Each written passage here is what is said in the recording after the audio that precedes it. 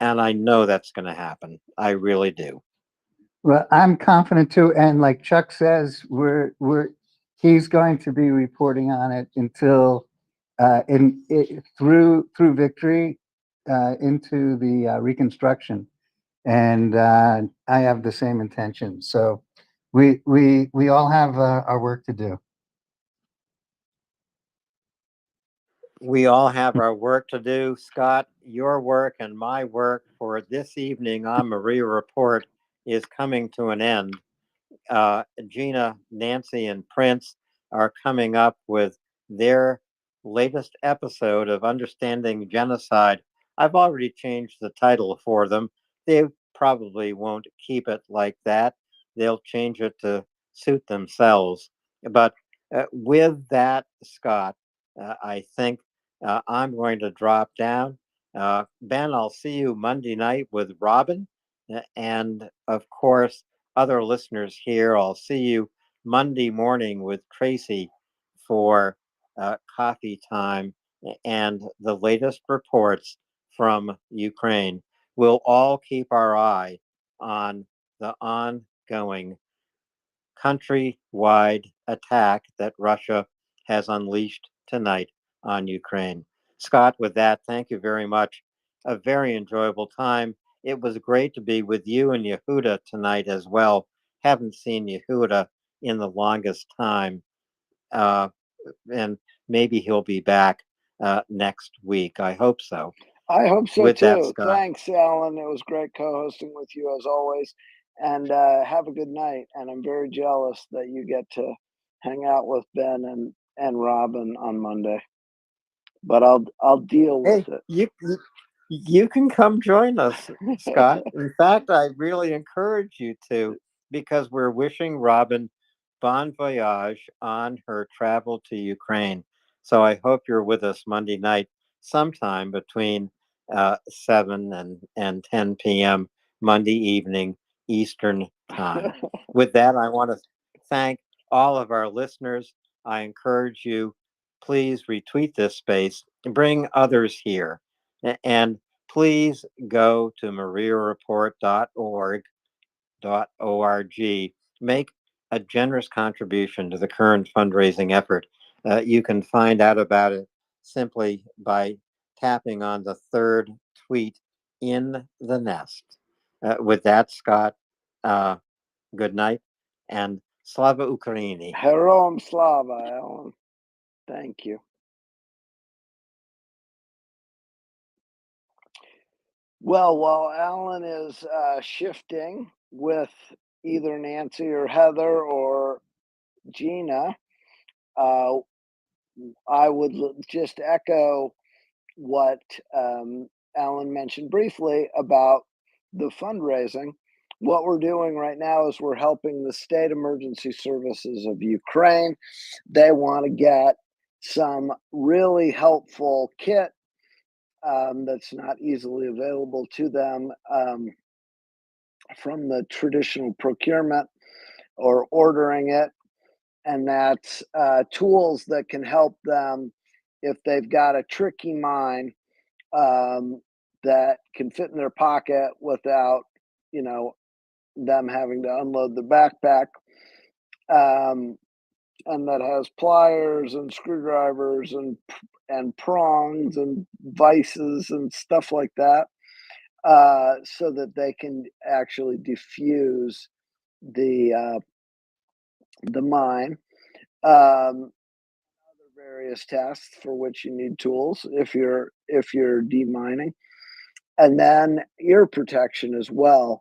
That is pretty critical because when they explode these mines, it makes a big boom, and they can get, obviously they have to get out of the blast radius, but it's still pretty loud where they end up. And if they lose their hearing, they're disabled in that task, but also for life. So as we know, the Ukrainians value their personnel, and so they don't just want to leave it to chance that their hearing is up to the task of exploding mines. So this is a really important a really important thing or effort, let's say. And we appreciate all that you've done on all these fundraisers. It's really a privilege to be involved with this, and thanks so much to all our listeners for contributing. So jump in when you can. Alex, well, first of all, hi, Prince. Scott, how you doing, man? Good. How's 56 treating you? 56 is treating me okay. Aw. You know, one of the things you learn as you get older, you fought taking naps when you were a kid, and now if you can find time to take a nap, you are a happy person. Yes, indeed. It's great. I wish I were a better napper. I always wake up groggy and feeling lousy, so it's not as pleasant as I wish it were. But listen, I want you to get a good on-time start for understanding genocide. So I'm going to drop down for so that you can bring up Nancy and get going. I think I saw Gina. There she is.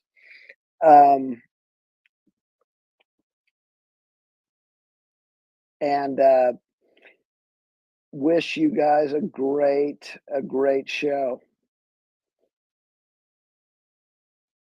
Thank you, Scott.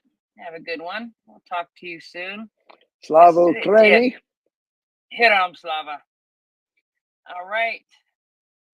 Alex, what's up, man? How you doing?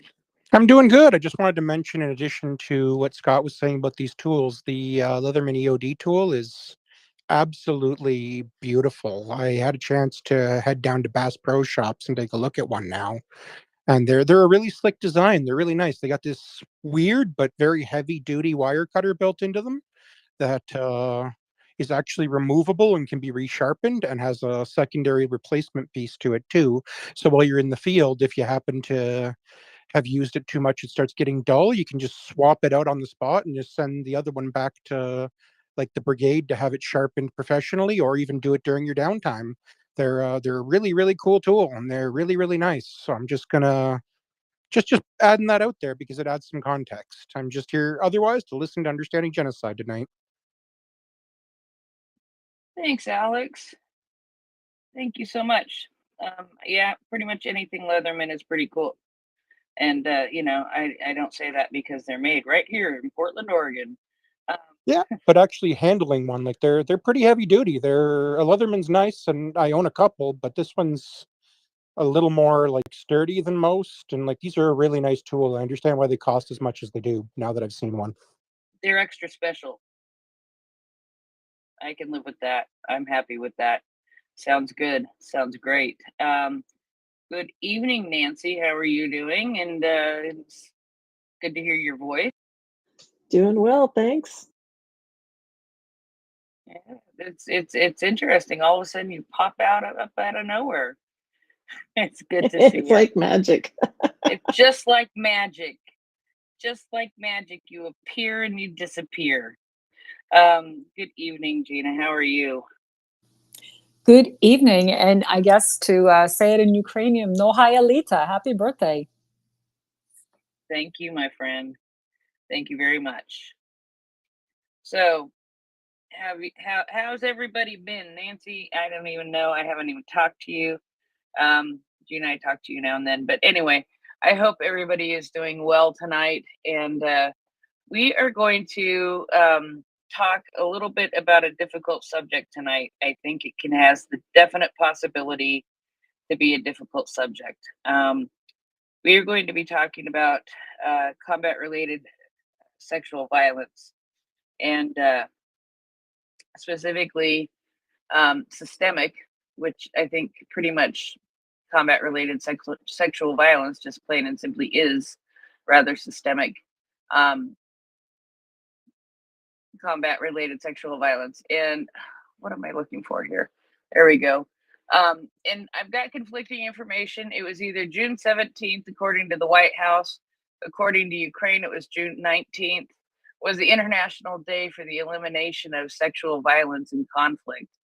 And because of that, we decided to go ahead and talk about that a little bit tonight. Actually, probably a lot of it tonight. There were events in Ukraine. There was an event at the White House. And I'll tell you, I learned some stuff this week, watching the one at the White House very specifically, and then a documentary after that. So I think it's a good place to start. And that is sort of where we're going to go down that road tonight. Now, Gina, I know that there will be definitions involved here. So do you have definitions ready for us, and maybe a resource well, our resources are posted in the tweet in the nest. Second tweet in the nest is the one that Nancy does every week, is our big huge long tweet thread that she does, and it is it's in there. It has the resources about talking when we talk about difficult subjects in there. So if you find yourself needing some help or assistance, if it starts to get too much for you, you're more than welcome to stop listening, because you know what, sometimes you have to take a break from listening to this stuff or talking about this stuff in order to be able to go on. So just urging you, definitely, if you have a hard time listening to this, or you find yourself heading into a crisis spot, please, please get yourself some help, reach out to somebody, and you will be and get some help that way. And yeah, you take a break from listening. So Gina, do you want to start us off here with some definitions? Do you have some? I think I that's do, really but the stupidest question in the face of God's green earth. Does Gina have definitions? She always does. well, but even before the definitions, what I do have is, as a survivor of sexual assault and abuse, I do want to say to anyone who is listening or who may be listening in the recorded version, that you are not alone, that healing is possible, that there are resources and there is help. So please, as horrific as sexual violence is, and it is horrific and it has very long lasting consequences, I've lived them, I'm here to tell you that healing is possible. And even in the worst moments, there is help, there is hope. And although that list is in the thread, for those who are specifically dealing with the trauma of sexual assault or abuse or violence, and that word trauma will come up throughout this session, I would think, some of the resources that I wanted to highlight are, well, two in particular. One is the National Sexual Assault Hotline, which you can call or chat, and that is at 1-800-656-4673. That is in the United States. The National Suicide Hotline, and I believe that Canada also shares this number, is 988. And again, you can call or chat. And the reason that I lift that resource up is that, unfortunately, the trauma and violence of sexual assault is that bad that it can make people want to take their very lives. It's not right that they would have to take their lives or feel that they would have to take their lives, because the fault is not theirs. No one invites sexual violence to be visited upon them. But paradoxically, that is a sensation and an urge that is experienced by many, many people who have endured sexual violence. And unfortunately, we have lost too many people to that. So please, if you are feeling in any way like you're going to hurt yourself, please call the National Suicide Hotline at 988, or call 911 or the emergency number in your country of residence and get help, because I am here to tell you, if I say nothing else in this podcast tonight, besides the fact that with all my heart I support Ukraine and want this genocide ended as fast as possible and those held accountable who are responsible for it. The other thing I want to make clear is that there is nothing that another human being can do to you that should make you want to take your life or live in fear and self-loathing and with comorbidities for the rest of your life.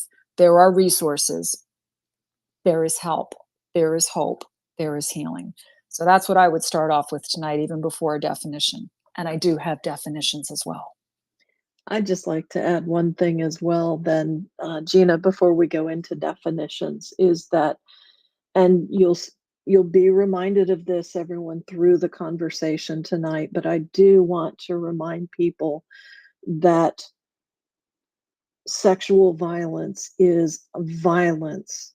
It is an attempt to control, and whether that control is over the survivor of the direct act or their family and their loved ones, it is still an attempt to control through violence. And so I just want to bring that to the forefront as well. I know we'll talk about it, but I felt it was important to start off that way because, of course, as we go into this topic again, it's not about male and female, because men and boys, particularly with what's going on in Ukraine, but in other locations as well throughout these reports, are also underreported victims. So you've got a situation where underreporting is tremendous to begin with. And then you've got a subgroup where underreporting is even higher. And I just wanted to bring that aspect out as well. Back to you, Gina and Prince. Yes, and if I recall correctly, I don't have it up on my screen right now, but I believe the statistics were along the lines of, for every one sexual assault or action of combat-related sexual violence that is reported, up to 20, around 20, go unreported. That is huge. That is absolutely huge. And yes, I know Gina will have something to say about that, but it is a shame, and it is something that men, I believe, especially have a harder time talking about and reporting. And one of the things I do want to talk about a little bit tonight that that I discovered this week that I did not know about is why do I not know this by the seat of my pants here? Is the Global Code of Conduct for gathering and using information about systemic and conflict-related violence. It's called the MriyaReport Code, and that was an amazing discovery for me this week. I didn't know it existed, and it is thorough and pretty detailed and pretty amazing. Gina, go ahead. I was going to say that to put this in an even broader context, not just conflict-related sexual violence, but sexual violence in general, even in societies that are in peace, is vastly underreported. And that is true for, for anyone across the board. So it's the nature of the evil of the act. I mean, that to assault someone in any form, but to assault them in that way is just so particularly damaging and so core that, again, that reaction to this kind of, paradoxical sense of shame that's experienced by the person who is attacked, the victim survivor or survivor victim. There's a whole, we'll probably get into that tonight as we look at some of the resources here. There's a lot of concern around language, around how do we investigate this? How do we do this in a way that doesn't re-traumatize people who have already been through this? So, but to put it in the broader context, because I don't think it takes any great leap of imagination to see that, when genocide and war are underway, there were breaking down of the norms, right? Of that by which we aspire to live peacefully with respect for human beings, for dignity, freedom, all of those things. That's at least true in a free, democratic, or at least democratic leaning society. Obviously, when you get into totalitarian and authoritarian societies, that's not the case. Places where human rights are not actively respected whatever instruments the countries may have signed. I am looking at you, Russia, in terms of international law. But the point is, if war and genocide mark breakdowns of those societal norms, what does it say that even in societies where at peace these issues are underreported and not well addressed? I mean, we've come a certain extent down the road, at least in the United States, in addressing these crimes, these atrocities, but we're not there yet.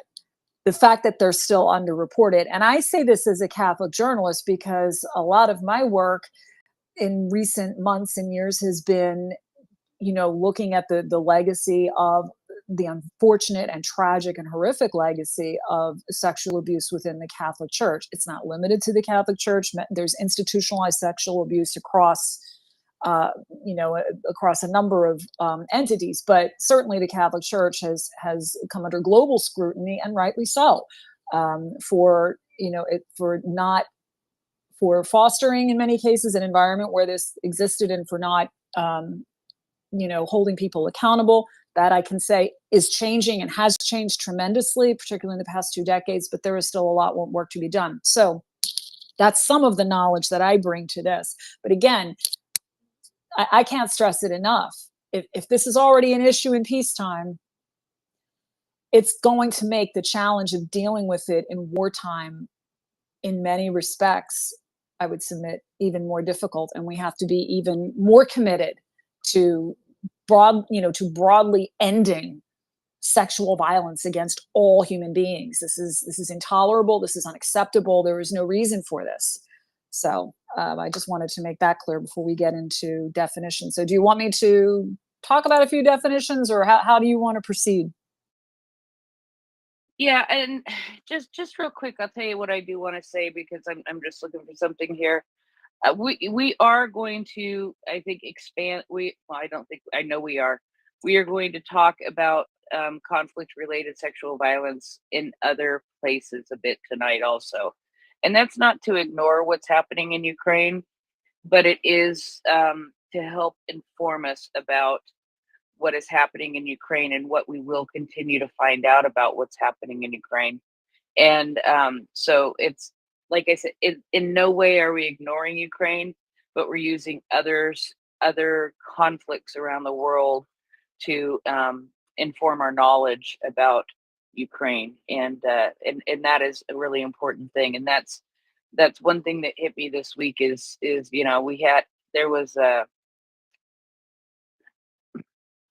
there were people speaking at the president's vice president's event from multiple countries, and Alexandra was one of them. And just that woman blows me away, because she's always like flying all the way across the world.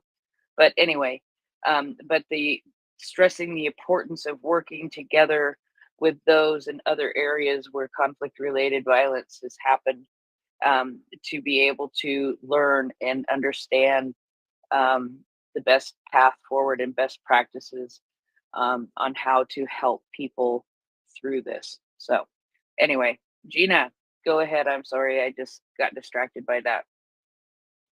No, not at all. Where I started was actually with a document, and the reason that I went there is because it's the International Criminal Court. And so I'm not sure if this is already in Nancy's thread. I have to admit, it's been a long work day, so I didn't get a chance to go through the thread before jumping on here. But the Office of the Prosecutor, back in December of 2023, for the ICC, issued an updated policy on gender-based crimes, which are defined as crimes involving sexual, reproductive, and other gender-based violence. And that's the first thing you'll notice right there, is that language, and this document gets into that, has definitely evolved, and evolved rapidly in dealing with this. And so I thought it might be interesting to use this document as a starting point, since it does talk about the Rome Statute. It has definitions, it talks about genocide, and it kind of looks at, and since we are speaking about these things with an eye to seeing Russia's genocide in Ukraine fully prosecuted at the international level by the appropriate bodies, this I thought might be a good path, because prior to this, they're really, there's still not a clear definition. There are a couple of different working definitions, it seems, based on the research that I've seen and what other people have said in their research of what conflict related sexual violence is. So since the ICC's got this new policy out, are you okay with maybe taking a look Yes, through it? no, absolutely, bit? because Okay. the thing that we always have to keep in mind is that that what we're doing and what we're trying to talk about, all of that is in a lot of ways based on wanting to see these people brought to justice. And the way that happens is through international humanitarian law and I'm blanking on the other one, but the laws that govern this kind of thing that make it possible to hold people accountable when they commit this war crime, right? Go ahead. Yeah, absolutely. And this document that I'm referencing, again, it came out in December of 2023, and it updates a document issued in 2014, which was the ICC policy on gender and gender-based crimes. And they were kind of surprised at how much the need to update had what had evolved in just that relatively short period of time, not even 8 years. And in fact, in the forward to it, or in the early notes, the prosecutor's special advisor, Kim Toye Seelinger, I'm sorry if I mispronounced the name, said, I thought this was going to be a kind of a, to paraphrase, not too involved edit, and was really, as Seelinger put it, it triggered the need to think holistically across the office's broader work. So a quick overview of it, it's about 90 pages, but it starts with, an executive summary, an introduction, it gets into key terms and concepts, and then it explains the use of the acronym GBC, gender-based crimes, as a more comprehensive way of looking at this kind of violence. And then it lays out some, I think it's 10 principles here, which I can just kind of go through quickly, and then gets into the institutional structure and an approach of how this gets prosecuted. So let's just start with, I guess, some notes from the executive summary and some of the initial definitions. And in the introduction, there's an acknowledgement that it's considered a violence as old as war itself. And that's sad, but I mean, it's true. The historical record, a lot of what we have to keep in mind here is the behavior that we're dealing with in genocide and conflict-related sexual violence or gender-based crimes is not new behavior in human history by any stretch of the imagination. We've never really had necessarily at the international level language for it. That's true of genocide. The word itself wasn't coined until the Second World War by Raphael Lemkin, who lost 49 members of his own family to the Shoah, or the Holocaust. And so, but I think that's important to keep in mind, that we are not talking about new behavior. We are getting new language for describing that behavior and developing new methods for holding people accountable for that behavior. And the reason that I stress that is because just even unconsciously, there can be a sense of, well, it's always been this way. Aren't you kind of making too much of it? And I don't think most people of goodwill would say that about sexual violence, but just there's kind of I want to guard against what's very likely an unconscious bias. And to use an example, people who have come from intergenerational families where you've got intergenerational domestic violence, or including sexual violence, can often think, well, this was just the way it was done. My grandparents were violent with each other, so it's okay for us to be violent with each other. It's just the way things are. What's the problem? I mean, and that has actually shut down some survivors from talking. And that's, again, I'm talking about not conflict related, but, domestic, intergenerational, familial, or close partner violence. So just to, again, kind of put a cautionary context to all of this. So at any rate, getting back to the ICC document, again, they make it a point old as war itself. And they reference a couple of things, for example, the World War II comfort women, various, medical experiments on reproductive organs, which we certainly saw under the Nazis, sexualized torture, forced imposition of contraception of prisoners and enslaved persons. We've certainly seen that in China. I know that with the Uyghur, the ongoing Uyghur genocide, I mean, there have been reports of, forced abortions, forced contraception, all of that. So, but the ICC makes clear in this report, as it puts it, that gender-based crimes have affected people of all ages, genders, and circumstances, and that justice has been elusive.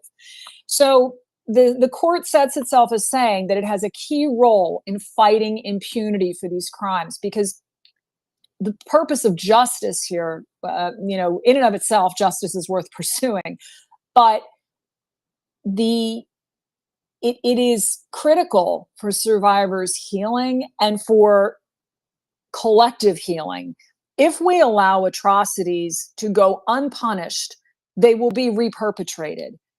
And that's just common sense. If you let people get away with even the smallest things like routine, antisocial behavior, whatever that is, and you don't hold people accountable for it, pretty soon chaos ensues and bad behavior gets normalized. So justice is huge. It can't necessarily bring back what was lost to, survivors, such as a sense of peace and trust and innocence, but it will help towards those things being restored eventually. So in terms of the ICC, that's why it came out with this 2023 policy superseding its 2014 policy to give revised guidance to its office through all stages of its work. And what it wanted to do was just reaffirm that commitment, clarify some key concepts and principles, and integrate, and this is really important, integrate a survivor-centered and trauma-informed approach in the office's work, the Office of the Prosecutor's work, with victims and witnesses exposed to gender-based crimes and other atrocity crimes. And I want to stop right there, because I remember the first time I heard the word trauma-informed was about 7 or 8 years ago, when I was a reporter for a Catholic diocesan paper in my city, and was really assigned to cover a lot of the social services of the local Catholic Church. And the first thing the executives who ran these various agencies told me was, we are trauma informed. And I hadn't really had a lot of familiarity with that, but I got to see that concept. I learned it quickly, and I got to see that concept in action, and how it, by being trauma informed, to kind of give a lay summary of what that means, is that you're really kind of looking at what is informing or causing certain reactions and behaviors and approaches in a person who has been traumatized. So you're trying to meet them where they're at and trying to understand, how are my interactions helping or hurting you in your process of healing? How can I better understand what you've been through? What can I learn? And what is your gift to the world from what you've been through? I mean, are there any strengths that you are able to impart to other people based on the experiences that you have? A call to deeper compassion, to greater respect for human beings, things like that. So the trauma-informed approach, of course, is huge when you're dealing with people who've been absolutely ravaged by the worst of human behavior. You can't, and we've all seen this, unfortunately, and again, I'm talking about even in peacetime, sexual assault survivors can feel completely re-traumatized when they go to report to law enforcement. And it's not like people in law enforcement are necessarily being, dismissive. I mean, it depends. I mean, in some countries, that is a case. I mean, we've seen in some countries where sexual violence against women is very high, that the authorities are actually hostile. In certain parts of India, for example, there have been a lot of sexual, atrocities against women that don't get reported, or families have, and victims have just tried, to get justice, and it proves even more traumatizing. So, but I'll can continue in a second. I see Heather has her hand up, so I'm going to be quiet and let the birthday girl speak. Yes, the birthday girl. It's not my birthday anymore in Kiev, but thank you. Um, I keep joking about that. I was joking about that last night, saying that my birthday started at 3 p.m. Pacific time because that's when it turned to be midnight in Kiev. And so now I'm going to drag it out through midnight in Hawaii. But that's, we're just making the most of it. Anyway, thank you. What I wanted to do is just really quick look at when I was looking over this Murad code earlier today. Um, when I was looking at over this, and I didn't have. I wish I had time to go through it more in detail than I did, but what I am going to say is this is very cool. This is trying to put together like a global standard, and you said trauma informed, and of course trauma informed is very important. We've talked about that when we went through that New Lines report having to do with conflict related sexual or violence, and having the trauma informed interviews, and just making sure that the survivor is taken care of. And this is like the second paragraph in the foreword to this document here. The code is rooted in international law, including fundamental human rights laws of survivors, such as the rights to dignity, privacy, health, security, access to justice, truth, and effective remedy. As such, the code reflects universal, non negotiable core standards which should be applied by all actors in all contexts to uphold a survivor centered approach. And the survivor centered and the code embodies standards applying to individuals and organizations that should embed these standards in systems, policies, procedures, contracts, and practices. So, Gina, really quick, I want to see what your response is to that, because that sounds rather trauma informed to me. That is all about the survivor, all about the survivor. And as I was reading through this, it is all about the survivor. Go ahead, Gina. Yeah, I was just going to say, and that's survivor centered. And just to reiterate again, what this Murad code is intended to do is for the conduct of gathering and using information about systematic and conflict related sexual violence. That's so important that we understand what that is intended to do, because that's going to obviously set expectations that we would have of people who are doing this very, very difficult work of gathering and using that information. So that's the only clarification I wanted to add. And, as you said, that the code is rooted in international law, as the forward makes clear, and that it's that is the survivor centered approach. That's the same angle. So what we see are people, these documents and these researchers and lawmakers who are creating this body of knowledge and of practice and protocol are really operating very closely with each other, and you're starting to see these things coalesce even more and more. In fact, in the one article that I read, it talked about how rapidly this literature has evolved over the past 10 years or 20 years or so. It's really an area of study that, like genocide studies itself, has really, in recent years, just expanded and refined and continue to attract, more people dedicated to bringing their best talents to develop this more fully. So, yeah. But I see Nancy's got her hand up. Yeah, it's very critical that we look at, number one, the fact that the nature of the laws and the policies has changed and evolved so quickly, because that is so important. I mean, it isn't, and this isn't conflict related sexual violence, but it recalled me back to my state where in 2016, it was a huge scandal that tens of thousands of sexual assault kits collected from survivors of rape had gone untested and just sat, never got submitted to be processed, there were rapists who had never been brought to justice because of that. And since that became a scandal in my state, they changed the laws, tightened up the requirements, funded clearing the backlog, arrested and brought to justice a number of perpetrators who thought they were going to get away with it. And this year actually changed the retention period for that evidence to be 50 years after the collection date.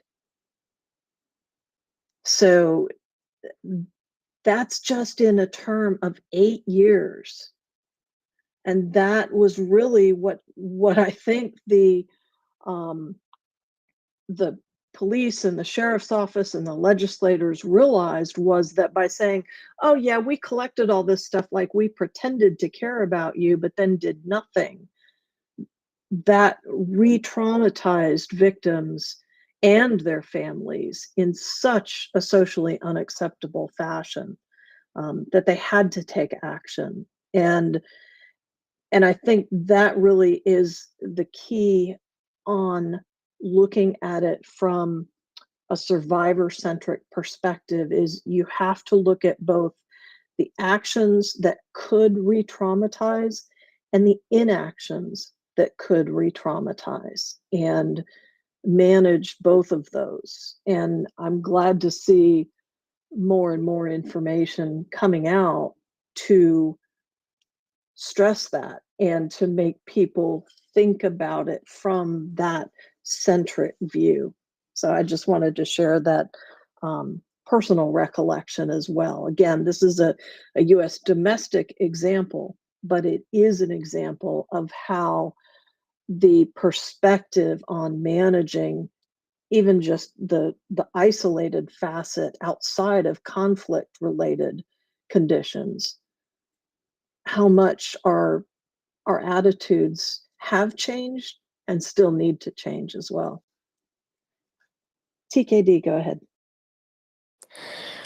Thanks. That's a really great example, Nancy. And I wanted to go back to something that Gina had said about trauma-informed care. And Gina had noted that it could be very difficult for victims or survivors of sexual assault or violence to go to law enforcement and talk about what happened. And often that is because we have law enforcement that might be inadequately trained, and haven't had the opportunity yet to learn some of the newer best practices.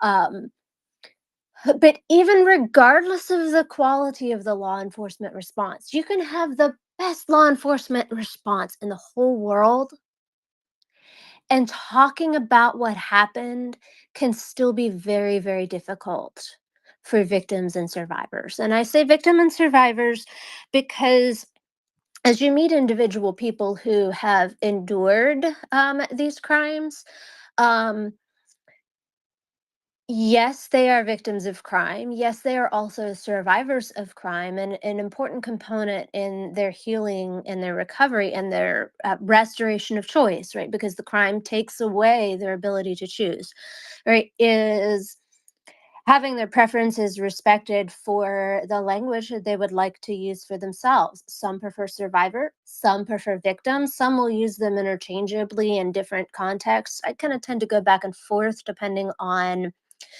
with people, respecting their views, but also using those terms to kind of illustrate different facets of the very, very complex injury that happens to a survivor as a whole person.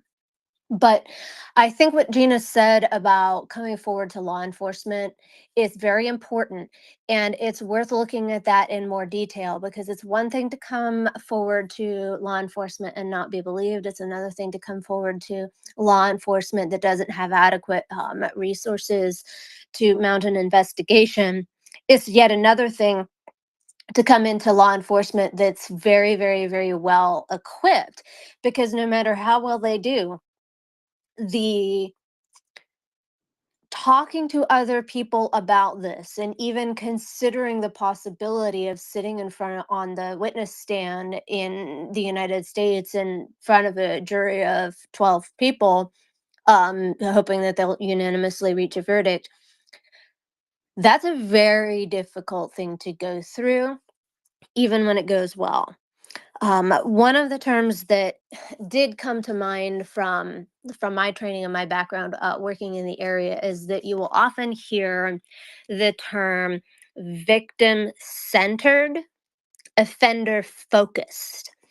And that terminology is used to contrast some of the newer practices and more sound practices of investigation with the way that we often defaulted in the past, which is, okay, what did the victim say? And can we believe her? Right. Well, can we believe her? Okay, what happened? Was anybody else there? That's an investigation that focuses on the victim. Right. It is possible to center the victim in the process, still make sure that we're testing things from a truth standpoint. And one of the ways that we can do that is by focusing on the offender. What evidence is there, right? Because a thorough investigation should be looking at all of those. Things. So I actually just real quick did an internet search for those terms, and I found a description from a state agency in Virginia about one of their trainings that says this training promotes best practices for responding to and investigating crimes of trauma, primarily sexual assault. The training centers on trauma-informed, victim-centered, and offender-focused multidisciplinary response. So that's an example of some of the improvements that we are seeing in the investigation and prosecution of sexual assault and care for victims. And sometimes those cases go to a plea agreement. Sometimes they go to trial. Sometimes they have to withdraw the case and sit and wait for a little bit to see what happens. But an important component of the prosecutorial decision in those circumstances is what is going to be best for the individual victim. The prosecutor has to balance that with the needs of the communities and the community, and they can do that through trauma-informed, victim-centered, offender-focused, multidisciplinary response. What would offender-focused work look like in the context that Gina and everyone are discussing tonight? It means looking at the perpetrators, looking at all of the evidence surrounding them, whether that's direct or circumstantial. It means things like focusing on the way that the Russian Federation misuses history to dehumanize the people who are abused. Because once we understand, when we investigate and we can set forth all of these facts that are surrounding this victim who is reported, then all of a sudden we're able to understand their accounts in a more accurate light. Back to you. Thank you, Gina. Go ahead. Yeah, no, totally agree, TKD. That's yeah. I don't know what to say, but totally agree. The thing that struck me too as you were talking and in reading through this ICC document. Well, first, just to reiterate, and I can't reiterate it more, strongly enough, that how you deal with this domestically, genocide, and we've talked about this in other conversations, other sessions. Genocide is really a kind of bellwether or examine of conscience for how well you're doing as a society, because it's as anti-society as you get. Human rights are completely trampled in a genocide across multiple variables. It's the wholesale destruction of all or part of a people, but it's an effort to radically eliminate people simply because of their affiliations, whether race or culture, et cetera, as the convention lays out. But how you deal with these issues and antisocial behavior and offenses against human rights and dignity, how you deal with that in peacetime is going to set you up for how well you can live up to the Genocide Convention. and how well you're willing to prosecute those who do wage genocide. And when it comes to sexual violence, as we're talking about tonight, we need to have our act together. So it's a call to do better at home and a call to do better abroad. And that's all going to play into just how, just even if you're a well-meaning person, if you are not attuned to these issues, attuned to that trauma-informed, survivor-centered approach, you're going to do harm without even realizing it, by possibly re-traumatizing people if you're in a position where you're having to investigate or help with the international prosecutorial process. So again, it's just a reminder, these things are interconnected. That's really the point that I'm trying to make here, is that these are interconnected. How much you care about human rights at home is going to affect how much you care about human rights abroad. And that's why isolationist rhetoric that says, oh, Ukraine's not our problem, is a fallacy. And why people, we saw this earlier, especially with, and we're still seeing it, but at the height of the Russian propaganda wave, within the past few months, we can't afford to take care of Ukraine, we shouldn't be involved, this, that, and the other thing, we have people at home. That's a smokescreen, because the same people who are saying that are not actively dealing with the issues at home. To wit, you have an issue with sexual violence that's underreported and you're not doing anything about it. Don't tell me that, you care about human rights, and if you don't care about them at home, you're not going to care about them abroad. So again, I'm trying to, in a long-winded way, kind of keep in mind that this is all happening in a context that it's both domestic and international. And to reference a book we've referenced many times in these sessions, Samantha Power's A Problem from Hell, America in the Age of Genocide, domestic political will is crucial to stopping genocide. And if you don't have it here to handle human rights abuses or offenses that are taking place at home, you're not going to have it for other people. And you need to have it for everyone, both home and abroad. So to go back to the ICC document, but this is another key point, and when TKD was talking about this, was speaking, this also, kind of got highlighted as well again, was that the ICC makes very clear in this document that this can't be an afterthought, and that you have to build this in from the get-go in your methodology of tackling these crimes. You can't, to quote it directly, it says that the ICC is keenly aware, the Office of the Prosecutor, that is, of the ICC, is keenly aware that the foundations of successful gender-based crimes prosecutions cannot be built midway through a criminal trial. Rather, they must be laid carefully and deliberately, brick by brick, right from the start. And I think that that's key, of course, to how Russia will be held accountable for the genocide in Ukraine, or how any genocider or perpetrator of systematic conflict-related violence is going to be held accountable. It can't be an afterthought. It's got to be there from the beginning. And again, that was just a key point that jumped out at me here. So to kind of scroll forward a little bit more in the document, the ICC does note that, as it puts it, justice has come historically in fits and starts.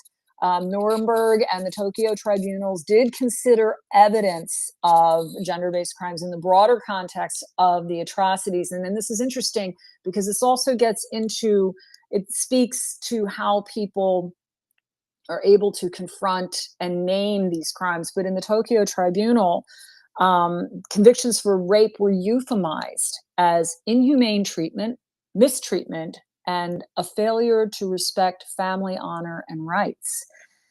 And, again, I without doing this in a way that re-traumatizes people, we need to be clear on the language that we're using to describe these atrocities. And maybe there's a time and a place to be sensitive and to present it in a way that it doesn't, again, re-traumatize the victim, but at the same time there's a tension between that and then euphemizing it out of existence. And that's something, with no disrespect to cultural norms, of which the victim or survivor victim may themselves be, endorsing cultural norms. Like, for example, the example that I just referenced, the Tokyo tribunals, I mean, those are terms that would be very appropriate within the Japanese culture of that time, especially that last one, a failure to respect family honor and rights.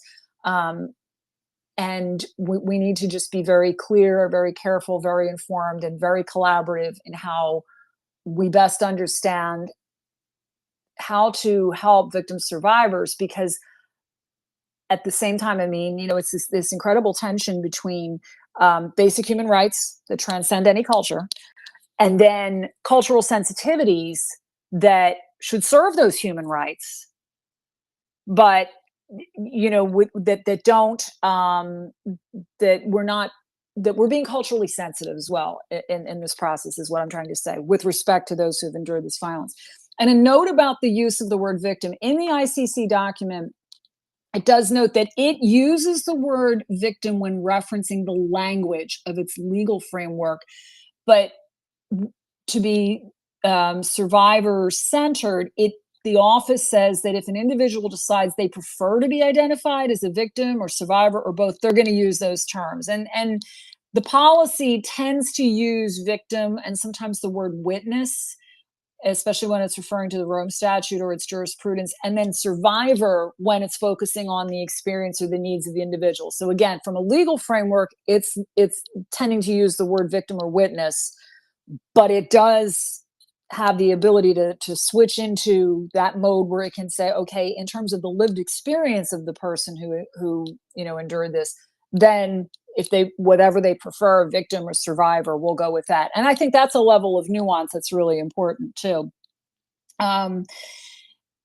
This is a 90-page document. I know we don't have time to go through 90 pages, but what it's doing, it says it does affirm that it has a key role to play in fighting impunity for these crimes. And under Article 54 of the Rome Statute, that actually mandates that the ICC Office of the Prosecutor give particular consideration to sexual violence, gender violence, and violence against children in its investigations and prosecutions. And so that's a strategic priority for the office, those crimes. To skip ahead to get some, and it goes into its methodology. This is a very collaborative, it had, by mid-2023, they were working with 25 external experts from 15 countries submitting comments. And so, and it's worth looking at that, to be transparent about the process of how was this developed. This didn't just come out of nowhere. How was this formulated? But the key terms and concepts, the key one here for us would be gender-based violence. And it's, as the ICC defines it in this document, an umbrella term for any harmful act that is perpetrated on socially ascribed differences based on gender, usually because of a person's actual or perceived gender, sex, or sexual orientation. So that's the definition that it's working under or working from. It notes that multiple crimes under Article 6, 7, or 8 of the Rome Statute involve acts of gender-based violence. And it can entail physical or non-physical harm. It can also involve sexual or reproductive violence. Crimes can affect any individual. Sometimes they are specifically motivated by a person's actual or perceived sexual orientation, gender identity and expression, or sex characteristics. And then sexual violence is defined in this ICC document as a form of gender-based violence that involves the commission or attempted commission of sexual acts. So that's where we get that very specific definition that I think was probably more the focus tonight, or what prompted tonight's discussion tended to be that direct sexual violence. And just to drill down there, and again, trigger warning, if anyone is triggered by this, please know that you are not alone. I know these references can be, as they have been for me throughout periods of my recovery and healing from sexual assault and abuse. I mean, it can be very triggering. If you need to take a break, do that. Call a loved one, call a friend. If you're in crisis, call 911, call 988. Do not feel that, you know, you are without resources or hope or help. So I just want to reiterate that again. So the ICC document says that the act can be sexual even without physical contact, such as psychological violence that arises from threats of rape or genital mutilation. And we have seen this in the accounts of, you know, Ukrainians who have been detained, captured by, you know, Russian forces, where although they were not physically attacked, it was the constant threat. It was the constant threat. This is just as damaging, you know, and bearing in mind too that every individual, you know, a given act of trauma is going to impact a you know, a given individual a certain way, because we're all different, you know. And while we have some commonalities, obviously, in how we experience pain and trauma, that's unique to each person as well, profoundly unique. So, and you know, actually, and I've mentioned this before, I don't know if we have the article in the thread, I did interview, when I was in Ukraine last year, a woman who had been raped by a Russian soldier who was actually the same age as her son. And the village was occupied, and it was the second or third day of occupation is when the knocks on the doors started coming. Another woman in the village whose husband tried to fight back, the husband was killed. And this particular woman, when she recounted her story to me, you know, she was, you know, taken at gunpoint, but she, you know, I'm trying to find the language to use to express this, because of course she did not want to go, but she was very concerned about the safety of her husband. And so when the soldier came to attack her, the attack did not take place at the house. She was forced to go with them to a different location in the village. And then when she was able to escape, she lived for 2 months in the basement of another villager's house, which is where I interviewed her. And this elderly man, who was kind of like the you know, grandfather of the village, if you will, he had been a former music teacher, and he hid them, in the husband and wife, in his basement. But think about that. I mean, this woman, and she could never refer to it as the rape in our interview. She referred to it as the incident, when the incident took place. And, you know, I will not forget speaking with her for that hour that I sat there in that village house. And, you know, she had lived in that basement for 2 months with her husband. She didn't even want to go outside, even just to get a breath of fresh air, anything. And they prayed in front of icons of Jesus and Mary. And though we didn't really discuss it, just going at gunpoint with that soldier, you know, what kind of feelings, what does that do, you know, to you? When you have to protect your loved one, your husband in this case, submitted yourself to rape, to sexual violence. It's just, the implications are just staggering. Which is why this needs to be prosecuted fully, ended and prosecuted fully. Just to drill a little further into the language here of the ICC document under the term sexual violence, again, it doesn't have to involve physical contact, but that psychological, you know, aspect of threats, of rape or genital mutilation. An act may be sexual regardless of whether sexual gratification was part of the intent or result. And finally, sexual violence can be committed by and against any person regardless of sex or gender. It may also involve persons of the same sex. The document notes, it should be noted, there is no single understanding of the term sexual, nor should one be imposed. The sexual nature and gravity of an act is determined by a myriad of factors such as age, gender, sex characteristics, culture, religion, historical precedents, ethnicity, and indigenous status. Survivors may have diverse perspectives as to what constitutes an act of sexual nature. And ultimately, as with other crimes, understanding acts of a sexual nature requires an intersectional approach.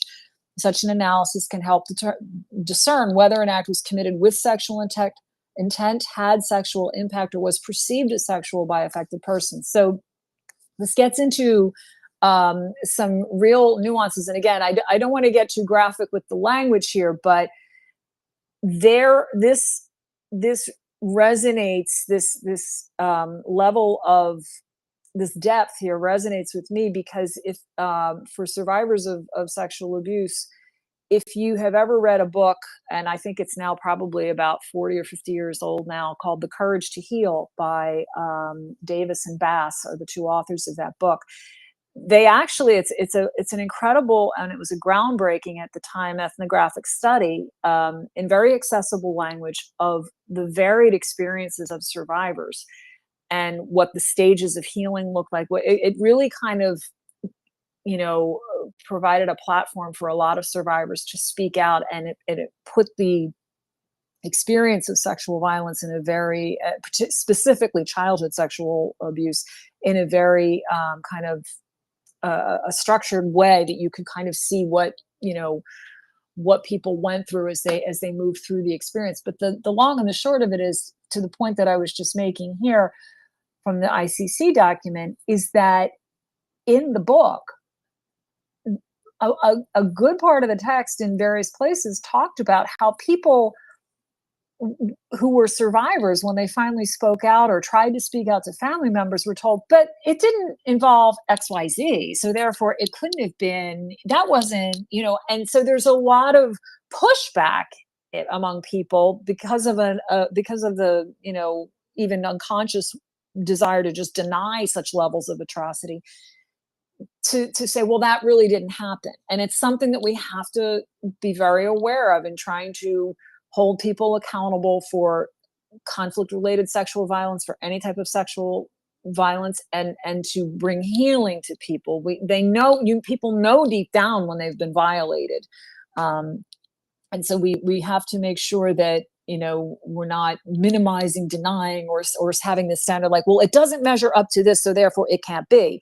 More broadly, in terms of a genocide, discussion, we've talked in previous sessions about how one of the ways people can be too slow to recognize and to intervene in genocide and to prevent and punish is when they have a very fixed notion of what a genocide should look like. If it doesn't take place exactly like this, then it really isn't a genocide. And the same thing applies here.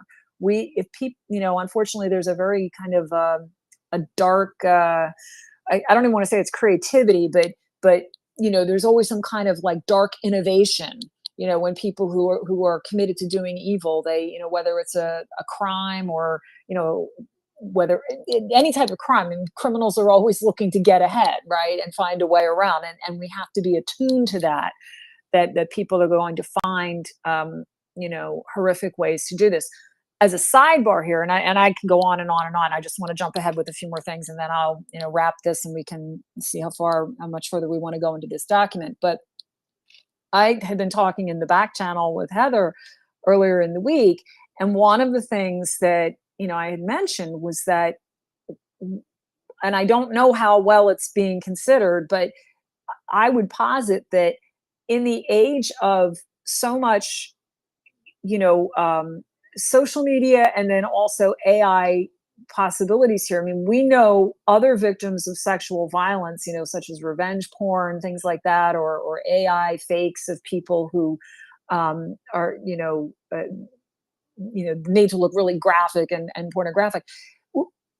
One has to at least be thinking, to what extent are people who are perpetrating conflict-related sexual violence also re-victimizing and re-attacking individuals through the use of either social media or AI? I mean, is there re-exploitation that could take place here?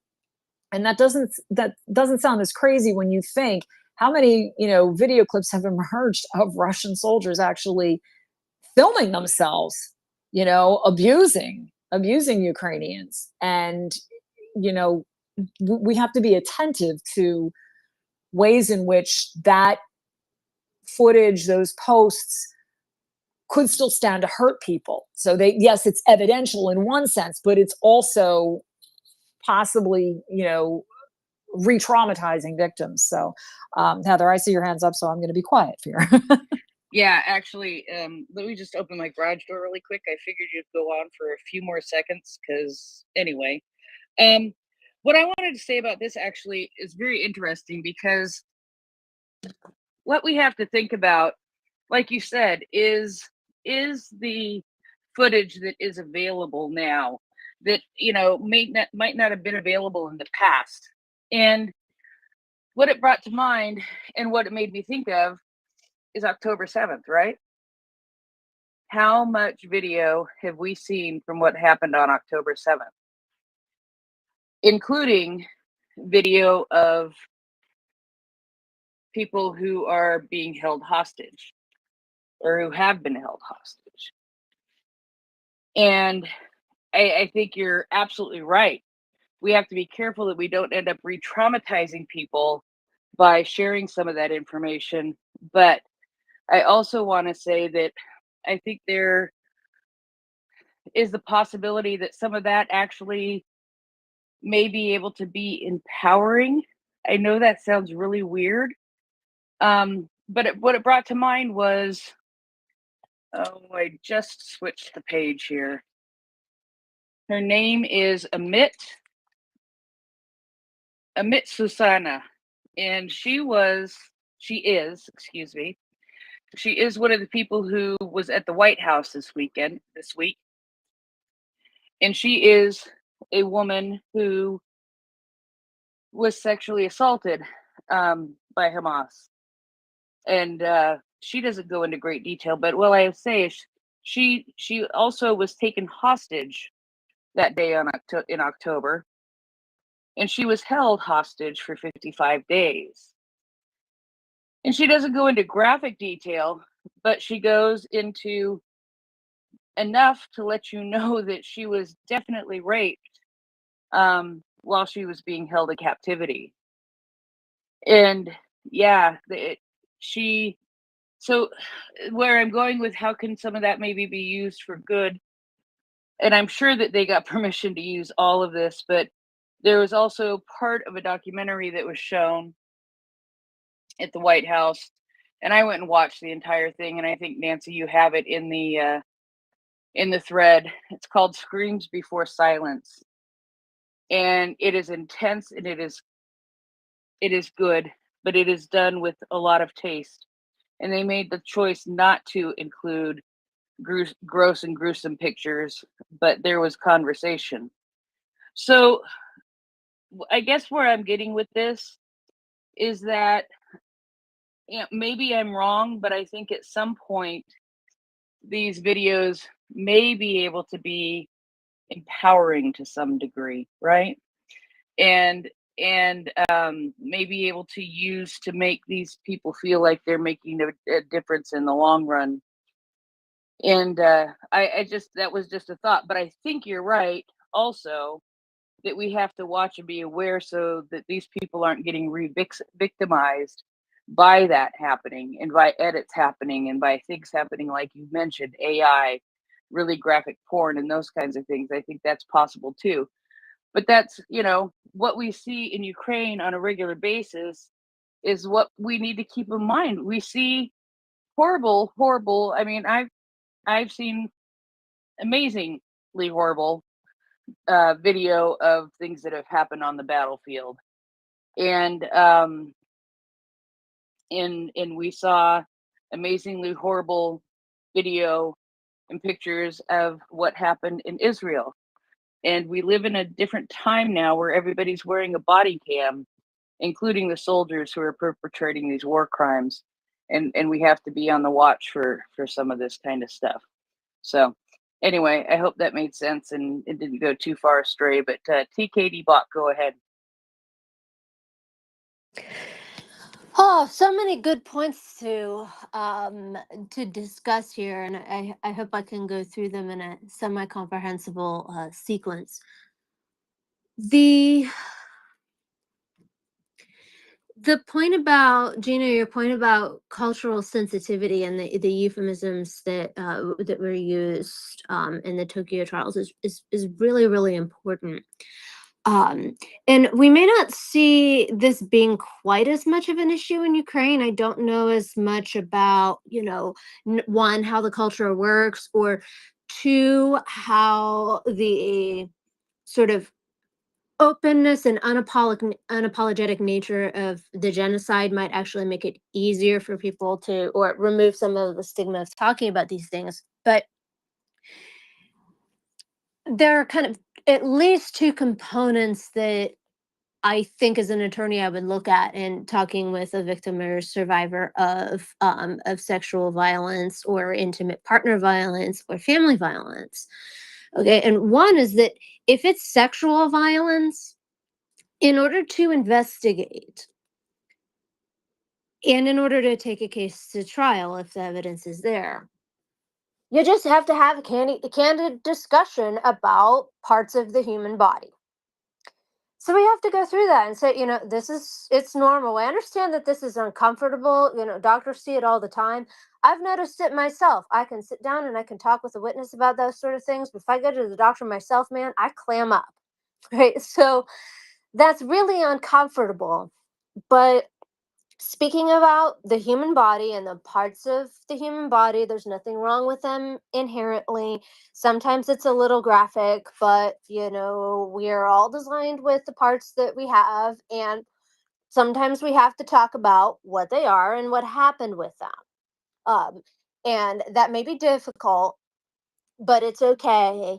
And it's something I think too that juries can easily understand once you set those expectations, right? Because talking about the human body and the body parts and who did what with what to whom is an important part of the definition of the crime, right? We want to have clear notice about what is a crime and what is not.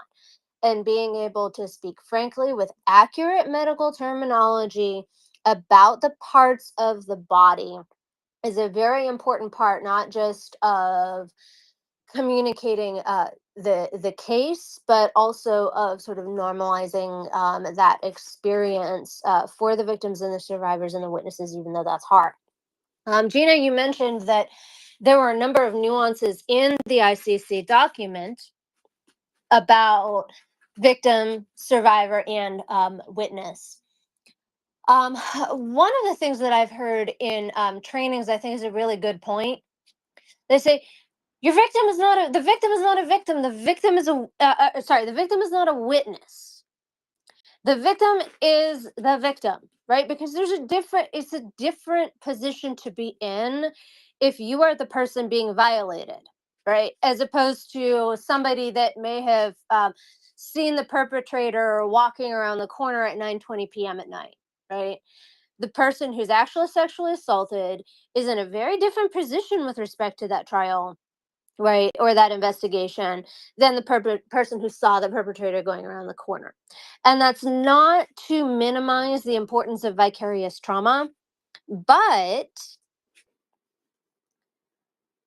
I think it's a really really helpful distinction, because the experience of the victim of a crime, the experience of the victim of a sexual assault, will be difficult than the experience of the witnesses, the families, the loved ones around them, even though those experiences may be hard for everyone involved. So I think that's a really, really good distinction to make. Coming back to what Gina said about cultural sensitivity, this is another thing that's very, very important for attorneys, investigators to keep in mind. Particularly, I'm in the States, and particularly those of us in the States that have met people who are immigrants or who have maybe second or third generation immigrants, but they come from different ethnic or religious communities that might have a little bit more of an honor shame culture. Right. So, and you'll see that sometimes with people from Africa, right? Family is really important. From the Middle East, and even from East Asia, where there's a little bit more focus on how we relate to the collective and to the group and the people around us. in contrast with the individualism that we see in the United States. And so, well, it may be one thing to say, hey, we can have a frank discussion about our body parts. For many people, that's only the first part of the story, because it might, if they speak about what happened to them, in some cultures that actually reflects badly on the family. And so, even though that's not fair, even though that's not accurate, even though that's not right, that's still the culture, and that's still something that we have to prepare to communicate.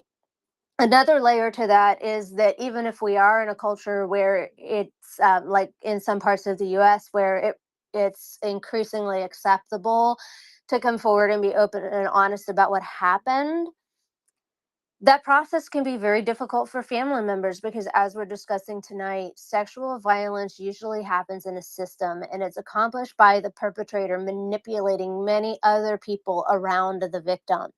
So even though the victim is the victim and not a witness, there's often a deception or a secondary victimization of many people around them. And I think the moral injury framework is a little bit helpful to look at that, because, if you hear that something really, really bad happened to your friend, have you ever had that happen? And then you're like, oh, I wish I could have been there. I wish I could have done something. What could I have done? Right? This is so awful.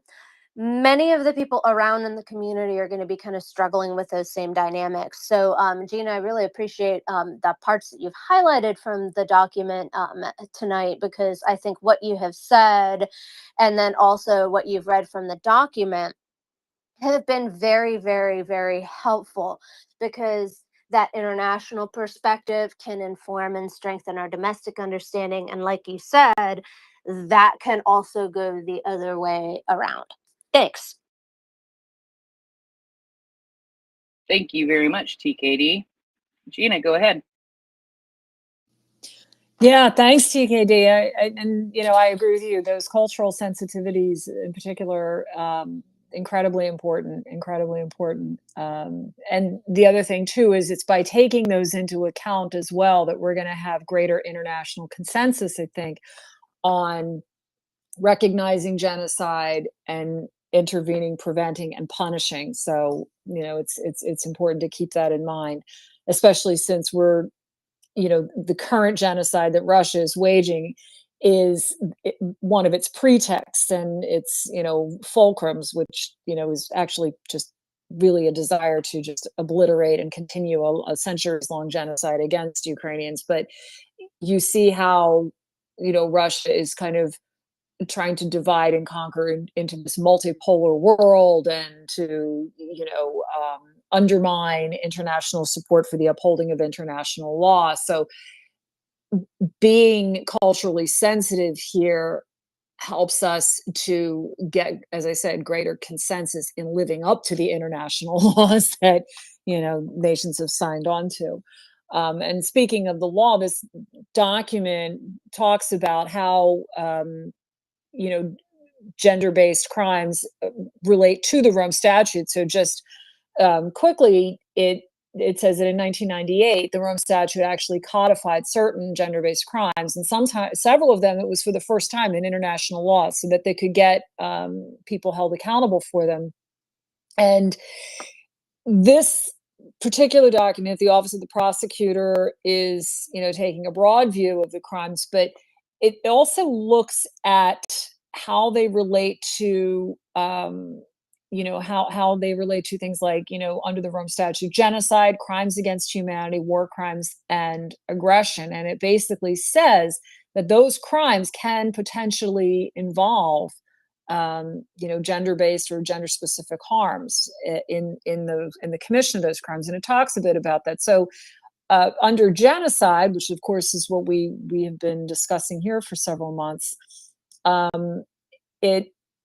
it looks at how acts of sexual, reproductive, and other gender-based violence can be relevant to all acts of genocide. And those acts, again, as specified in the Genocide Convention, are killing, causing serious bodily or mental harm, deliberately inflicting conditions of life calculated to bring about physical destruction, imposing measures intended to prevent births, and forcibly transferring children to another group. Those are the conditions under the Genocide Convention that were set forth as definitive of genocide. And so this, this gender-based and, which encompasses the sexual, conflict-related sexual violence is relevant to that. It's how, unfortunately, the genocide gets done in many cases. So it's beyond, as this document says, the experiences of genocide in victims and survivors can include, but also go beyond, acts of rape and the killing of men. So both male and female members, of course, are targeted in a group for genocidal killings, and sometimes differently. But it talks about how, in terms of the way the sexual violence plays out. And this is interesting, though, because in Ukraine we have seen so many men who have been raped, who have been castrated.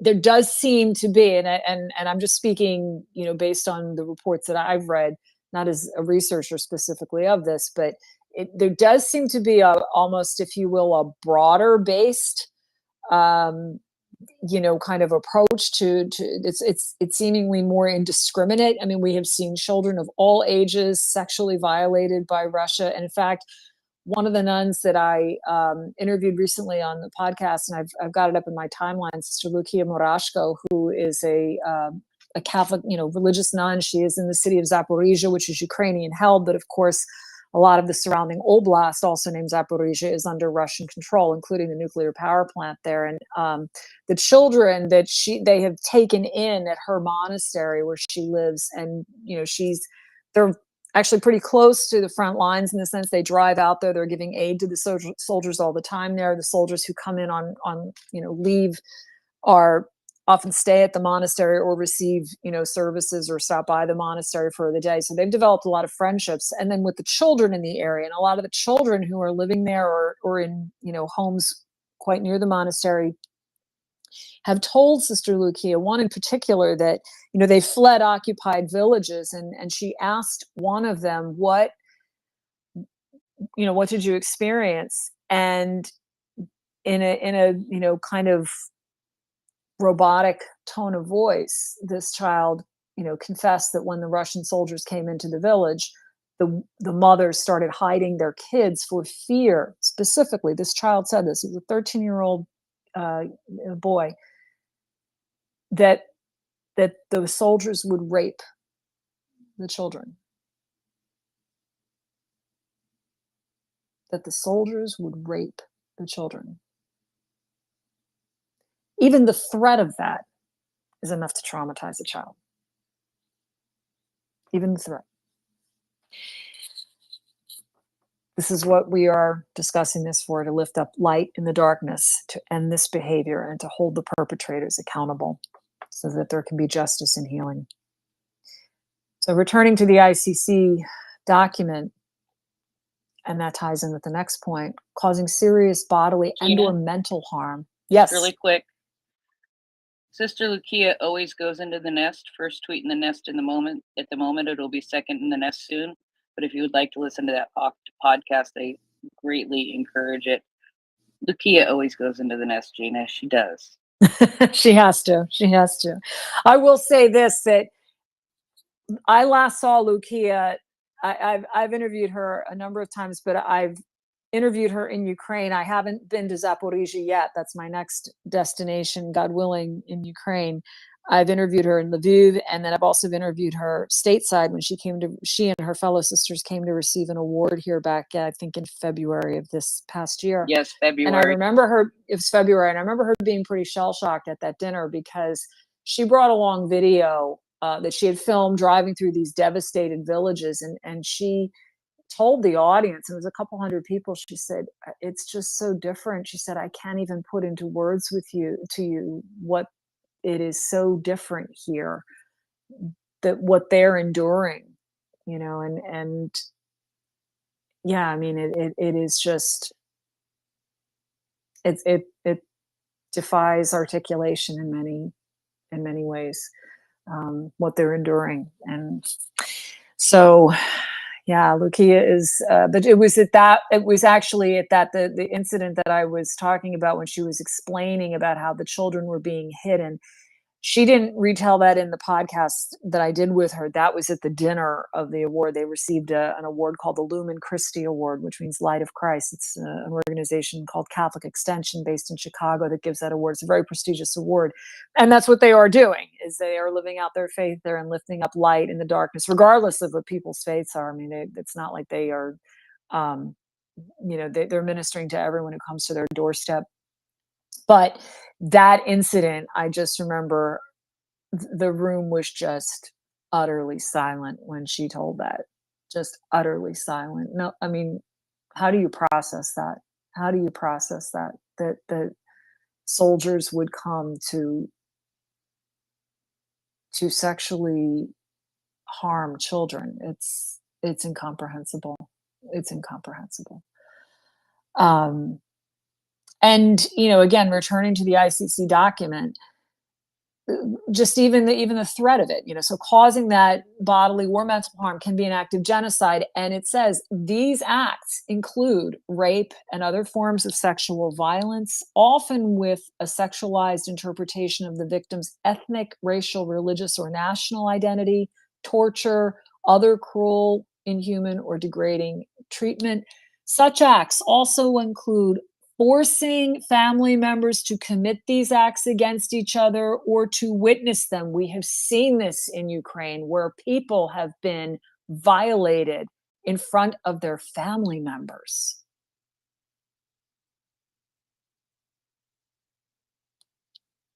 Incomprehensible. Acts of enslavement, according to the ICC document, by which perpetrators exercise their powers of ownership over the victims in gendered and sexualized ways, can contribute to the destruction of the individual and ultimately of the group.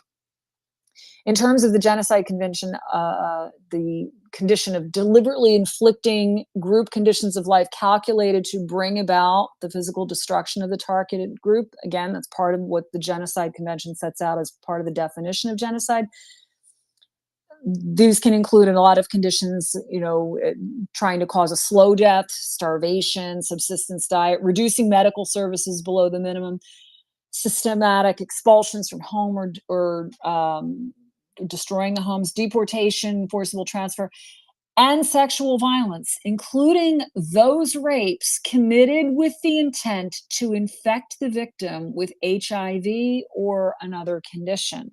So what you're seeing here, and then there are just a couple of other ways in which this ties to the Genocide Convention.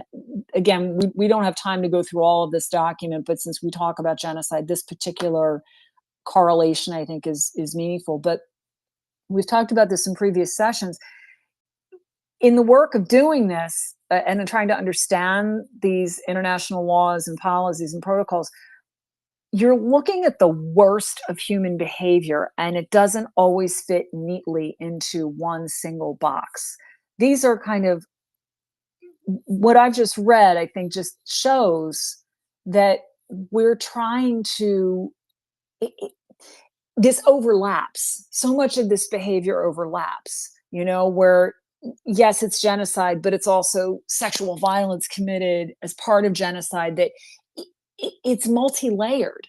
And sometimes even the categories that we're using to describe it aren't sufficient, because it checks a number of boxes, is what I'm trying to say. And so to keep in mind as we're talking about this, it isn't always either or, but both and. Because again, we're talking about the absolute worst of human behavior here. So again, finishing out some of the conditions of the Genocide Convention and how they relate to, what the ICC is calling gender-based crimes, and which includes the conflict-related sexual violence. Measures imposed to prevent births within the group as acts of genocide. So those could be either physical or psychological acts. They can include sexual mutilation, forced sterilization, forced birth control, forced separation based on gender, prohibition of marriages, deliberate threats of sexual violence, and intentional infliction of trauma by violent acts intended to ensure the victim does not procreate. Have we not heard women, Ukrainian women who have been, violated by Russian soldiers. We're going to rape the Ukrainian out of you, or we'll make it so that you never want to have relations with a man again. Just absolute deliberate statement. I mean, absolutely, damning statements of what the intent is here. And then even forcibly imposing a marriage with the intention to breed out a particular group can also amount to a genocidal act. Forcible transfer of children, either by direct acts of transfer or by threats, of course, is part of genocide. And these children, it notes, may experience a genocide differently depending upon their gender, age, and other factors. So there is a gender violence that is taking place, a gender-based crime that is, inherent in the forcible deportation of these children. And the document also notes that to establish the specific intent for the crime of genocide, that's always the part at which it becomes so difficult, unfortunately, not by the intention of the crafters of the Genocide Convention, but because we have, over the years, a bar of proof has evolved that it doesn't align with the knowledge-based approach that the framers of the Genocide Convention had, because their primary purpose was to prevent and then to punish genocide. But they didn't want to have to punish genocide because they didn't want it to take place in the first place. So, but going back to establishing that specific intent, underlying discriminatory attitudes, misogyny, and prejudice influencing the perpetrators are relevant, according to the ICC document here. And given the critical role that women and girls have in reproduction within a society, evidence of intent to target them as members of a group is highly relevant. So, and then just a couple more things, because, as I keep saying, we just don't have time to go through 90 pages, but the rest of the document, and then, to recap, and in case people are joining us late, this is from the ICC, the International Criminal Court's Office of the Prosecutor, Policy on Gender-Based Crimes involving sexual, reproductive, and other gender-based violence. It was updated and revised and issued in December of 2023, building on the 2014 document. But along with, looking at the legal aspects of tying that, these crimes to the Rome Statute regarding genocide, which is Article 6 of the Rome Statute, as well as the Genocide Convention, which is, it's the same language. It's just that as it's in the Rome Statute as Article 6. The 10 principles that this document sets out in combating the gender-based or its policy. I apologize, that's my dog. You might have just heard us. So she's weighing in here. The principles are the survivor-centered approach, which we talked about, the trauma-informed approach, which we've talked about, the intersectional perspective, where you're going to have, just that, an intersectional perspective, gender competence, due diligence, addressing myths, stereotypes, and misconceptions, contextualizing gender-based crimes, full and faithful characterization, inclusion and relationships, implementation, monitoring, and evaluation. And we can get into any of those that, people are interested in hearing more about. We can read some of what the document says on those things, but just to give you a sense of where the document's going after it lays out those key terms and concepts, ties in with the Rome Statute, then it gets into its 10 principles, and it wraps up with its, with practices, its institutional structure and approach. And then it has those phases, by the way, of the investigation, or a preliminary examination, the investigation, confirmation and pretrial, trial, sentencing, appeal, reparations.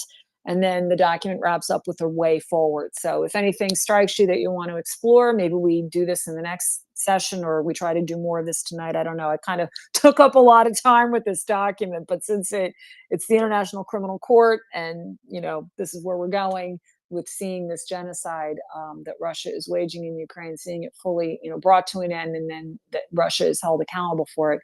I thought it was worth a deeper dive into this document. Absolutely. And it was very good and much appreciated. And that sounded cute. But anyway, I wondered if we would hear that. But what I wanted to just sort of go off from there on is one of the things that has caught my attention in the last couple of weeks that I finally had the time to watch this week, and it was sort of I guess providential that I finally found the time this week to do it. Is there is a new investigatory documentary that the Kyiv Independent came out with. And if you followed the Kyiv Independent, which if you're in this space and you don't, I'm surprised. But they came out with a new one this week, and this one is called specifically "He Came Back," and that sounds like it would be something rather hopeful, but it's not. This is about the War Crimes Investigators Unit of the Kyiv Independent. Released its new documentary called "He Came Back." The film is about two cases of sexual violence committed by Russian soldiers during the occupations of Kherson and Kyiv oblasts in 2022, and the process of identifying the offenders.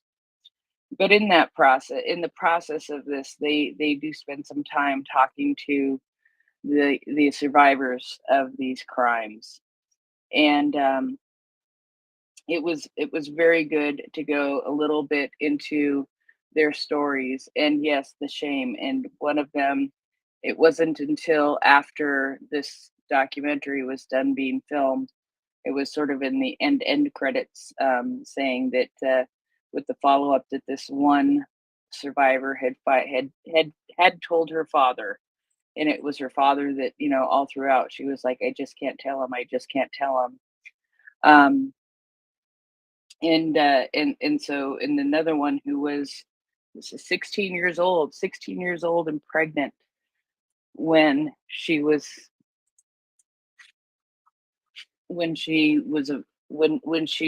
through this. 16 years old and pregnant, and she was supposed to go the day of the full-scale invasion starting. She was supposed to go to the doctor to find out if she was having a boy or a girl. She ended up going to the doctor anyway and finding out, but she still ended up being sexually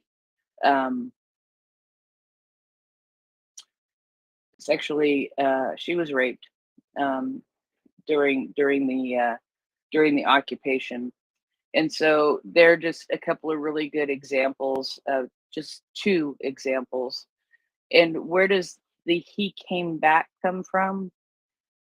Is from one of these women who was in a house. It stayed in a house, and the Russian soldier would come and get her and take her to another location. And when he did that the first time, she thought that would be the last time, but no, he came back, and he kept coming back, doing that on a regular basis. I believe maybe even daily. So I encourage everybody to take the time to watch that. It's not graphic.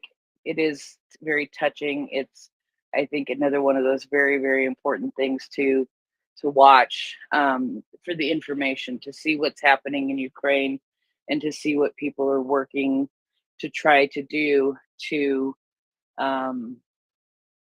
hold the Russian soldiers accountable. And they did track down who these soldiers are, and we'll see where that goes, because they've handed the documentation over to the prosecutor's office.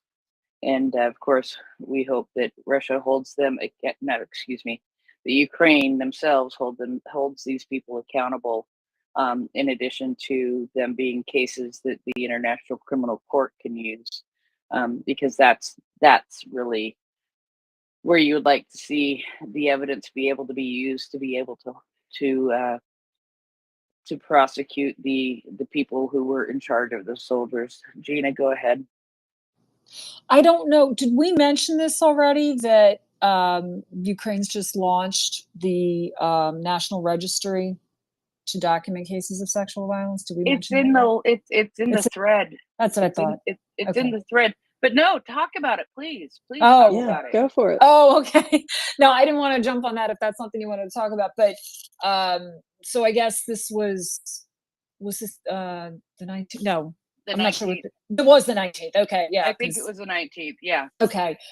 So Victoria Litvinova, who is the Ukraine's deputy prosecutor general, she said that this registry, this national registry to document sexual violence cases allegedly committed by Russian forces, it was a pilot project, or it started from a pilot project, and that pilot project had already brought about convictions of 5 people in absentia. And she, I'm looking at the Associated Press on it, and they spoke with her directly, but she didn't get into the details of those cases. But quoting her comment to the Associated Press, she said, "We used to have to visit territories where the hostilities are taking place ourselves, but now individuals who have experienced sexual abuse are seeking us out for information." And just to stop there, what does that tell you about the level of trust? I mean, that's remarkable. That's incredible. I mean, that you've got a prosecutor's office, that you've got victims traumatized by sexual violence amid a genocide and a war. And remember that genocide and war are 2 different things. That genocide is often prosecuted in the context of a war, but never let a war obscure the fact when a genocide is taking place. But they are able to come forward and seek out the prosecutor's office for information. I mean, that's incredible.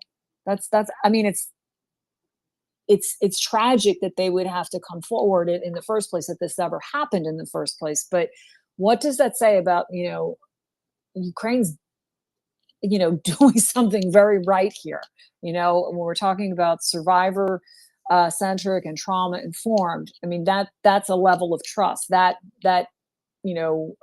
approach rate is certainly indicative of a level of trust. And Victoria Litvinova said that 303 cases of conflict-related sexual violence had been registered since the start of the full-scale invasion in February 2022. She said 112 involved male and 191 involved female victims. Some of the victims have suffered from multiple assaults, she said, and that is just what Heather was telling us from the He Came Back documentary. And I believe the BBC had covered that as well. I remember that. I seem to remember in-print coverage by the BBC on that one. And so Ukraine's initiative of this registry, of course, coincided with the UN's International Day for the Elimination of Sexual Violence. And it has received aid from the Ukraine and from several Western governments. I mean, it has received aid. Ukraine's registry has received aid from UN agencies and from several Western governments. And the office said that the registry could be used to make claims for financial compensation for victims from Russia in the future. Those 5 convictions resulted from assaults that had taken place in areas attacked or occupied by Russian forces in Kyiv and in the cities of Kherson and Chernihiv. So then one of the UN's representative representative of the UN's Population Fund, Massimo Diana, said that the actual number of victims was likely to be much higher than those in the registry. And to quote Diana, "This violence has been perpetrated on women and girls, on men and boys. Nobody has been exempted from the risk of this heinous act." And he said that his office had helped to create 12 support centers around Ukraine for victims of domestic violence and sexual attacks, and 3, along with 3 mobile facilities. That's huge too, to have a mobile facility that can go out and literally meet the victims / survivors where they're at. Also to raise awareness and to encourage more victims to come forward, the Deputy Prime Minister, Olha Stefanishyna, had unveiled a painting by artist Julia Tveretina at a gallery and art center in Kiev, and it's a painting of men and women surrounded by yellow rapeseed flowers, which renews itself after the frost, and it symbolizes hope that all survivors may leave their traumatic events in the past. And that was the Deputy Prime Minister Ola Stefanishyna.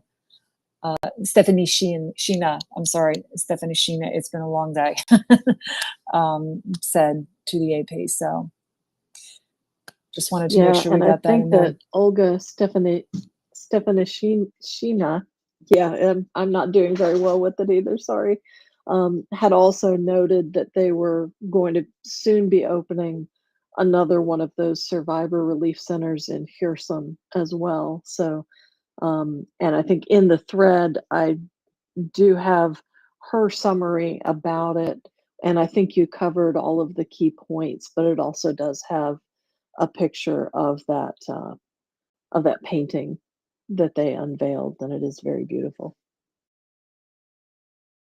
Yeah, and I think also just and picking this up from the thread here is that from the ombudsman, from Dmitry Lubinets, victims of sexual violence affected by the war in Ukraine can receive 3,000 hryvnias in compensation, according to Dmitry Lubinets. Under a pilot project, 500 survivors of conflict-related sexual violence will receive interim compensation of $3,000, or 3,000 hryvnias, excuse me. To date, I've already received 6 applications from people who have expressed a desire to participate in the project, Lubinets has said in a statement. Victims of violence committed by Russian military personnel can contact the Ombudsman's office. You know what I'm seeing a lot of in these last couple of things we've talked about is the early adoption and implementation of some of the things that we read about in the report from this fall, talking about conflict-related genocide, conflict-related sexual violence in Yugoslavia, and the lessons learned there that can be applied in Ukraine. Gina, go ahead. I just wanted to add a few details here just to kind of give a little bit richer a treatment of this this initiative. And with the painting and you know, on the one Ukrainian site that I'm accessing, UNFPA Ukraine, they actually, it's refer to the artist as Yulia, not Julia. That's how the AP anglicized her name. But again, that painting, which Yulia Tveretina created, depicts figures of women and men filled, you know, surrounded by these rapeseed flowers, which are, you know, those were chosen back in 2023 as a symbol of preventing and opposing conflict-related sexual violence in Ukraine. But this actual post notes that executed in the kintsugi technique, which involves repairing broken things with gold, the painting's elements symbolize the healing of traumatic experiences, starting a path to recovery. And I thought that that was such an important point, is that the art itself isn't just, you know, it's even in the methodology of how that art was created, the process, the technique, you know, repairing broken things with gold. And it speaks to that same holistic approach that the ICC is calling, is building these sensitivities in at every step of the process, even of the prosecutorial, the investigative and prosecutorial processes. Because you don't just add this in halfway through. You know, this has to be a deep, authentic, from the start through to the finish commitment here. If you go on to this website, and forgive me, Nancy, you may already have this in the nest, but this has a number of pictures of the Survivor Relief Center and the painting here. It also notes that the Survivor Relief Centers provide confidential, qualified, free of charge psychosocial support, you know, and that's huge because it's so necessary to the healing that survivors have that access to psychosocial support.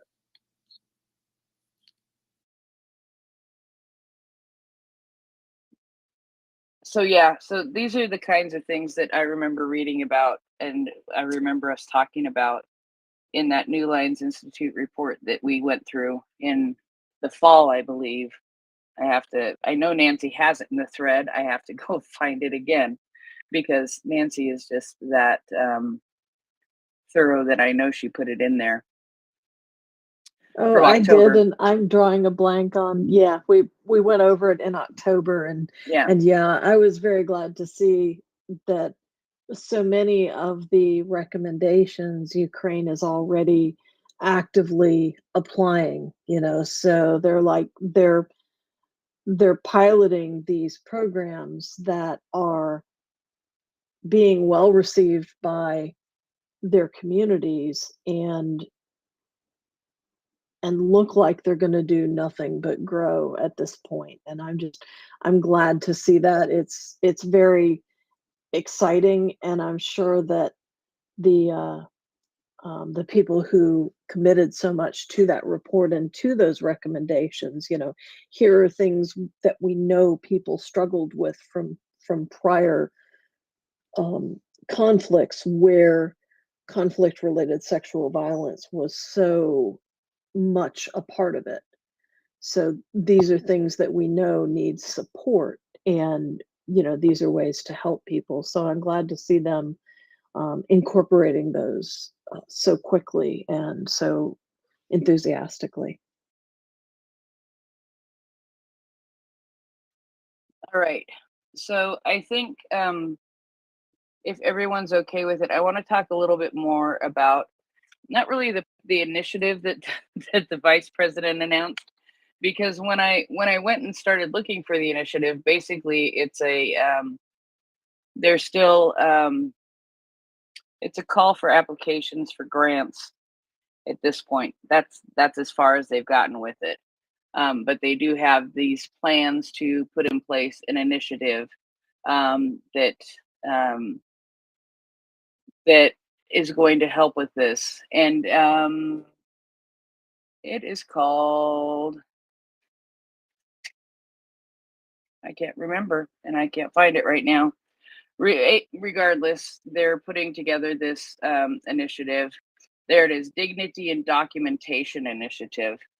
And so I think a lot of what um, is going to be part of that will be actually what goes into documenting and supporting survivors, which we've talked a lot about, and that's incorporating gender-based violence prevention into humanitarian response, and supporting survivors in Ukraine.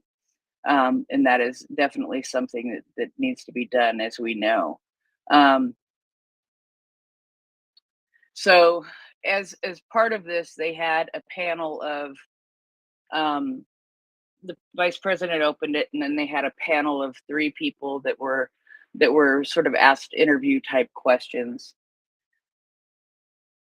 The first person, I sort of kind of got a little starstruck. I didn't know who she was, but as I figured out who she was, this woman is amazing. She is a Nobel laureate. She won the Nobel Peace Prize in 2018.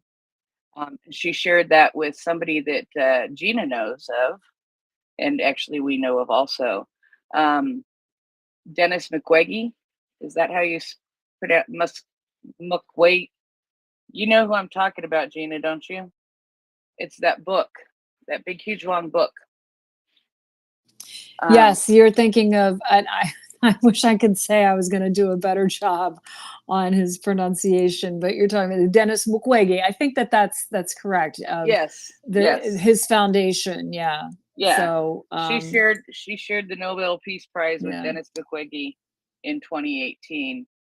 But her name is Nadia Murad. And Nadia Murad, she's at this point 31 years old, so she's rather young. But she's an Iraqi-born woman, and she's a human rights activist based in Germany. She is a Yazidi. She was part of the Yazidi genocide, and she was taken captive by the Islamist extremists and held captive and used as a sex slave And that is just yeah. So she's really dedicated her life to um, to working on human rights, and obviously as a survivor of genocide and as a survivor of conflict related sexual assault, or basically human trafficking during that genocide. Um, she has some experience. Then the second person who was on the panel, um, the second person who is on the panel is Alexandra Medvedchuk, who should need absolutely no introduction in this crowd. And because, you know, I've never talked about her and she has actually joined us on the space, as we know.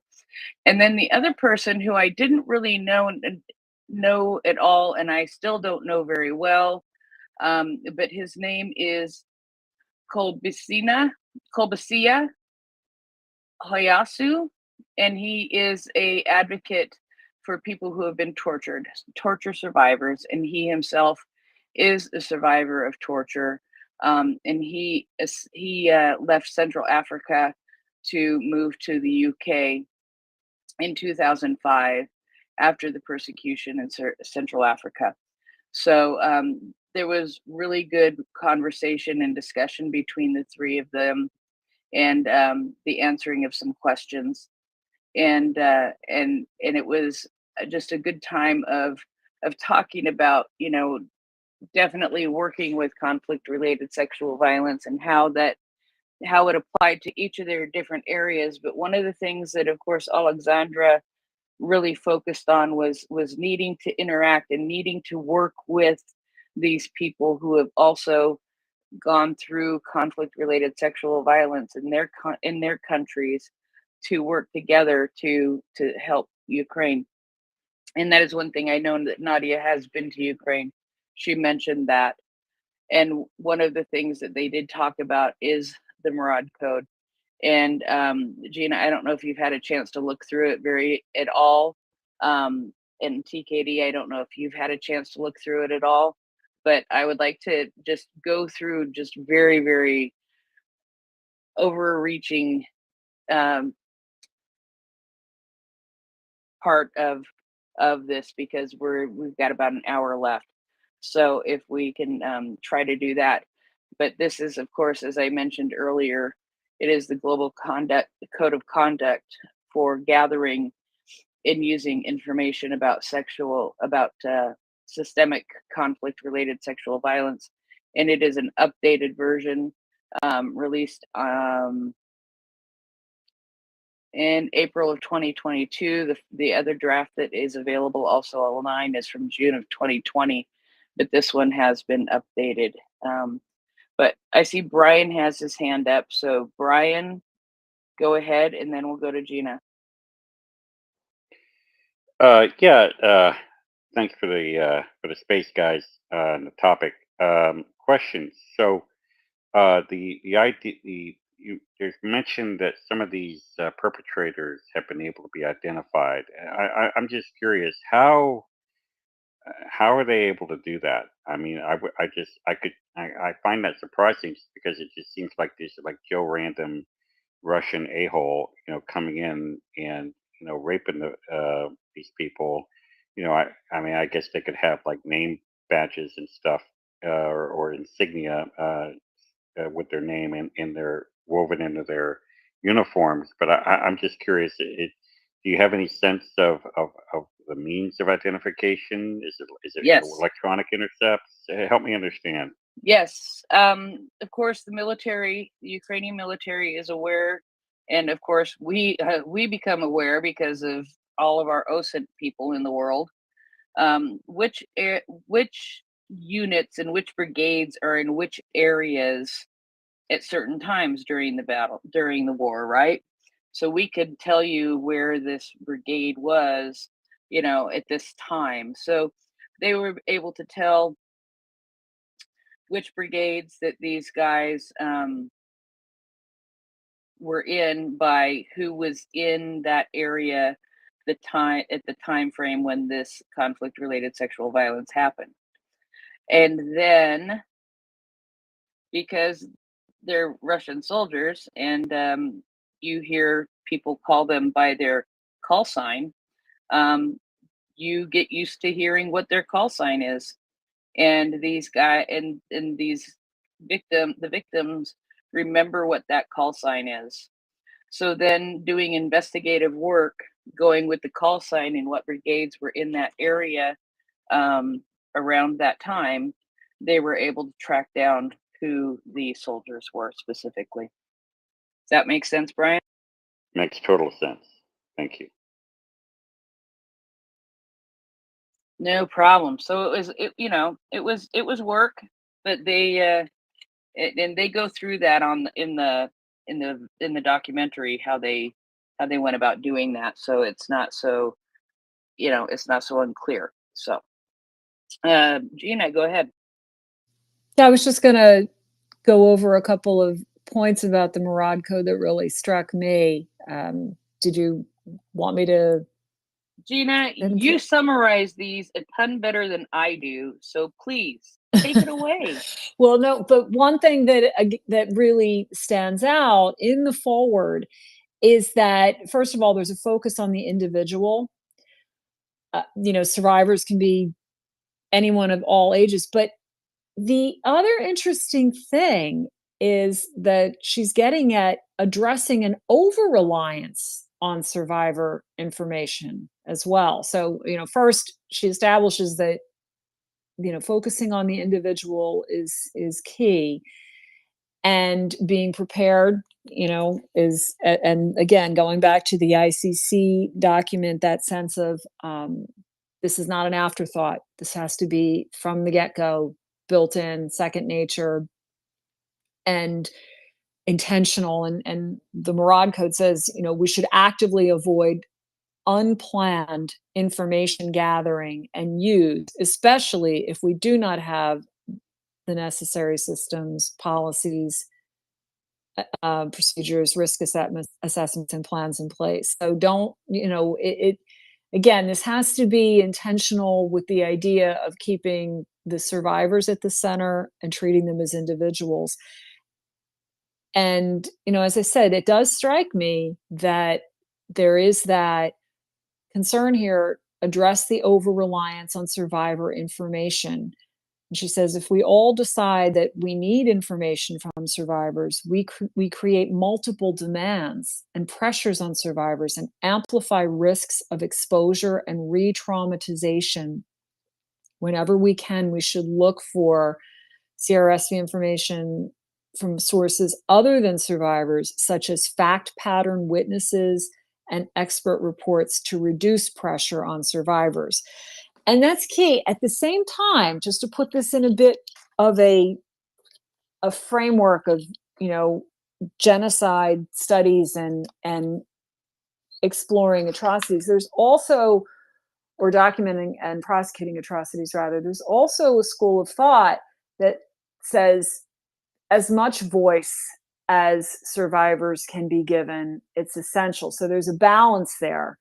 For example, in A Problem from Hell, the issue in Cambodia is, one of the issues there, that when she discusses that, when Samantha Power discusses that in her book, is that the accounts that they had in the beginning were survivor accounts, people who'd fled and were speaking to a few reporters.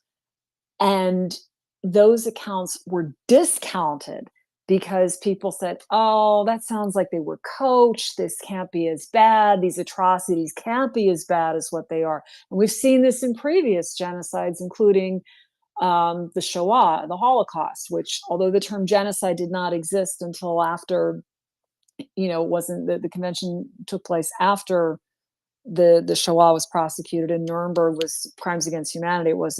That was what was being prosecuted there. Genocide, was articulated as a term later. But the even with that, people were trying to communicate, this is really happening. This is horrible. Please listen, please believe. So I just wanted to add some context to the Murad Code there to put this in a broader context of how survivor voices are perceived or not perceived in investigating genocide. It's the point's well taken here, but I think also, just to give this some fleshing out, it's important to remember that at the same time, in investigating atrocities, we never want to minimize for fear of asking survivors what they've experienced. That, even well intended, can work to, in some cases, prevent a full investigation in pursuit of justice, and can work to, people think, well, I'm helping by not asking too many questions. And I would submit that there needs to be some prudential discernment in that. But the point, again, is still well taken. You don't want to re-traumatize people by having, and a lot of that can be resolved through efficiencies of procedure and protocol and information sharing, storage and sharing among, among investigators, so that you're not reinventing the wheel. And that the other thing too, you don't want to have as a survivor feeling that it's like Groundhog Day in trying to get justice, because every day starts over again with telling your story from the top and reliving the horrors of your experience. So, but yeah, and then the codes and principles that are set out here, the focus is that they're all interconnected. They mutually reinforce each other, and the code just says that the numerical order isn't the order of priority or importance, that they're all important. And so, just to name them, and then you guys can drill down as you see fit. It's the overarching principles are understanding survivors as individuals, respecting survivor control and autonomy, being responsible, having integrity, add value or don't do it. Meaning, if you're going to actually take action in the investigations, you have to ask the survivor again. What's the point of asking the information? Does it add the value to the investigation? Pardon me. Then there are preparation principles, which is that preparation is the foundation that echoes the language of the ICC document in investigating gender-based crimes. It's got to be baked in from the start methodologically, not an add-in, not a tack on. The other one is knowing and understanding contexts. And then finally, building systems, competency, and support. And then the implementation principles of the code are gather the SCRC RSV information from other sources, again, getting away from that over-reliance on survivors, taking the time, creating the space, and then engaging in respectful and safe interactions. So you can break those out as you see fit. Yeah, and each one of those has upwards of 10 subpoints, which really drill down into what those mean and what those are intended to be, and into the things that need to be considered when you're looking at, just for example, ensuring respectful and safe interactions. For that one, there are 8 subpoints, which this is so thorough. And and it looks like it's a living document where they will be updating it probably every few years, which is really a fabulous thing, because you're going to learn lessons as you go along. But this really looks like like I said, I hadn't had time because it gets very detailed to go into detail through all of it. But there are some amazing points in here. But TKD Block, go ahead. Yeah, thanks for sending that to me, Prince, because I did skim it, and I thought that the graphic organization at the top was really, really helpful. It's helpful to me as an attorney, and I think, too, that presents us something that would be accessible to our listeners, to witnesses, and ultimately to victims. There are a few things that that kind of jumped out at me. You'll see that there is a part in there which says, if you're not able to do something that the survivor wants you to be able to do, explain why. And I think that's really, really important to draw out, right? Because for people who are investigating and prosecuting crimes, victim centered does not mean, and let's make this very clear because this is a question that we get asked a lot, right? Victim centered does not mean that the person who endured the crime gets to call all the shots, right? There's there's some that they get to call, their input is prioritized, but we're still working those things through a framework of law. And ultimately, I believe that framework of rule of law can actually relieve some pressure, right, on the victims and survivors, because it ends up not just being, well, what does the victim or survivor say, but how has this whole process worked out through the rule of law, through the checks and balances, what the investigators do to check things. So I thought this is a really helpful document. I think if you were to step through all of the subpoints, I think you're right, Prince, that we'd be here for a long time. And one of the reasons why is that I think if you start lining some of those subpoints up next to each other, you can see where subpoints from one area overlap a little bit with some points from the other. So I think there are some areas where they looked at the thing from one angle and then they ended up coming back and looking at the same thing from another angle, but that allows you to see how that thing relates to that one same thing relates to two important principles or key interests. But yes, on the whole, I thought that it was clear, it was well organized, the visual content, aside from the fact that it was just like laid out well from an outline standpoint, the visual content and the graphics, I think, made it easier to understand. And I think that's a good example of the type of goal that we should all be setting as we're communicating with victims and witnesses, whether we're professionals working in the system or whether we're friends and neighbors trying to listen and walk alongside somebody who is going through that kind of a difficult time. And darn, wouldn't you know, there was something that Gina said that I wanted to follow up on, and I don't recall. Oh, now I recall exactly what it is. Gina, you were talking about the survivor's voice and prioritizing the survivor's voice, but not, asking for information, not putting them through repeated interviews and so on, unless there was going to be a value add. That's really, really important. If our listeners are wondering, what's one simple thing that I can do? Because you never know, right? Some numbers say 1 in 4 women, 1 in 6 men are survivors of sexual assault. So it very well could be that for those of us that are listening here, we may have a friend come and talk to us about something difficult.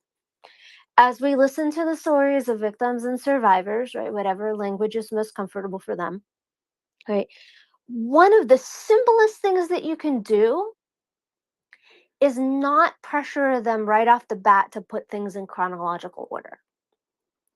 Because when we look back and the memories, when we remember things that happen in traumatic experiences as opposed to like taking your kids to the park and flying a kite, those are actually kind of encoded and processed differently and encoded and stored in the brain differently.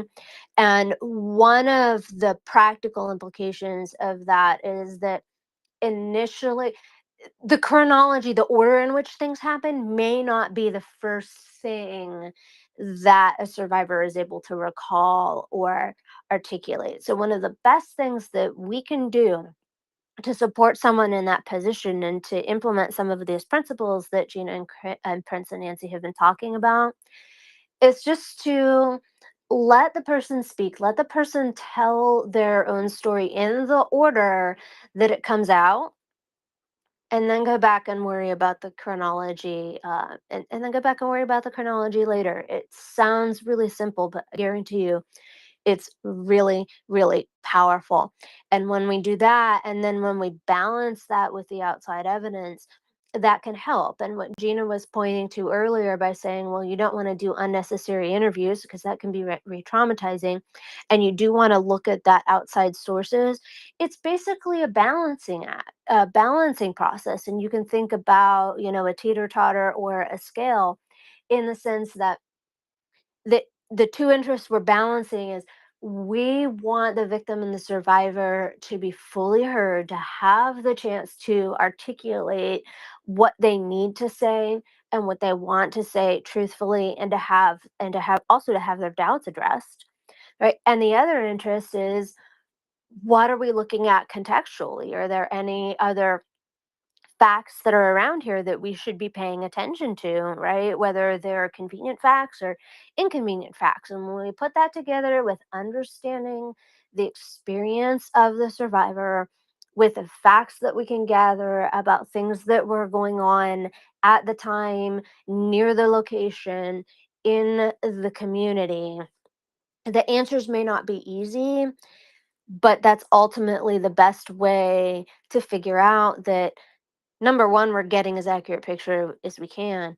And number two, we're doing as much as we can to relieve pressure and to restore capacity for choice to the survivor within the constraints of rule of law that protect not just the perpetrator, right, and not just all of us in society, but that also protect the survivor, him or herself. So those are their interests that you're balancing.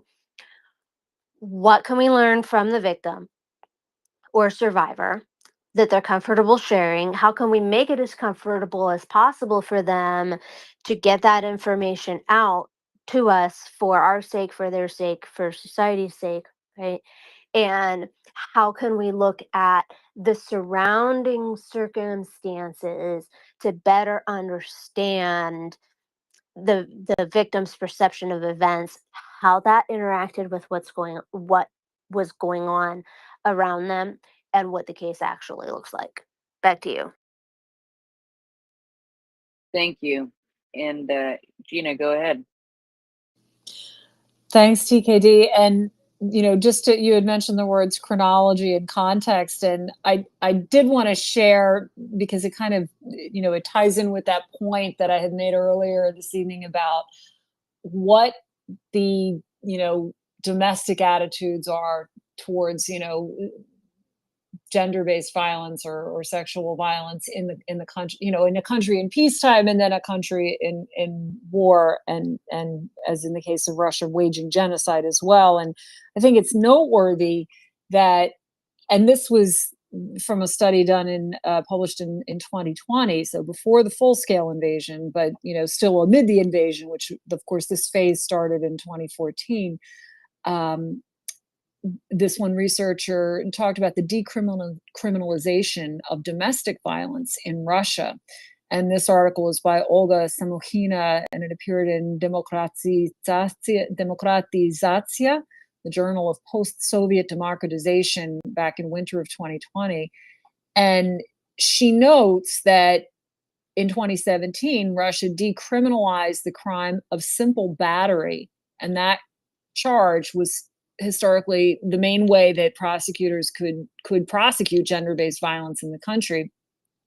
And the change was made in the law, even though domestic violence crimes over the previous 20 years had multiplied. So, victim advocates and public activists were, expressed outrage over it. And at the time, bear in mind, this was in 2017 when, under Putin, it was a little bit less repressive than it is now. I mean, the repressions have really ramped up, especially post full-scale invasion there. So there was still maybe some room for some more public dissent at that time. But, so those who oppose this change had said, well, this is just going to make gender-based violence even worse. But the people who were reforming it said, well, no, it's going to make justice more accessible. But this study concluded, and she looked at in-depth interviews with Russian criminal justice professionals, police officers, defense lawyers, justices, and she said the decriminalization was actually driven by the inability of the Russian criminal justice system to effectively process this crime, and that those changes in 2017 were made to make the crime of domestic violence more controllable and amenable to the needs of the justice system, specifically the police. So the rights of the individual don't seem to count here. It's what's going to make it easier for us. Let's just downgrade the crime. And I submit that these are factors that need to be considered. Now, to what extent those could actually be introduced in the actual prosecution, that's that's a matter for lawyers, of which I am not one. But certainly it shows an attitude that is quote unquote more relaxed, at least from the official governmental perspective, on what's perceived as violence against an intimate partner, a domestic violence. So is it such a far step from that than to see the widespread, sexual atrocities we've seen Russian forces wage against Ukrainian citizens? I think these contextual factors matter. And I also submit, because we are still, seeing this type of propaganda out there, that for in the West, conservatives, particularly conservative Christians, who still seem to view Russia as a bastion of conservative Christian values, the study that I've just cited is just another piece of evidence that you cannot say that this nation under Putin, Russia under Putin, and this, kind of rehabilitated Stalinism, Soviet 2.0, and Russia, the third Rome nonsense. You can't say this is tenable, because their social science data isn't lining up with these so-called Christian values. It's not. And multiple people that I've interviewed and data that I've accessed, for example, the Levada Center, which is one of the few good places to get social science data in Russia for the moment, and who knows how much longer, but it's credible. I mean, Ukrainian scholars that I know reference it and do see it as credible, insofar as you can get any of that kind of data at this point in Russia. But so, some of the social science research from within Russia, and certainly firsthand accounts, of people who, know Russian society and who are free to speak about it now in the West. The interior, behind the facade, behind the Potemkin village of so-called Christian values, is a society that's very broken, where there are high rates of alcoholism, and this has been systemic and intergenerational. High rates of alcoholism, there's an HIV epidemic that has not been addressed. And I've seen that in public health papers, that it's just been silenced because it's a very inconvenient truth for, a nation. And that's no judgment on the people that have, HIV. What I'm saying is that, if you're saying that you're such a Christian, compassionate nation, why are you not helping people who have HIV? Isn't that part of being a Christian, is to be compassionate and to help? Domestic violence, again, broken marriages, rates of divorce, marital infidelity, all of which are at variance with Christian teachings. Russia doesn't live up to its name. This is the use of religion and religious values as a veneer for what's just really basically raw evil, raw imperialism, and raw genocide. That's what you're seeing. Putin very conveniently invokes these narratives to further his atrocities. And every time we can kind of peel back the onion and to mix some metaphors here, shine more light on the darkness, we can see that what's really happening here. And it's important because in terms of ending genocide and ending the sexual violence that's being waged by Russia against Ukraine as part of that genocide, we need to be clear about what's really happening here, and we need to believe it. We can't deny it. This is an area of all the atrocities and sexual violence against other human beings tends to be an area where people really shut down. And again, going back to that domestic scenario, and I think TKD, you had mentioned the statistic about the 1 in 6, and 1 in 6, I think, is the is like the estimated rate of how men and boys tend to be sexually assaulted. In fact, there's a nonprofit called 1 in 6, the number 1, the word in, and then the number 6.org. And I remember citing a statistic from them a couple of years back in an article that I wrote. And it actually has some and I don't know if they still have it on their website. I'm on it now. They had a fascinating, kind of breakdown as to why people who know that sexual abuse is happening, and they still have it on there. It's under their common question section. Why do adults fail to protect children from sexual abuse? And there's no excuse for that. But as this website says, there aren't simple answers. And what they do invoke here is that it's almost as if the evil of it, and I'm paraphrasing, this is not their exact language, that almost as if the evil of it just kind of shuts us down psychologically. And again, this is referring to the general issue of, denial over sexual abuse. When we know that a child is, kind of deep down, we know something is not right, but it's, people kind of look the other way, or they just, can't believe that it's happening. I'll give a really graphic example. For anyone who's familiar, again, I'm speaking as a Catholic journalist here, with the former Cardinal Theodore McCarrick. He is not a cardinal anymore. He's not even a priest anymore, but horrific abuse. And it prompted a Vatican report, and it was, decades. And the McCarrick report was like some 400 some pages. And I stayed up all night reading it, when it came out. It was just horrible. But I remember one of the incidents of a mother, just to give you an example of how that denial and shock can shut people down. A mother who had tried to warn people many years before that this then priest was abusing children. Her family had been friends with McCarrick, had him over for dinner on a regular basis. At one point, and she had 2 sons, she was making dinner with him as a guest. The rest of the family was in the living room watching television. She walked in with like a hot plate of, the entree, about to say dinner is served. And she saw McCarrick sitting on the couch between her 2 sons, and his hand was inappropriately placed on the children's laps.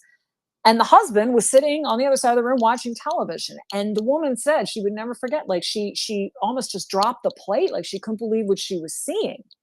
And that's a very graphic example of how in an environment that she knew well, her own home, among people she knew well, her family and this friend of the family, this priest, this abusive priest, she could not even put it all together. It was just, so a bit long-winded, but again, a very graphic example of how we can be shut down on that. And I'm naming all this and putting this all out there because, bearing in mind that the people doing this work, as well as the people who have tragically endured these horrors, are human beings. And we have to be conscious when we go into this, documentation and prosecution of these horrific crimes. We must be conscious of our limitations and bear each other up through them, and see where we're allowing blind spots to creep in. We all remember earlier points in the process of investigating the horrific atrocities and genocidal crimes that Russia is perpetrating in Ukraine, when some reports emerged that minimized those or tried to create a false equivalence, and people were like, what? You have not come to we were all in this community shocked that we couldn't believe that it was taking this long to call this for what it was. But we have to remember that, along with, sometimes people being compromised and having been, kind of co-opted by the Russian narrative or by Russia directly, we also have to remember that as human beings, we have our own limitations here. And again, we have to be able to see for each other in those blind spots that we may have as we confront the very worst of human behavior. And that just absolutely led exactly where I wanted to go next, actually, because the Murad code does actually leave does actually go into that very, very specifically.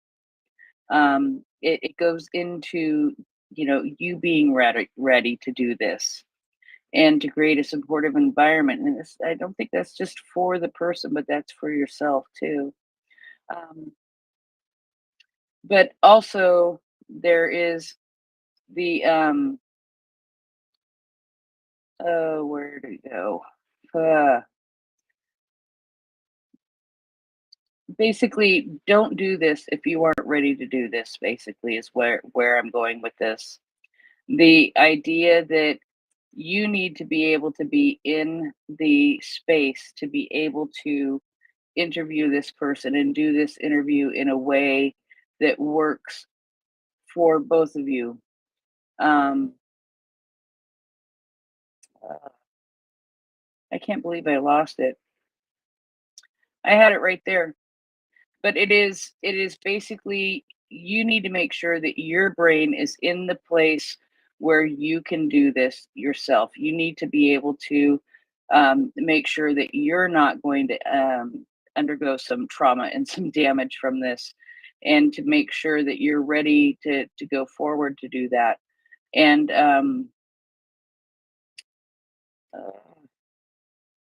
I can't believe I did that. Uh,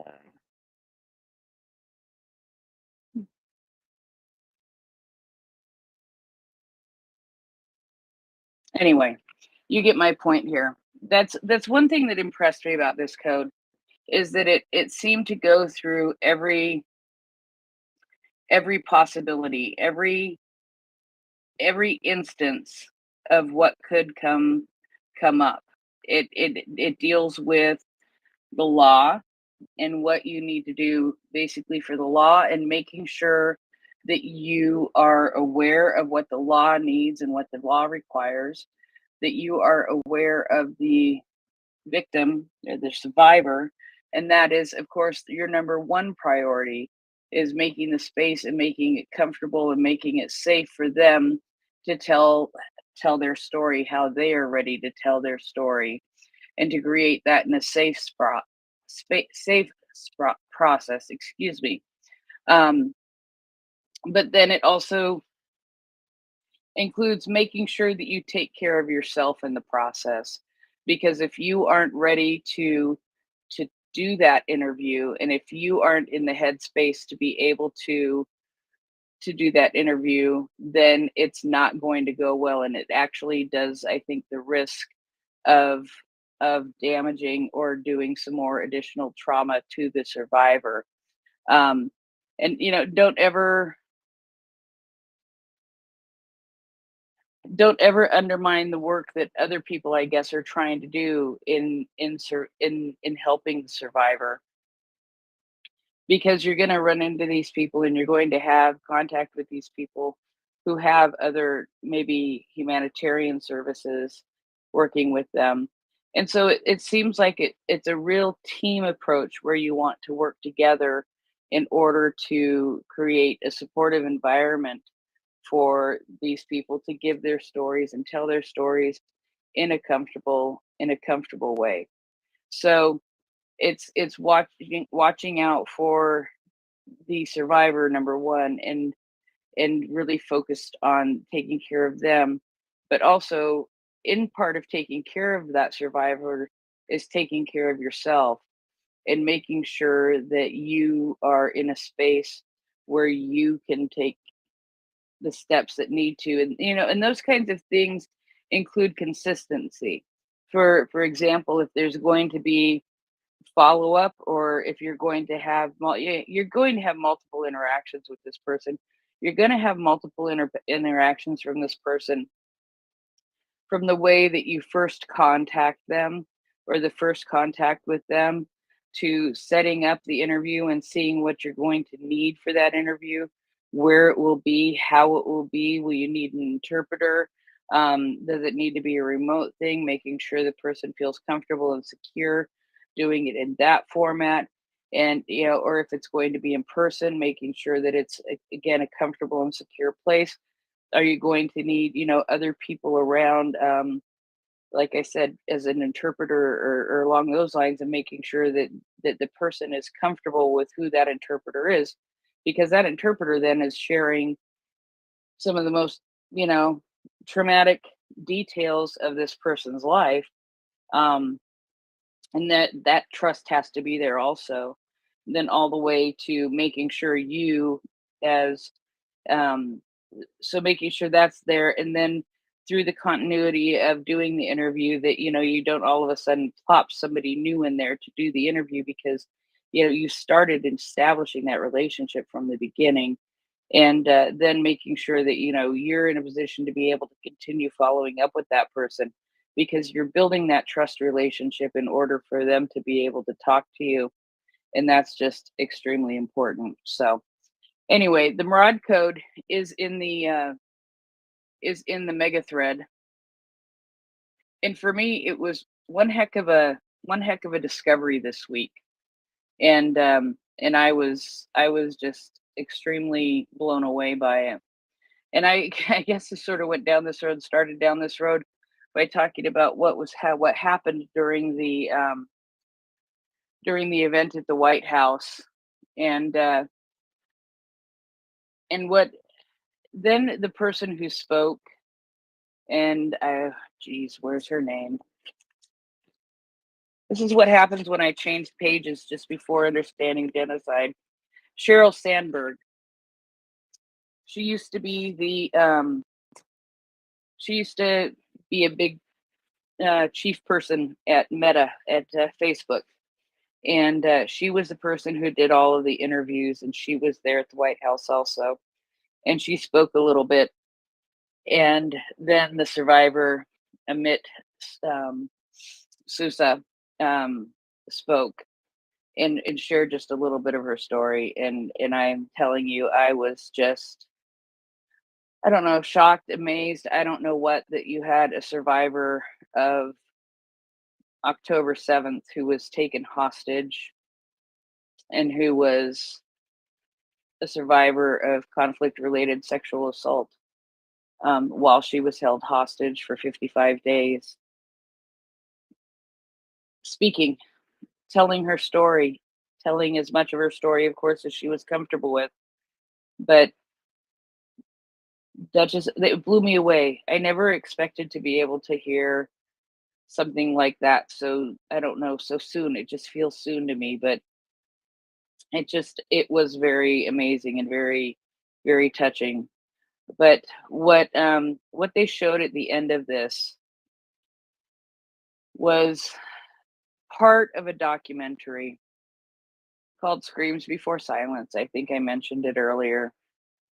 And they showed just part of that documentary during the White House event.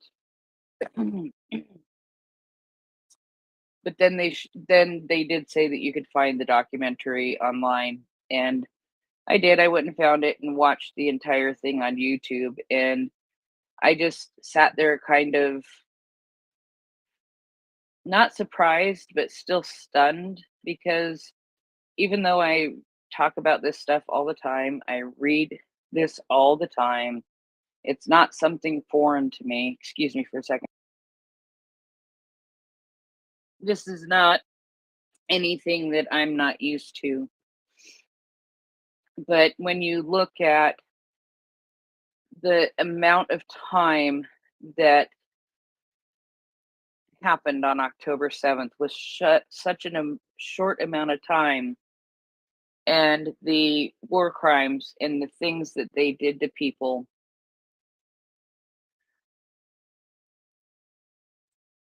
I I can't call those people human. And they were very tasteful in the presentation of this documentary. They did not show graphic photos, but I'll tell you what, they definitely described graphic photos. And there was one section I recall where it was a police officer and an investigator who Sandberg was interviewing, and she said, "Oh, you have pictures?" And he said, "Yes, I have pictures." And she says, I would like to see them." And there was one case that he had very specifically that had been mentioned in the documentary earlier. And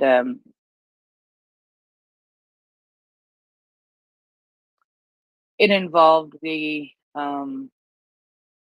involved a woman's genitals being impaled several times with nails. And he showed her the picture of that, and her response and her reaction was something that I took notice of. And there's something about being able to witness these kinds of things, to be able to express these kinds of things, to be able to tell these kinds of things to people who can't watch them is important, and it's an important message. And last night I was talking to a Ukrainian friend, and I said, I'm having some mixed feelings about talking about October 7th on our Understanding Genocide segment, having reservations about that, because I don't want people to think that I'm losing focus at all on Ukraine, because I'm not. However, I think looking at this documentary and seeing the atrocious, and hearing about the atrocious conflict related sexual violence that happened in that short amount of time on October 7th, on just one day, what it brings home to me is that, number one, there are still people who are being held hostage in Israel, in by Hamas, in Gaza, by Hamas, that are probably going through conflict related sexual violence every single day. And the hatred and the violence that was committed against Israelis on October 7th. It reminds me, it actually in some ways made me think of Rwanda also. And Gina, your reaction in response to how quickly so many people were killed with machetes. And for me, it was, yes, I know a whole lot of people were killed on October 7th, but the violation that took place in the process of that, and the sexual assault and the sexual crime that took place during that, just like it did in Rwanda, is overwhelming, because they're short periods of time. But here we are now in Ukraine, and we have something that's been happening for over 10 years, over 2 years. We're into the third year of the full-scale invasion. And we have already found out, and we have already read about, and we have already heard about a lot of conflict-related sexual violence. And yes, it makes me think of the conflict-related sexual violence that we haven't heard about yet. Because I did go and find the quote from Vice President Kamala Harris. And that quote was, the UN estimates that for each rape documented in connection with a conflict, there are 10 to 20 cases that go undocumented. And that's something that we know. And so there have been already over 300 documented, I think you said, Gina. And I know it's in the I know it's in the thread. I just am not going to grab it right this second. I don't have it on the top of my head. That is, I guarantee you, I promise you, that is not at all how many have happened in Ukraine over the last 2+ years, let alone over the past over 10 years. And we have not even touched the surface of what we are going to find out. And we've already heard about things, we've already read about things that have been done to children, that have been done to women, that have been done to men, that have been done to boys. And we will continue to hear about them, and we'll hear about more, and we will hear about awful. I believe, I truly believe that there are things that we haven't heard yet that will appall us and put us to shame and make us extremely angry and make our hearts hurt. Because what is happening in Ukraine is a genocide. When you have a Ukrainian woman testify that a Russian soldier said that I'm going to rape you until you never want to be with another man. I am going to rape you to the point where you never want to be with another man. Or the sexual violence that has happened that has made it so that a woman cannot ever have a child.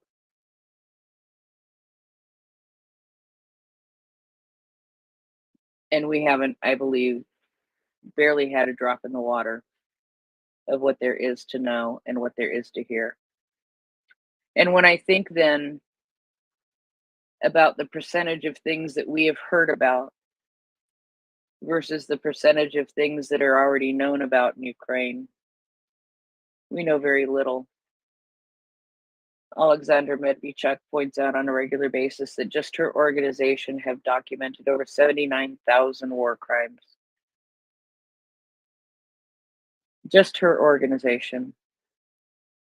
What has been documented by Ukraine themselves is I believe, over 130,000, probably more. I could look up the website, but I know Gina's already typing it in, and she'll tell us here in a few minutes. But it's important that we talk about these things. It's important that we know about these things, and it's important that we share about these things.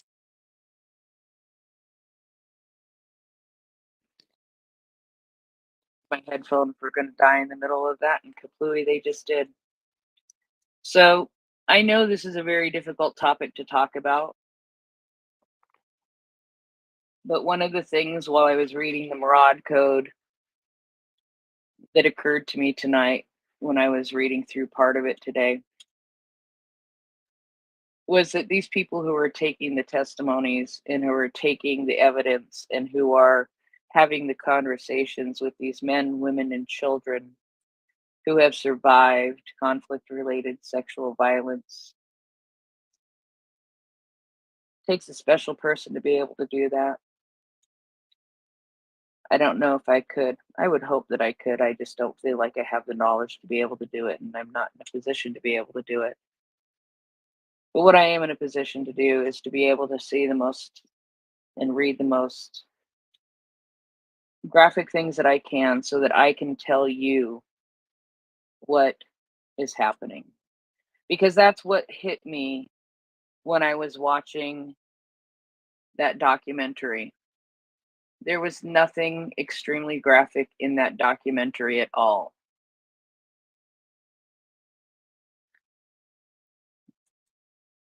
But the documentary filmmakers, the person who was doing the interviews, they went and saw it all. They went and witnessed it all so that they can tell us, so that we can have a better understanding. And really, in the long run, that's what I hope we do here on MriyaReport, is give you a better understanding, because we've taken the time to read and understand and witness some of the most atrocious things that are happening in this world. Nancy? Yeah, Prince Heather, and the one thing that I was also stunned by, and it shouldn't surprise me, and yet it always still does, is when I was pulling the thread together for tonight.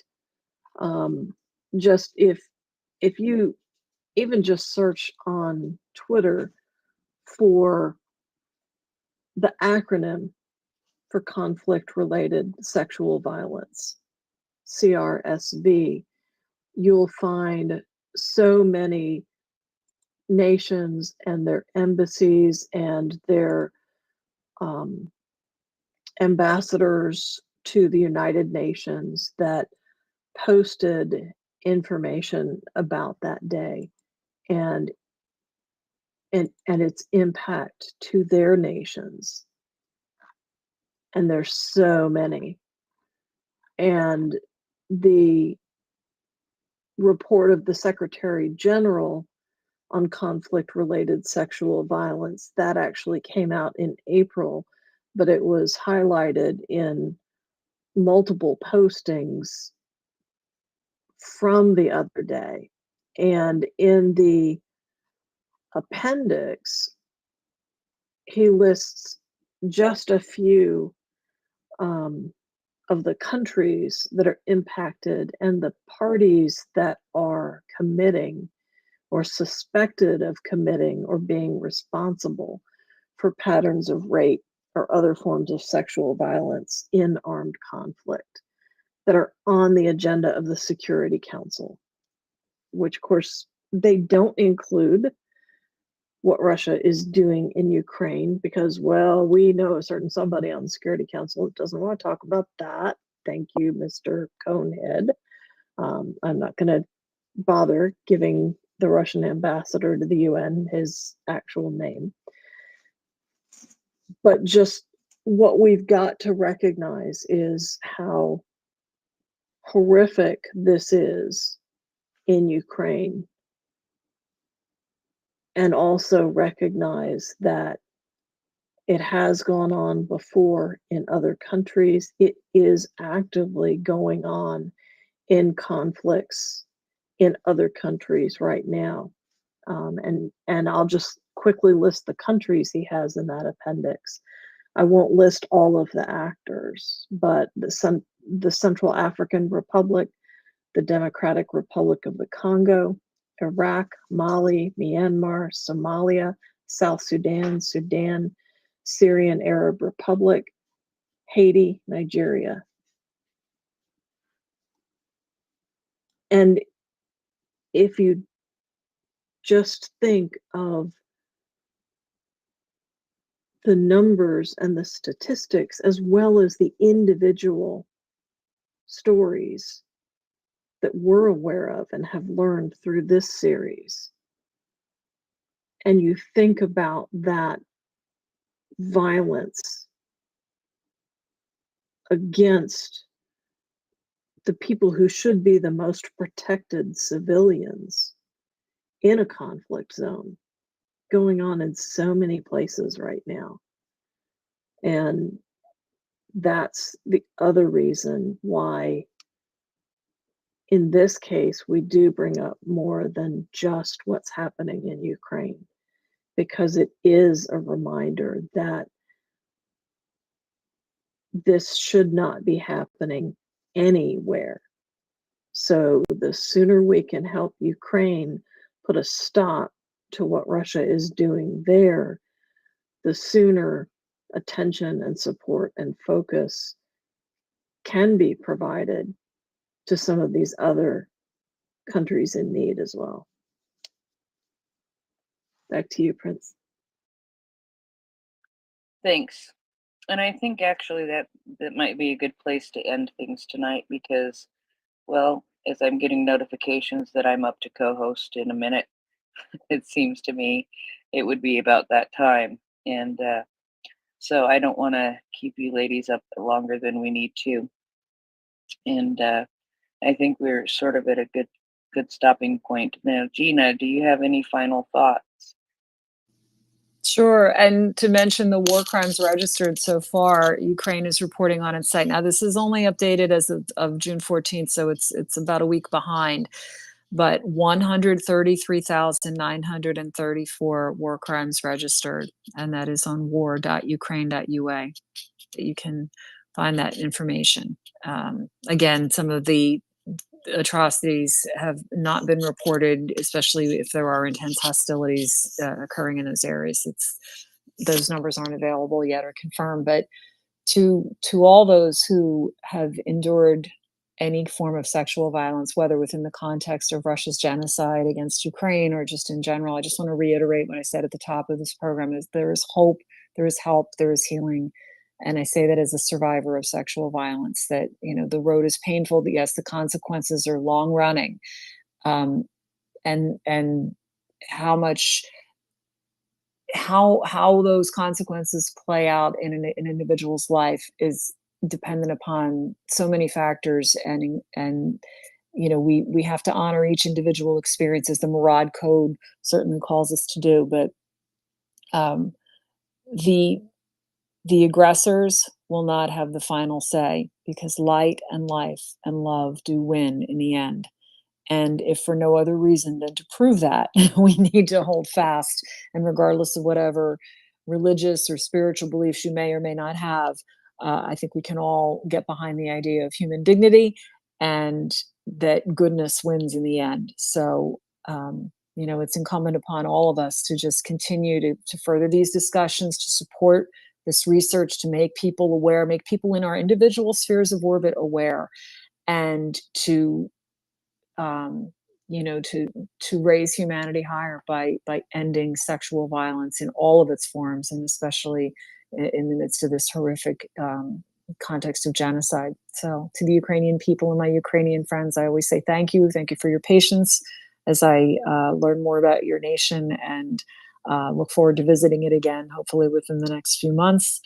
And thank you for defending freedom and dignity. Thank you for your courage and your witness. And to everyone here, I just say thank you for spending time with us as we talk through these issues. And thank you to all those who dedicate their lives to this work. Slava Isusu Christu, Slava Ukraini. Slava Naviki, Heroям Slava. And no Hayalita once again on your birthday, Prince. Thank you so much. Thank you, Gina. I appreciate it. And thank you so much for joining us every Friday night, and really being amazing contributor and source of knowledge and friendship for me. Thank you. And Nancy, anything? No, I think I covered it before. So, again, I really appreciate everyone's commitment to this series. And that goes for the speakers, the listeners, as well as Gina and Prince Heather as well. And thank you guys so much. And with that, I will probably be dropping off here momentarily, and see what we can do to shift over to mockers. So, All right. thank you. Thank you. Thank you so much, Nancy, for all you do too. And it's always good to do Friday nights with you ladies. And it's something that even though it's not an easy conversation at times, it's something that I look forward to every week. And I appreciate, and I appreciate my growing knowledge, and I appreciate being able to shed some light on a difficult subject where light needs to be shed upon it. And with that, I am going to say good morning, Marcus. Morning. I will be with you in a moment. Oh no, oh no, oh no. I think I caught her out. This is not a good sign. What did I do? Overslept. I overslept. Basically, my alarm went off an hour early, and I was like, "What's going on here?" I obviously set it a bit early by mistake. So I then reset my alarm for like 20 minutes ago, and then when it went off, I just turned it off. Just turned it off. Didn't bother with the snoozing this time. Just decided, enough of that. And then I opened my eyes to a little orange cat about to punch me in the face. And then I was like, oh, look at the time. Bang on 6 o'clock. So I thought I'd better show my face anyway. Oh, So basically, you right there. you're still in bed. Don't worry, I'll give you a minute. She's still in bed. Alrighty then. Well, it's always an interesting morning when Marcus is still in bed. Yeah, so I guess one of the things that we can do is talk about our fundraiser, and our fundraiser just disappeared from my screen. I hate it when that happens. We are currently doing an equipment fundraiser. Our fundraiser is for demining equipment such as multi-tools and hearing protection for the State Emergency Services of Ukraine. Of course, we know that Ukraine is a very, very mined country. I believe I have seen estimates anywhere from, I believe, 159,000 hectares, up to all the way up to 180. And so it is something that desperately, desperately is needed. And seeing as there is still time before my birthday ends, especially in Hawaii, I'm going to encourage everybody to please donate 59, not 59. Oh, I almost made myself older. No, $56, $56 in honor of my birthday. And oh my, that wouldn't be good. Rapid aging. No. $56 in honor of my birthday to help with the demining efforts. Now, I will say that I'm sort of excited about this Leatherman tool that these guys have requested, because you know why? Leatherman is made in Portland, Oregon. I used to drive by their building every day on my way to work and my way home from work. And so I used to think about Leatherman all the time, and I have used Leathermans throughout my life. I have had big Leathermans, I've had small Leathermans, and I'll tell you what, the Leatherman Mini is an amazing tool. And if needed and you have the skill, you can take apart an entire computer and put it back together with just a Leatherman tool. So these guys must be able to take apart mines and demine, and there is a special EOD edition, explosive ordnance device edition of the Leatherman that they have requested. And we had Alex who came up earlier saying that he took himself a trip to some sporting goods store. I can't remember which one. And went and checked out a Leatherman EOD today, and he said those are some mighty fine tools. So that is rather exciting. So if you can donate and you can help us to get to where we need to be with this fundraiser, that would be absolutely awesome. And like I said, I would appreciate the $56 donation in honor of my birthday. Thank you. And thank you to those who have sent me messages and have sent me cards and have sent me some random things that are entertaining, very, very entertaining. And we will talk about one of those very, very entertaining things after Mockers has coffee. Mockers, go ahead. You know what? I had something really funny I was going to say. What were you just talking about? Because I'm feeding cats at the same time. My brain is like not quite with us. I was talking about the fundraiser, and I was talking about the fact that you You and were I. talking about Leathermen, right? And Yes, the the fact Leatherman. that Yes.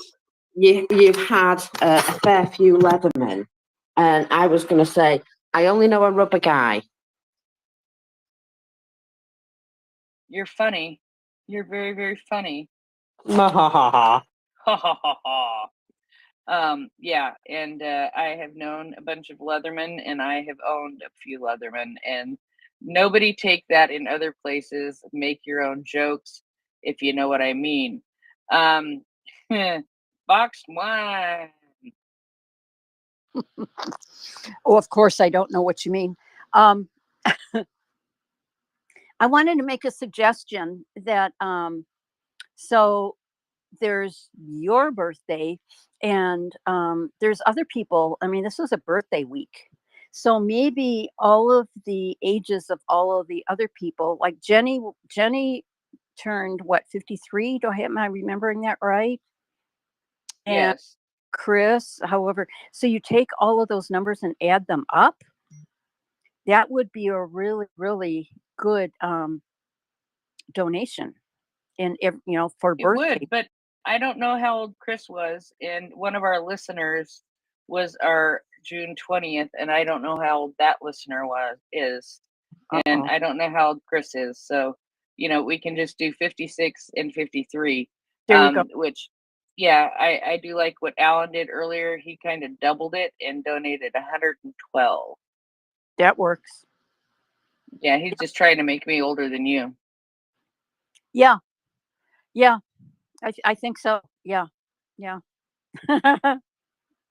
um uh in the past segment, and I don't want to be a downer, but I could not help but be thinking simultaneously two things. Um, Back around the world, but of course I'm, U.S., right? So from the perspective of America and the U.S., American colonies and the U.S., right? Um, how many countless black females, especially black females, of course, black males as well, but especially black females of all age ranges, starting from when they were children, um, for the purpose, because they were seen as chattel, like dogs, horses, cows, sheep, whatever, right? And so they could be used and abused for whatever reason, because it didn't matter. It didn't matter. And they were used for propagation of new chattel. In other words, raped in order to produce babies, in order to have new farm hands, etc. Time and time and time and time and time and time and time again. And society at the time, this was no big deal. There were really, for the most part, there wasn't any, nobody was bearing cameras, right? Nobody was documenting this. The churches weren't raising it the issue, because the people, the landowners who were doing this, the churches were dependent for their revenue on these people, so they weren't going to call them out. And the more money that these landowners made by having more chattel, self-reproduced chattel, that was just more money for the churches. So I have a real problem with that. If this is a human pattern, most animals don't do such things. They kill for the purpose of food. They kill if they feel threatened. Um, there are some animals that do kill for fun or status. They're few, but I think most of them are in the primate branch of the tree. Um, so I think it's bonobos that are the most sociable and non-violent. Baboons are notoriously bad. And I'm going to say again, because I think this is such an important video, um, that Robert Sapolsky did many years ago now. And he's a primatologist and endocrinologist, and he was studying for many, many years, a baboon troop, for the purpose of studying stress in humans. And baboons, of course, other primates. And so he was taking blood samples, and the reason he chose baboons is because they are notoriously hierarchical, male driven, and alpha male driven, and they beat up on each other all the time. And so he was measuring the stress, and he was proving his hypothesis that the more beating up, the higher the stress, blah blah blah. But the lower you are on the social hierarchy, the higher your stress level, yada yada yada. And then tragedy happened, and there was a tourist place lodge or whatever, that was built, and they had a trash heap out in the back. And so the baboon troop started eating out of the trash heap, which wild animals tend to do if it's made available by irresponsibly by humans. And there was tainted meat in that trash one or more times. And of course, alpha male driven groups, the males eat first. So they all died. I think it was from tuberculosis. And so his troop that he was studying was devastated. There was only the beta males left and Yeah. the females and the kids, right? And overnight, the culture of that troop turned upside down. Well, It, yeah. it became no longer alpha male driven, and not the males weren't beating up on the female, and who were then beating up on the young kids, who were then beating up on the babies, et cetera, et cetera. And it Yeah. held because new males coming in from other troops, as they do, right? It took about 6 months, and they got acclimatized. They learned that we don't do that here, which tells me that this can be fixed if it's addressed. We need to change Well, our norms. Yep. yes. Okay. Yeah. But what you, well, where I would go with this really quick, and I'm gonna actually take it back from the primate world, even though I understand why you went to the primate world, is that if you look at conflict related sexual violence has been a part of conflict since there's been conflict. And Yep. part of part of what you're talking about there with the propagation of a population through the use of sexual violence is the example that you gave, um, is something also that has happened, and that is actually recorded in some places of combat related sexual violence. So it's a, I mean, I think it may be able to go back to biblical times. I'm sure that it can, and I'm sure that I could find an example if I tried. Oh And yeah, it predates yeah, biblical times. yeah. And so without getting into a big, huge, long philosophical discussion about is it something that is just innate and something that is just something humans do, because I really don't want to get into that conversation. And you know what else? Mockers would freaking kill us, because you know what it Power. is. It's It's all about time. power. What? It's all about power. If I have the power to do this for you, you are less powerful than me, basically. Yep, that's it. Okay, but here now, Linda, I have to say something to you really quick, okay? Great story, but what chapter do you shut the F up?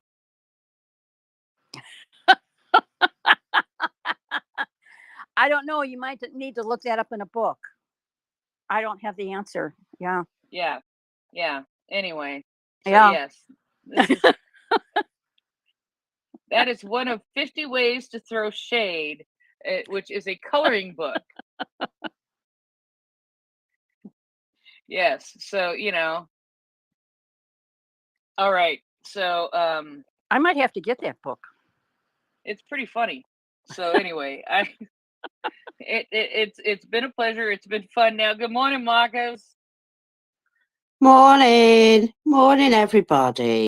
Do I sound a bit more awake now? You are more awake now. Well, congratulations. Congratulations. And we I can didn't sound that much. Right, okay, that's fine. we can talk about 50 more ways to sound snarky to each other, with me bleeping out the words. And we become rather creative as far as those things are concerned. And that's just how it goes. Yeah. You make me wish I had more middle fingers, mockers. Well, I'm very glad. Yes, I see. You are enjoying your new gift. So you know who's not As are enjoying their you. new? What? What? That's on I said, me. you're enjoying my new gift also. That is very true. Yeah, yeah. Honestly, when you sent me the picture last night, I was like chuckling my head off. So, brill. Now then, apparently, Russia are running out of air defense. Did I mention this the other day? They're running out of air defense. That's sad. Not. I know. They've transported now their last S-300 system that was hanging around somewhere like was it the Kuril Islands? Yeah, the Kuril Islands. It's been seen in Crimea. So there you go. Niet problem. No, normal stuff just going on now. So that's funny. I know, indeed. So let's see. They're running out of air defense. The FSB. Did you hear about their website being hacked? I didn't know the FSB had a website. I'm not quite sure what would be on the FSB website. Would it not just be like a login box that says just give us all your information? Yeah, it's something like that. I'm not sure what Yeah. would be on the FSB website either. Right, like 300 personal questions. I don't know. But anyway, their website was hacked, and today hackers apparently destroyed the FSB website. So hackers at they're called Are You Anonymous, and partners have taken responsibility for ruining their website, apparently. So initially it was DDoSed, but today they're saying they have destroyed it, which tells me that may be more than a DDoS attack. And you know, I'm going to have hiccups in a minute, because you can Good. tell by the way I'm trying to fight them off. Trying to fight them off. Yeah, I Sorry. had one hell of a whopping case yesterday, and all you did was laugh at me.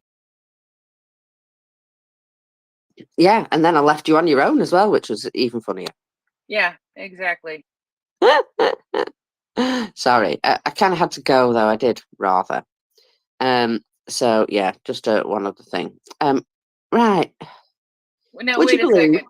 Now, wait Yeah, a second. go on. I do want to know. I did give you a suggestion for an activity to do at your desk at work. Did you do that? Had to do with a bin. Oh no, I didn't do that because there isn't a bin just under my desk for a start. I would have had to run across to the middle of the room. Well, Also, that would have been even better. well, I know that is true, but also I'm one of these people that I can't possibly throw up without finding a bathroom. I know it's really annoying, right? No matter where I am, I will find a bathroom. Either that, Okay. or the very one time I didn't, I found a handkerchief and handed it to my mother. There you go, Mum. And she was like, cheers very much. I was about 6. And I was just like, got a gift for you. Children are lovely, aren't they? They're just so, yeah. Right.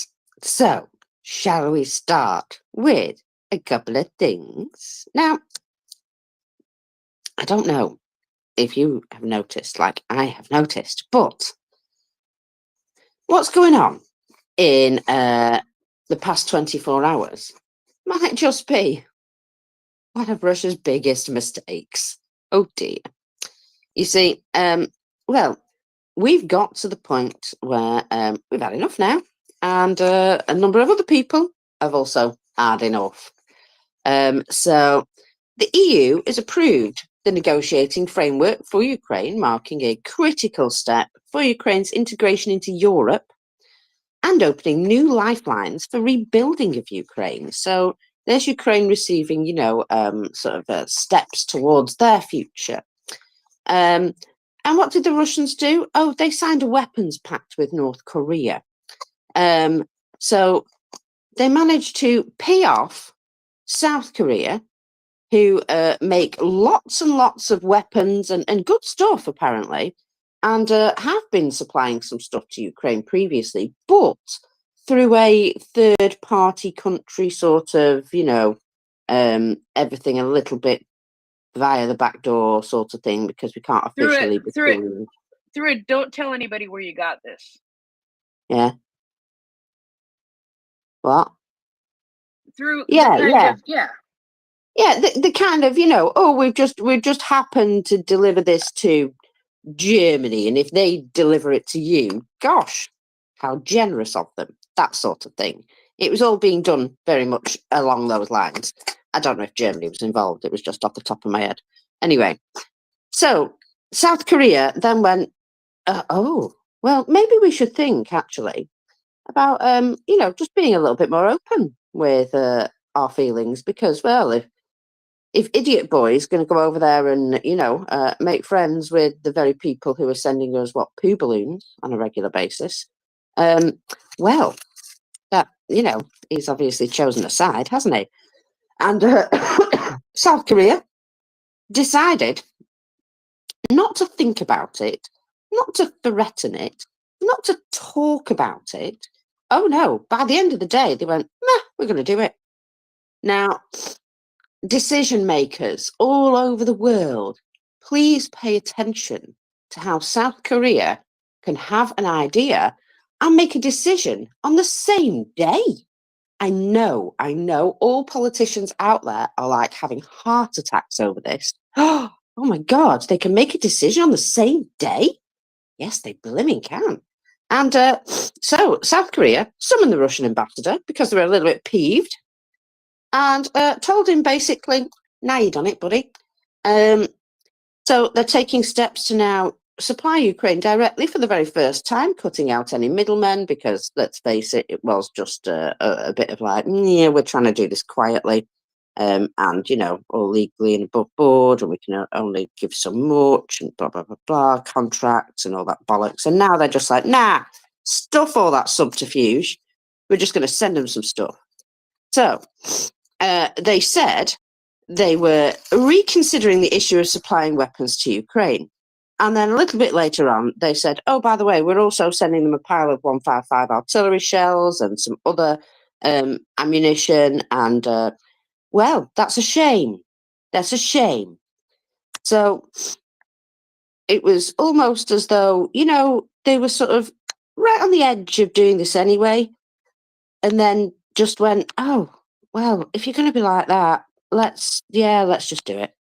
Let's just do it. Let's just stop faffing around and just get it done. And so it's on its way.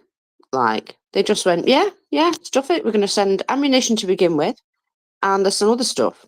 Now, I had a thread on this, and you know what happened to the thread on this, don't you? Yeah, the thread on this sort of ran away from me somewhere. Yeah, I did bookmark it. I remember bookmarking it and seeing it in my bookmarks, and it's not there now. How fucking dare it? Oh, excuse me.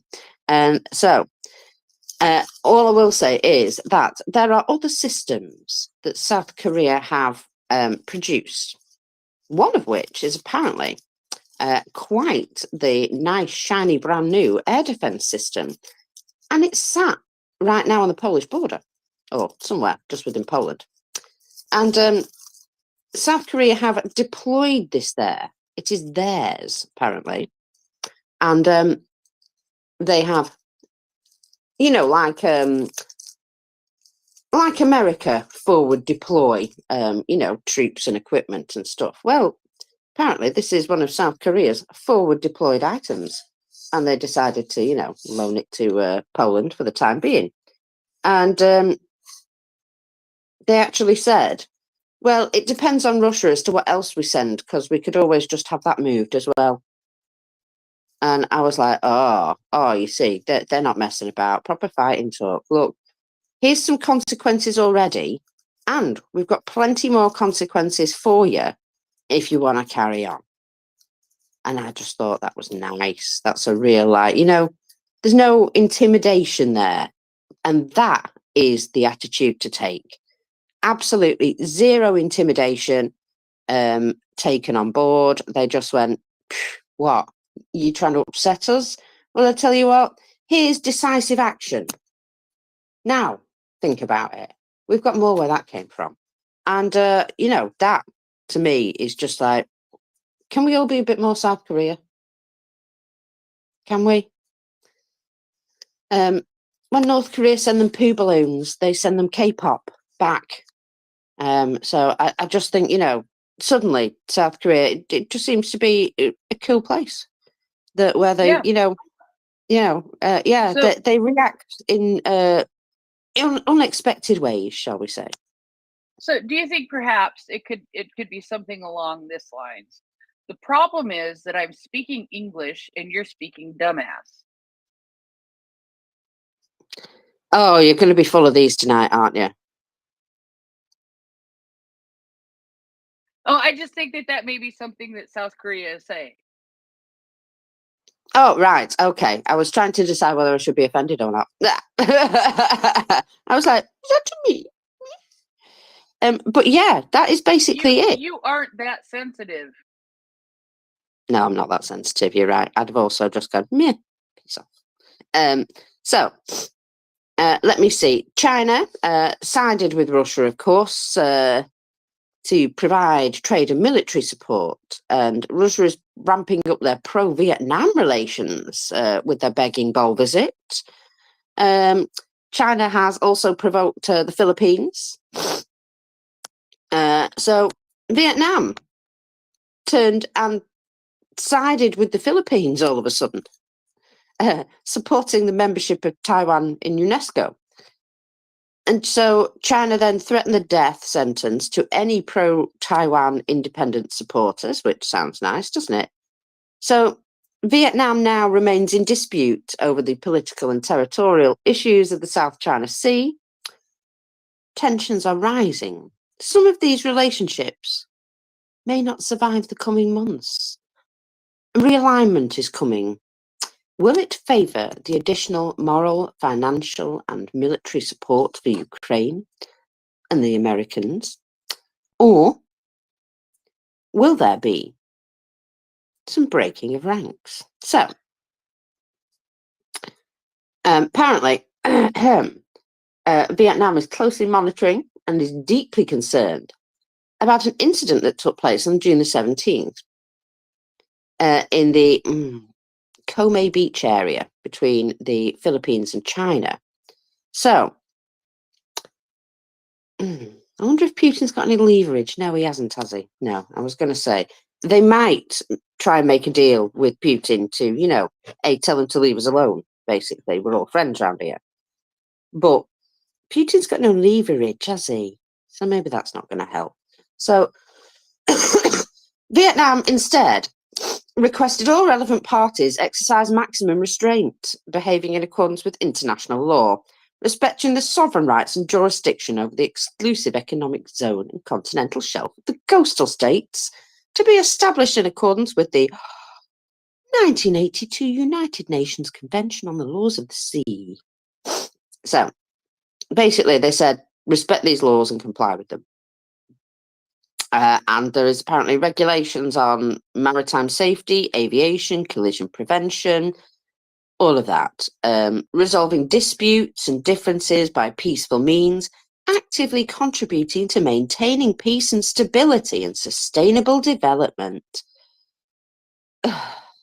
Yeah, indeed. Anyway, so China has been sort of like picking on the Philippines, and the Vietnamese don't like that. So I kind of feel as though it's not going to go Russia's way in the end. And also, Vietnam do a lot of trade with the US, and it's growing. Would you hitch your wagon to a horse that was being flogged to death? Or would you think about Sorry. So I'm just checking my DMs this morning, and all I've got is, "Ooh, I think you'd be interested in this dodgy link," and I've got about 10 of them. "If you would like more engagement, click this link. I am a promoter," spelt promoter incorrectly.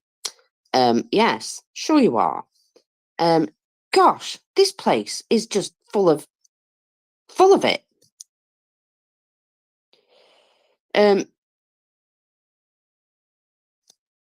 Wow. Yeah. Anyway, sorry. I was also reading something at the same time there, and my brain just went two things at once. No, can't do that. So apparently, yeah, there's reasons why my brain doesn't do that. Now, it's Saturday, folks, and I know it's early, but I think we need to do some retweeting and all of that, because I've got some numbers for you. And you know what I'm like. I like to hold on to them for as long as possible, or just forget. Now then, remember the long arm of the American law? Well, you'll be glad to know a Russian citizen has been detained in Montenegro at the request of the US. He has been identified as a PSYOPs operator who specifically targeted interference in the 2020 US election. There you go. So he's been identified, and look at that, all the way in Montenegro, and somebody just picks it up. So this is what happens when you go to these countries. You see, there is this thing that you can go to a country that doesn't necessarily have an extradition treaty with the US, and you'll think you're safe, yeah? And you think the US can't get me here, Yabu sucks. But they can, because even if they don't have an extradition treaty, a lot of countries just want to stay in the good graces of the US. And do you think your one person sorry ass is going to be protected by a government who don't give a damn about you? Somebody hiding out in their country? No, they're not. They're going to choose good relations with the US over your whatever, personal rights or whatever you think. And they're going to hand you over. And that's exactly what they did. So I would just like to point that out. If you ever think you're going to run away to another country, make sure that they absolutely do not have any relations or trade with the US before you do so, especially if it's the US that want you, by the way. Sorry, forgot to mention that. There's not many places, I can assure you, that wouldn't want to stay in the good graces of the US for the sake of some person. It's actually a small thing for them to say, "Oh, this guy here, yeah, take him, have him." So, just to remember that.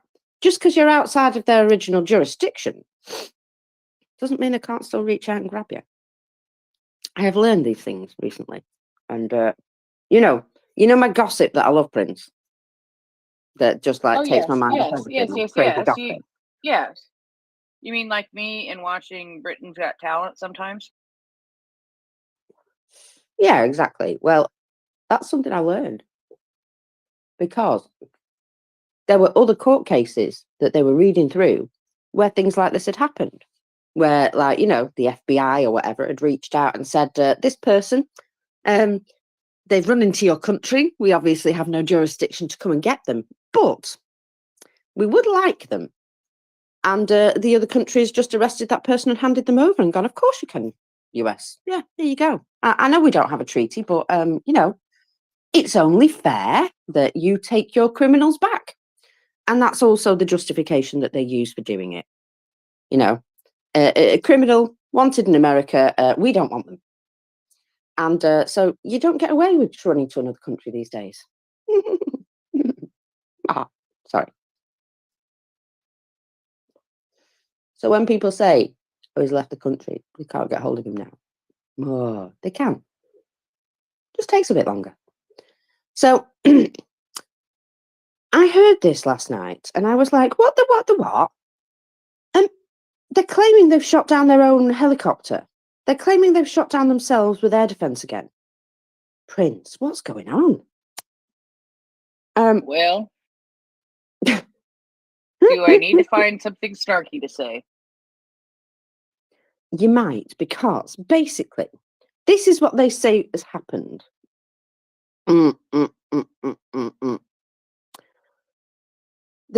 Right, so the Ukrainians use new tactics, simultaneous attack by surface drones and UAVs. So to fight off the surface drones, you need to fight off the UAVs first.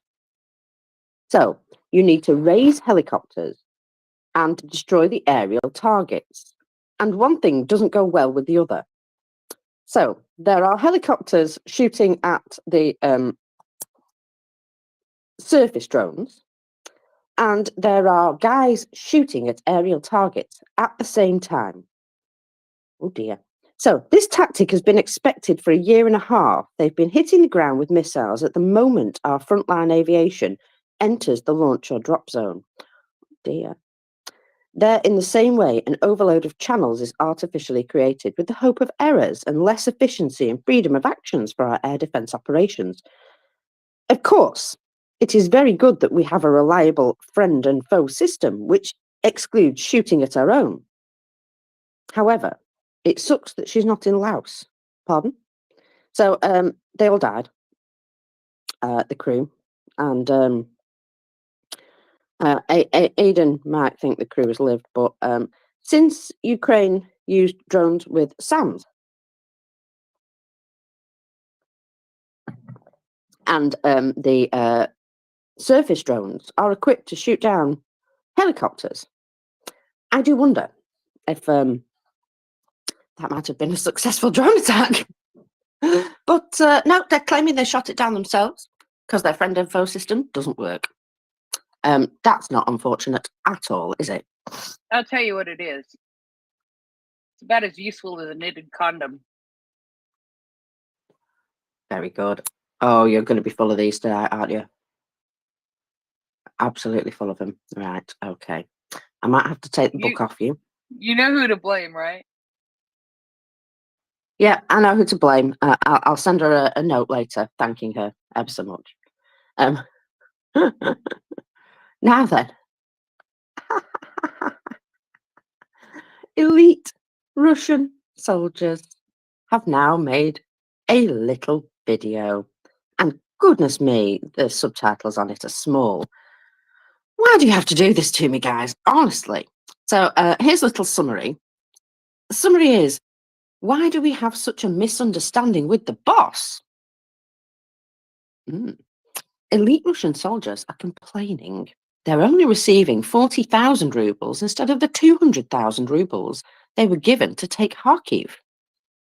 Or at least they were promised to fight to take Kharkiv. And they've basically said, at this price, it's not worth us fighting. More of this. Begging their czar like the serfs they are. You see, one thing about a serf is a serf would be capable of rebelling. That's the only thing. Now, they were obviously, Moscow serfs were slaves, private property of the boyars. And if they rebelled, they would end up in a gulag. And before the 17th century, they probably just shot them. So I can kind of understand how they've learned not to fight back, but they do fight for white goods and appliances, don't they? So slightly different take.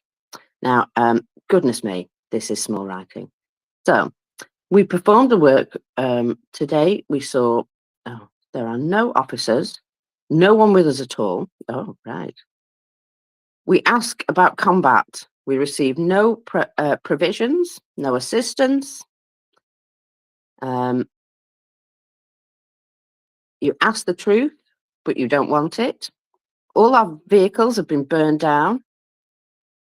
Officers, mayors, colonels, or whoever, they say that it's the fault of the cars that are burned down. give us a shovel and tell to start digging. We ask for an explanation and they say, just figure it out. Please give us an answer. Add to the insurance. Where is our money? Where is our water? Where is our insurance?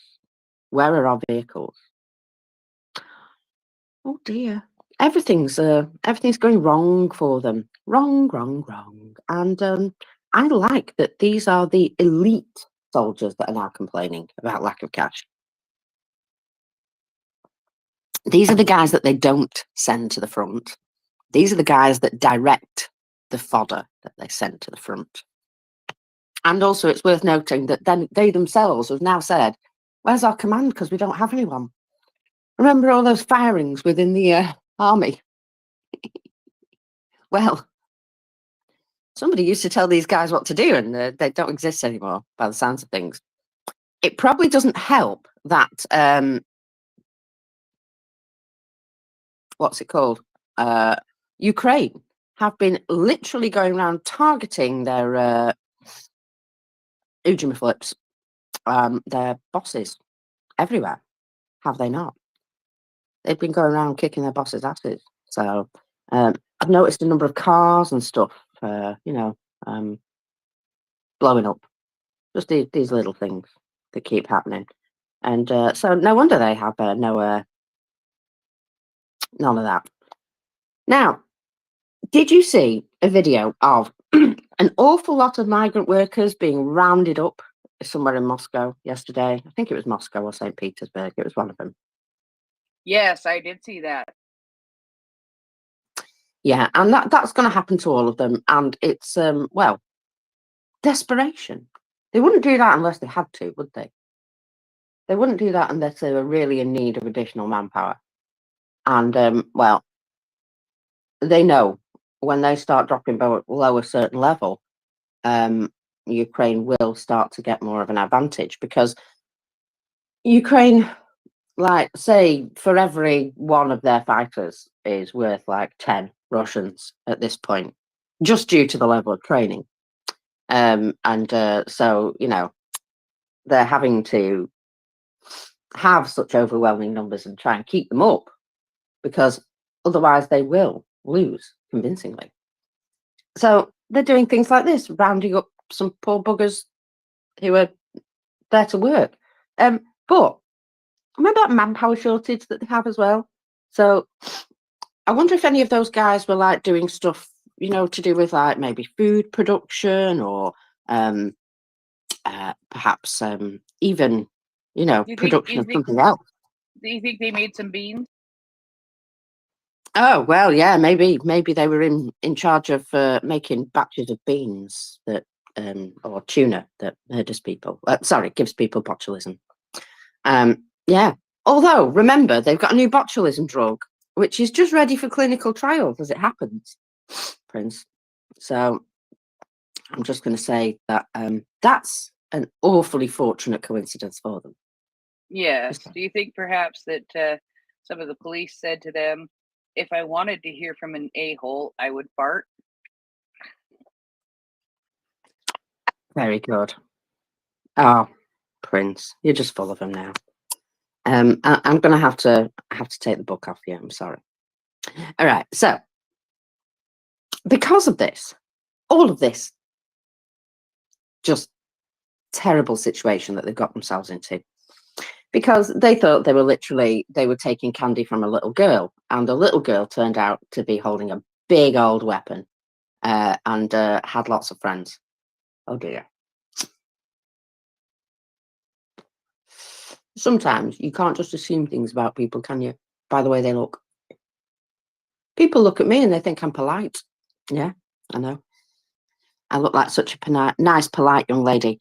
And then they piss me off and they realise that I'm absolutely not afraid to say anything. So, yeah, that's also true. So, yeah, never judge a book by its cover, because you just never know.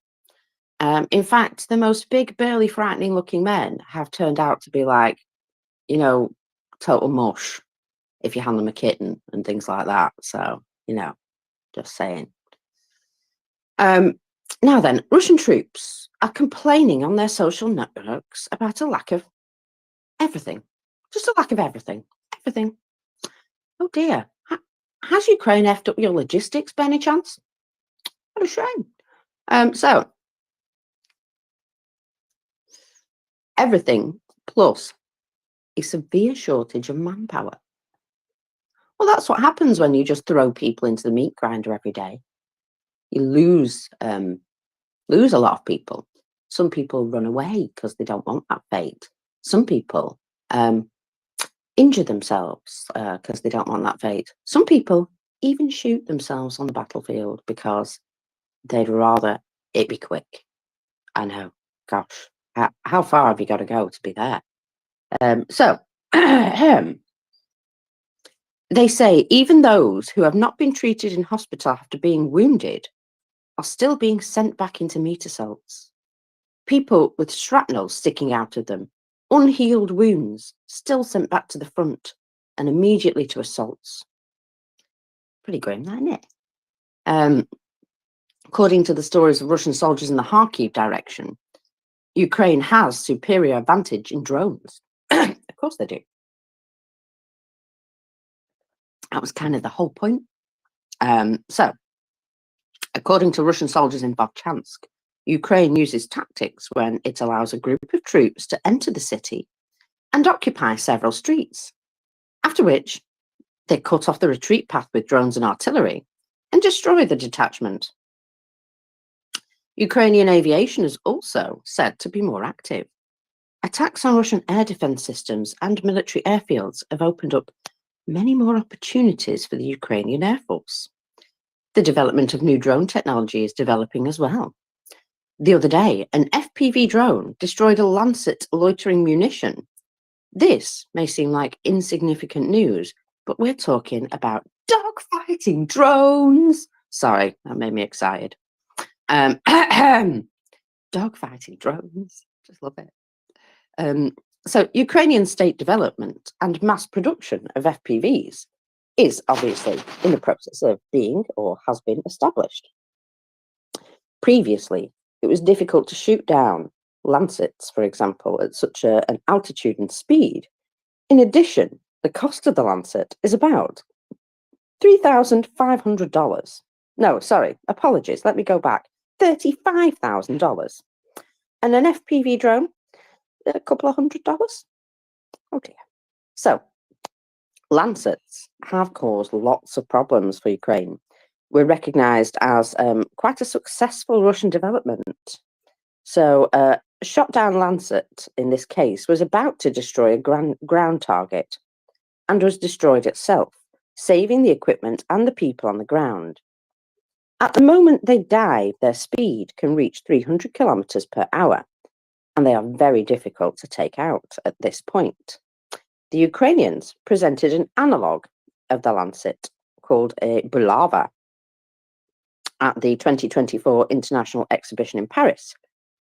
And it's noteworthy that it uses AI for targeting, and it looks for vulnerable spots in enemy armoured vehicles, which are programmed into it.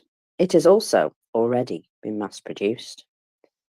Ukraine has changed the tactics of warfare forever. Faced with a superior enemy, their courage and resourcefulness has made them emerge victorious in the production of drones. Russia wanted to destroy Ukraine entirely. It's caused a massive amount of grief and horror. The lives of the victims will never be returned. But after 2.5 years, even the existence of Russia is now at stake. And they did it all to themselves. So basically, they led themselves into this trap. And Ukraine are happy to close it, like they're closing the traps in Kharkiv area.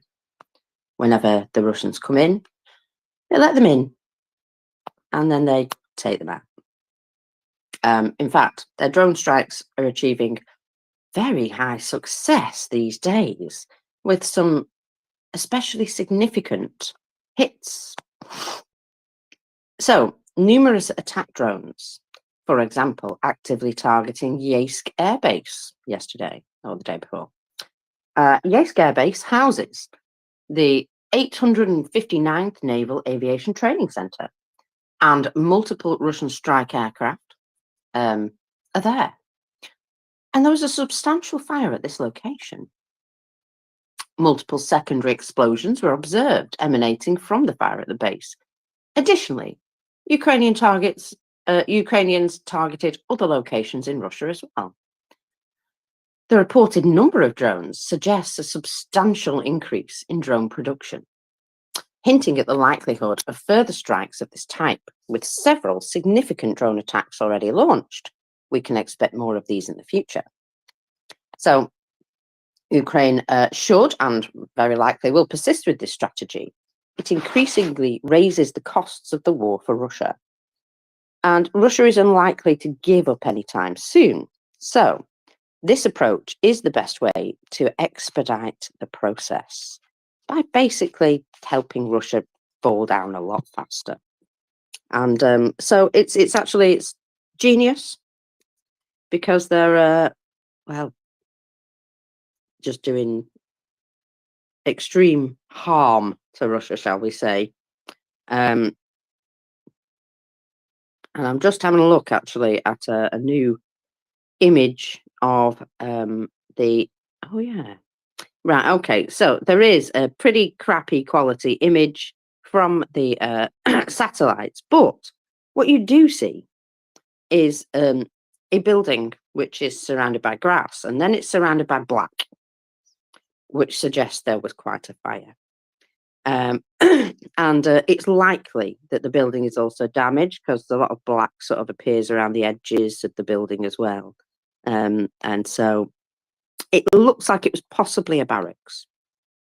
But there was also talk at one point yesterday, somebody said that one of the locations that Ukraine had hit was the production and storage of drones. So again, they're going after Russia's ability to keep hitting them. Apologies. So I have quite a lot of stuff here, right, in my bookmarks, but I'm let's shocked. start. I'm shocked, especially since you barely co-hosted yesterday. You'd never find anything to talk about today. I know. These things, they just come to me. Now, one of them is particularly delightful.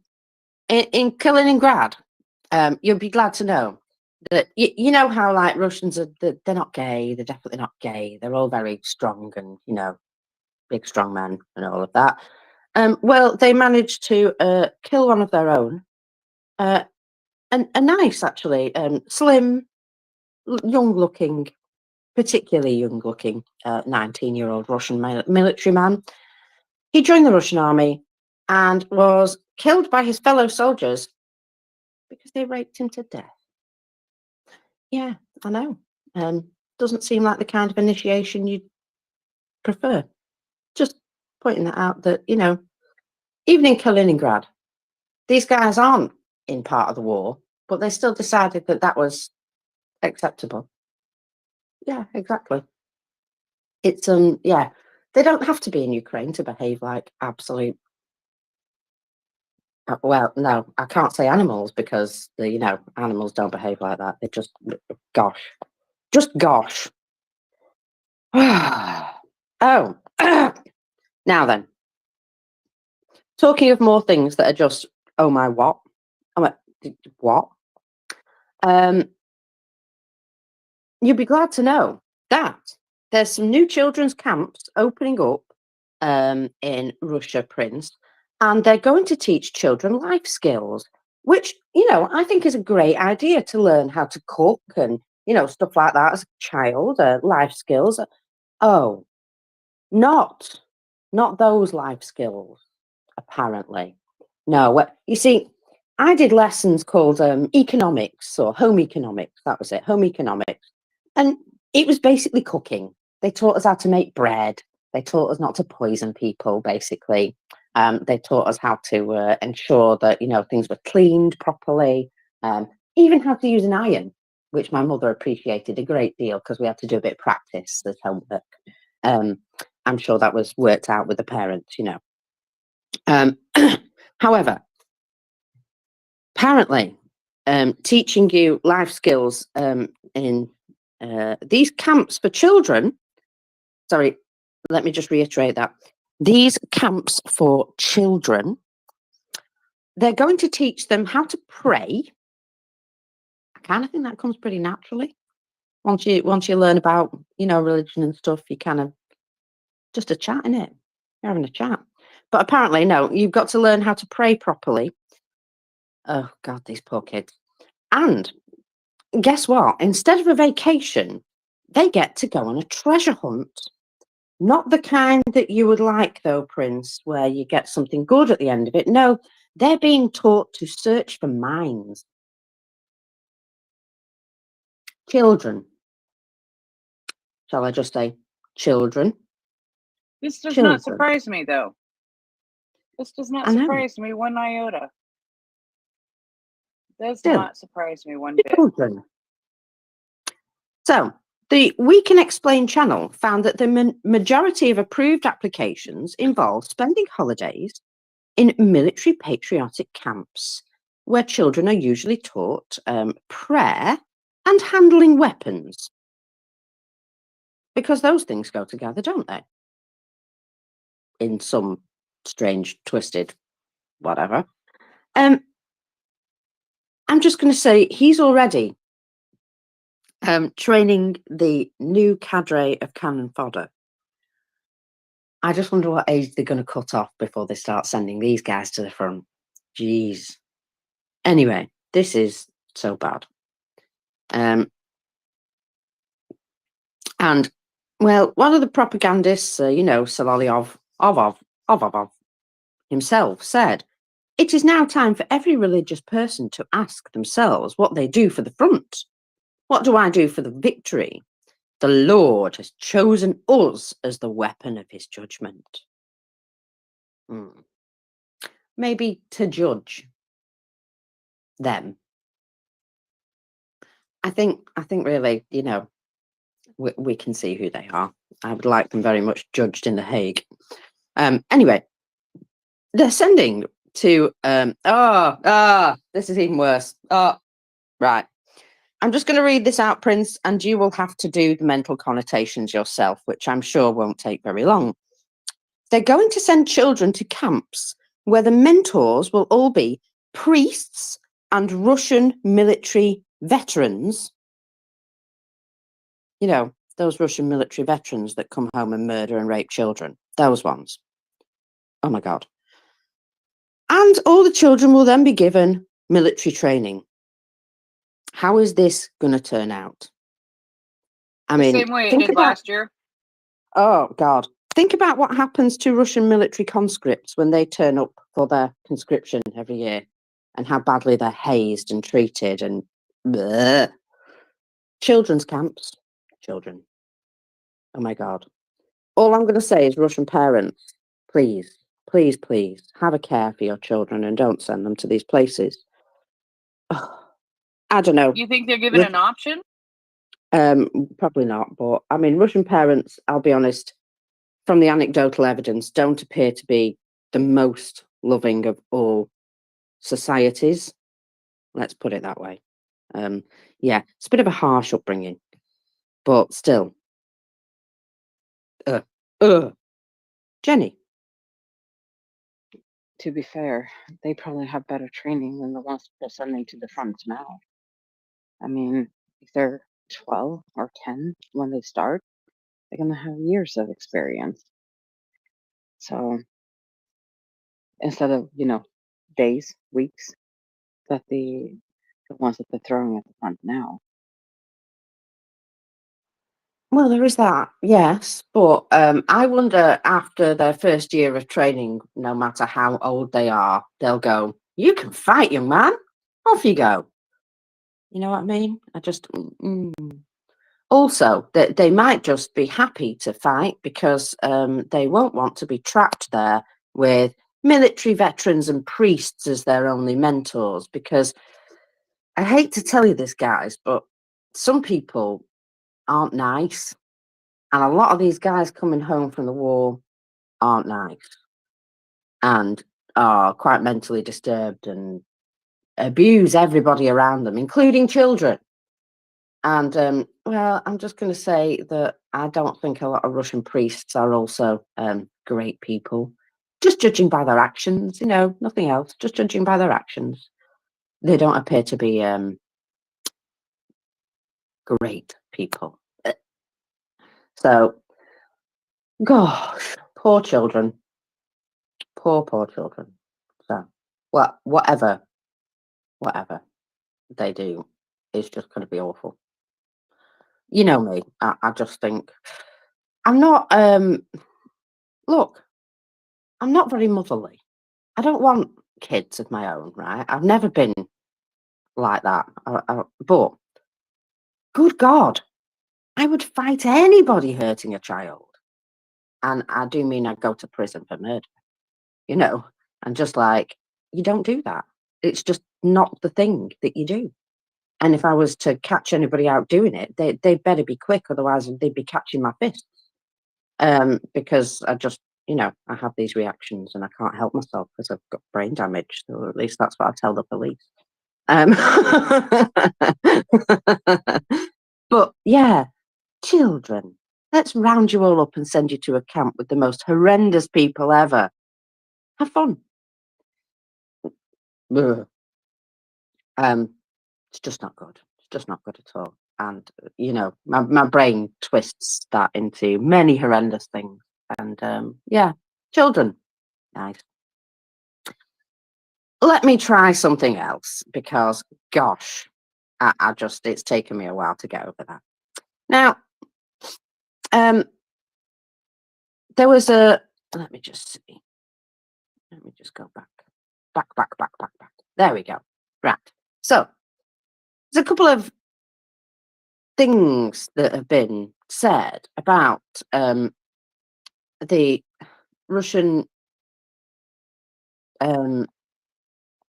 situation. I don't know. It's very difficult to say the absolute falling down of everything in a single word. So basically, people are figuring out that Putin doesn't have an indefinite sell-by date.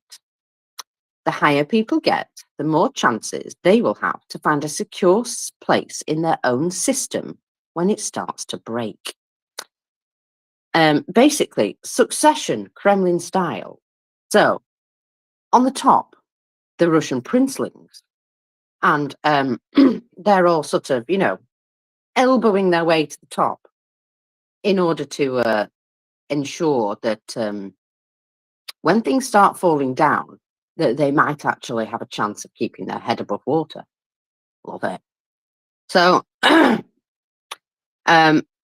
if the system splits, they've said this a few times themselves, and Solovyov, not Solovyov, on Solovyov's show, one Russian says, I have a simple proposal. First of all, no more maps where Russia's regions are marked in different colours. My friends, in doing so, you are planting the thought that that all of it could someday fall into these parts. You see, it's already in the mind, isn't it? It's already there. So just worth noting that they have talked a couple of times now about this split or a system split.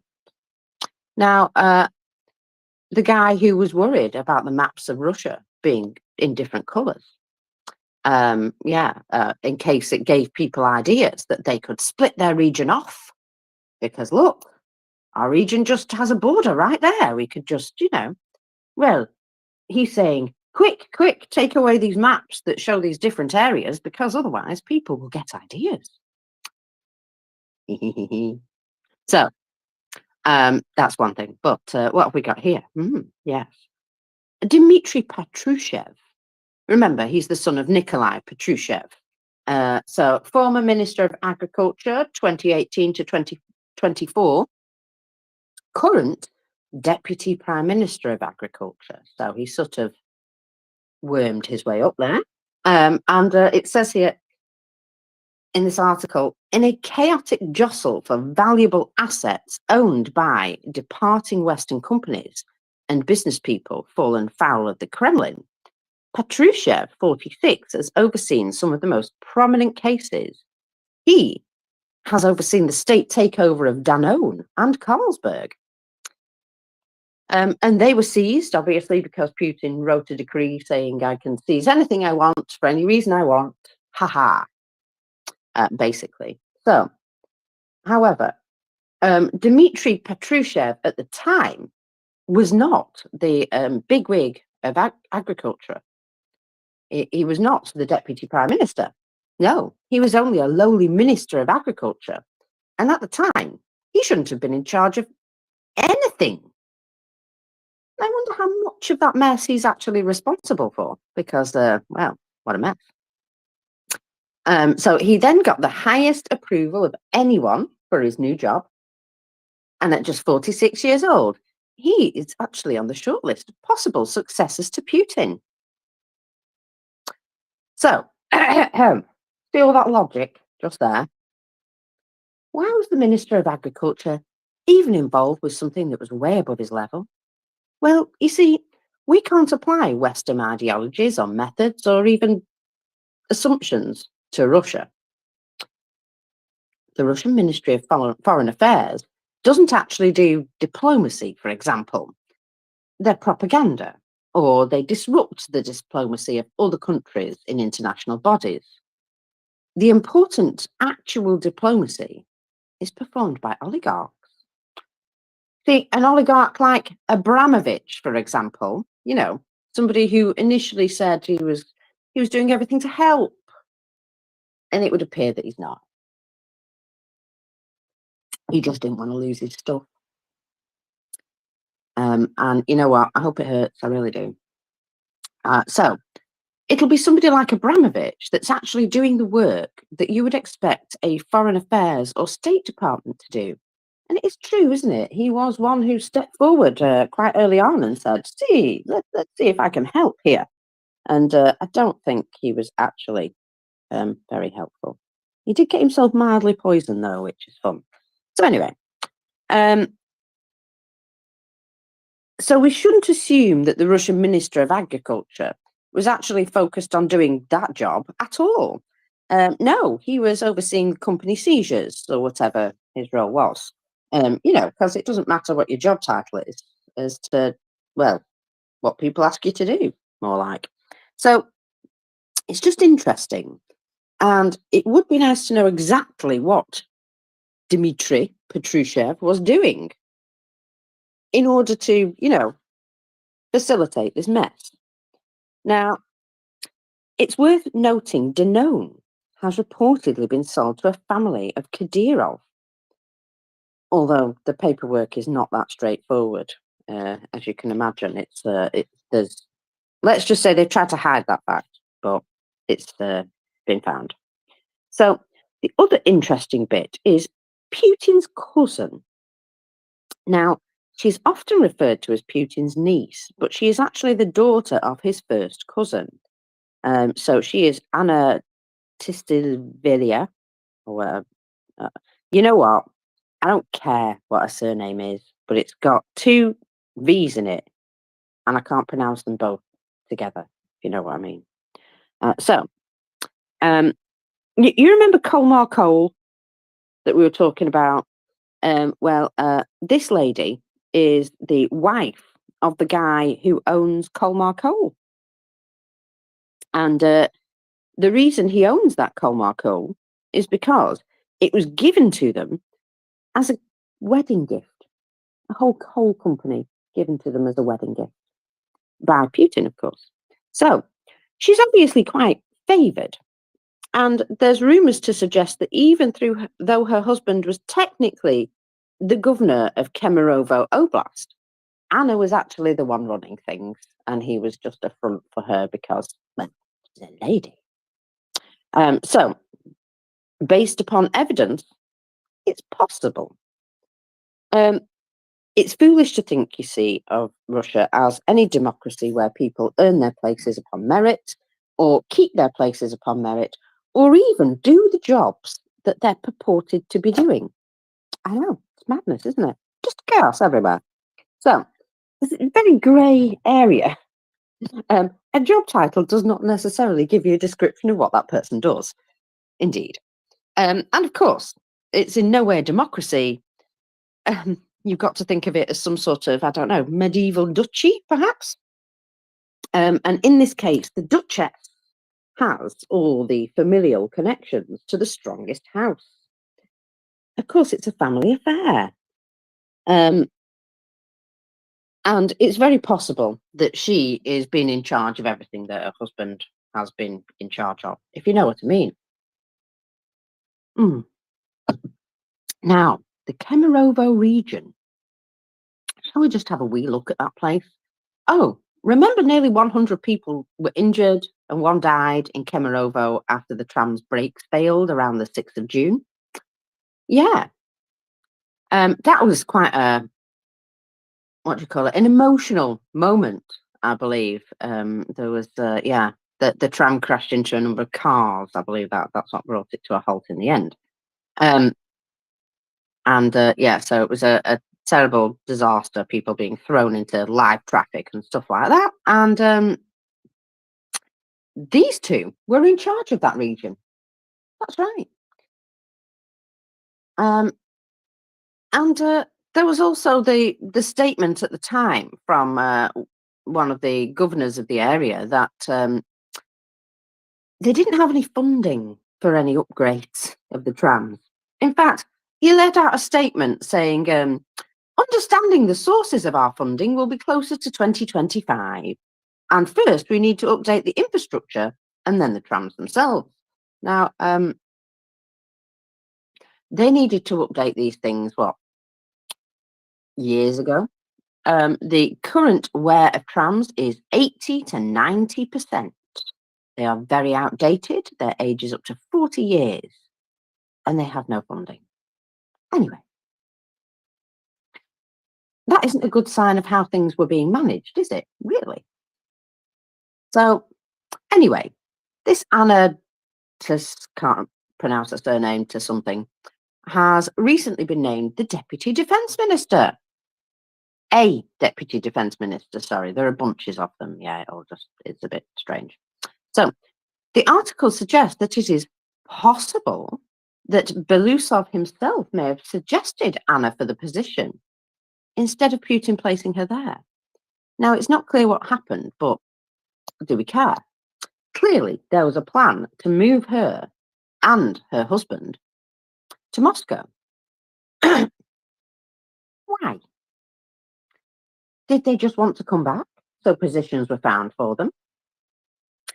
Was one of the jobs a driving factor? And if so, which one? Because he's been placed as a Minister of Energy and she's been placed as a Deputy Minister of Defence. Perhaps there's some other driving factors. Perhaps Putin is feeling so insecure, he wants more people that he can trust in power and nearby. Worth noting, isn't it? Just worth noting. So it also is worth noting that they call her his niece, but she's not. She's his cousin. So it's kind of interesting. Just a couple of little tidbits there to know. Now then, China and Russia, good friends, aren't they? Yeah? Awesome friends. With friends like that, who needs enemies? Exactly. Because another Chinese company is pulling out of Russia. So, one of the main technological partners of Novatech, the Chinese Wison, Wison, Wison, New Energies stops working in the Russian Federation.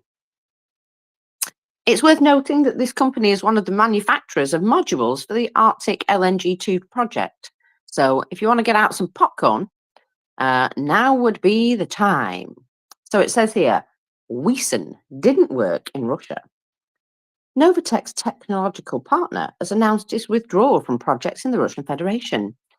One of the main partners of Novatek, Chinese Wiesen New Energies, stops working in the Russian Federation. This company is one of the main manufacturers of modules for the Arctic LNG2 project and should help Novatek with the construction of an onshore power station for the LNG plant under construction. The plans of Wiesen New Energies may also affect its subsidiary, Wiesen Natong, which is heavy industry apparently, from which Rosatom orders the construction of buildings for floating power units of the Baimsky mining and processing plant. Analysts believe that Novatek may still have time to obtain modules, but the situation with the casings for the power units is much more complicated. What about that fabulous friendship? You see, the thing is, I think China have gone in there with some of these things and they've realized that everything's getting like, corruptly stolen off them. And so that they've decided, okay, we'll come back when things are worse for you. And there's no possibility of you stealing stuff from us because we will literally only eke out exactly what you need. And you will thank us for it. I just, oh dear. Anyway, it's a long way down from, being a superpower to begging North Korea for ammunition. I love how they've sort of climbed down from this high perch and they've ended up here. So Solovyov gushed about Putin's visit to North Korea. He regretted learning English and Italian instead of studying Korean, Farsi, or Arabic. I'm sure he wants to learn those. He rejoiced about the threats of Russia's alliance with North Korea and what a terrible threat it poses to the US and its allies. Sorry, that made me laugh. In fact, he says, more than that, the wording itself is such that in the event of aggression, countries may come to each other's aid. Let me remind you that we are currently facing aggression. So this is a bit like Ukraine saying, hey, allow us to join NATO, and then the whole of NATO come and smash Russia's ass for us. Now, that would be lovely, wouldn't it? But you see how that's never going to happen right now. Never going to happen. It's a shame. But he thinks that North Korea, that guy who's got sort of lots of poorly made equipment, and I don't know if you've looked at the people recently, but Iwana commented on this, and they are literally like walking sticks, these people, even their military men, that, let's just say, they look a little hungry. So apparently North Korea is going to come to Russia's rescue. Pardon? Now, he also tried to frame this, Russia begging North Korea for help, as an epic defeat of America's political elite. I'm not sure how that works out, but whatever pretzel logic he used, thumbs up. That's all I can say. Good for you. Don't know how you got there, but you're there. So yeah, that's where they are. Don't know how they got there, but that's where they are. Jenny? Aren't the North Korean ammunition, isn't that the one that like 1 out of 4 doesn't work or something like that? Or maybe it's more than 1 out of 4. It's like really shit. They don't detonate and they don't fly the way they're supposed to. So he had to go and beg for shit that would never pass the muster in Europe or North America. anywhere in Europe and North America. I thought I remembered that part. Thank you. Yeah, exactly. He's going around asking for this old, badly stored, badly made rubbish. And he managed to piss off South Korea. And they went, ha ha, you know what? If North Korea is going to give you a load of crappy shells, we'll give Ukraine a load of beautifully made, perfect shells so that they can hit you a lot more accurately. So apparently this is now a North and South Korea proxy war, and Russia is on the side of the guys that throw poo bags. Yeah, I know. It's a place to be, I suppose. Yeah, I know. So sometimes just amuses me far too much. Now then, what is this? According to Kommersant, all investigative units of the Moscow Interior Ministry's main directorate recently received a demand signed by Viktor Gorodkov, deputy head of the main directorate for investigations. The Interior Minister, Vladimir Kolokotsev, demanded that his subordinates organise and properly implement a procedure. Multiple agencies, including the FSS, the Fire Service, the Fire Inspection and Emergency Services, have received these directives. A lawyer, Alexander Puchuchev, told Kommersant, our law enforcers are actively carrying out the recruitment of prisoners and persons under investigation for participation in the military operations. Bullshit, yeah.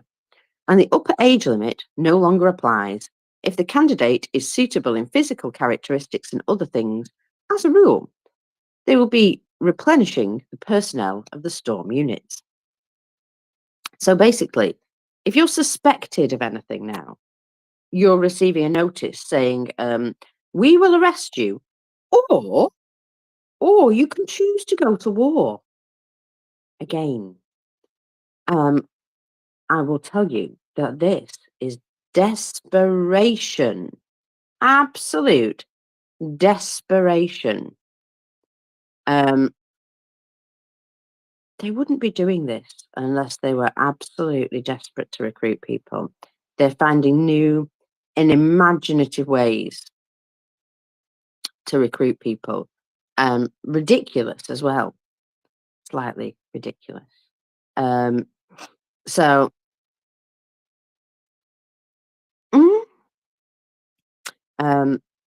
yeah, it just, anyway, I forgot what I was saying because I saw something funny. Hang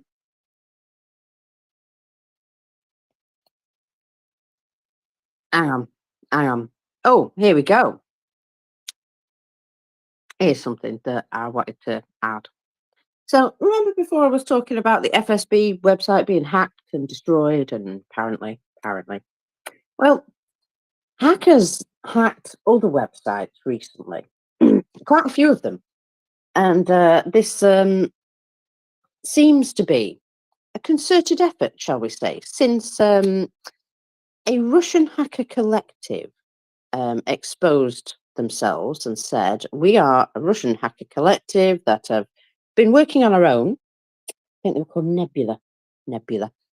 And they decided that they would reach out and try and team up with Russia Anonymous.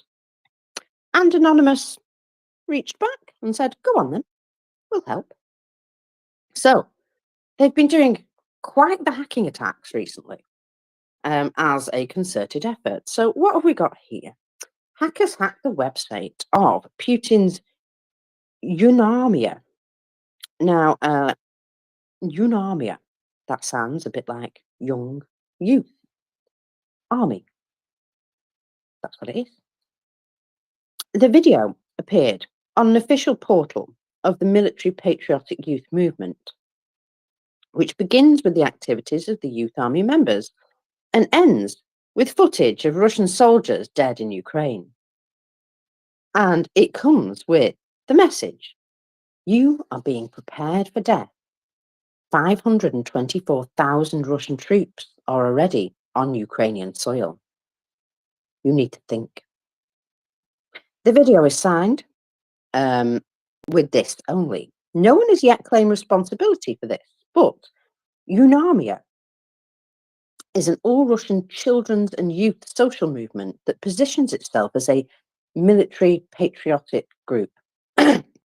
The movement came under sanctions from European countries because obviously it's a paramilitary movement and works not only in Russia, but also in occupied Ukrainian regions where they teach children and teenagers how to assemble machine guns, shoot, control drones, and introduce them to larger pieces of military equipment. So they basically shown them exactly what their military training will lead to.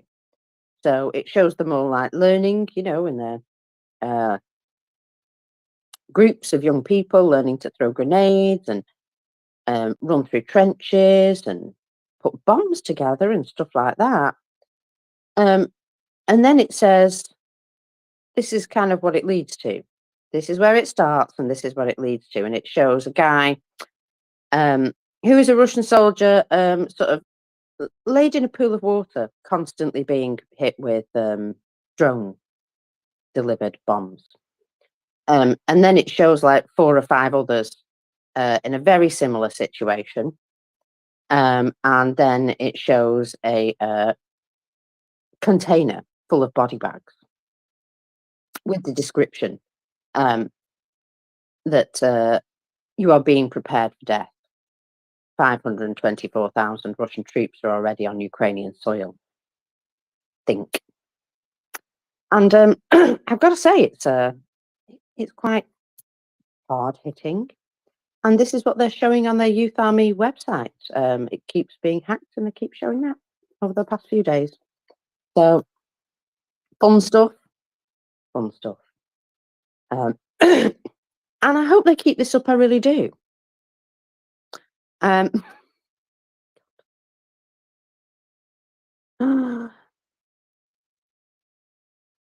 Would you believe that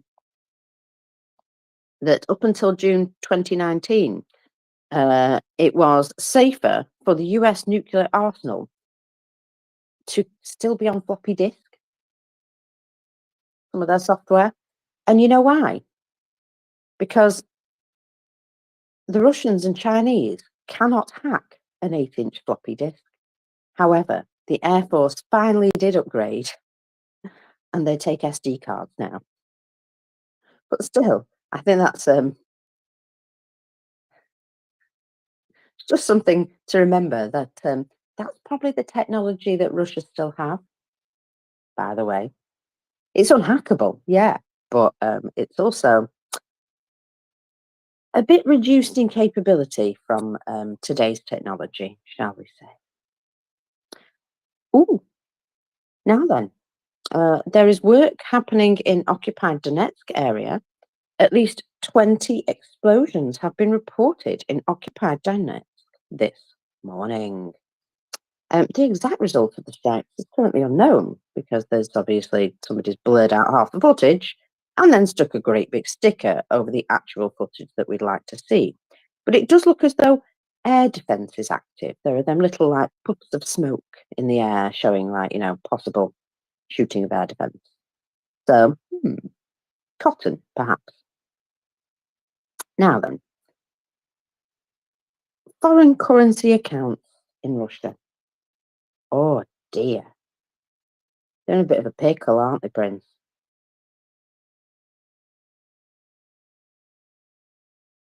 So I Say just that needed again. them. I said, foreign currencies in Russia. They've put themselves in a bit of a pickle, haven't they?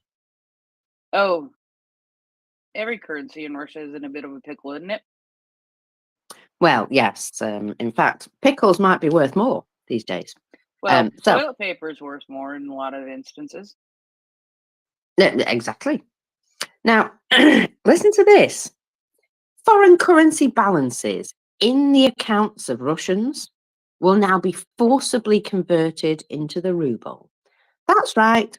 That foreign currency that you were keeping for a special rainy day to, possibly go on holiday with, or maybe even escape the country. No, you don't have that anymore.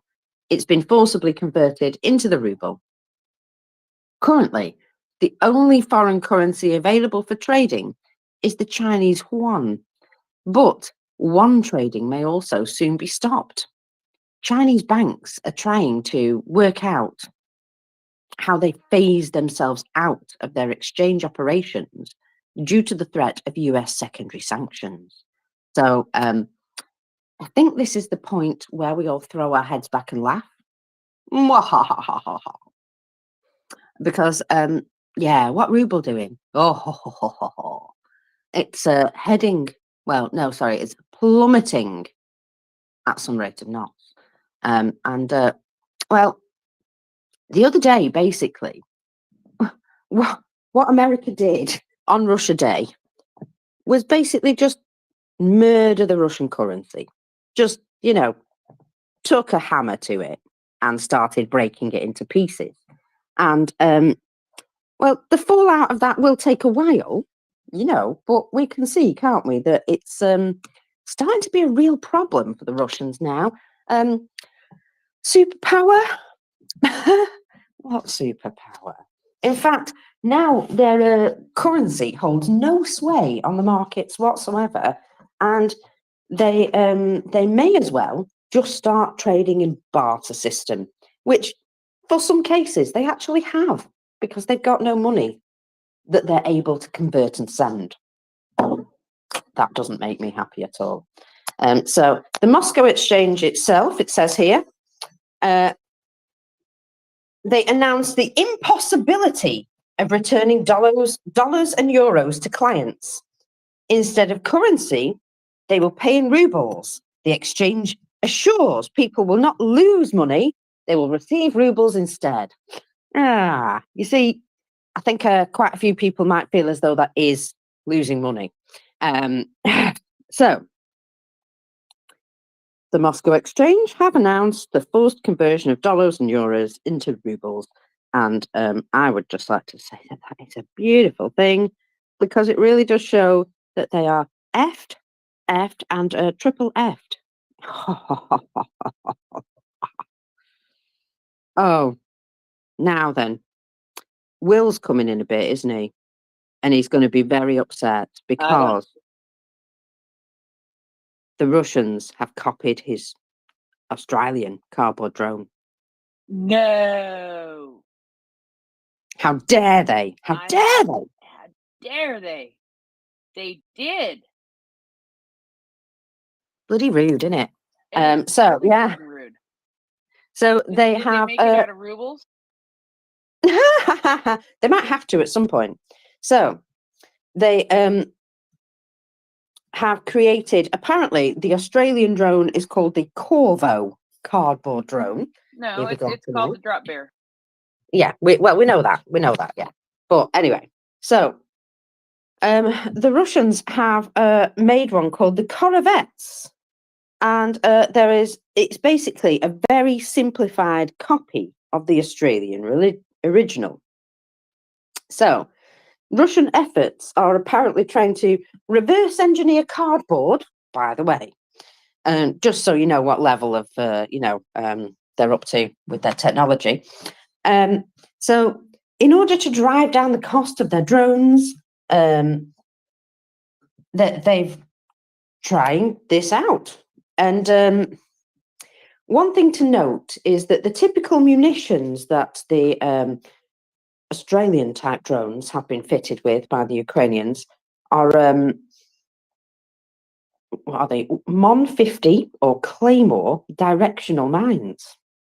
Improvised versions of these types of mines have also been seen used with other types of Ukrainian drones, but the Australian version is apparently not completely made out of cardboard. It has a part of its frame is actually made out of extruded polystyrene or something. So it's basically shaped polystyrene with a brown paper coating. And it's actually like a plank style RC combat style plane.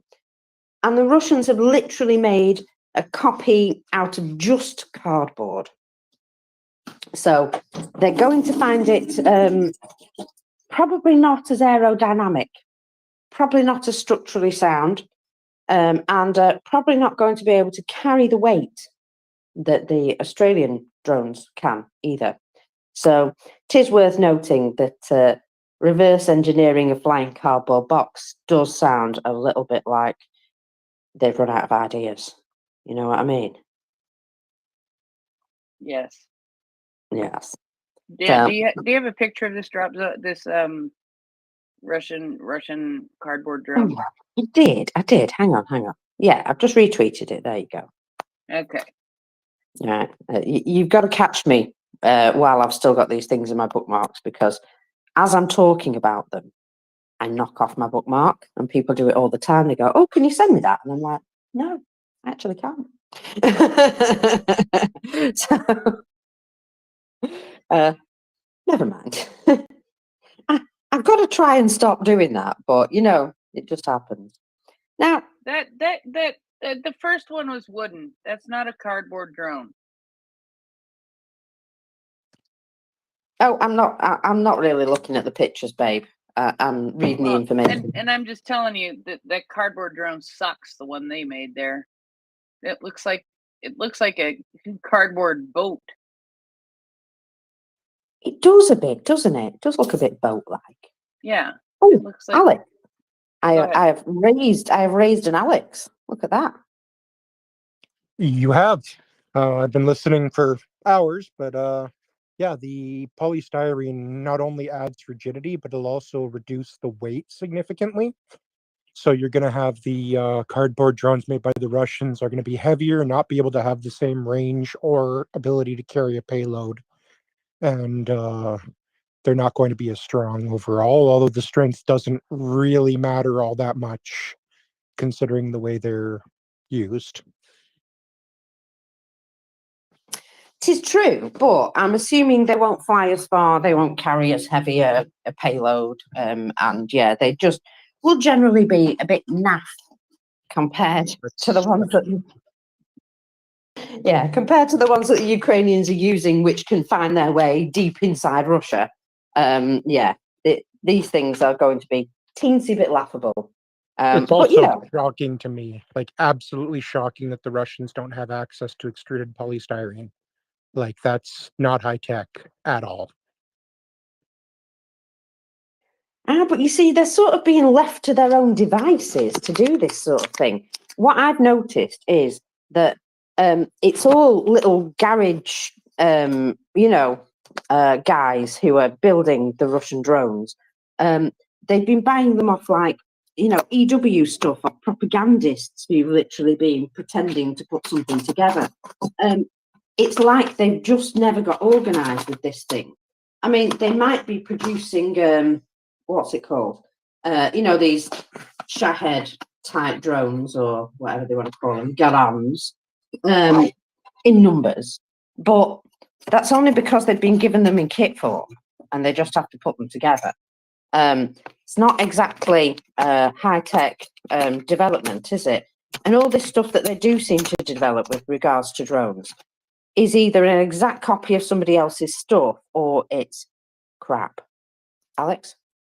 You could probably pop down to your local pound town, grab a hot glue gun and some rubber bands and some boxes out of the dumpster out back and make something better than what the Russians have. Just like to point out that heading down to Pound Town is something that it has a different meaning over here in the UK. But I get what you meant. I'm just making a dollar mark here. Yes, you now realise what I was talking about, though, don't you? Brilliant. Well, yeah, So that's the first place where our heads would go to, but as I understand, you have Pound Town there. well, indeed, yes, we have lots of pound shops, and I can assure you, when you go in, it's very difficult to find anything for a pound. So yeah, a bit weird. So kind of false advertising. Now then, there was something that was on fire yesterday, and I had to Oh, I mention got it. it. We're talking about the Dollar Tree. Yes, or going down to Pound Town. All the British are suddenly sniggering. Oh my God, going down to Pound Town. And I'm just dying. Thank you very much. I've got to go find a piece of shade to throw upon you. She's now flicking through her shade book. Right. Anyway, while you're doing that, there was something yesterday which I thought was a particularly juicy and also hilarious thing to be on fire. Because it turned out that there was wait. go I on. came upon. Let me guess. You're from what the F town? Oh, I like it actually. That's a good one.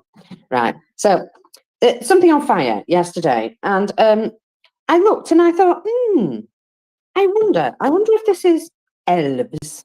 So remember myself and Genesis Man chatting about the fact that there are elves doing things.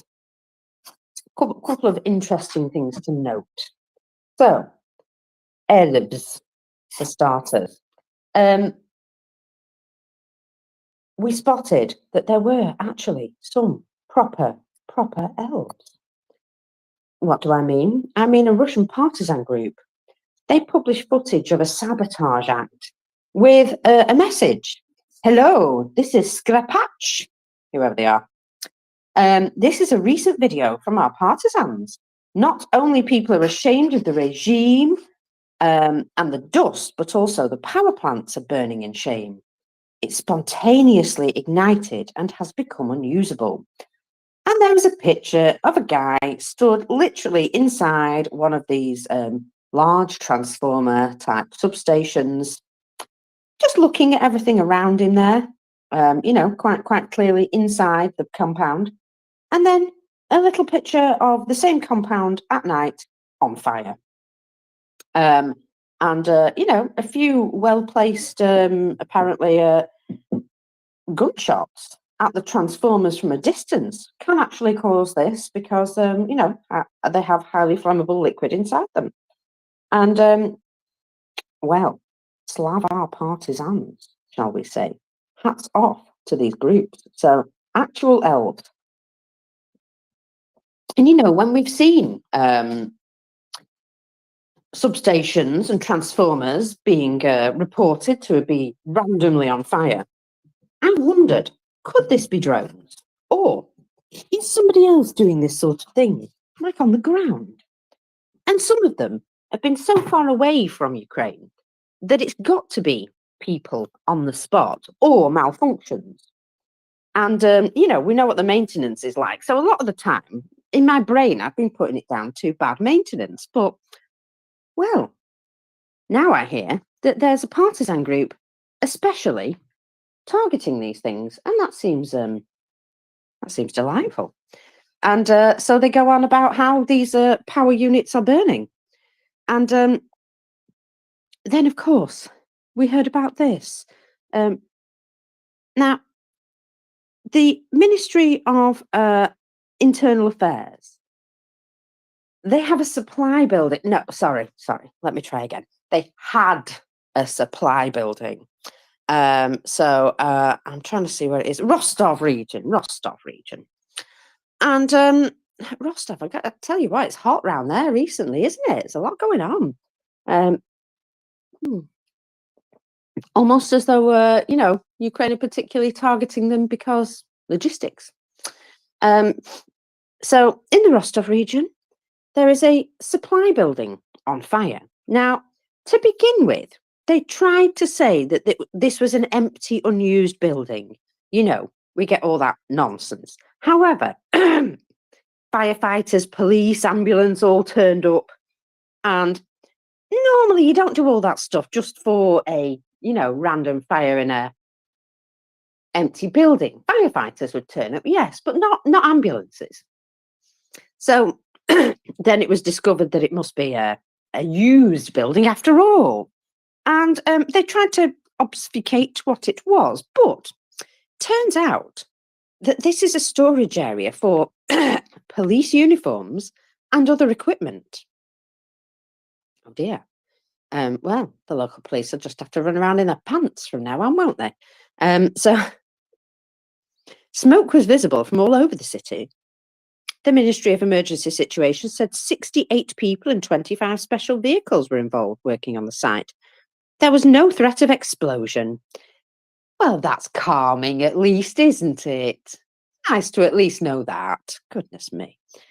The fire was assigned a second rank of complexity, and what caused the fire is still unknown. I think I know what caused the fire. I think that was elves. Elves of some kind. Partisans of some kind. Pretty sure. So, the local channels and media write about the fact that this was the North Caucasus supply base for the Ministry of Internal Affairs. And the area was around 700 square meters. And they kept saying that they'd localized it. We've localized it. We've localized it.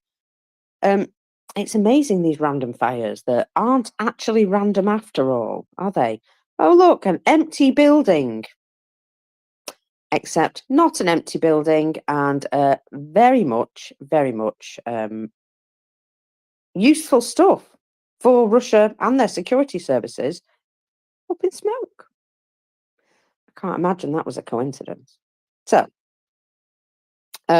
shall we have a little look at the oil terminal at Azov? Because it seems to me they may have finally put it out. So, Did they really? And we also haven't looked at numbers, have we? oh, bloody hell, we haven't. No, I'm like that, you know. Well, I do numbers in a little bit, but I see Will has his hand up. So let's talk to Will. Yeah, let's do the feedback, the wash up from the Azov terminal fire. I agree wholeheartedly is all I wanted to say, and I'm already busy packing your nest. So it's the third item in the nest, titled Epilogue.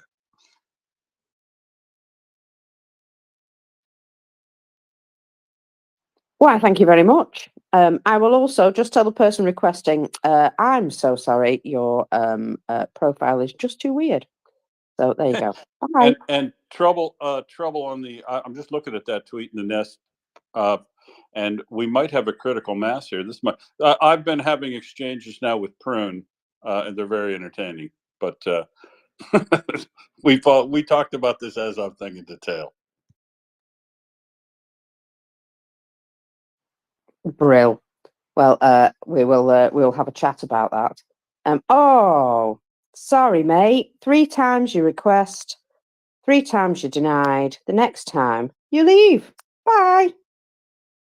Sorry, someone requesting and then just doing the emoji dance at me.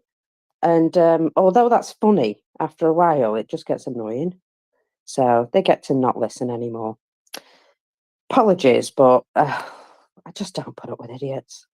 And we've had a lot of trolls recently. Have you noticed that, Prince? A lot of trolls requesting. When was the last time we had a lot of trolls trying to bother us? You know when? It was when Russia were getting their absolute arse kicked. And so it gives me a good feeling. Yeah, that's when the worst of it comes out for sure. Exactly. It makes me realise that, these guys are really upset because they've mobilised all these dickheads. So, anyway, Rostov region, a 3-day burn. Nice. So there is now a clear satellite image that is not blocked by loads of smoke, and it does look as though they've lost 3 tanks for sure. So satellite images show the extent of the damage, and it does appear that at least 3 of the tanks are no longer there. And that third one, that's sort of on the second row, because they're set out like domino, like a 6 on a domino. So there's 2 end ones and 1 in the middle gone. And I feel that that one in the middle was obviously the one that caught when they were trying to put the other ones out. Terrible shame. Terrible shame. So Sorry, it does make me chuckle because sanctions don't bother us. Well, okay, let's have some more kinetic sanctions then. Do these bother you? I bet you they do. And yeah, that I would say is a good hit. Now, one of the main things they were after, though, in a couple of these locations was actually the pipeline. You know, the hitting the actual location that's helping them pump this stuff in and out. And that appears to be damaged at 2 locations. So that's also excellent news. Excellent. What? Apparently everybody's been thrown off the speaker panel, and Prince has thrown herself off the speaker panel. Fine.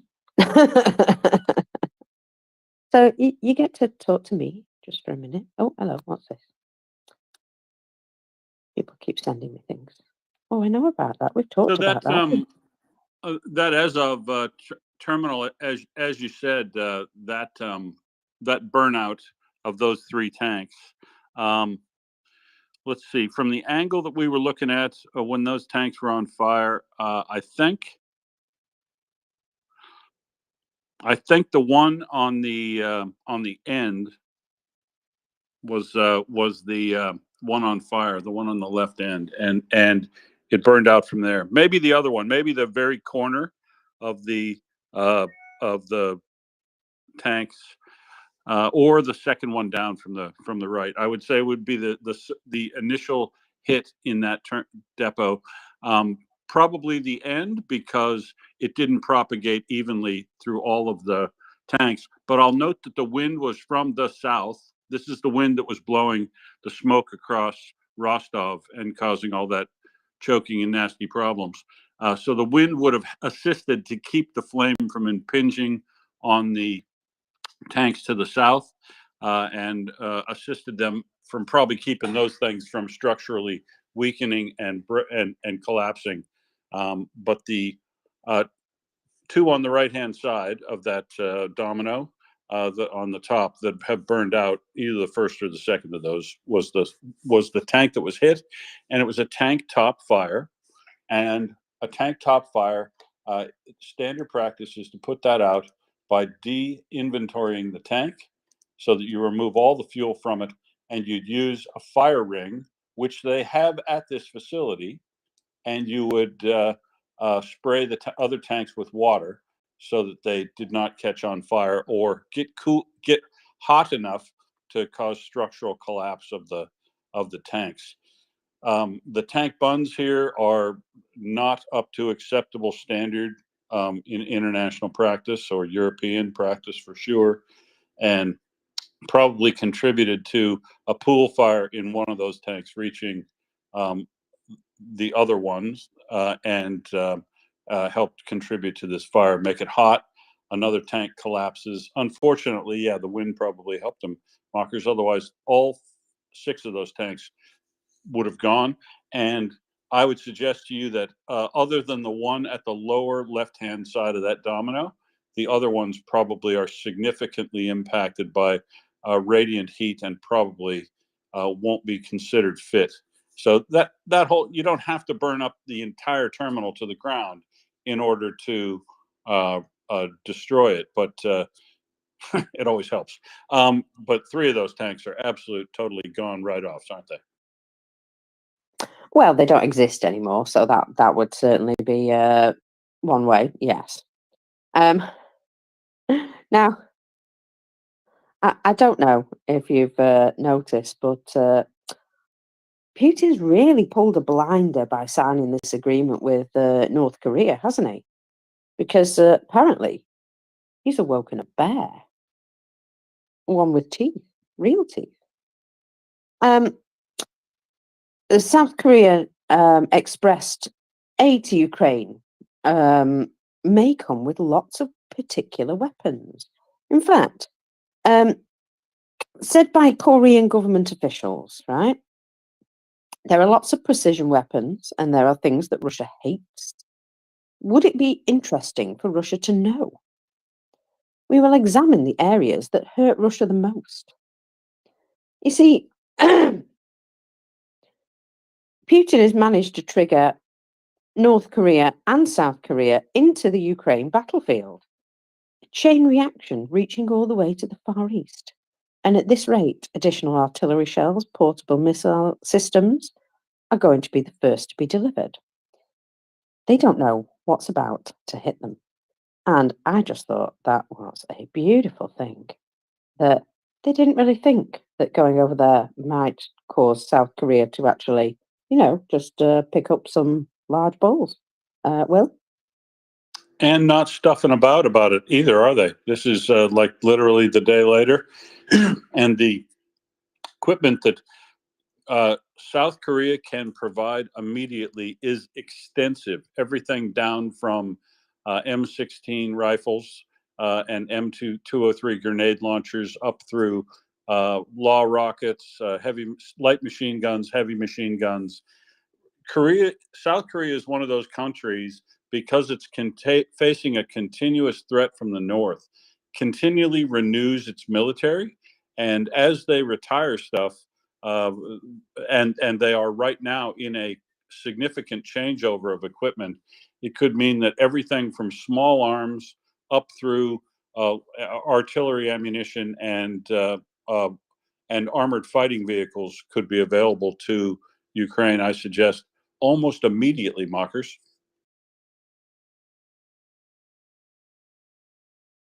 Oh yeah, they are definitely not effing around. The find I out hope part is coming fast. NATO should send Putin a check. Thanks, guys. Best fucking diplomatic move in a long time. South Korea, is always very cautious, and nothing gets them to shift like rattling the North Korea drum. Well done, Putin. What an idiot. Anyway, I love it. Bull Terrier. I'm just going to talk about the CSTO. So if Ayana wants to respond about Korea first, that's fine.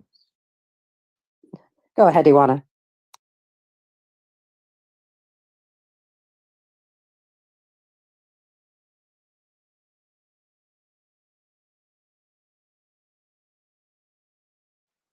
Can anyone else hear Iwana?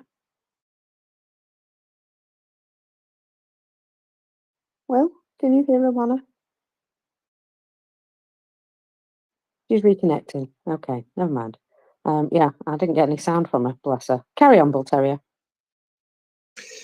Okay, well, I just thought, it would be interesting to have a bit of an update on the CSTO from the point of view of Armenia. My headline is "Nothing to See Here." So Armenia has again refused to attend various CSTO meetings. But the Secretary General of the CSTO, and let me try and get his name right, Kazmagambetov, says the CSTO retains all obligations to Armenia. And the Russian Deputy Dmitry Peskov expressed the hope that alliance and partnership will prevail between Moscow and Yerevan. So nothing to see here. And this is despite the fact that the Armenian government froze relations with the CSTO several months ago, has been refusing to contribute to the CSTO budget and refused to attend meetings. Plus, the PM Pashinyan has stated that Armenia will leave the CSTO in a month or a year. And this is on top, and I have talked about this before, a week or so ago, Politico reporting that the CSTO member Belarus delivered weapons to Azerbaijan between 2018 and 22, and has a cache of, the Politico has seen a cache of 12 letters, diplomatic notes, bills of sale, export passports, and this included electronic warfare and drone systems, as well as Groza-S counter-drone mobile warfare stations. And all of this weaponry, of course, contributed to Azerbaijan's victory over Armenia in the Second Nagorno-Karabakh War that happened in 2020 and resulted in 3,825 dead Armenians and over 11,000 wounded.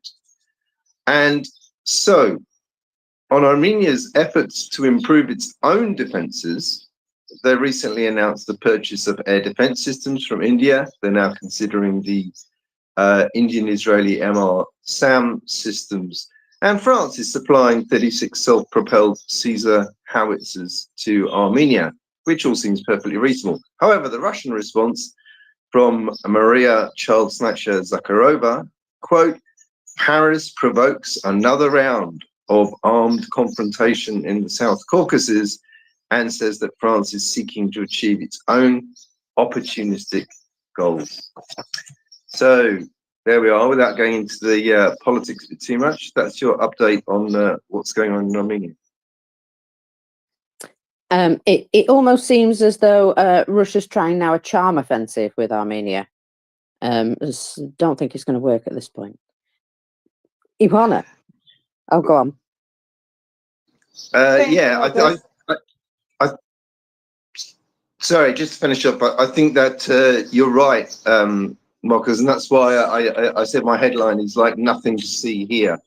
It's like CSTO are just sort of piddling along and saying, no, everything's going to be fine. Armenia hasn't actually talked about withdrawing. Well, they talked about withdrawing, but they haven't actually withdrawn.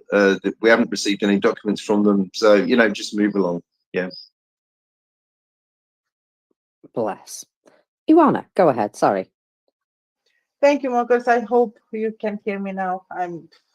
Yes. I do have problems with this. Recently, I don't know what is happening. So about Armenia, CSTO, and weapons delivery from France, I'm happy that France is standing with Armenia. Armenia took all the right decisions lately, and it's very good to see that. And I do hope that they get out of the CSTO as soon as possible. And everything. I hope that everything will be fine. It's funny how when the Russians are supplying weapons to many countries in the world, it's just a normal trade. They recently had, you know, several expositions and things like this, and they are trying to promote their weaponry. But when others are supplying weapons, well, this is a provocation, you know. And yes, I wanted to comment on South Korea announcing that they might deliver weapons to Ukraine, and only to say that South Korea is one of the best producers of weapons. They have really good weapons. They have from tanks to missiles to planes, not planes, helicopters, anti-air defense things. So they have a lot of things. They produce a lot of things. It's not like in Europe where we are kind of not up to, you know, the situation with the production. South Korea is producing a lot. And yesterday, Thomas Steiner was in the space, and he just touched on this subject a little bit. And he kind of listed what are the possible things that South Korea could deliver to Ukraine. And the list was long. I mean, really long. So, yeah, good thing for Putin to make a deal with North Korea. It kind of wakened South Korea to the situation. So I'm like just eager to see what will happen next.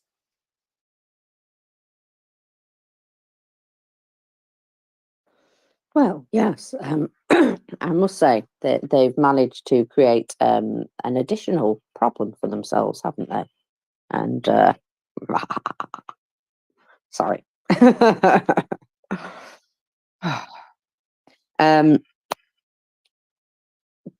It's it's almost a beautiful thing.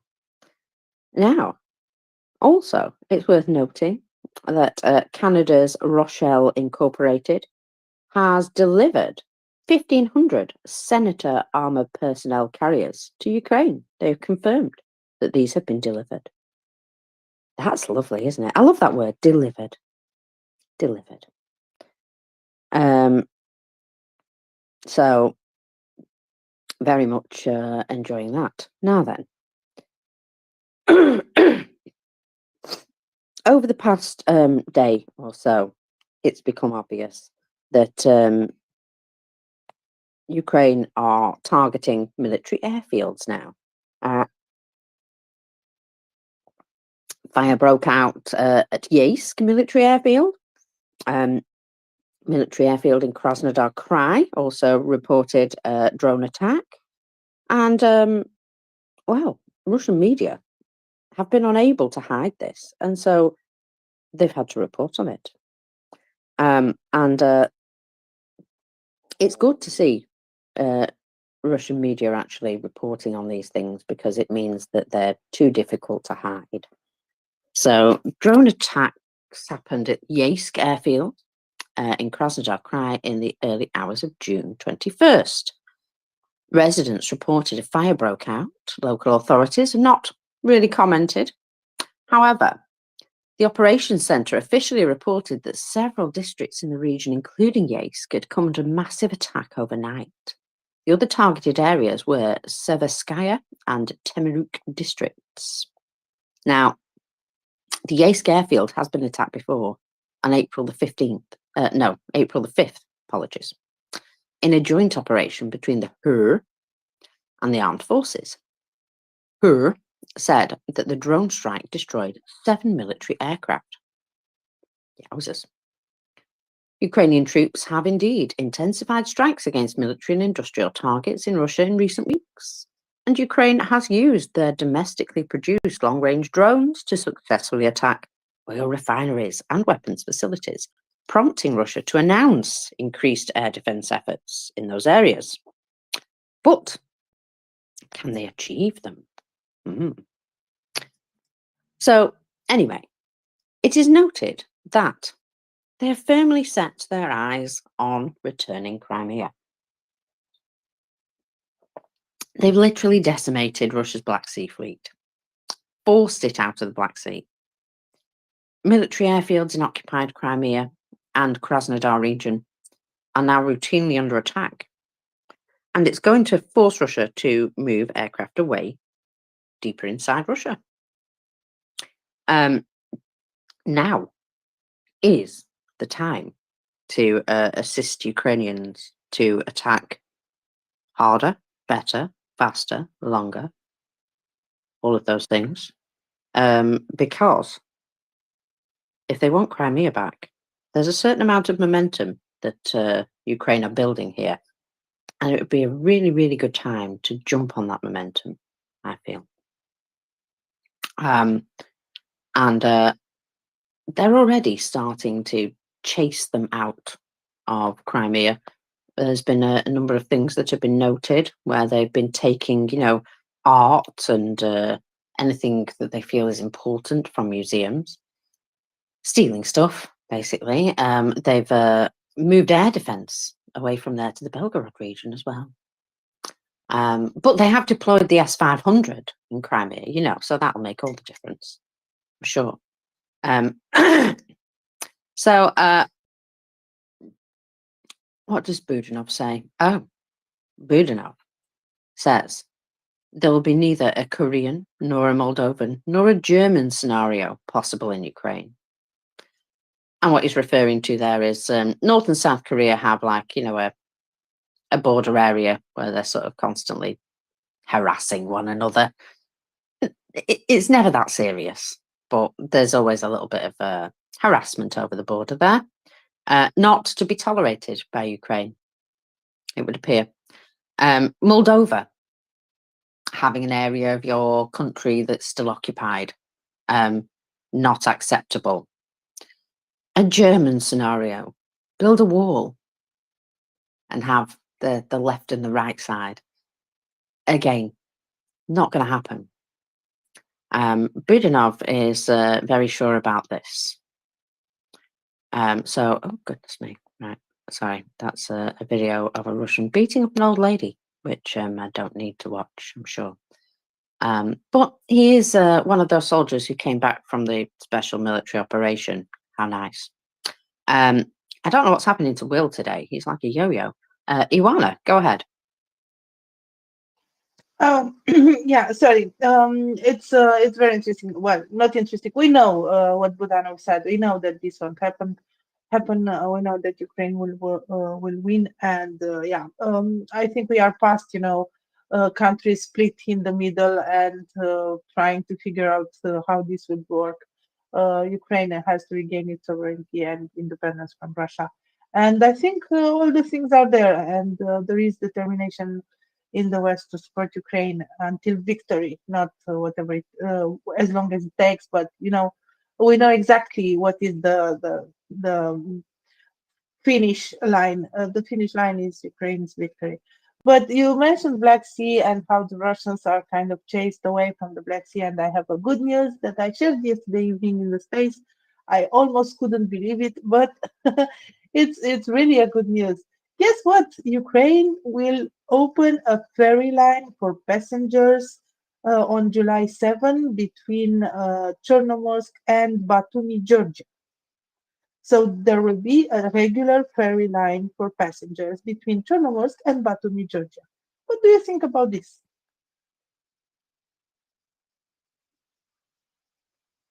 Well, that's something that I think they had previously, didn't they, some time ago? Yes, they had one before. So there was an established ferry line before.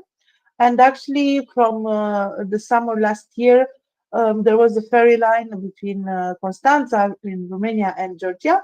And guess what? It was operated by a Ukrainian company. So practically, they tested for a year this ferry line between Constanța and Georgia.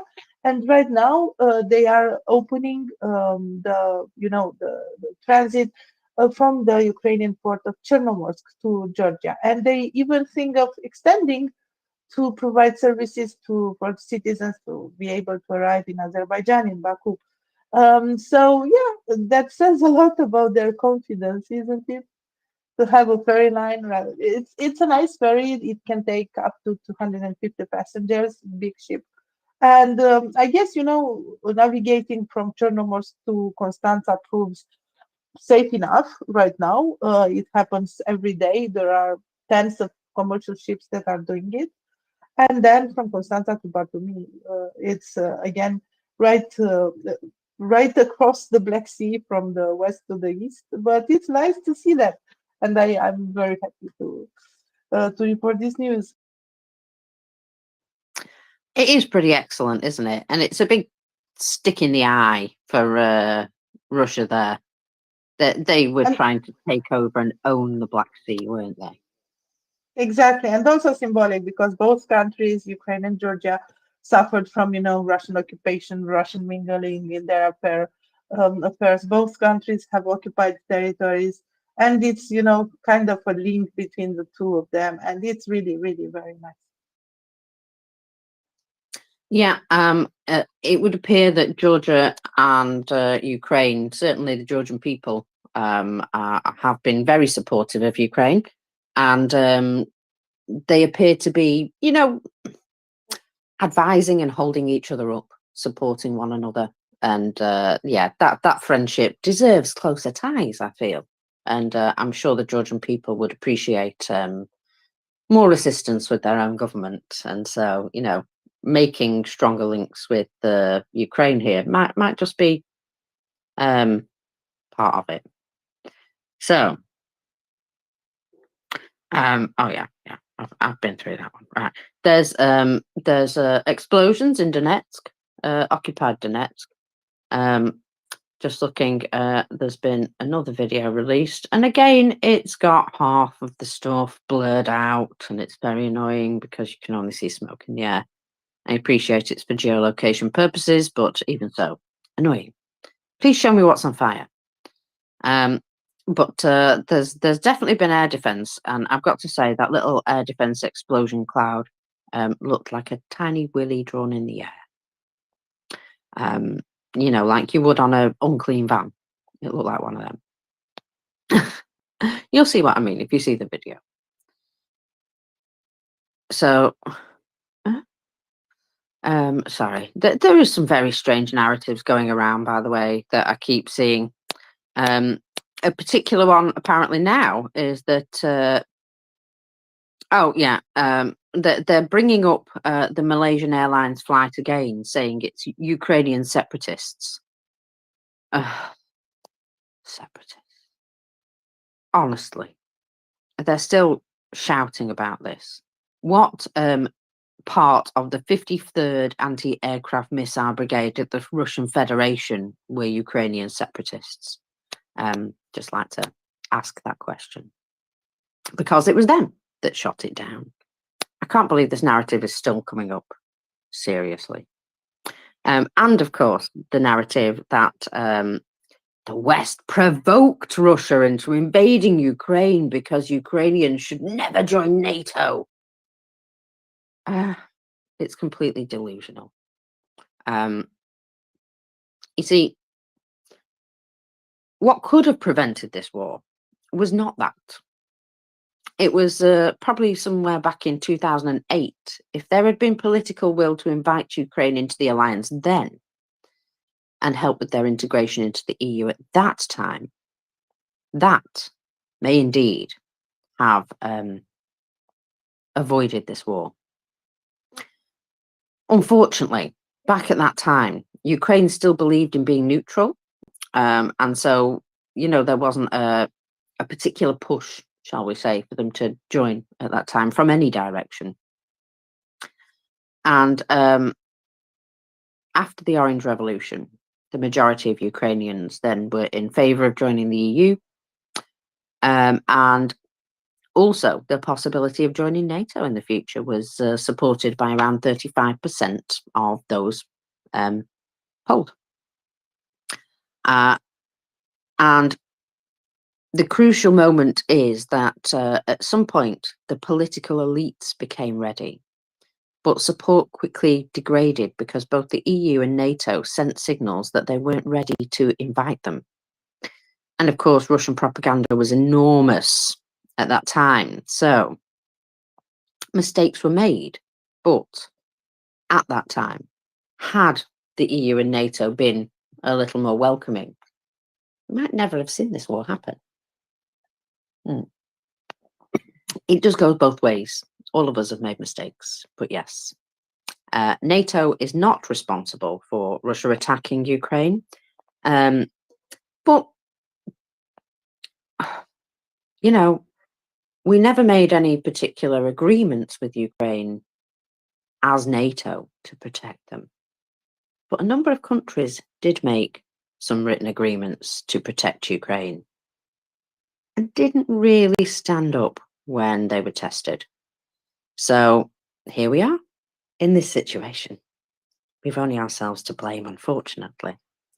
But a lesson hard learned, perhaps, will lead to a brighter future. But damn, it's a hard lesson.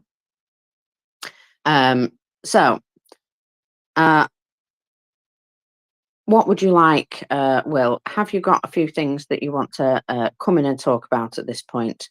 Or would you like me to go through my 3,000 bookmarks, which I do apparently have? Well, I wouldn't mind talking about the attack vectors of the missile strikes in the last, several hours from Russia, because I think it's interesting. The item I put up in the nest, I think the fourth or fifth. Let's see, 1, 2, 3, 4. Fourth item up in the nest is Melinda's post showing the map of the direction of travel and the types of different drones. So we know they had one ballistic missile strike, and that came from Crimea, probably Pataria area, if they're suggesting correctly by the diagram, and then a whole bunch of air launched and sea launched cruise missiles from the Black Sea.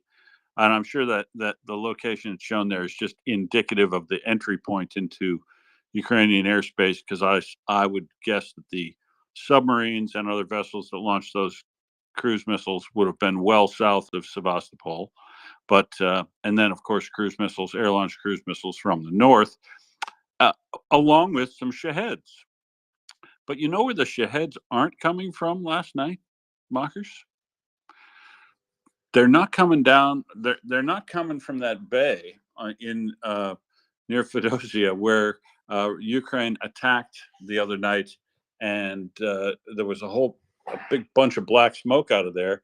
And later Telegram reports suggested that is actually the Shahed flying school over on that bay, and which would be great news if they hit the barracks and the launch area or the assembly area for those Shaheds. Something had a lot of black smoke, and I hope it was the Shahed assembly area, and I also hope they hit the barracks, even though it wouldn't make that much smoke. But whatever it was, accident or design, no, all the Shaheds launched last night were from the down in the Berdyansk and Mariupol area. Yeah, I just found that interesting because I said I wanted to look at the next big combined concentrated attack and see where things were coming from, because we know that they hit a Iskander missile site down near northeast of Yevpatoria earlier, maybe a month and a half, 2 months ago, or yeah, 2 months ago, and that knocked out missiles from that direction for a while, but apparently they've moved one of those back in and set it up as well, because the Iskander shot overnight came from that area. And if the Iskander came from that area, that's a very expensive, precision, probably high value missile launch system from Russia. The Iskander and the Kinzhal are their most expensive ballistic missiles. And if they're firing Iskanders from that area again, I might suggest that they would move their highest value air asset over there when they have to replace it.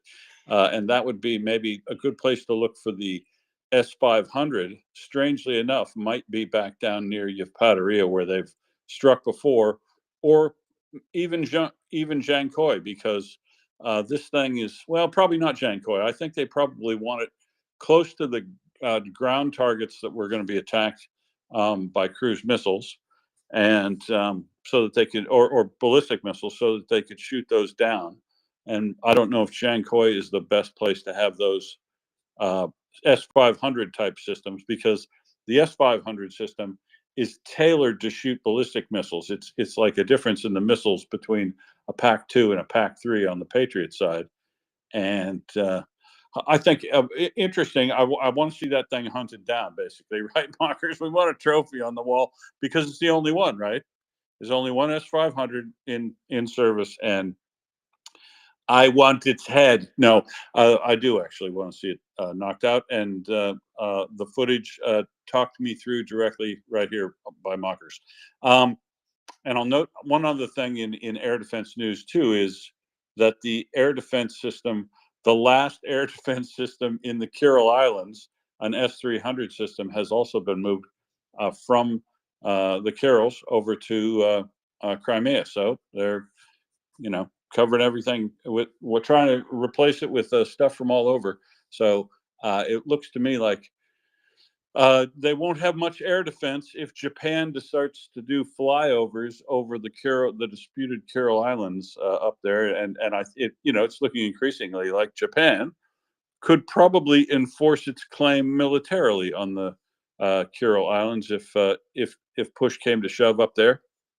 But just an interesting thing to note on the location of these missile strikes or the vectors that they took in to attack, Mockers.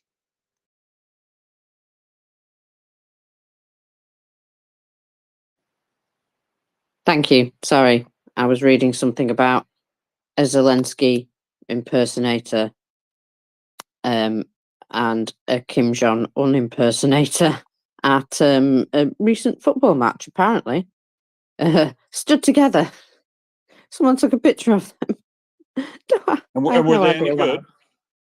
They're not bad, actually. They're not bad. I'll retweet it just for you, just so you can see what I mean. I was just like, what's going on here? And then I realised that apparently they're friends. And they've done skits before. And they put this stuff up. It's on Reddit anyway. There was a skit that they did of a Putin impersonator rescuing a Zelensky impersonator from the Russian invasion, thanks to a Kim Jong-un impersonator. giving him the details where to find him. I know. It's all very weird. Sorry. So, would you like to talk about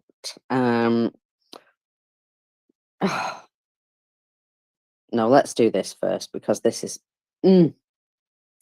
Washington has closed Russia's visa center in the US and stripped Russian diplomats of their tax privileges. Sorry. Another action that probably should have been taken 2 years ago, but escalation. However, they're going to retaliate now, aren't they? They're going to, I don't know, throw out the American ambassador or whatever. I'm sure that will be terrifying for the US. But, these things happen. And I kind of love that we appear to have a gloves off situation at this point.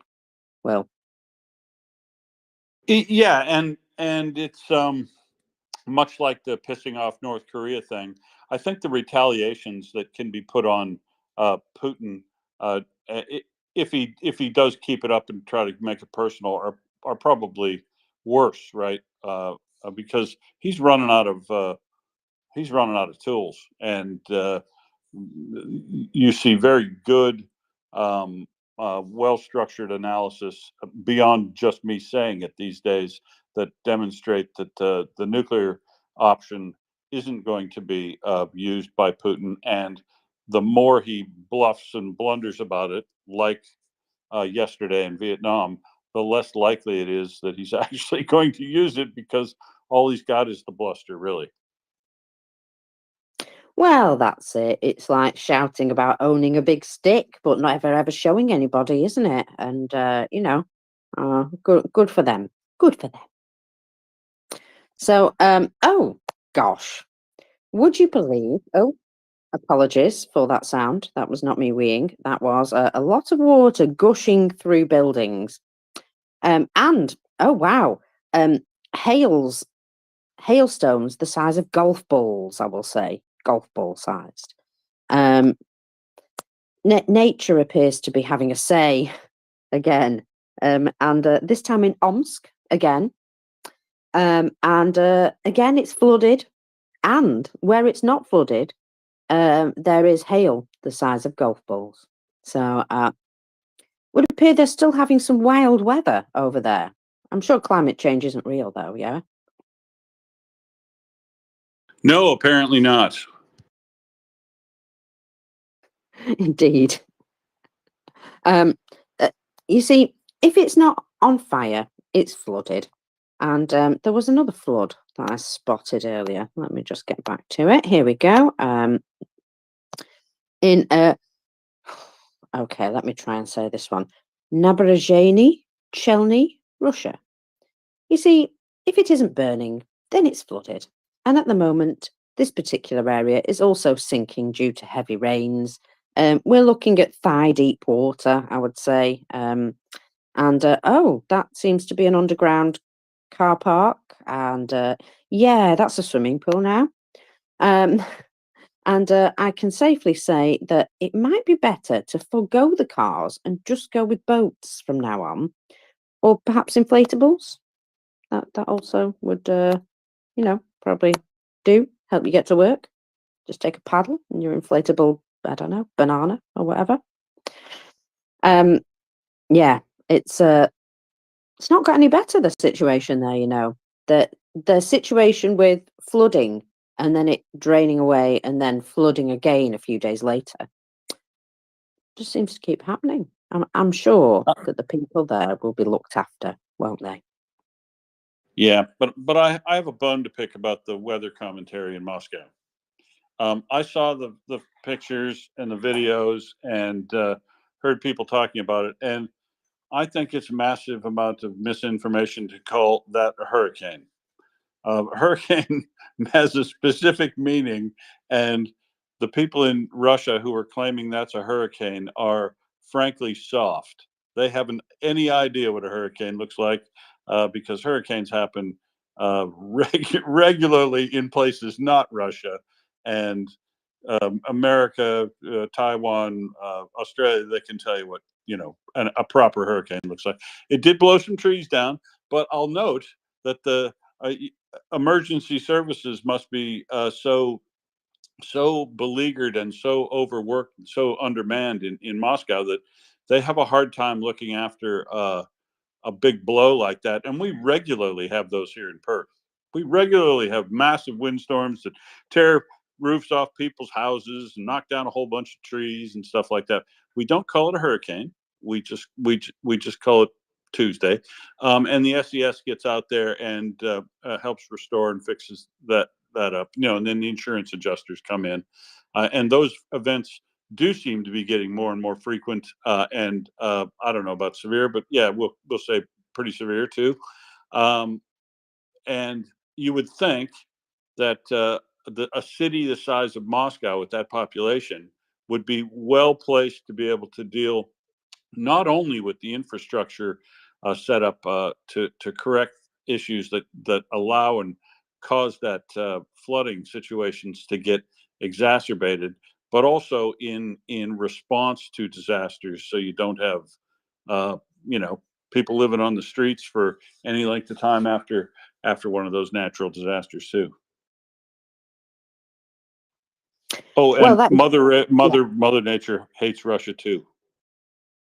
that she does. That she does. Yeah, that's a good point, actually. You don't want people sitting around on the streets, do you? You want people to be able to have homes to live in. Well, most countries do, anyway. Well, if you want them to show up, to work and knock you out an infantry fighting vehicle or a tank or an artillery tube the next day, yeah, you probably want to make sure housing's not a massive problem. That's a very good point, that Will. Yeah, if they've got other issues, it might indeed mean that they're not ready for work the next morning when their whole house has been flooded and they've got It's nowhere to live. all connected. It is, isn't it?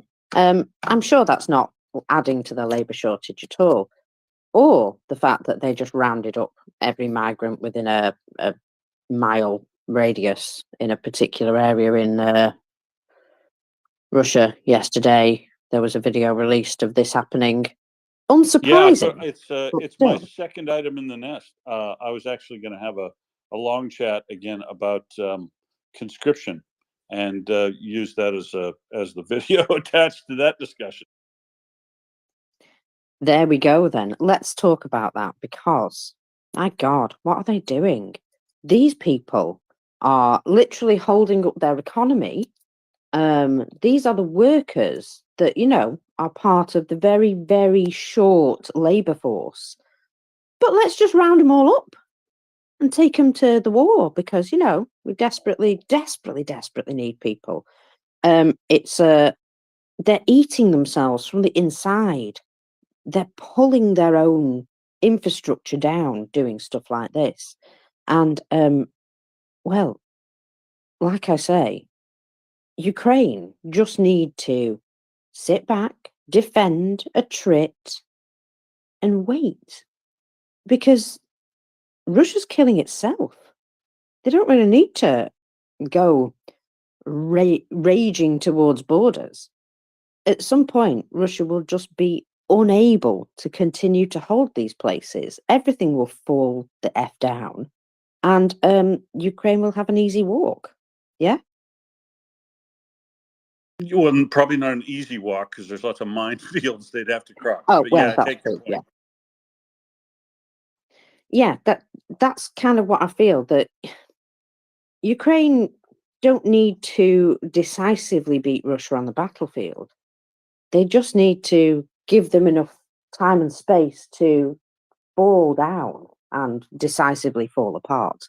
And I do feel as though, people go, oh, they're going to have an offensive this summer and what have you. Well, even if F-16s turn up and they're very effective, they might not go for a major ground offensive, just because it would be more beneficial for them to, how the attackers are always the ones on the more often the likelihood of them losing more soldiers as they attack rather than as they defend.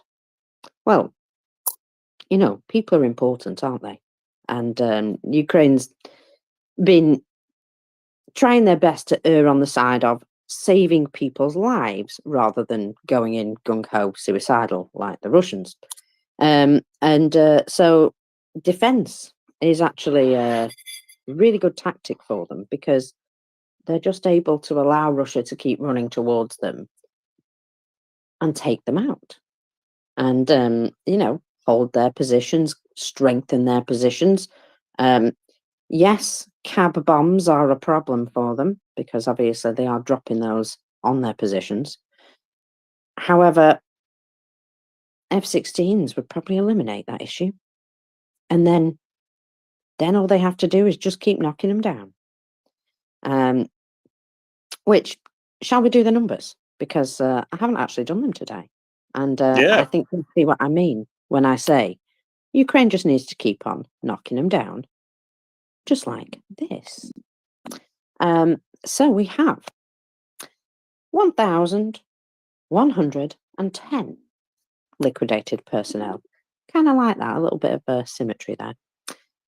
8 more tanks, 11 more armoured personnel vehicles, 28 artillery systems, 15 UAVs, and 4 cruise missiles.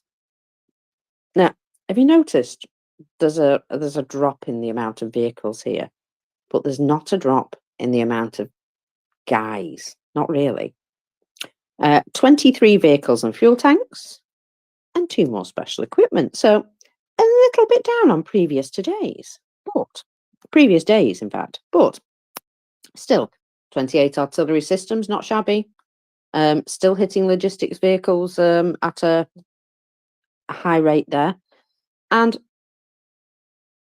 the armoured personnel vehicles and tanks, well, their numbers are low because Russia's not really fielding them as much. They're sending men without any armour. You know, motorcycles, they'll do.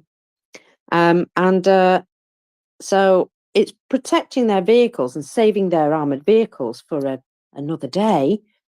Not that they, you know, are in great nick anyway. A lot of them have seen better days, like, you know, 50 years ago. But I think there is now an effort to try and save some of these and hold them back, because, well, every time they field any sort of armoured vehicle on the battlefield, Ukrainians have been given a little competition by their higher ups, and the competition is don't let anything leave. So if something enters an area that you're in control of, you just don't let anything leave. And they've been doing this in the Kharkiv area. Well, Russian troops have been running in to a particular village or town, and they've let them come in a couple of units, and they've let them take over a couple of streets, and then they've just locked off the exit and not allowed anybody else to leave.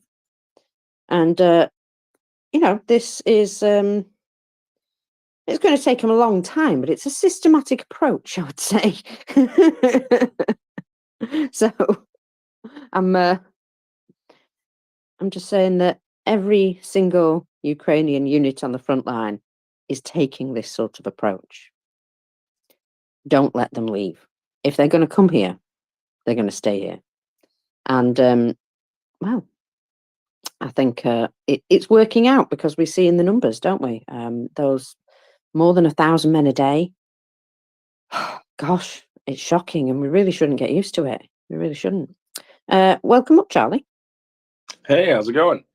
I was thinking about it's been so many weeks where we've been seeing this 1,100 a day, 1,100 a day, 1,100 a day losses on the Russian side, and it's the last time we saw this was with their big push with Bakhmut.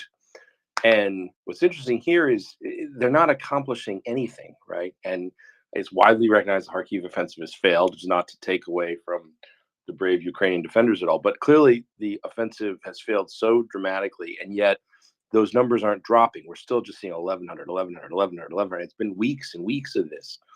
And, you think about how much hay the Russians made out of, like, oh, the Ukrainian counteroffensive failed. And I feel like we're at this Crocodile Dundee moment where it was like, oh, you think that's a failed offensive? That ain't a failed offensive. This is a failed offensive. And I feel like we need to be louder about that, because it's just, they obviously can't sustain the 1,100 a day forever. And it's talk about a failed offensive. I don't know. No, I think you're dead right, Charlie. I'm going to wait until the end of August before I do that. But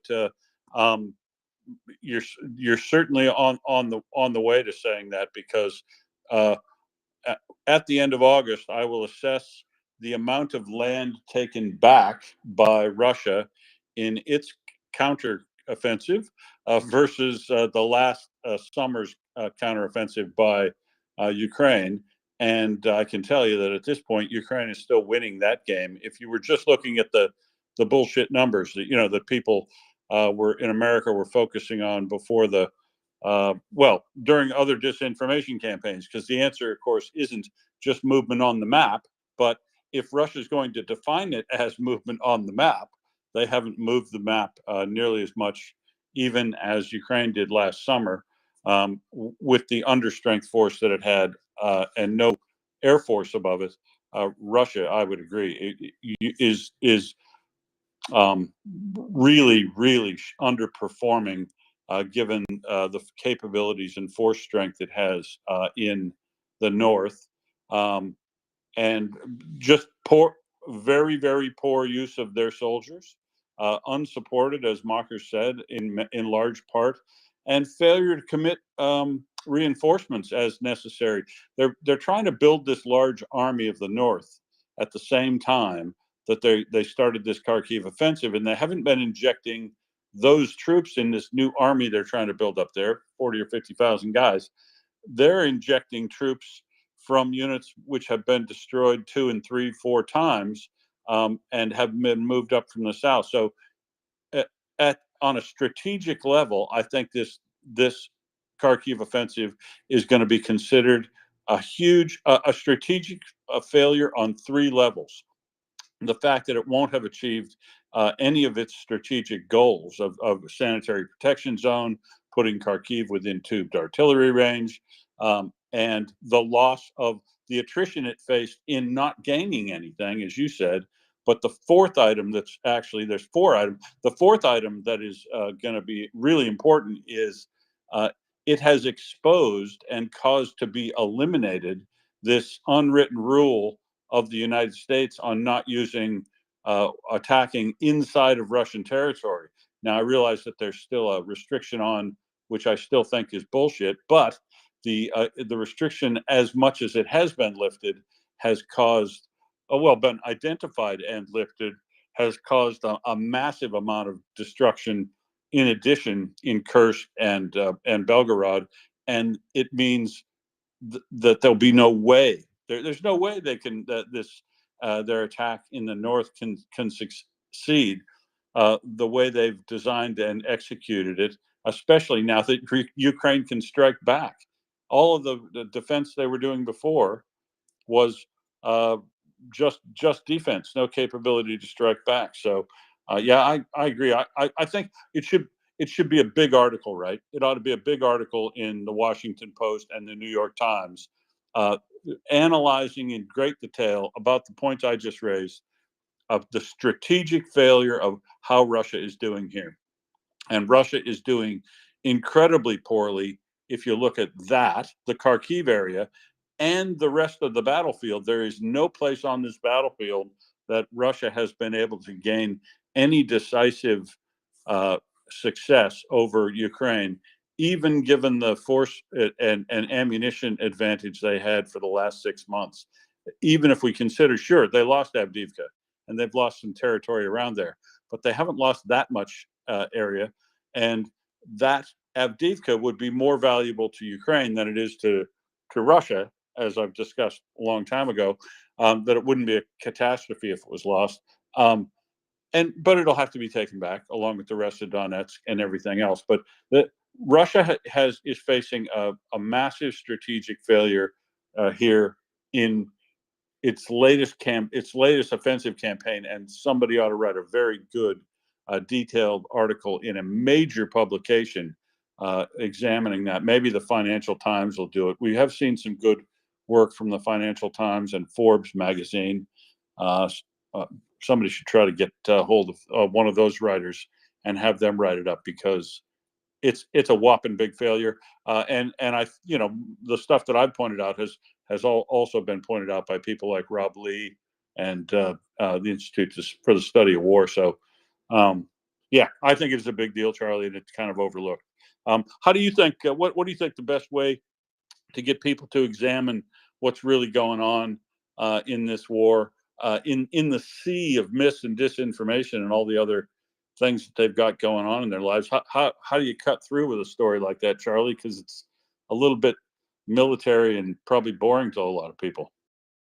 Well, that's why I'm so grateful for this space. I mean, it's so easy to go through the news and not see anything about it. And obviously, this is what does Alan say? This is our 1939 moment. I totally agree. I think this is the defining moment of our lifetimes, and people are checked out. But it's yeah. I mean, we just have to just keep talking about it. The Russian offensive has failed, even when the Ukrainians didn't have any ammo, and they're losing 1,100 people a day, and they've completely failed. That we just got to keep hammering and hammering, because obviously our opponents made such hay out of Ukraine wasn't able to end the war last summer. It's like, okay, well, it's not like Russia didn't have ammo then.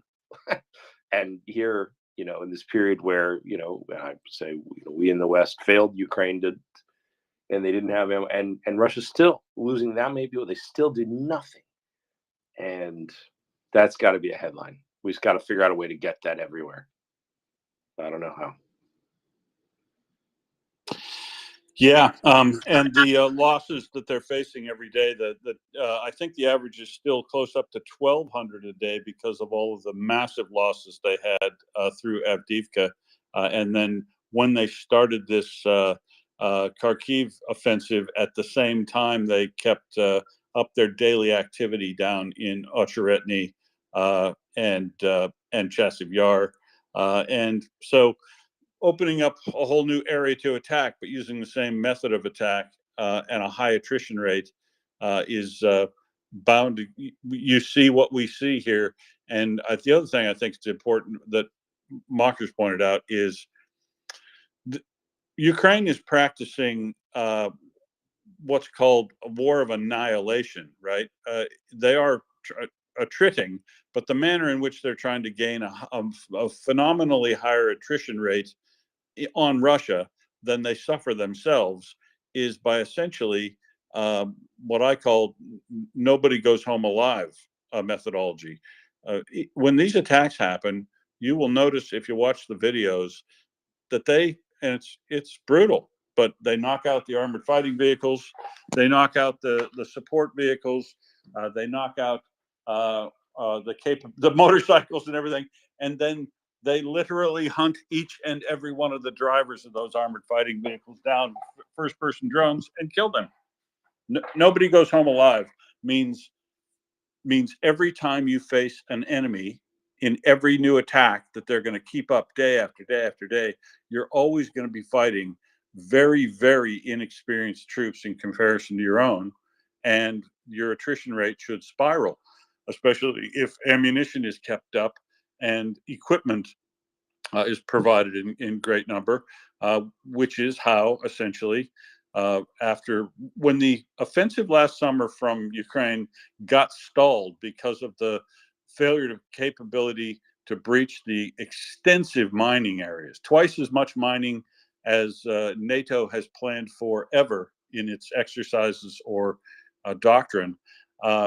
That clearly wasn't going to work. That was going to achieve an attrition rate that was going to be, Ukraine's not going to do that. So, so they stopped doing that, and they moved to this positional warfare that we've seen, making tactical gains of advantageous terrain and structures in and near you, and then setting yourself up to be able to attrit the enemy heavily.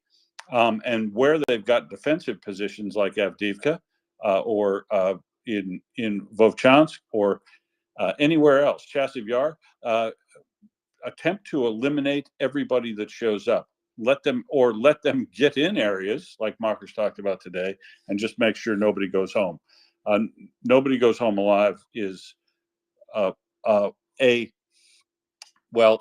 it's a tactic that you would normally expect to only see from a significantly larger military force on a smaller one, but Ukraine is successfully doing it so far. They've clearly gutted half of the Russian military's capability in arms, armored fighting vehicles, tanks, artillery. We've looked at them ad nauseum, and we will continue to do so. But basically, they have cut about half of the equipment capability out of the Russian military so far. And if they keep this up, the odds are that they couldn't last another couple of years. But nobody wants it to last that long. We'd like to be able to switch over and not have Ukraine be dictated to the method of warfare, right? Russia has the initiative because it's got greater forces and greater equipment, and Ukraine's still on playing defense, although it's pretty active defense. And if you throw in the strategic strikes that they're doing, it seems like parity. But in order to gain the initiative, we've got to see Ukraine have all the capabilities at hand for it. A fourth generation Air Force. At least some of those F-16s, probably a lot of them in place. All these, a good chunk of all these new conscripts need to be taken in, trained for 4 or 5 months, as they say, give them experience and exercise with similar units that they're going to be fighting alongside up near the front lines, and acclimate them to what they're going to be facing up there. Then rotate them in and out of the defensive lines.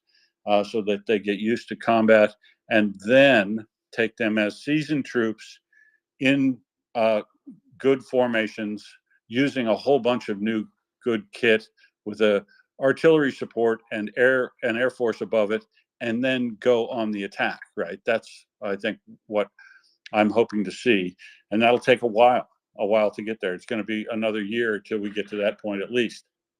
But until such time as that happens, as long as Ukraine has all of the bullets it needs, XXX millions of dollars worth of bullets for everything every month, as it is getting now, with bullets back on, Ukraine is holding its own territory-wise, and it is not one-way traffic. We've seen amazingly skillful displays of taking territory and taking territory back by Ukraine, here again, in tiny little bits and pieces, but recapturing tactical positions that they'd lost before, or driving Russia from a city or portion of a town where it thought it had established itself.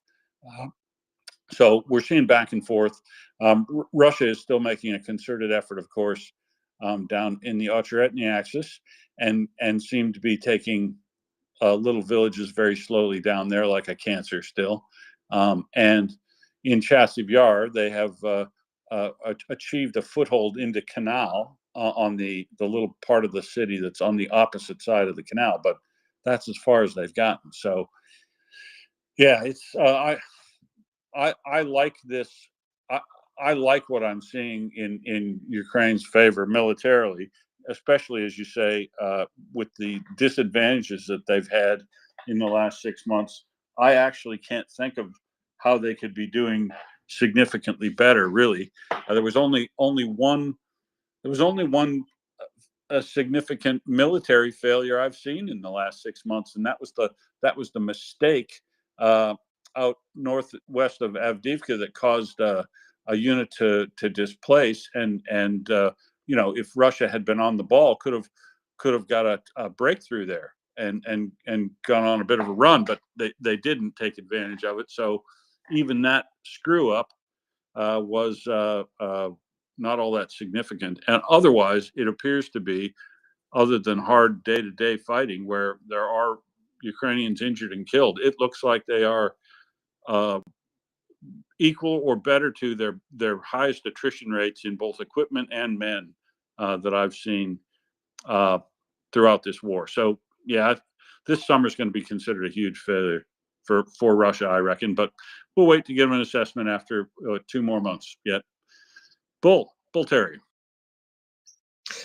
Yeah, hi, Will and Marcus. I wanted to ask about those horrendous glide bomb attacks that were going on, like seemingly daily on Kharkiv. Maybe I've not been paying attention. It seems to have reduced or stopped. Is that correct? Has anybody been tracking this? I mean, is this a result of the relaxation of the American rules of engagement? Yes. So not so much glide bombs. They were significantly using glide bombs only on the northern suburbs of Kharkiv. But yes, they are keeping their air force back far enough, and there are what they consider to be targets closer in front of them in Vovchansk and Litsy and places like that. So they're not. It does not appear they're launching any significant number of glide bombs into Kharkiv anymore. And the better part even is, you know what they didn't launch in last night's missile attack?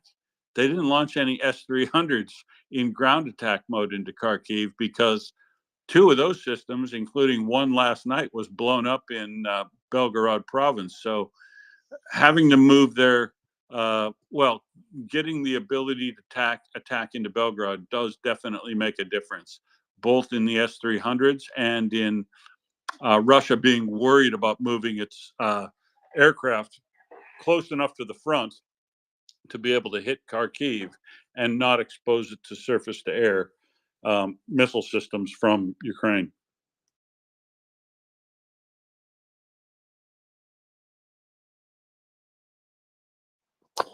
Indeed. I was just trying to figure out if something was a parody or not in the background there, and I still don't know. I'll be absolutely honest.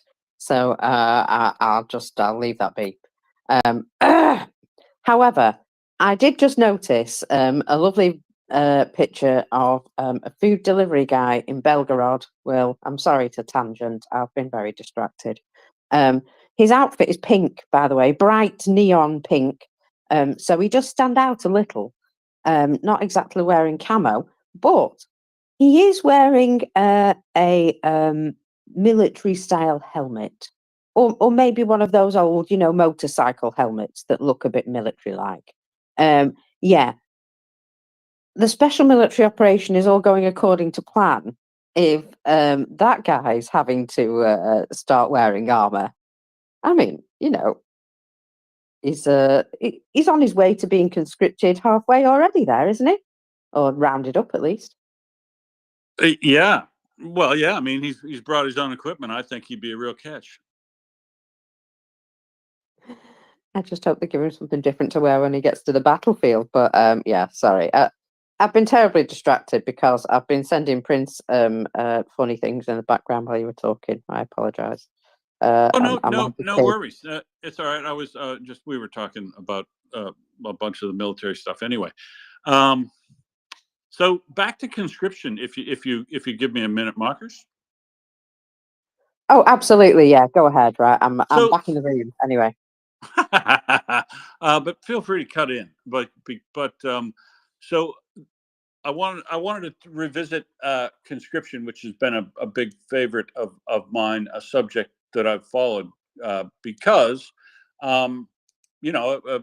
it's so important, as I said, to take in these 500,000 new troops wherever you can get them, and clearly they do need to do conscription, as many nations have done in the past, and in order to fight wars, it's something that many nations have had to play around, work with, and Ukraine took a long time, too long, in fact, which is why I've been talking about it for so long. but too long, but not too long in that they did get through it. They passed the legislation. It took effect on May 18th. It becomes illegal to have not registered for the conscription by July 17th. And with that date coming and the back and forth of what's going on, you see periodically significant pieces of disinformation about conscription and how it's going for Ukraine. And remember, I always use that term. I don't use the term mobilization for what Ukraine is doing in its country, because I want to draw the clear distinction between mobilization in Russia and conscription in Ukraine. Conscription in Ukraine equals registering for selective service, getting called up, having to do 3 months of basic training and 2 months of additional training in whatever you're going to be doing. You know, this is what they're planning to do with these troops. This is why NATO is now talking about where their cadre are going to get involved, and they're going to get involved, as I've guessed, and Jan Stoltenberg has said he believes is the way to do it. They're going to end up doing this training of these conscripts inside Ukraine. No big deal. It's the best place to do it. It's the wisest thing.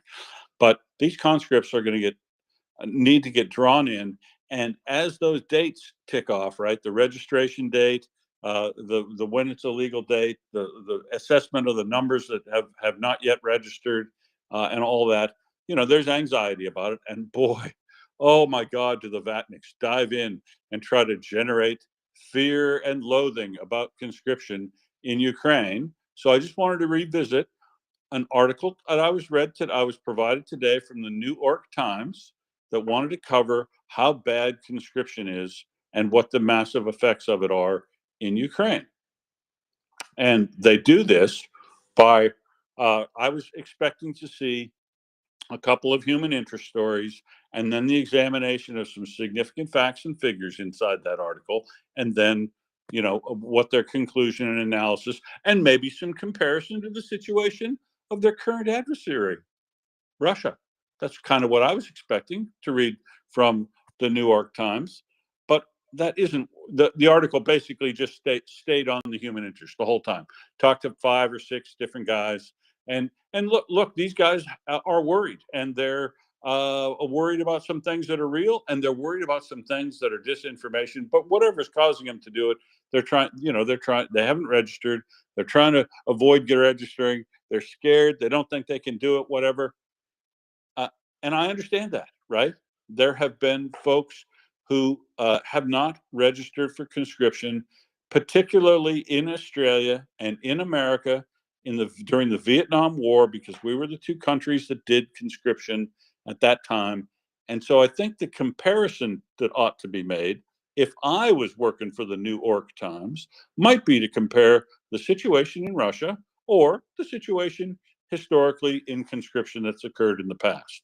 Now, they try to paint in this story that conscription is significantly, wildly, you know, unpopular, but they provide no details, no numbers of people who are fled overseas and as a percentage of the eligible population or anything like that. So what we you know, these stories of these guys in trucks, people who've swam the river to Romania, all that sort of stuff, and the discussion that Ukraine rightfully had because of the legislation with countries that are its neighbors, and asked them what their position would be on return of all those people who did flee Ukraine. It happens, folks. It happens because here's how big it can happen, right? The comparison, you know, they ought to be looking at would be the experience in the United States or in Australia during conscription in 1967 or 1968, when the Vietnam War was very unpopular. It was very unpopular. It was, you know, known to be deadly. So that's the kind of thing that they ought to be looking at. And I'll just say that once we too finally get to looking at some numbers on all this, you shouldn't at all be concerned until the numbers that they start looking at of people that are arrested or identified as being draft dodgers in Ukraine, the number needs to get to be 40,000 people, folks. Because in America during 1968, when the draft became its most unpopular, and people were doing the fleeing to Canada and all the stuff that's in your head about the experience of what happened, what a draft dodger was and where they went. The truth is, most of them did go to Canada or Sweden, which sounds like a pretty good option. And in America, which had a 206 million person population at the time, 206 million versus 44 million in Ukraine now. The number here that they had in total who were accused of draft offenses were 210,000 Americans. 210, 0.1% of 1%. So for us to see a similar number in Ukraine, we're going to need to see 44,000 men who are charged with offenses related to avoiding the draft, but included in those who are folks who get out because they're conscientious objectors, people who left the country to avoid it, and then people who refuse to participate in. So I'm just going to say that the numbers we're looking at now still look like the American experience at the beginning of the Second World War, when drafting, when conscription took place during that war, and there were lots and lots of volunteers to the American military, much like there were in Ukraine when they announced the mobilization was going to occur. In the week before it, there was a lot of there were lines, there were queues. We have pictures of it. So support for participating in the protection of your nation in Ukraine, to me, through all the objective evidence that's available, looks like it is still significantly popular. Well, not popular. People are overwhelmingly still willing to go and serve their country and do their duty. That's what I see, and you see that in anecdote. In anecdotes, of course, you always are going to see people who just feel they can't do it, who are conscientious objectors, or have any number of reasons, including cowardice. I don't care. I wish people weren't cowards. I wish people would go do their duty and take the risk to demonstrate their value of their citizenship to them. But it happens, folks, and it happens in very small numbers as a portion of the population as a whole, and we shouldn't get too focused on it in the New York Times. It would be far better if the New York Times were to focus on some things with statistical significance, like Chris Wiki produced a thread from about a couple of days ago in relation to the number of actual people who've been charged with offenses in Russia and the convictions in Russia up to now for avoiding mobilization, deserting, going absent without leave and not coming back, refusing service, all that sort of stuff.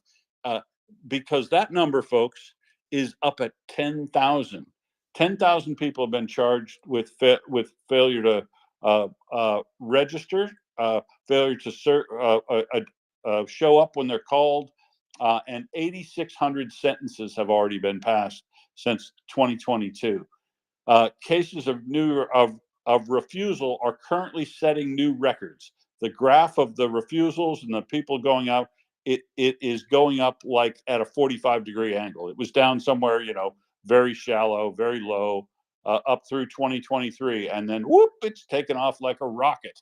Almost exactly when Solidar began, when the meat wave began, when we first identified the meat wave. The people. So look how quickly bad news travels in Russia. Refusals started out they were in by April. They had ramped up drastically, and that was the spring offensive to take back Moot. So the reports from inside Russia show that what's going on in Russia is what Russia is claiming is going on in Ukraine, or that the New York Times is supporting Russia's claim, if you will, anecdotally, without providing any look at the statistics, because the statistical evaluation on how many people have been charged, how many people have been convicted in Russia currently, or back from previous episodes of conscription when they took place, and what we might expect in Ukraine is what we would like to see. And we're not seeing that. What we're seeing is panicking.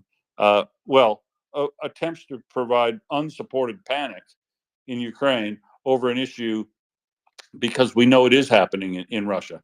The number of people, folks, if you had to find 1,200 people per day and you didn't call a general mobilization, what would you do? If you were Russia, you'd try to get every foreign person you possibly could to serve every poor person in your country and every poor person in every country where you could go induce to come fight with you, or press gang once they're inside your country because they came there as labor, which is what the video that is the second item in the nest is. This is great news, folks. This is really good news for me, because uh, this is anecdotal evidence aside, a rounding up what looked to be about 150 personnel at a Moscow market, which can be identified. So it is in fact Novovosenskaya market, right near the Choply train station in Moscow, in southwest Moscow. And those definitely are Ministry of Interior buses. So those guys, those 25 to 60-year-old men that went to the market thinking they were going to get out of the rain and go do some shopping, aren't going to go do some shopping. They're going to get on those buses, and they're going to get turned into military units to fill up the 1,200 a day they need. And the reason that's really, really good news is that market is in Moscow proper. So this is what's happening in Moscow for real. We've seen the video. We've seen video that is not fake. This video is not fake. There is that is a recognizable, easily locatable place on the map, and you can see from the examination that those are men standing there, and they've been rounded up, and you can see Ministry of Interior buses. You can also see those same Ministry of Interior buses outside the mobilization center at 3 a.m. in Moscow that we looked at about a few weeks ago, where there were a bunch of parents blockading those buses in place so that their kids couldn't get taken to mobilization when they got picked up after 2 a.m. Because nothing good happens after 2 a.m., folks. But nothing else. When Russia starts to get desperate, they're going to start sucking up all the people they can round up in these locations. Like, you just happen to be at the market today and you're 25 to 60, stand over here, please. And we're going to absolutely make sure we're going to screen you all. And any of you who have an outstanding ticket of any sort, or haven't paid some fees and charges on something in some government, if you're on any government list for any reason, you're coming with me, right? And if you come with me and you don't have an actual medical declaration that you're not going to get mobilized, or sometimes you do, you're going to get mobilized. They're going to fail on the side of you get mobilized rather than you get out of it if you're rounded up at a market like this in broad daylight. So they're no longer doing it after 2 a.m. Moscow is showing an incapability to meet the attrition rate that it has set for itself every day. Moscow cannot produce 1,200 new soldiers a day without mobilizing, without calling a general mobilization, which they have yet to do, in addition to all these foreign people they're press ganging from inside their country, and people they're trying to induce from all over 21 different countries. Russia has tried to induce poor people in Sri Lanka and India and Pakistan, all through Central Africa. It's shocking. I would have thought they would have just, bite the bullet Putin, bite the bullet and just call a general mobilization, dude. Just do it. Just do it. Commit. Quit being soft. You know, if you don't want to change the nuclear deterrent level, what if you? That's all bullshit. If you really want to prove that your country is behind you and that you're ready to go to war in Russia, in Ukraine properly and win it, call a general mobilization, Putin. Please do that, because that will be one very big step closer to your end. If this is the sort of thing that Putin has to resort to, preying on the poor and needy in other countries and preying on the poor and the racially different in his country, up to the point where they start gathering people that go to the Moscow markets that probably are in the places where the, you know, not white people probably use this market more than the folks who are of what they'd call traditional Russian breeding stock, I guess. I don't know. But if this is good news to me that Russia is having to do this, because having to do this is real, and what's happening in Ukraine does not reflect this. There are no videos and stills anymore of situations of massive press ganging in Ukraine. You have not seen anything new. If you see anything new, be quick to make sure. Don't be quick to reply. Watch and see if it's around from 2021 or 2022, because that used to happen. But Zelensky and Zelensky, they fired all the recruiters. They replaced all of them through the entire the military recruitment wing of the Ukrainian military was considered so problematic that they basically sacked them all en masse back in 2022 and have replaced them in line with the plans to do a major conscription, because they know they need to do one, and they've worked it all out, and it's egalitarian, and you have to be able to demonstrate that, you know, your doctor can't just write you a deferment. You can't take Donald Trump's way out of this war. People have to it's going to have to be, you know, you're going to get called on to do your duty in Ukraine. There's no bones about it. It has to happen sometimes, and it has to happen now. But when they get called for their duty, if you absolutely can't do it, claim conscientious objectorhood and get out of it. If you just can't do it, don't do it. No, I wouldn't want to be in a foxhole with somebody who just couldn't do it. I wouldn't. I want to be in a foxhole with a killer next to me, because that's how you're going to survive. A killer that likes you, right? So nobody wants to be in a foxhole with somebody who won't fight, who just can't do it. So there's no real shame in being a conscientious objector, or even a coward if you can't do it in Ukraine. And I'd encourage them to show up and just say you can't do it. Just, you know, uh, expose yourself to the legislation, and what's not going to happen to you is what happens in Russia, because those 10,000 folks who've been charged and 8,800 who've 8,600 who've been sentenced, you know what they got sentenced to? They got sentenced to being sent to the front, exactly the place they didn't want to be.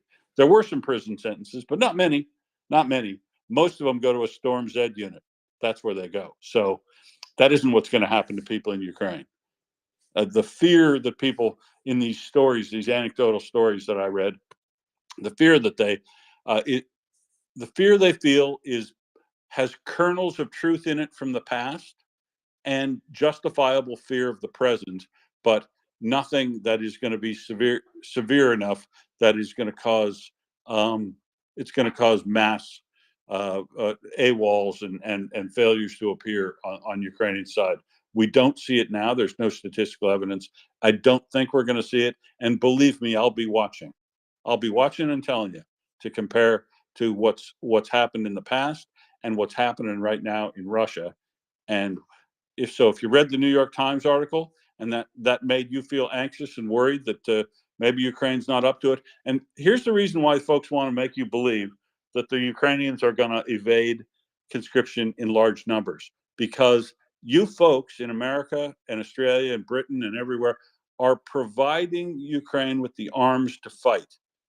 And the written contract is, we can do this. We just need the arms to fight. Now you provided the arms to fight, and now they're trying to say, oh, but they're chicken. They're not going to, they're all cowards. They're going to run away. It's not what's happening. And there's a reason why they're telling you that, because it is happening in Russia. There were 200,000 people that fled that country. Those weren't fake videos we saw of people fleeing into Kazakhstan and Georgia, folks. And they're still there. What's happening in Russia is real. And what they're trying to tell you is that same thing or worse is happening in Ukraine. And that is just not the case at all. Sorry, Markers, I had to do that big update on that because I had to tie those things together. No, that's absolutely fine. It gave me a chance to get a brew and all sorts. Yeah, I've been enjoying my little self. So, I've also been digging up some news for us because, I'm like that. And here we have a complaint from a Russian Z blogger. And, they do like to complain, but I like to hear their complaints because it tells us a lot. So he's basically moaning that the Ukrainian drones and FPV drones on the front line, well, there's too many of them. Ukraine just have so many of them. Now, similar complaints have been arriving from other volunteers and soldiers and bloggers of a Russian nature. And it goes basically like this. The ratio of the drones on the front line is now 1-6 and not in our favour. It's a rough estimate. It may be more, but definitely not less. And the trend is for the gap to be widened. All because of the sluggishness and slowness of our bureaucratic machine. You got it. In Ukraine, all small NGOs and private garage workshops are under control and receive funding. 2 years later, this brings results. And the quality began to change into also quantity. We have a lot of promising projects that have come to a standstill, either because of bureaucracy or lack of funding. Something has to be done about it, and very quickly. Otherwise, we will fall hopelessly behind. Oh, dude, you already did. Sorry. He goes on to say, just so you understand the scale of the problem I have voiced, 245 enemy FPV drones attacked one of our positions in Vovchansk, where my comrade is now, from dawn to dusk. And this is only one position. Well, there'd be a really good way of stopping this from happening. They could go home. They haven't quite figured that out yet, have they? But months ago, it was estimated that Ukraine would be able to produce at least 2 million drones this year. So it's lovely to hear that that's having a real effect upon them, and they're particularly unhappy. Oh, what a blimmin' shame. You know me, I like a bit of woe. Vatnik tears and all that. Oh. Now, here's a little bit more woe for you. That don't know why I'm not following this person back, because I'm quite sure I followed them already. Very strange, this app. There are so many dead and wounded Russian soldiers. They've started loading corpses onto trains at night so as not to attract attention. And there's a very late night video here, someone on the street with a lot of vehicles passing with, their windows blocked out. So they're obviously carrying dead.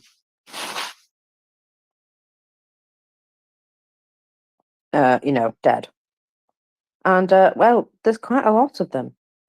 And yet, on the opposite side, a fallen hero is greeted by Ukraine on their arrival home. Literally, the traffic stops, people fall to their knees and provide them with, respect.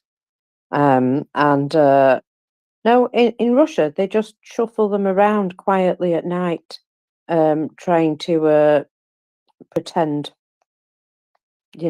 that things are fine. And, things are not fine. So just to note.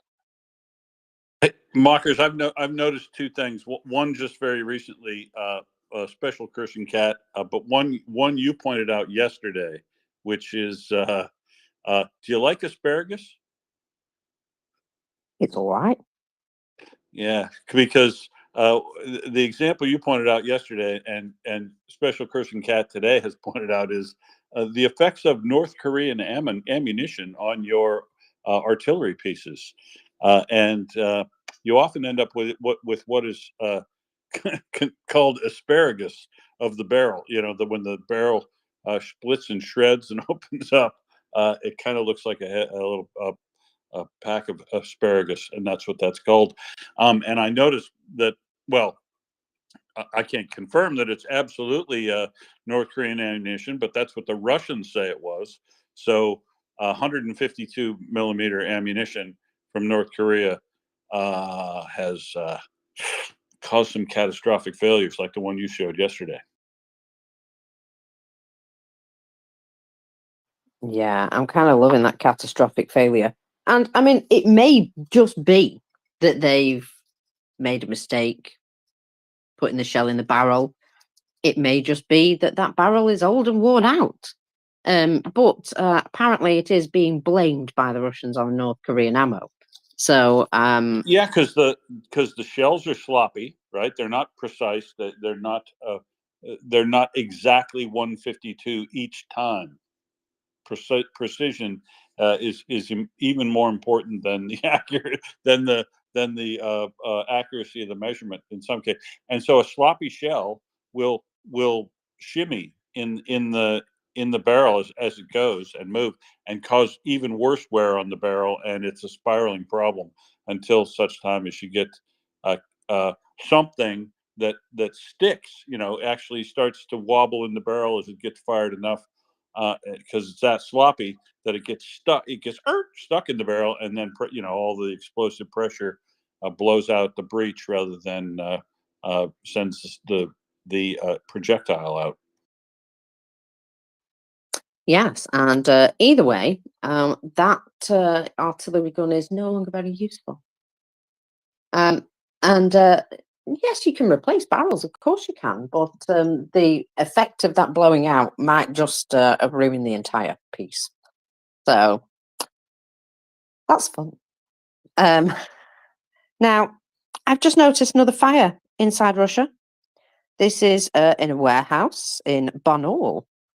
A strong fire in the area of the plant of the Novosilicatny broke out. Containers with flammable liquid are burning there.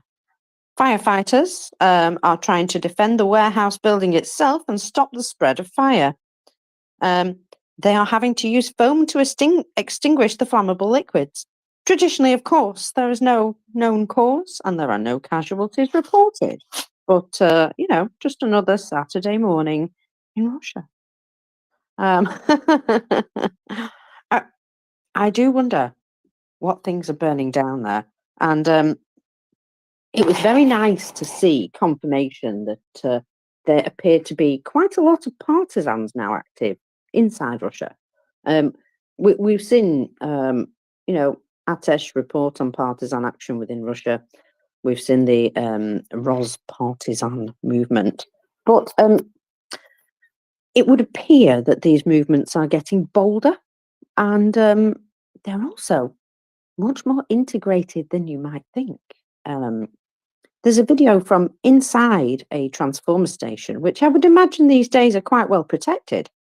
I'm hoping that you wouldn't just be able to walk up to one and climb inside at this point, but you never know. Anyway, there's a guy taking a video from well inside this thing, and then there's a cut, and then it shows this facility on fire. And let's just say that it was a daytime visit and a nighttime fire. So I'm thinking probably they left something there during the day that would explode later on, cause a fire. Lovely. Or they were just wrecking it out, or they were at work, perhaps, and obviously set the fire later that night. Either way, these things intrigue me because this was a particular partisan movement within Russia that claimed it. And if I can remember their name, of course, I will find it. I will find it. I sent it to Genesis Man, so I know it's in here somewhere. I've lost him. Oh, no, there he is. Elves. Here we go. They're called Skrepach. Skrepach. And they say, here is a video from our partisans. Not only people are ashamed of the regime and the dust, but also the power plants are burning with shame. It spontaneously ignited and became unusable. And so Slava to the partisans, of course. So hats off to that group who I've never heard of, but there they are. Well, maybe we'll be seeing more and more of these little organic groups that will be showing you stuff like that. Well, that's it, you see. I feel as though there has been an uptick. And it's nice that these particular things, are coming to light, that they are bold enough to do and claim it. So yeah, I'm just I'm enjoying all these little things that are going on. And I like the fact that they're now coming out and saying, "Woo, we're here in your walls." You know what I mean? It's it's fun times. Now there is something quite major that's come up recently, and this is the US considering to designate Russia as a terrorist state, following the recent agreements between Putin and Kim Jong-un. Now, I've got quite the thread on this, so I will go through a few bits, but feel free to interrupt if necessary, Will.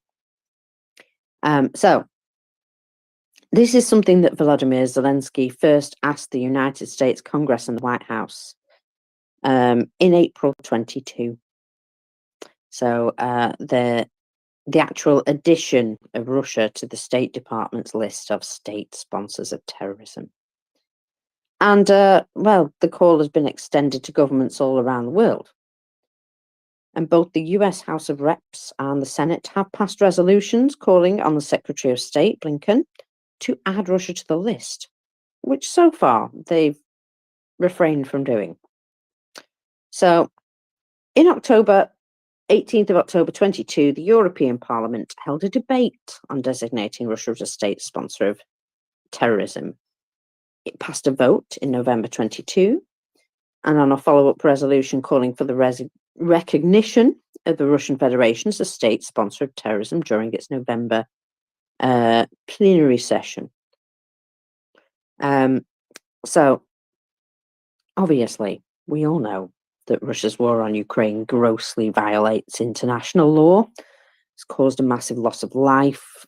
They direct attacks against civilian populations and infrastructure, very much along the list of hospitals, medical facilities, schools, other education facilities, nurseries, playgrounds, all that stuff. So the Russian military has also intensified assaults on Ukrainian cities, targeting power stations, water, other key infrastructure. There is no internationally agreed definition of terrorism, but I think we can all say that, all of these things tend to fall into that category. So Lindsey Graham is now pushing to label Russia a state sponsor of terrorism. He initially called for this in August 22 and called for the expansion of the Western Security Alliance, NATO, to deter the Kremlin from future invasions. Russia, which was nearing its third month of its invasion of Ukraine at the time, had already been accused of multiple war crimes, for example, in Bucha and bombing Mariupol. Fast forward 2 years, and Lindsey Graham Republican, obviously, and Richard Blumenthal for the Democrats have introduced a bill to designate Russia a state sponsor of terrorism under US law. This was introduced June the 20th and has reignited the subject of designating Russia a proper sponsor of terror. I mean, you only need to look at their friends, really, don't you? To know which side of that they fall upon. So it goes on to state Russia's cruel campaign of violence and aggression has earned it the right to be among the pariah club of state sponsors of terrorism. Putin's unprovoked invasion has involved countless atrocities and crimes against humanity, inflicting terror and death on thousands of innocent civilians. He has repeatedly shown reliance on torture and murder. Designating Russia a state sponsor of terrorism will allow the United States to more aggressively combat this savagery as well as threat to freedom and democracy, said Senator Blumenthal. When it comes to pushing back against Putin's Russia, Senator Blumenthal has been terrific, and I'm grateful for his efforts, said Senator Graham. I'm looking forward to voting on our legislation to designate Russia a state sponsor of terrorism under the US law for several reasons. Most importantly, this would dramatically increase the tools available to the US to punish Russia for the barbaric behavior in Ukraine and Putin's disruptive behavior throughout Africa and the world at large. Putin's Russia is a state sponsor of terrorism, and it's long past time to make it official.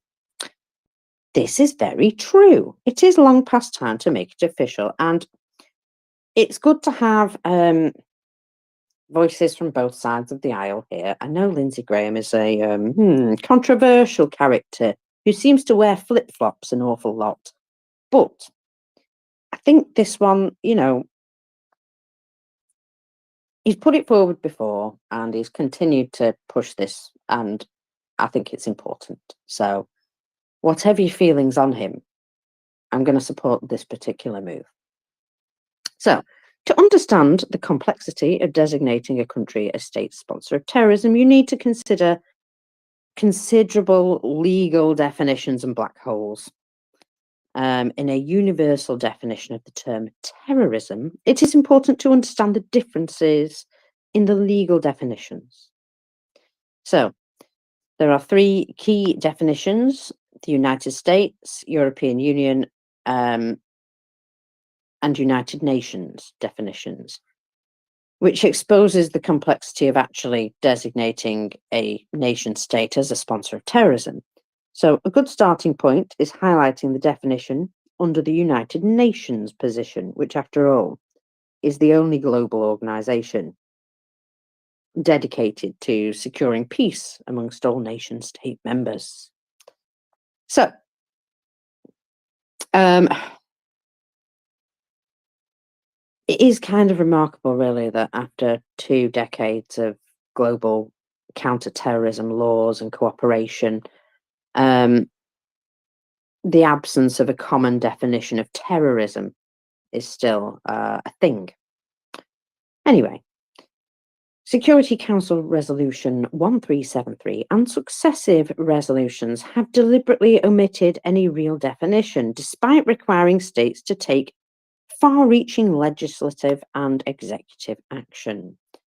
On the one hand, the Council's approach is tactically brilliant, since new counter-terrorism measures were perceived to be urgent after 9/11. There was no time to get bogged down in the question of total definition, which has eluded international agreement for centuries. So the limited club of 15 council members would have been unlikely to agree exactly on everything. Even if they had, their definition would have been unlikely to reflect or attract international consensus. There would have been compliance problems, international implementation issues. It would have all been very complicated. Bureaucracy. So, despite making a new law as a political body, they were satisfied that it was slightly indistinct, going more with political instinct rather than, actual definition. And it was noted that the United Kingdom's ambassador, Jeremy Greenstock, stated, "What looks, smells, and kills like terrorism is terrorism." So legal definition was then devolved to states to think about in their national implementation. So while the council does demand extensive domestic legislation, individual states were generally content to retain their own sovereign discretion to identify and legislate for themselves on what the meaning of terrorism was. So they kind of left it a bit open, purely because they were trying to get things done. And they got things done, but they still didn't actually settle on what they consider it to be.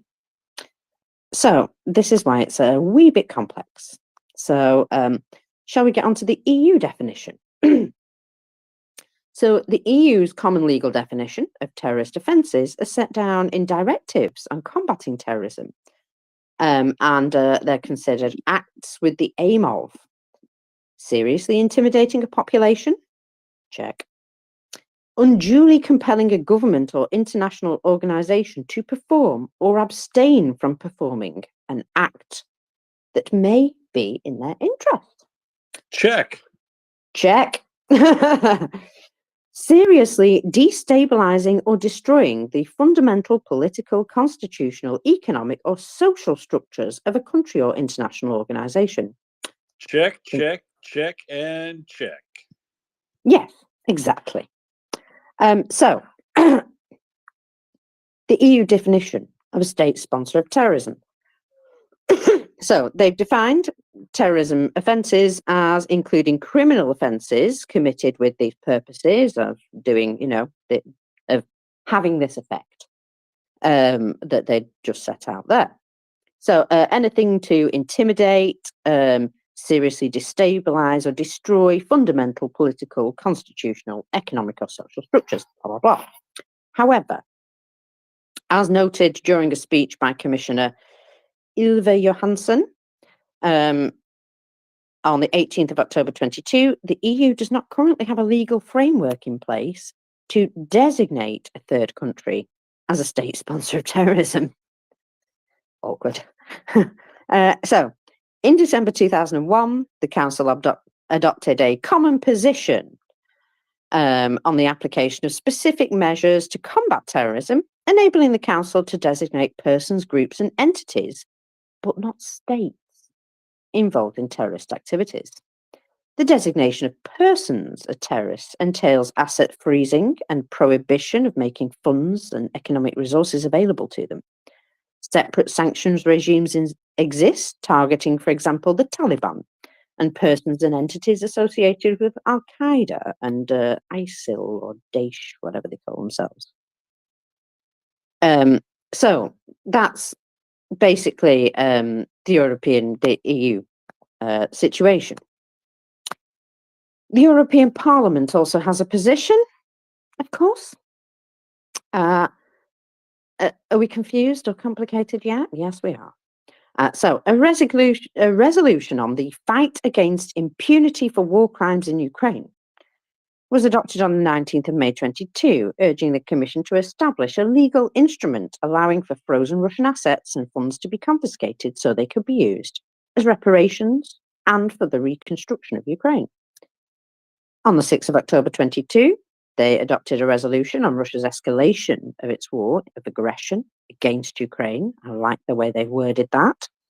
Strongly condemning the massive violations of human rights and war crimes, obviously, and calling for new sanctions to be expanded. It also called on the Commission and co-legislators to work swiftly. That would be nice, wouldn't it? To complete the legal regime for confiscation of assets. So the motion for a resolution recognising the Russian Federation as a state sponsor of terrorism was also tabled during this debate on the 18th of October 22. In November 22, Parliament adopted the resolution on the latest developments of Russia's brutal war of aggression against Ukraine.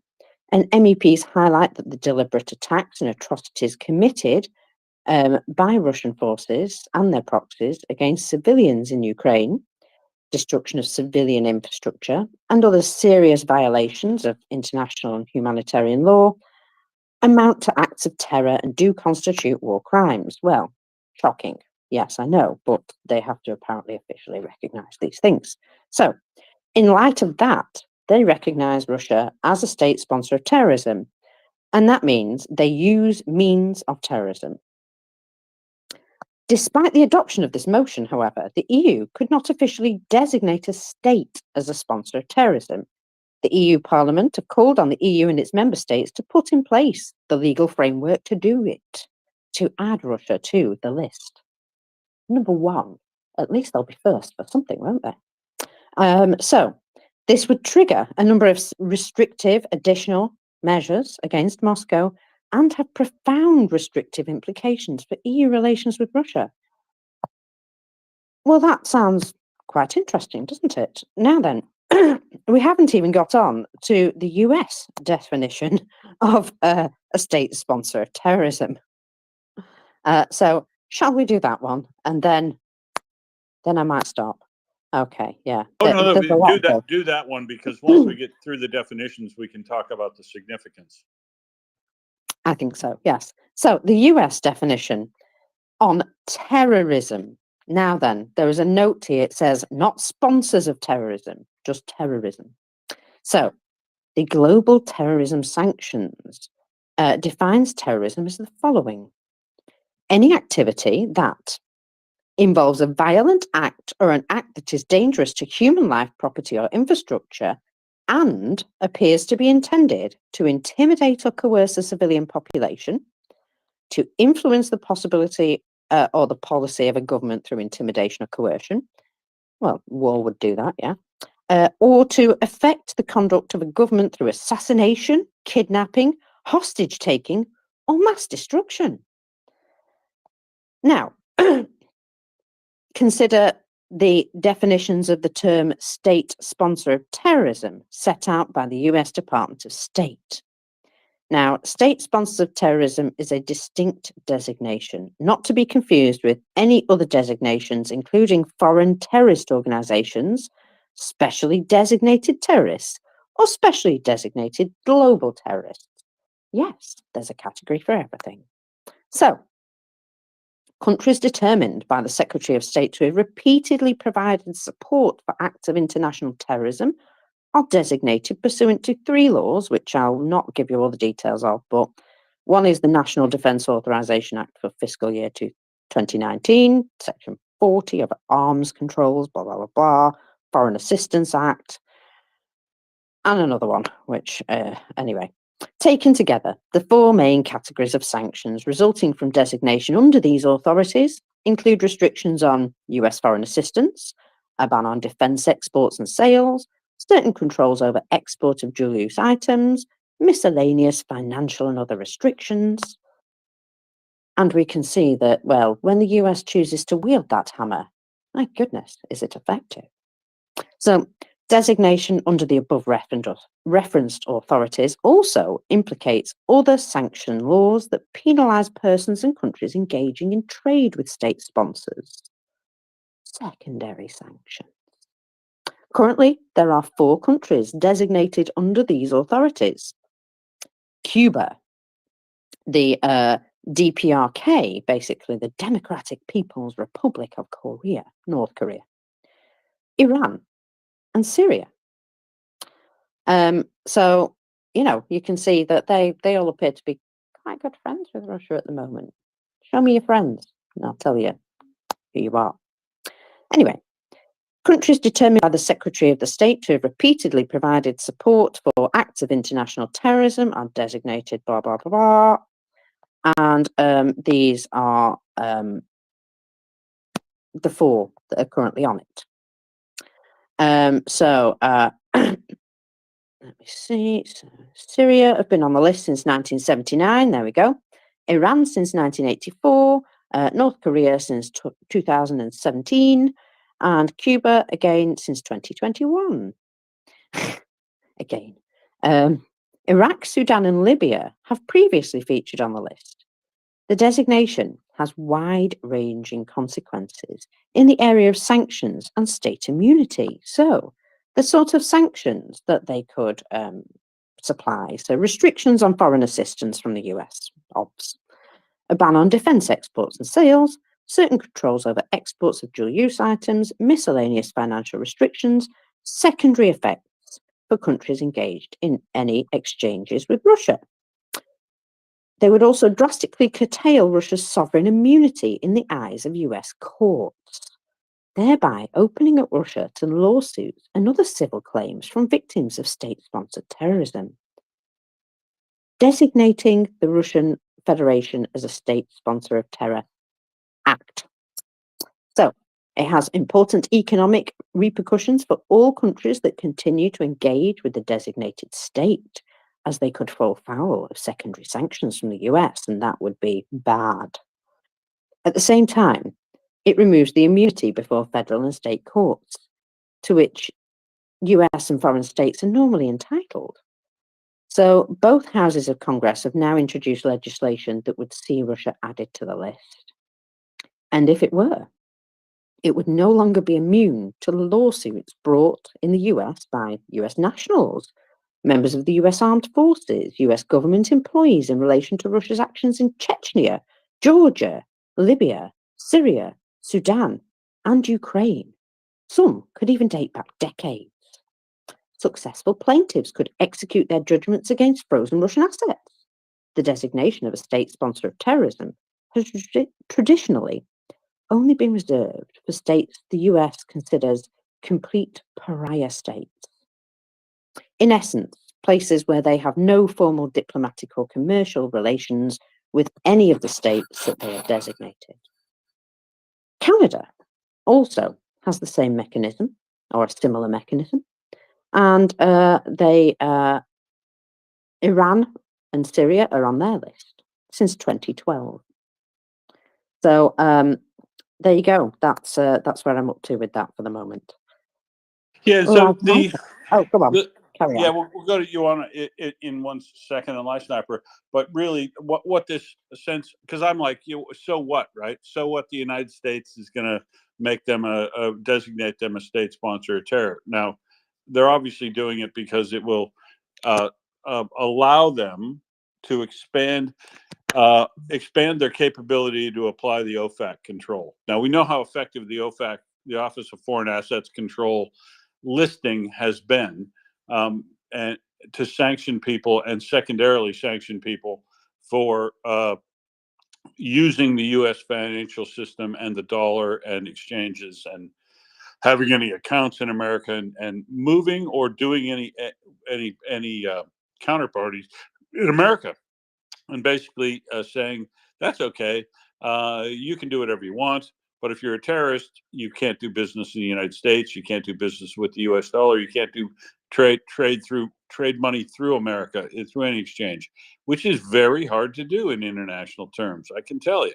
So, and the best part is, if we find you doing, we're going to ban you from doing that. And if anybody else is trading with you, we're going to ban them. We're going to put them on the list. So it just supercharges a capacity they already have available to them under OFAC, for specific items. Getting classified as a state sponsor of terror allows them to apply it to a large scope of sanctioned items and give them first cause to list you in an OFAC sense without having to prove a lot of additional things. So it's kind of turbocharging what they've got in America, and I'm still trying to figure out exactly what being listed as a terrorist in Europe would do beyond the sanctions that they already put together under the EU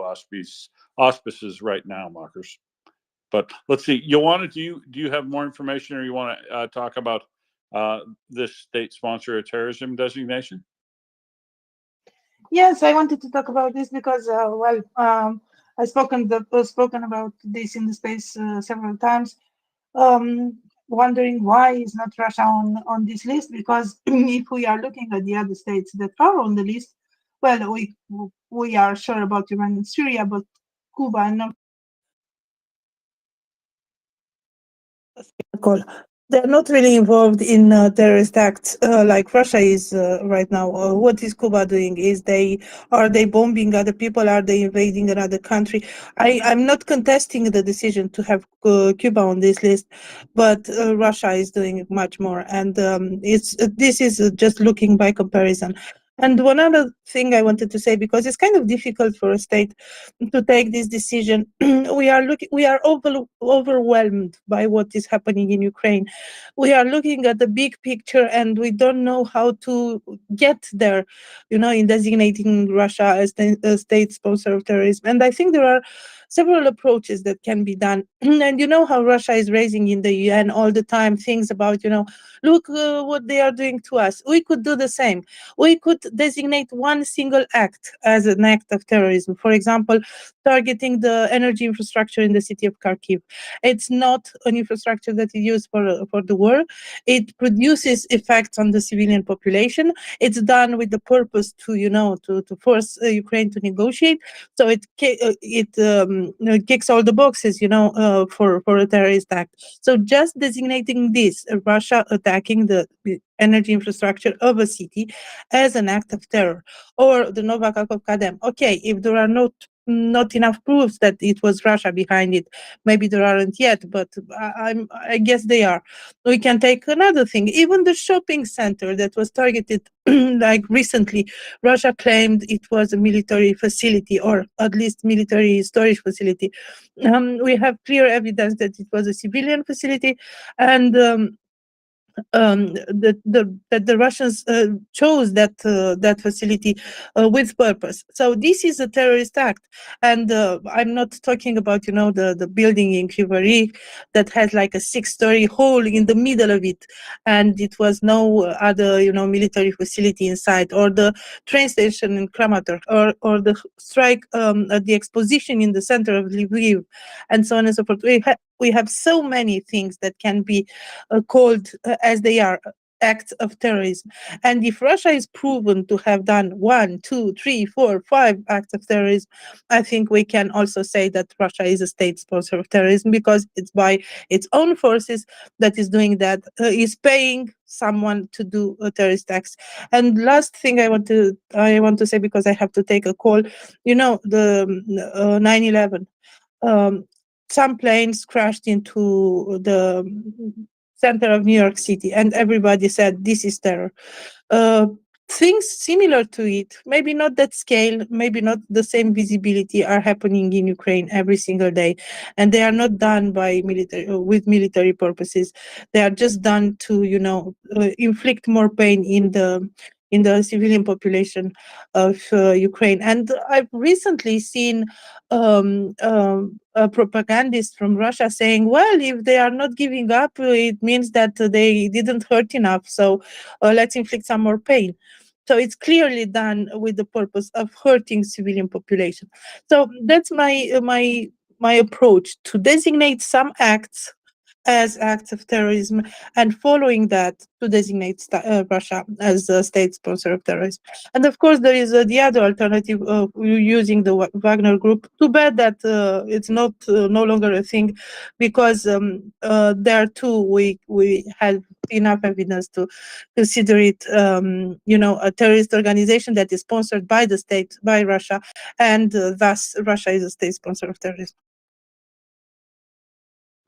I can't disagree with that logic, and I would add to that list I would say that one of the classifications of war crimes that Russia is regularly committing obviously goes to terrorism. The continued use of cluster munitions on civilian areas is clearly designed to terrorize the populations there, and Russia has said as much in its interest in making Kharkiv unlivable and depopulated. They're trying to terrorize people from living in specific areas. I agree in full. Live Sniper, what do you think?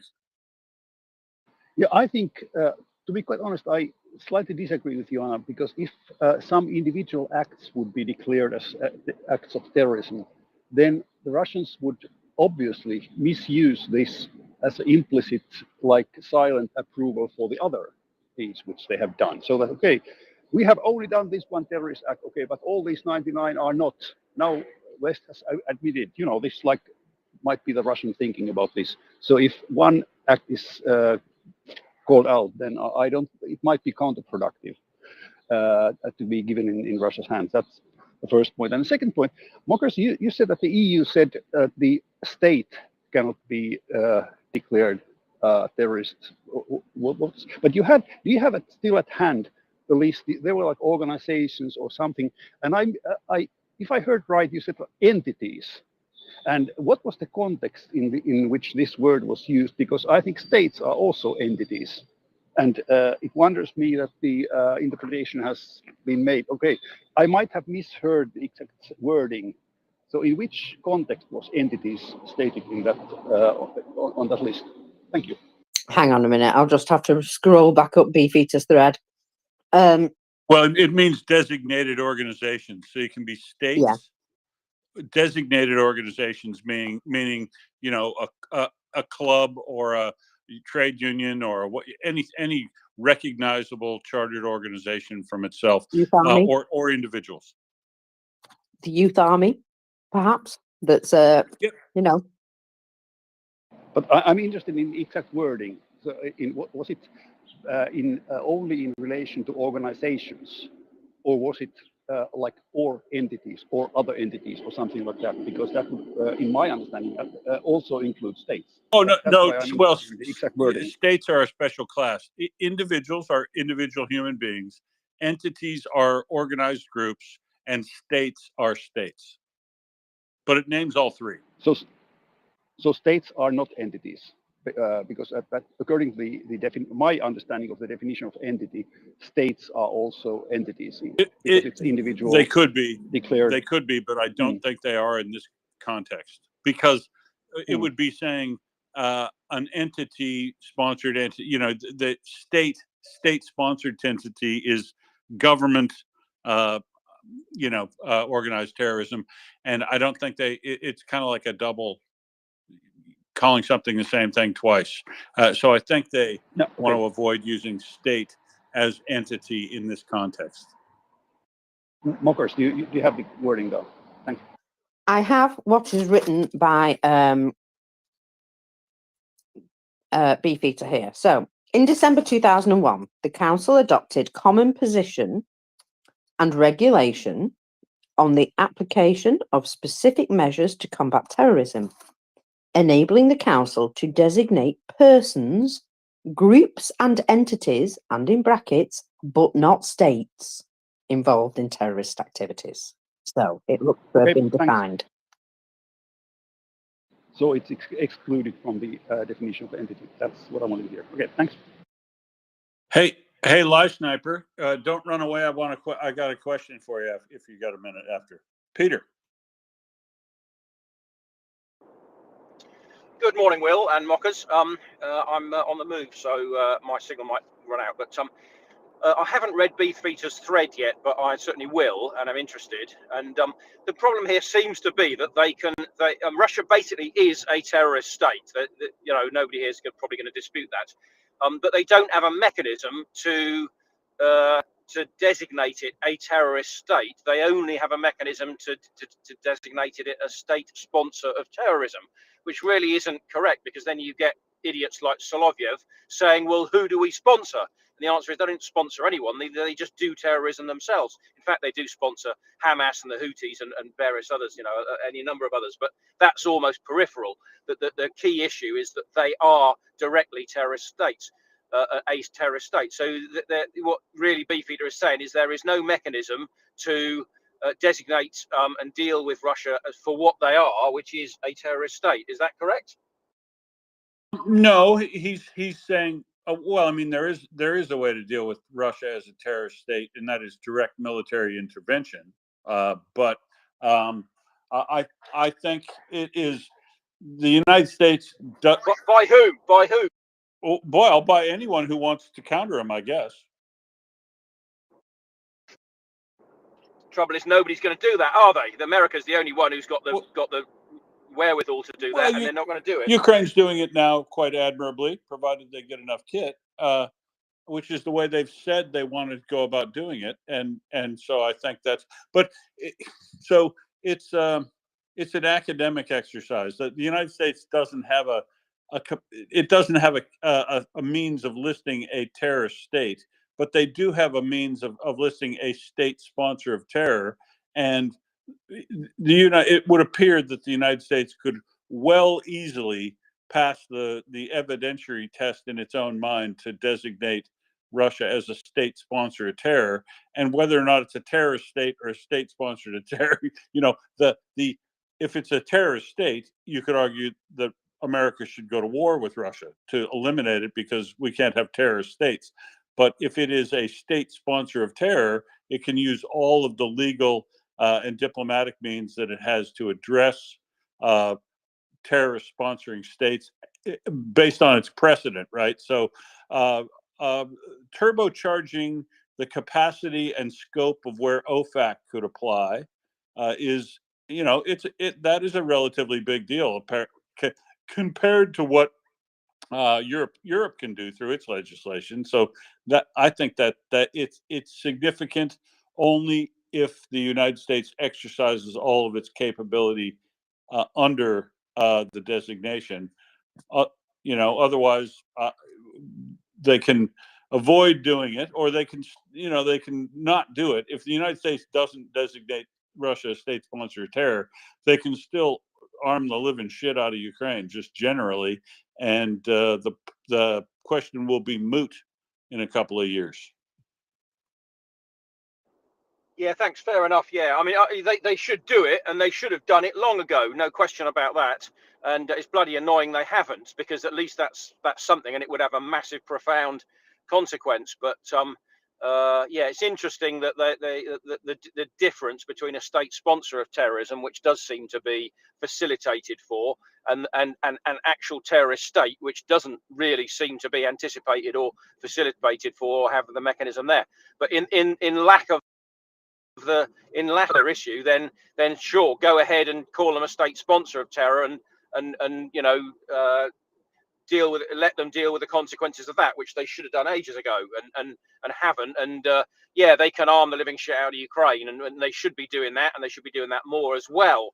But they should be cutting off all economic activity with Russia, which designating them would be another big step towards, which they just haven't done so far. And in my mind, not doing it is tantamount to actually sort of colluding with them, because they're allowing people to do business with these terrorists. And that's what annoys me. But the designation of them as state sponsors of terror both gives the United States the responsibility to address the areas that you're talking about, dual use things, other people participate, and anyone doing business with a state sponsor of terror of any type can be sanctioned then. So anytime Iran or North Korea or China or anyone else provides any sort of dual use material or military aid to Russia,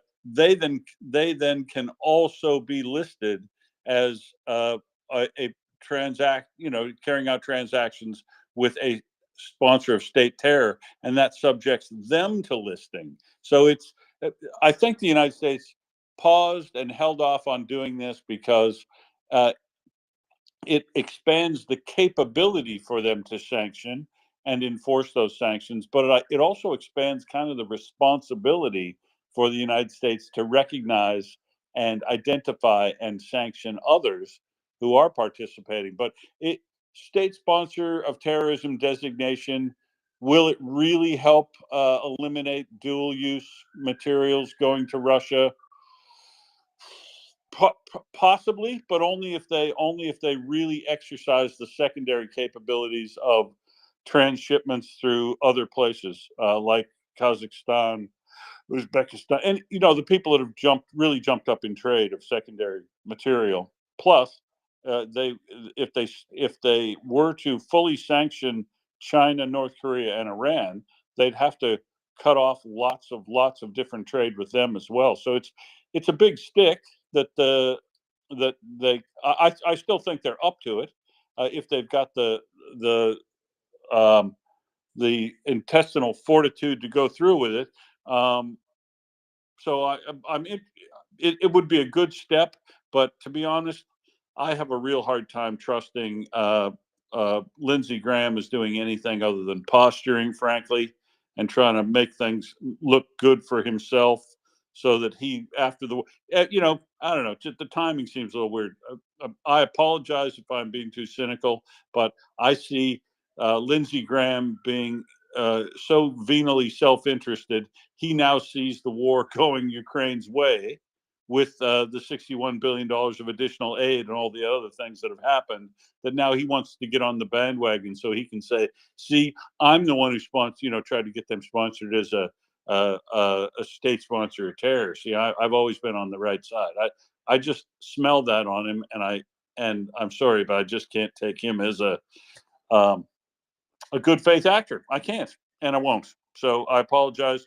I apologize to Richard Blumenthal if he has if he in fact knows that this is a good faith effort. But it hard yakka getting this through the Senate, getting this through this Senate. It doesn't have to go through the House, I don't think, but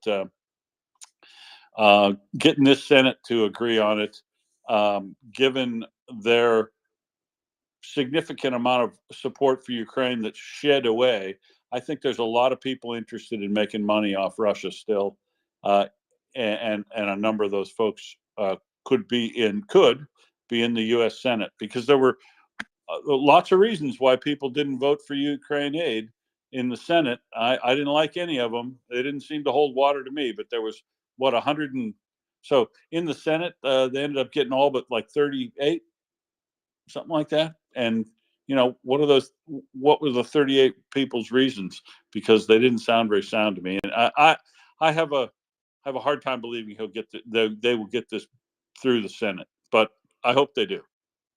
And I hope Graham's acting in good faith, but I just don't trust him. Quick comment. Well, yeah, thanks for that. Oh, yeah, that makes sense. Leaving Lindsey Graham aside for the moment, I mean, what they need to do is get those secondary sanctions there threatened with anybody that does trade with Russia, and to Russia to know that it's in that situation, and to sort of finally get serious about it. Yeah, and that should have happened ages ago. For instance, Peter, if they were to designate Russia as a state sponsor of terror, they could go after gas pipeline gas, LNG, oil, all the limited areas where they've got sanctions now. They could go after full-blown embargoing on those things. But trying to enforce that would mean they'd have to also put sanctions secondarily on anybody who took Russian oil. So we're talking about real isolation here. Not that I'm saying that might not be a bad idea. I'm just saying that if they took it to its full extent, that's where it could go. Yeah, and that's what they need to do. They need to have the stomach to do that and actually go ahead with it, and not sort of, leave LNG open. I mean, it's ridiculous that even Europe is still buying LNG from Russia and putting money directly into the Russian war machine, which is exactly what we're doing, or the EU is doing. It's just totally ridiculous. It shouldn't be happening 2 years after all this nonsense, and that needs to be sorted out. And if that's one way of sorting it out, then so much the better. And better late than never. And what I think that the reason why it hasn't been done is simply because these US in particular doesn't want to have the responsibility of dealing with this and of actually making these difficult decisions and enforcement. And the same reason they haven't called out the genocide. Everybody knows there's a genocide going on. There's no question about it. It complies with all 5 definitions by the UN of genocide, which Russia actually helped define, and they just don't want to do it because they don't want to have the responsibility of dealing with the consequences. Well, wake up, because if you don't deal with the consequences now, the consequences in the future will only get worse. That's the problem, as they have done by Russia in full-scale invasion of Ukraine, where we could have dealt with it after Crimea. Anyway, there we are. Yeah, I don't disagree. As I say, I would like to see them do that, but I'm not sure they have the bottle to carry it through to its full logical conclusion. Joanna? Yeah, so I have another argument which is not very strong. It's more of a rhetoric argument, but birds of a feather. Look at the countries that are on the list of countries sponsors of terrorism: Iran plus Russia, Syria plus Russia, North Korea plus Russia, Cuba. Recent visit by Russia in Cuba. So if all those countries are there, isn't Russia in the need of being on the same list? Because if we are comparing, I just read the motives for designating, for example, North Korea and Cuba as state sponsor of terrorism. They look really, really weak in comparison with what Russia is doing right now. Yeah, no doubt they do. Live Sniper. Yeah, one thought came to my mind: if organizations and entities, but not state, can be declared to be state sponsors of terror, then what about the parties, and what there are these forces which are financed by individual companies in Russia and so on? If they just start declaring them as state sponsors, for example, the parties and their members, because that would be obvious. And saying you had some question to me, so please go ahead. Thanks. Well, I just note I want to find out what the word on the street is in Finland now that we know that Russia was so scared of Finland that now that you're in NATO, they've reduced their forces along the Finnish border by from down to 20% of their original value. And I just wonder if NATO, being in NATO, has made you all go soft, or are you picking out property on Lake Ladoga and Lake Ladoga and Lake Onega? Are you guys surveying properties you might be interested in now that the forces on the other side are reduced to 20% of their original value? Well, I think everything can be negotiated. If Russia pays us enough, then we might consider taking back those areas. But Finland really doesn't have any active aspirations in that direction. Surely not, because the Russians have no. It's a non-starter. There are some individuals, of course, who want to be at the Finnish eastern border is in the Ural Mountains, but those are just some weirdos. But we're just observing with amusement how this huge threat of NATO has caused Russia to deplete all the bases, although the NATO-Russia border has doubled its size. So that's so much to the Russian claims that they would consider NATO to be a threat. So that much I don't have much to say. We just we don't care. they do what they do. So if they consider it to be a wise move to move troops away from the horrifically dangerous, threatening NATO border, then that's their decision. So they do what they want. Thanks. Yeah. Well, I mean, just thinking, if they were so worried that they were going to get invaded by Finland, they probably ought to worry now because they're down to that. But obviously, there's plenty of nice lakefront property in on your side of the border. Maybe after. Yeah, sure. Yeah, sure. And some Finns say that Finland doesn't attack Russia because we don't want to have China as our eastern country on our borders. So, well, and another Finn told me the other day that they couldn't take the GDP loss if they got Karelia back because it all needs a bunch of work. Lol. Well, they have indeed, not done anything there to keep the place nice, I must say. Well, except the place around Vladimir's palace down on Lake Ladoga. That's pretty nice, but I'm pretty sure all of it isn't of that standard. No, it definitely isn't. I've seen photography from around there, which would suggest it's not. So yeah, quite bad, in fact. So anyway, there are a lot of implications of this designation for Russia, but I think we've come to the crux of it, really, that it appears to be very complex. They can't appear to agree on a particular definition although the bones are there, aren't they? And one of the difficulties is having this sort of carve out for states. And I would suggest that you all, if you want to have a full understanding of it, you either listen to Beefeater's, he's got a narration link at the end of his thread, and that will answer sort of many of the questions and help you understand the complexity, because otherwise, without me reading every word of the thread and understanding it, we don't get the full picture. But one critical point of the thread that he tells me here is the understanding that 2 decades of extensive global terrorism law and cooperation have proceeded from a normative black hole, the absence of a common definition of terrorism. State sponsor of terrorism conundrum that comes after that. You can't begin a debate when you don't know what you're debating. If it's not defined, how can you implement it? And the above applies to the UN. The US does define terrorism, and so does the EU.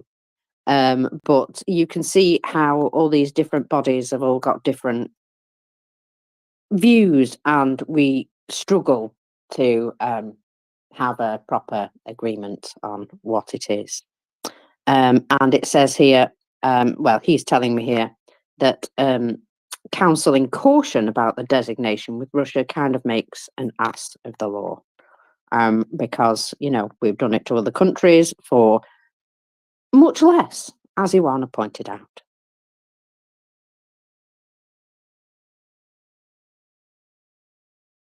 Sorry, I needed to sneeze. Gesundheit. Okay. So anyway, what I would say is, yeah, if you want a full and proper understanding, go to Beefeater's thread and either read it all, and I have reposted it, so, you know, by all means you can find it quite easily, or listen to the doodah when you've got a chance, when you're not listening to my dulcet tones, obviously. So shall we have a little rundown of what's the what? What's the what? What's happening? So here's what's happening. It's day 850. Kind of a milestone, isn't it? And Tim White has been working out that day 1000 will be the 19th of November 2024. And it's unlikely that the war will have ended by then. But you never know. You never know what might happen. But it is notable that no warmongering dictator has ever just decided to stop. They need to be stopped. So let us continue. So Friday, Russia lost a helicopter. They lost a ton of oil and other flammable products. And they won on the football field, which I think Ukraine were particularly happy about. And there's a joke going around that as their opponents didn't have any Patriots to give them, they were going to beat them. So, yeah, Romania handed over, I think, something which was, you know, probably better than a win in the football, I'll be honest. I'm sure there are football fans who will thoroughly disagree with me, but there you go. However, there were more missiles fired overnight. Quite a lot, in fact.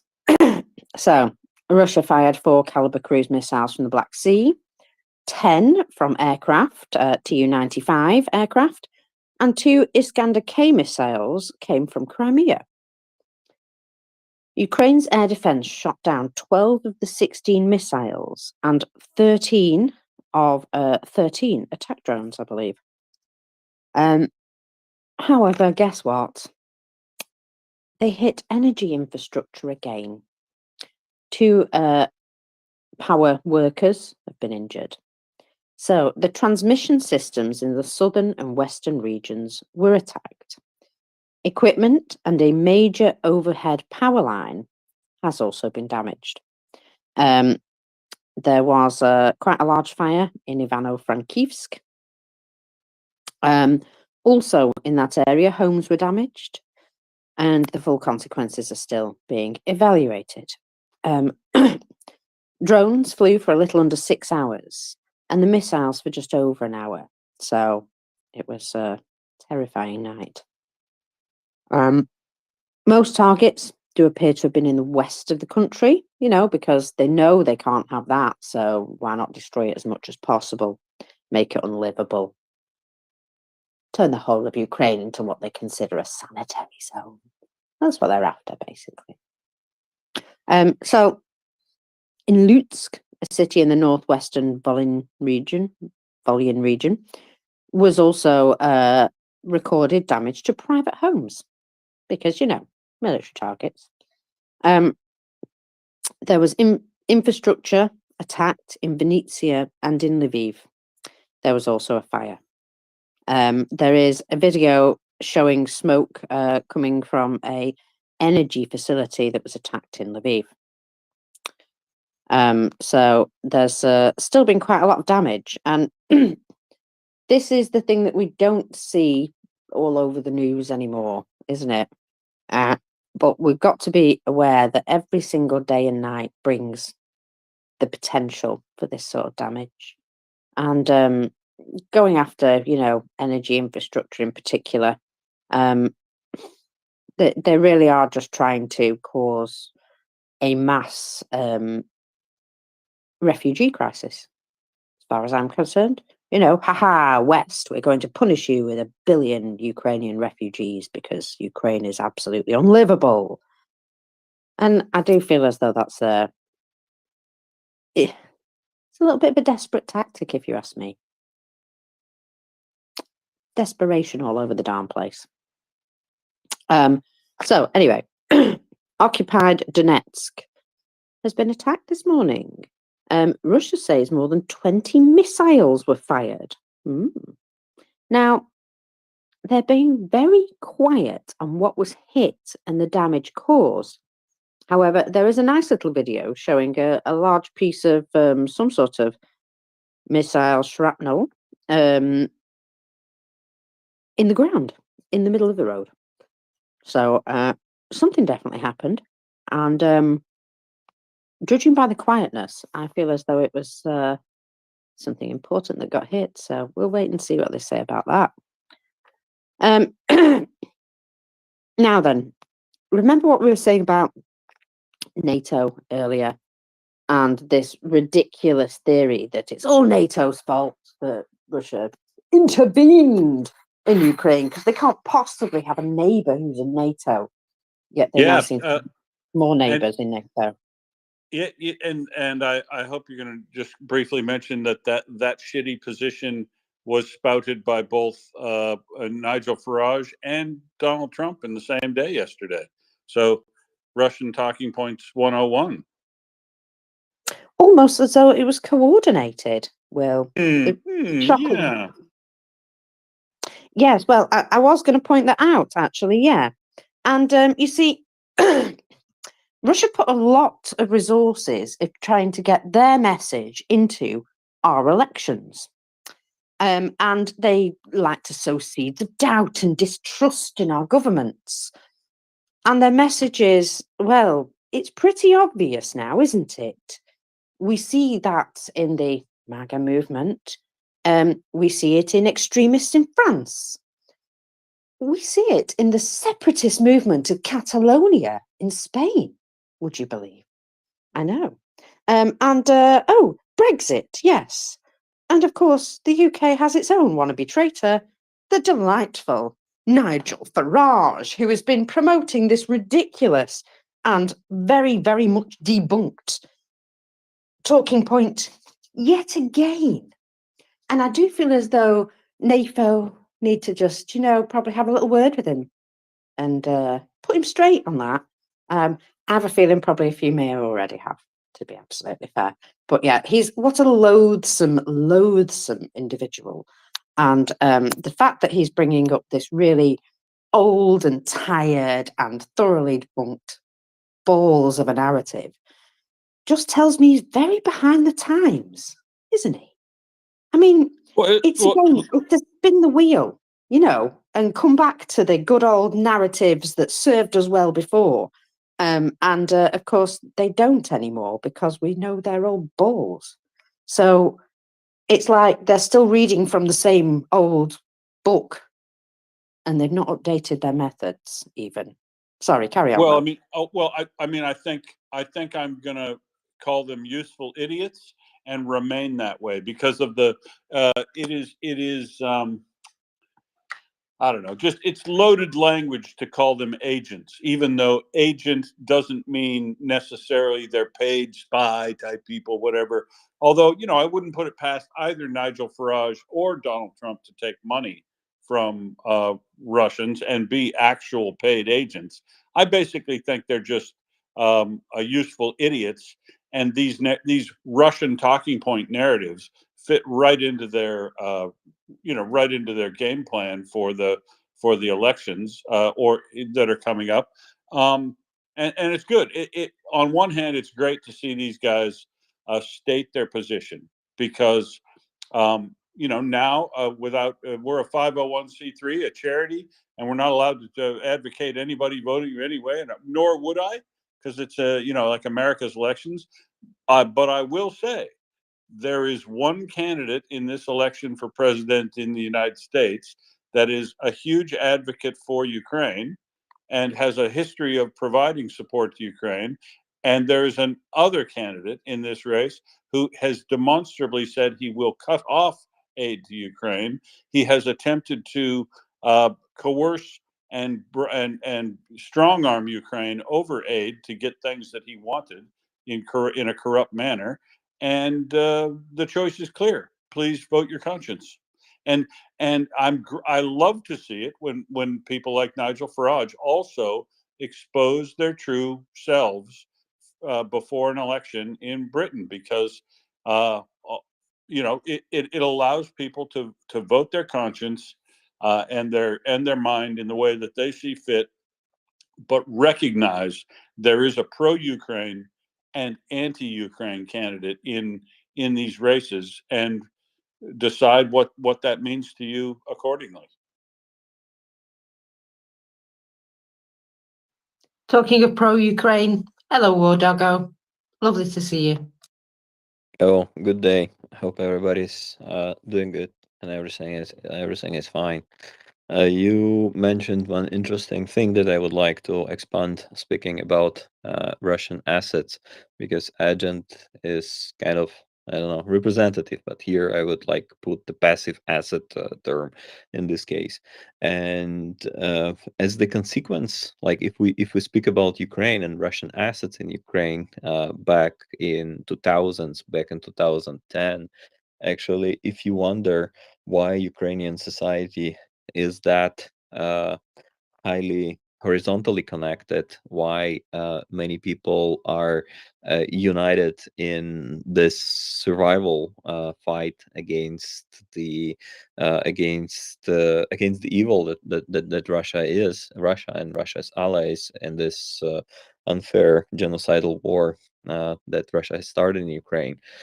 Actually, one is coming from another. Like, imagine before we get sick, the immune system does not start working, I mean, in a healthy body. And in a way, like in 2010, if you imagine back to Orange Revolution 2004, then 2010, when actually Russian assets got into power in Ukraine, and why Ukrainian volunteers and active society, we call them activists, and the general feedback to the question, are you the smartest, are you the one that the most needed, why are you so active, this kind of post-Soviet thing, don't show up, don't show yourself the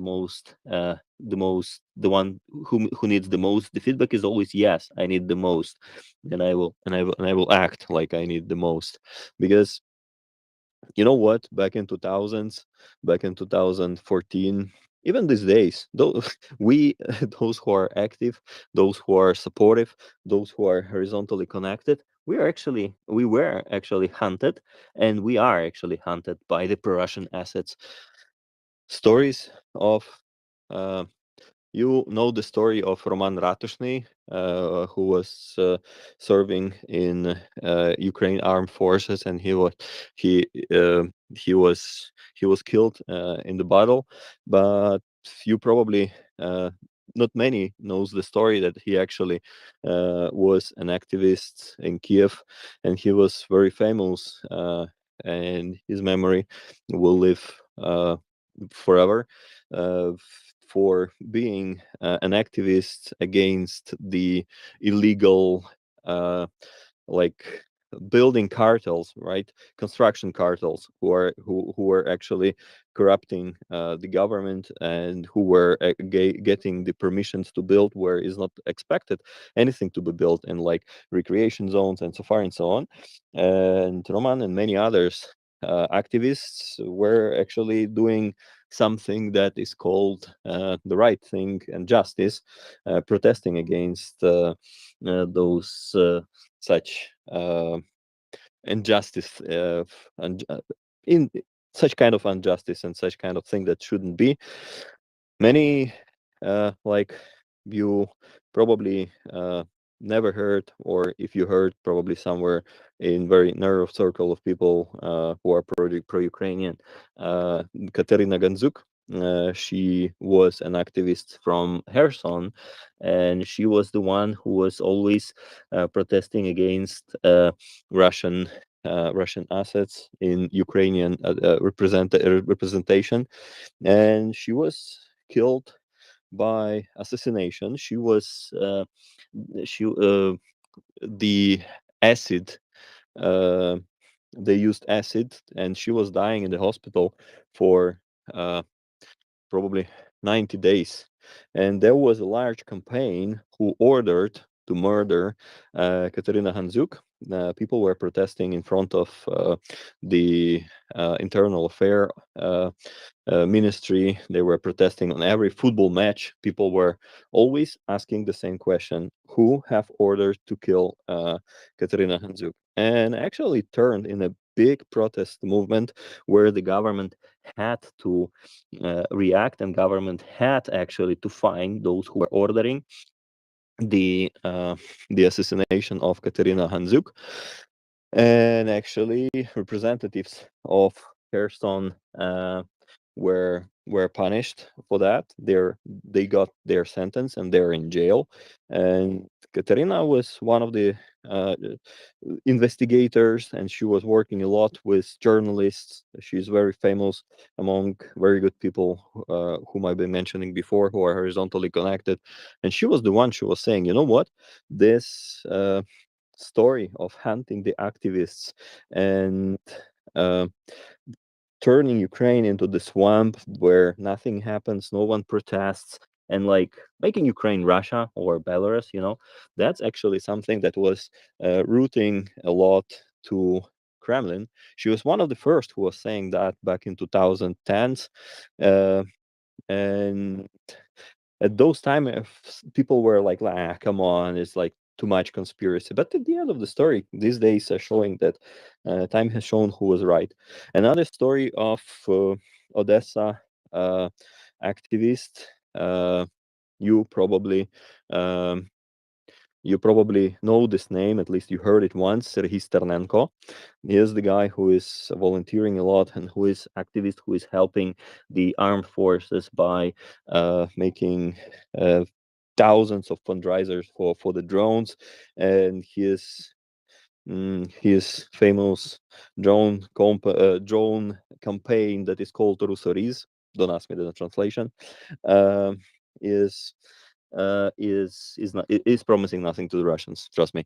Uh, he was the one who was the right sector activist in Odessa, and he had 3 attempts of assassination by representatives of Odessa of those time.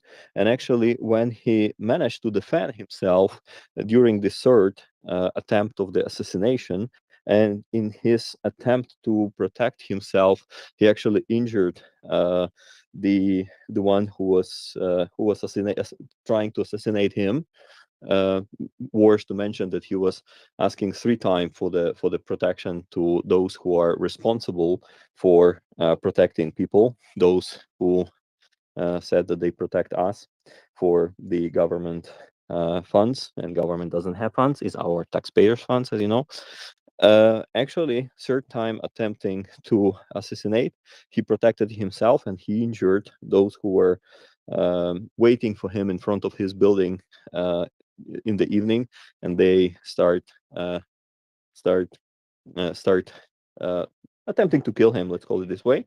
One of the assassinators, he died because of the wounds, and actually for more than 5 years, I believe, this person, Serhiy Sternenko, he was in the court because they tried to put him in jail for the murder. In fact, trying to protect himself 3 times, asking for help, and that is if you wonder how Russian assets and the strong volunteer movement, how they are connected, one is coming from another, because Ukrainian volunteer movement have become that strong just simply because, what doesn't kill us make us stronger. And it was survival fight for a very long time, not as it started in February 24th, 2022, not even 2014 when Russia attacked Ukraine, but many volunteers were in this survival fight, hidden fight, covert hunt by the Russian assets in Ukraine. That's why Ukrainian volunteer movement is that strong. That's why Ukrainian volunteer movement is showing the example to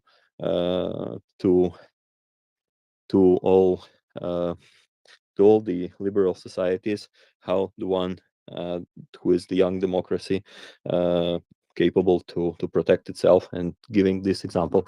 That's a very how to call it, that's a very inspiring story to my mind, and that's why many are these days understanding, those who understand the specifics, who understand the origins of Ukrainian activism, they really try to help as much as possible. Like, for instance, this society where we are in, if you go to the nest, you will see the fundraiser for Ukrainian demining services, those whom we call SESU, or Державна служба надзвичайних ситуацій, DSNS, those who are doing the civil demining, not only civil demining, but also demining still on territories that just were liberated.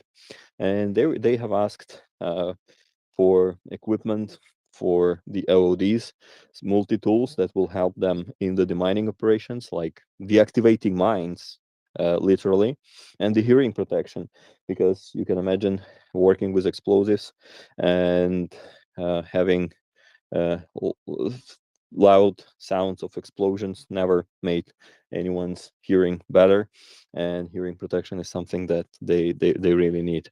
That's the fundraiser you can see in the nest. That's the attitude many who understand the Ukraine peculiarity, and this space does a lot in order to spread the word about Ukraine and make Ukraine's topic vocal. Thank you for that. Don't forget to retweet the space. Please participate in that fundraiser if you can. If you cannot, just simply retweet this message about the fundraiser. Maybe someone who has possibility to participate would see it and actually do the good thing in supporting those who are bringing Ukrainian victory closer and making Ukraine a safer place, because it's not a surprise for you that Ukraine is the most mine polluted country in the world. I hope this kind of the context of Ukrainian activism and how it was hunted, it is still hunted, but less in a covert manner, but more in the open war these days, open war mode these days. But it has started. That's how it has started, and that's why Ukrainian activism is so strong. Thank you so much. Thanks a lot from Ukraine always. Hey, thanks, War Doggo. Yeah, I mean, you're right. It's a it's all overt now in Ukraine. It would be nice to see if the entire countries around the world would take what's going on with the level of seriousness, because if you talk about an asset or an agent or the useful idiots and all that, it's pretty clear there's a whole lot of actual Russian assets and agents working around the world to do sabotage, planned sabotage, disrupt things. They're practicing hybrid warfare in all kinds of ways, in all kinds of places, and hope everybody would. Well, I wish everybody would take it as seriously as people have to in Ukraine, because the number of when you listen to SBU Crime and Punishment on tomorrow, actually about 20 hours from now. They're regularly going through these people that are, rooting out agents in Ukraine that are working for Russia. It's hard to believe that you could be living in Ukraine and seeing what Russia's doing and still be thinking, "Gee, those are the guys I want to side with." But it's they're still finding them and exposing them and arresting them and convicting them. So. Yes, thank you very much, War Doggo, and yes, thanks everybody for supporting the demining effort we've got going. If you can, the State Emergency Service needs some basic equipment for their demining teams, including heavy-duty multi-tools that are like Leatherman, only even cooler and more powerful than a Leatherman, made in Portland, Oregon, where Prince Heather's from.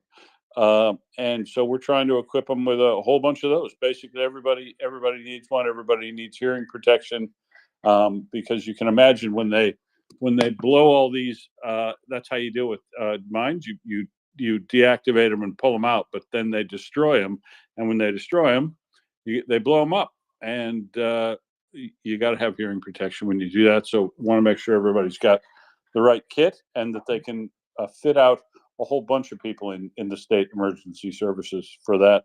So if you have a few dollars, a spare dollar, or even a donation of any size, we'd be more than happy to take it through MriyaReport and get it to equipping these guys with equipment for demining.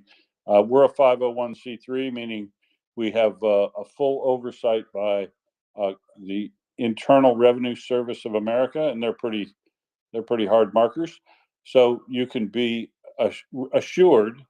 The reason why it's good to provide donations through MriyaReport is we vet all of the candidates that we're going to support so that you don't have to, and we are audited and have to report to the Internal Revenue Service of the United States. So we're a bona fide charity. You know that we vet people so that you don't have to, and we make it easy to get on our causes, and all of our causes are good causes, especially this demining effort. As War Doggo said, it's currently the most mined country in the world, and they've got 156,000 square kilometers currently in their hands that they need to demine, do the assessment of, investigate, remove, destroy, clear all this land. And that's basically half of the land they'll have once they're done running Russia out of the place. So they're getting started now, and we want to help them. If you can help us help them, go to MriyaReport.org or use the link that is the first item in the nest. Go up to the upper right-hand corner and hit the big blue button and make a donation of any size. We thank you very much for doing that. Joanna. Thank you, Will. So, Marcus spoke earlier about the new damage to the electricity infrastructure in Ukraine and the efforts of Ukraine to rebuild, repair, do whatever possible to just preserve the infrastructure. And now you are talking about these efforts of demining and about our fundraiser, which is, of course, very important, and an actual possibility to help Ukraine save lives. And I apologize in advance if it seems not related, but I want to share something with you. We have in Romania a legend, a myth about the construction of one of the most beautiful monasteries in Romania, the Curtea de Argeș Monastery. If you are like curious, just search for it. It's really beautiful. And this myth is the myth of Manole the builder. Basically, Manole dreamed that he has to build the most beautiful monastery on earth, and he began to work. But what he was building during the day, by some, I don't know, evil force, was destroyed during the night. And he continued like this, and he didn't give up. And at one moment, he had another dream, and the dream said that he has to sacrifice a person in order to be able to build the monastery, and that person should be the first person he sees the next morning.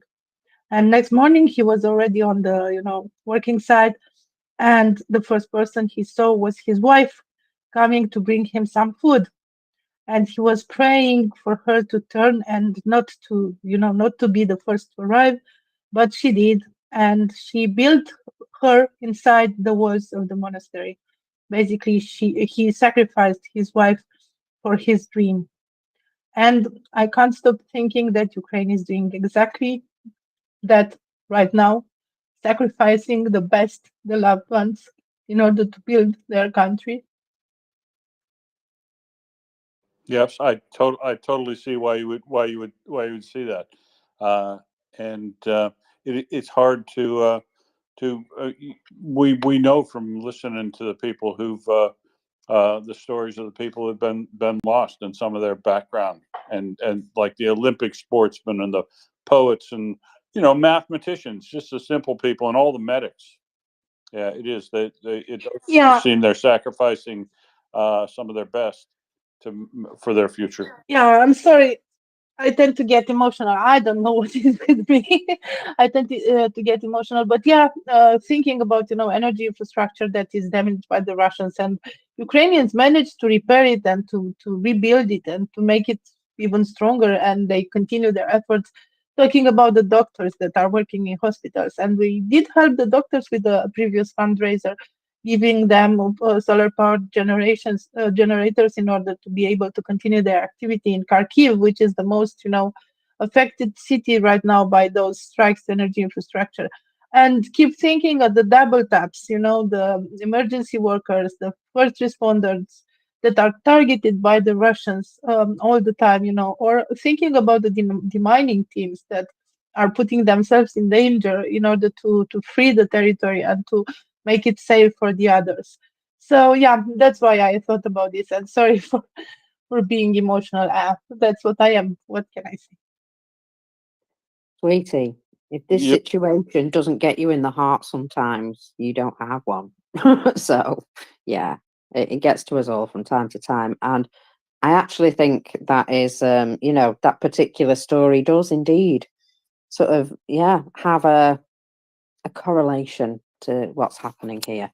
And I can see why that would be emotional to recall that. Sorry, Will, I jumped on you. No, it's basically what I was going to say is it is day in, day out. You never know what's going to get to you, but eventually something always does. So you feel that way, and then you get back on the horse, figure out what you're going to do next to fix the problem. In the immortal words of Chris James, what are you doing? What are you doing for Ukraine today? Exactly. And this is what we do. We give up our time and effort. And, well, we try to encourage people to, support and mobilize their support as well, because all very well and good talking about things, but it's also it's the knowledge, it's having the truth and being able to counteract a lot of the nonsense with the truth as well. I think it's important that we always try and strive for that. Now then, where was I? I believe you're about to have a little swap there, Will. I am. I am going to sneak out, and I see David's here to replace me.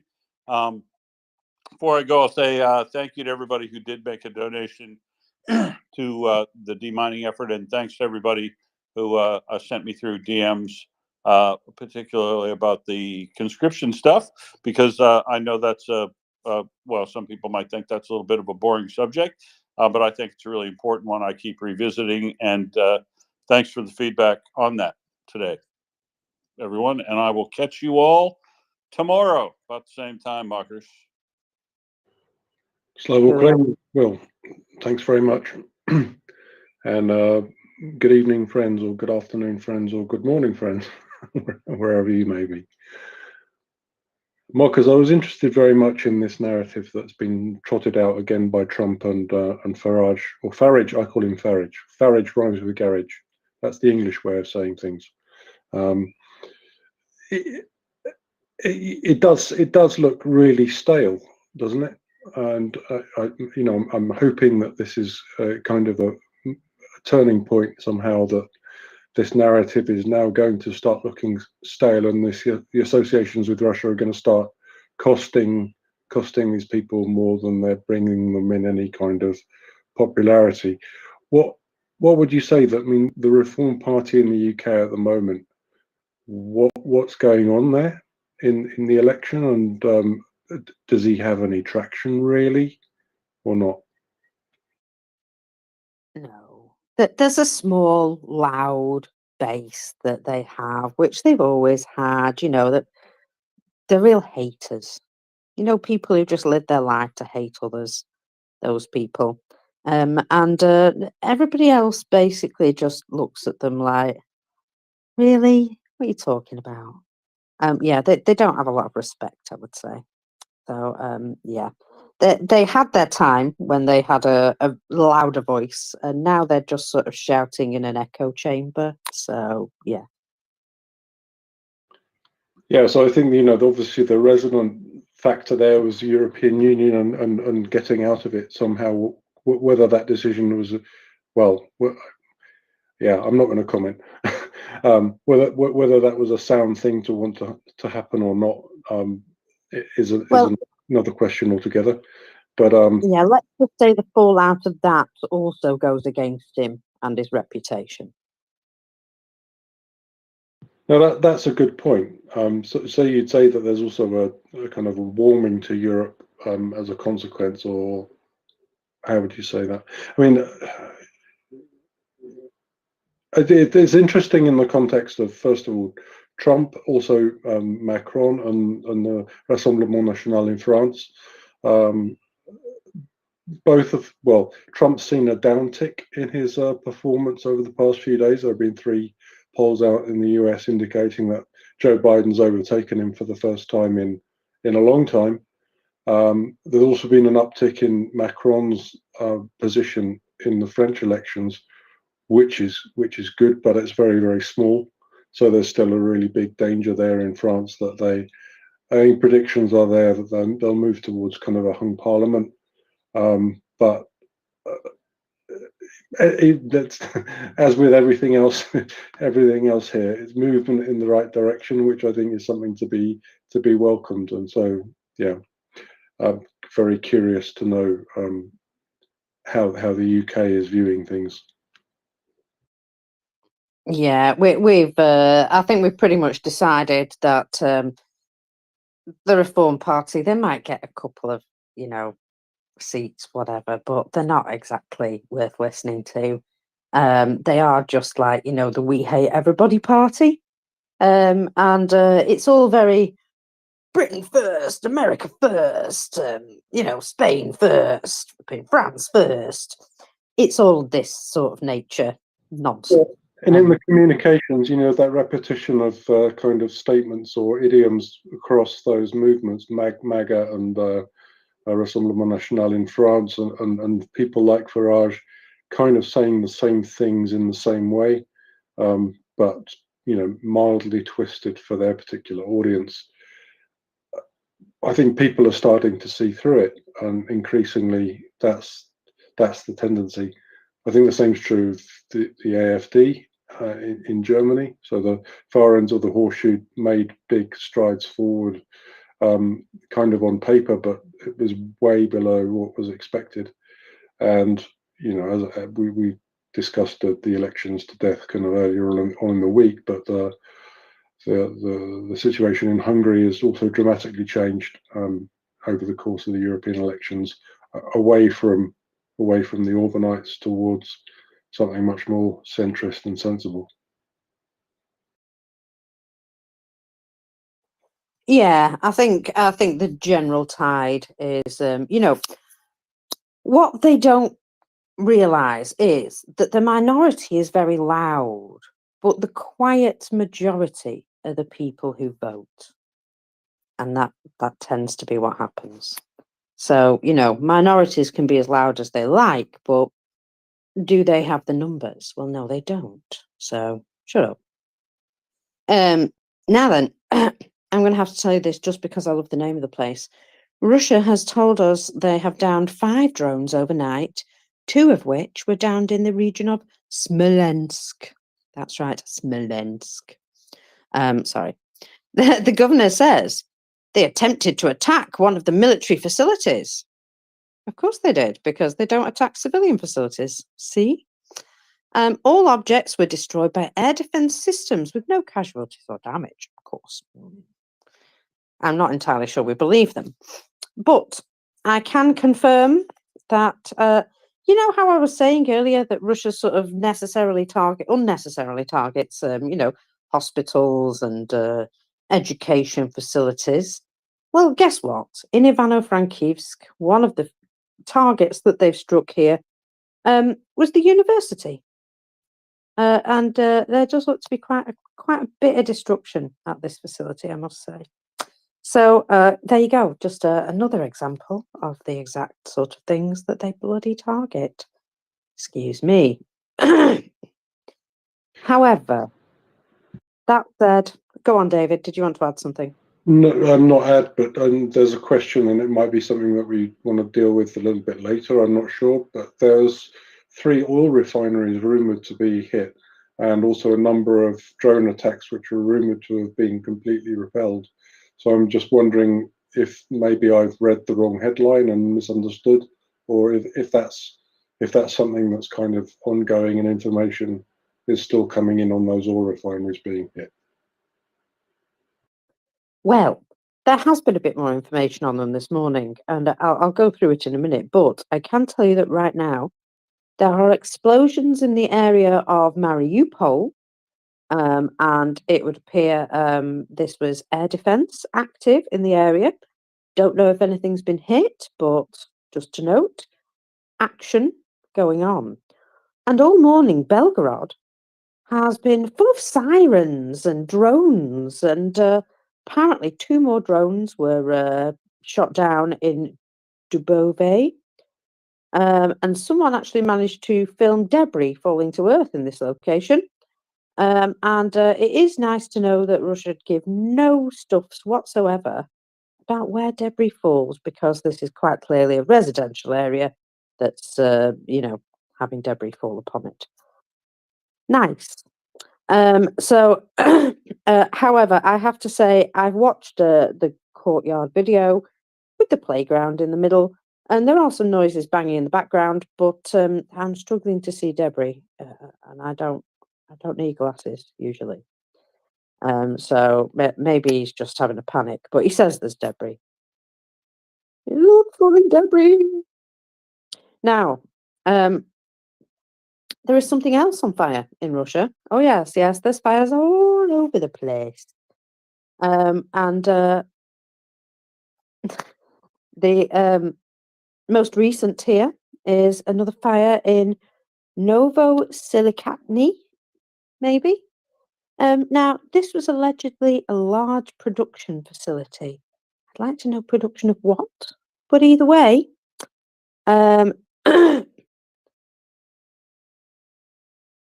it's on fire. Yeah, so there we go.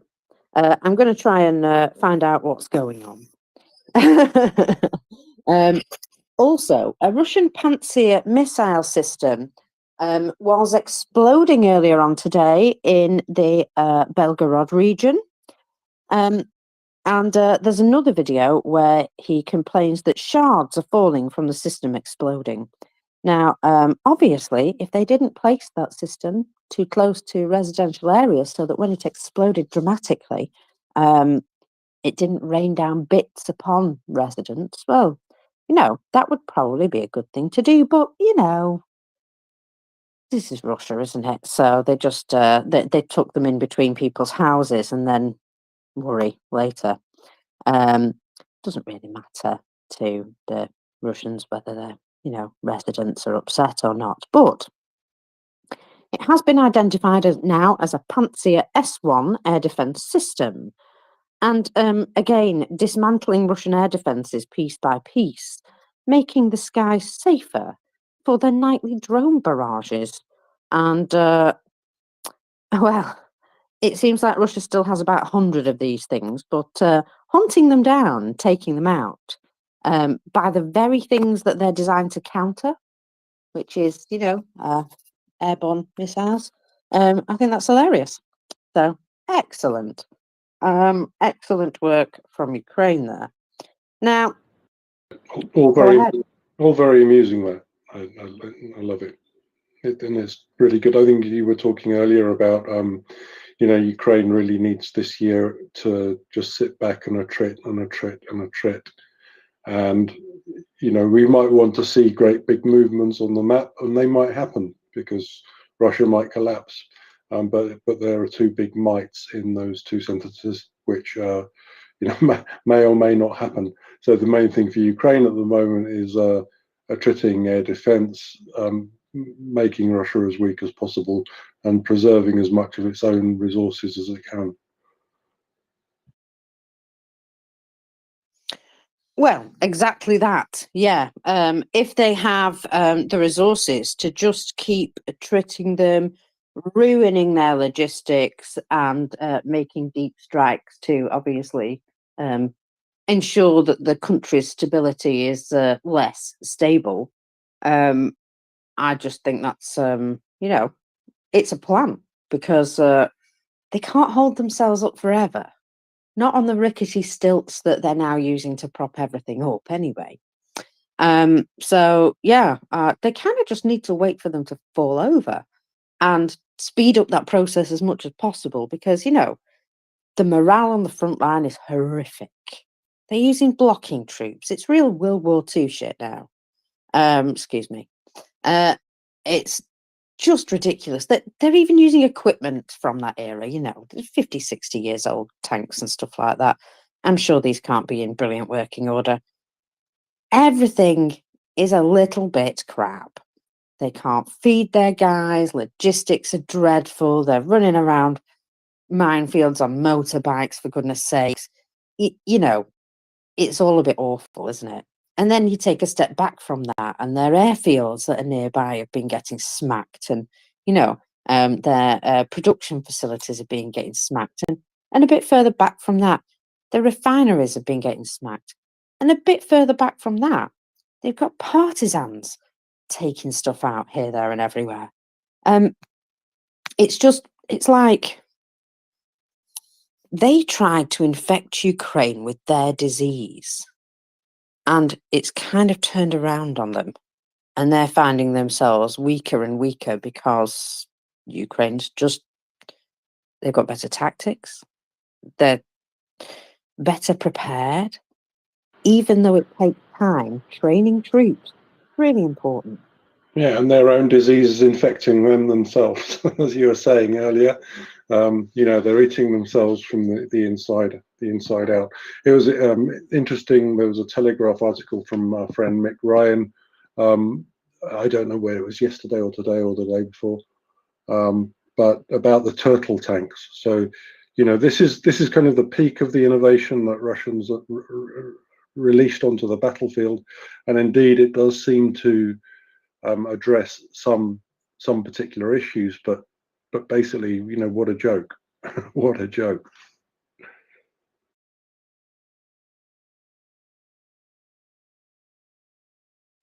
Oh yeah, absolutely. Sorry, I was just in a conversation there with Sean Pinner.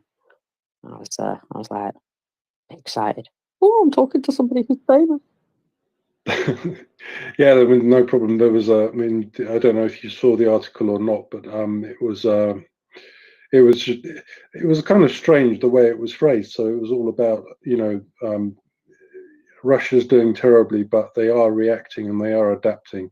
But the long and the short of the article is that they are adapting, and this is the best they can do. And so there are a lot of things that they've included in like additional electronic warfare capability. But basically, it's just keeping a tank rolling given the new realities of a very capable, particularly first-person view drone threat.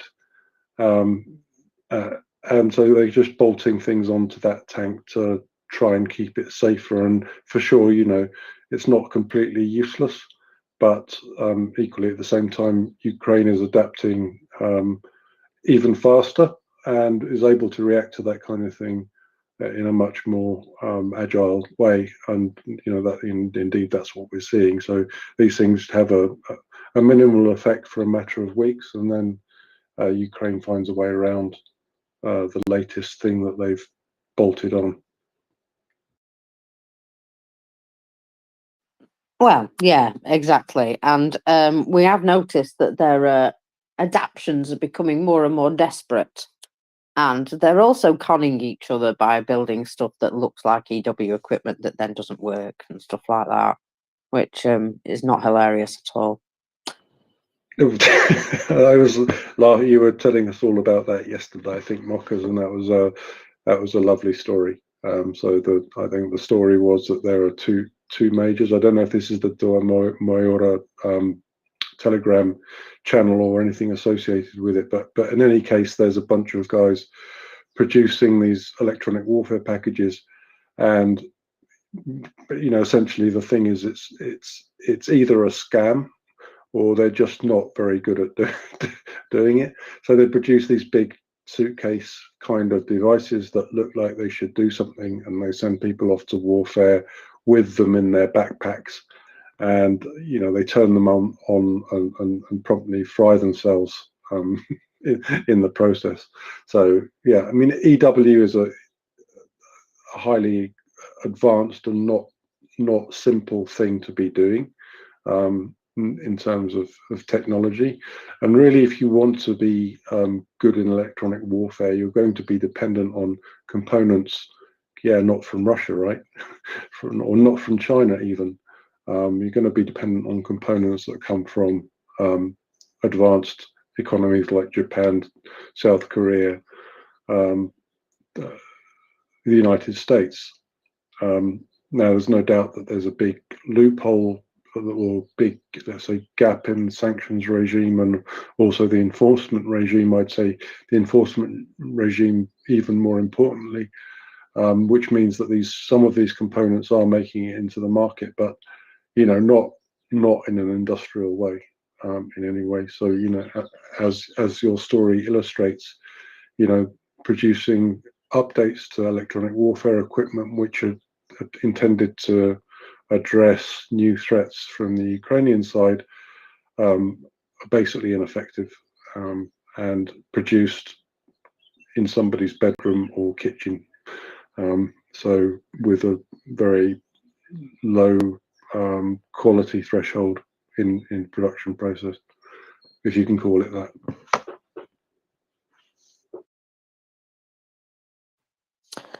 Indeed, if you can call it that. Yeah, they seem to be. I think one of the main complaints was that the antenna used were from a Chinese children's toy, and or looked as though they were from a Chinese children's toy. And well, that's high praise indeed, isn't it? Now, I was just going to say, yeah, well, sanctions don't work, right? You know, I don't know. I mean, maybe it's not even related to sanctions. It's just the fact that the people putting the things together don't really care about whether they work or not. They just have to look like they might work. That's good enough. yes, well, apparently it's led to an awful lot of Russian soldiers' deaths because they went out thinking they were covered by EW and they quite clearly weren't. And it's heavy to carry around as well, so even more funny. Now then, here is a story from inside Russia. A man was shouting outside a shopping mall, "Russia for Russians!" And a number of passers-by didn't agree with him and decided to all gang up together and batter him. I don't know whether they were considering themselves Russians at the time or what, but they were like, idiot. And the way it's going, it is kind of like Russia for the Chinese, kind of, isn't it? More like. So I don't know. Maybe they didn't agree with him. I have no idea. But, well, one of the things that has been happening at shopping malls is Russia's new army or prison legislation. They're rounding up anybody who they consider might be an illegal migrant, and they say that they're going to deport them for being illegal migrants, but then they give them this option: army or prison, prison or army. Make a choice. And apparently 230 men have been picked up in Bernal, after they were out on a Saturday night. Oh, nice. So more meat for the meat grinder, obviously. Proper desperation if you're asking me. And I'm sure these people will be fabulous fighters. I'm sure they'll be really keen. And well, have you noticed they've not started doing this in St. Petersburg or Moscow yet, but Rostov, they did a late night weekend raid, didn't they? And now in this location as well. I just feel as though there's something going on. Oh, Will. What's Will's rule on this, Mockers? Nothing good happens after 2 a.m. Ah, that's true. Yes, that is true. Yeah, if you're out after 2 a.m., you probably need to head home. Yeah. And yeah, these guys are all being rounded up and, well, given the choice to go to war. Now, I'd just like to mention 230 men were rounded up there. Big operation, yeah?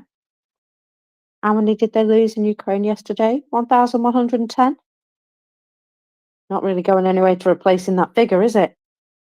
So say they did this in 5 regions and they replaced that figure. Good for them. Which other 5 regions do they need to raid tomorrow? And the day after? The day after that? They're going to start running out of nightclubs to raid at this point, aren't they?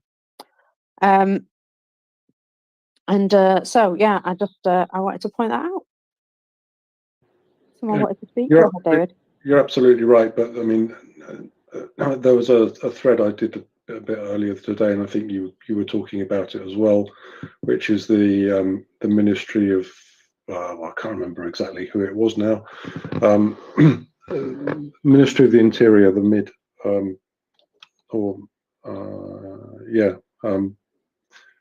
basically issuing a decree saying anyone who gets into any kind of trouble whatsoever. Yeah, the first choice is, you can either go into the military or you'll be in trouble, lad. And that's an approach that's just being rolled out incredibly comprehensively. And so, my expectation here is that, this just basically opens the door for completely arbitrary arrests and pulling people off the street, because that's just the way it is, So I still think it's going to be a struggle for them to replace the meat, and the meat that they're replacing is going to be obviously not necessarily that well motivated to do the job or even qualified to be able to do the job, both in a physical sense or any other kind of capacity. Nevertheless, so far at least, law enforcement and Secret Service, and there's amazing the list of agencies that was on those directives. Things like the Fire Inspection Service, the Ministry of Emergency. So that's basically that's kind of the fire engines and things like this. So there's just a huge range of potential minor infringements on society, which enables them to pull in and basically press gang anybody they want to. Now, it's not an efficient way of mobilizing people, but it's, so far at least, it seems like it's something that's probably going to work to some degree. So yeah, I'm not expecting there to be necessarily an immediate collapse in numbers of people they can push into the front.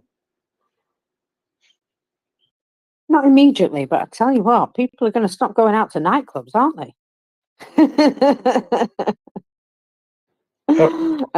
Absolutely. It's going to have a devastating effect on the nighttime economy.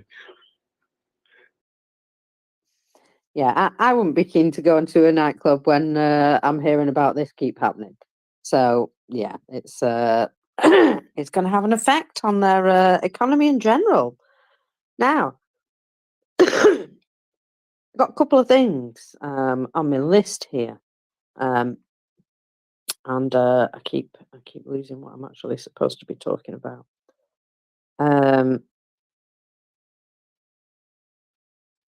Shall we? Here we go. This is what it was. Shall we have a little chat about what morale doing?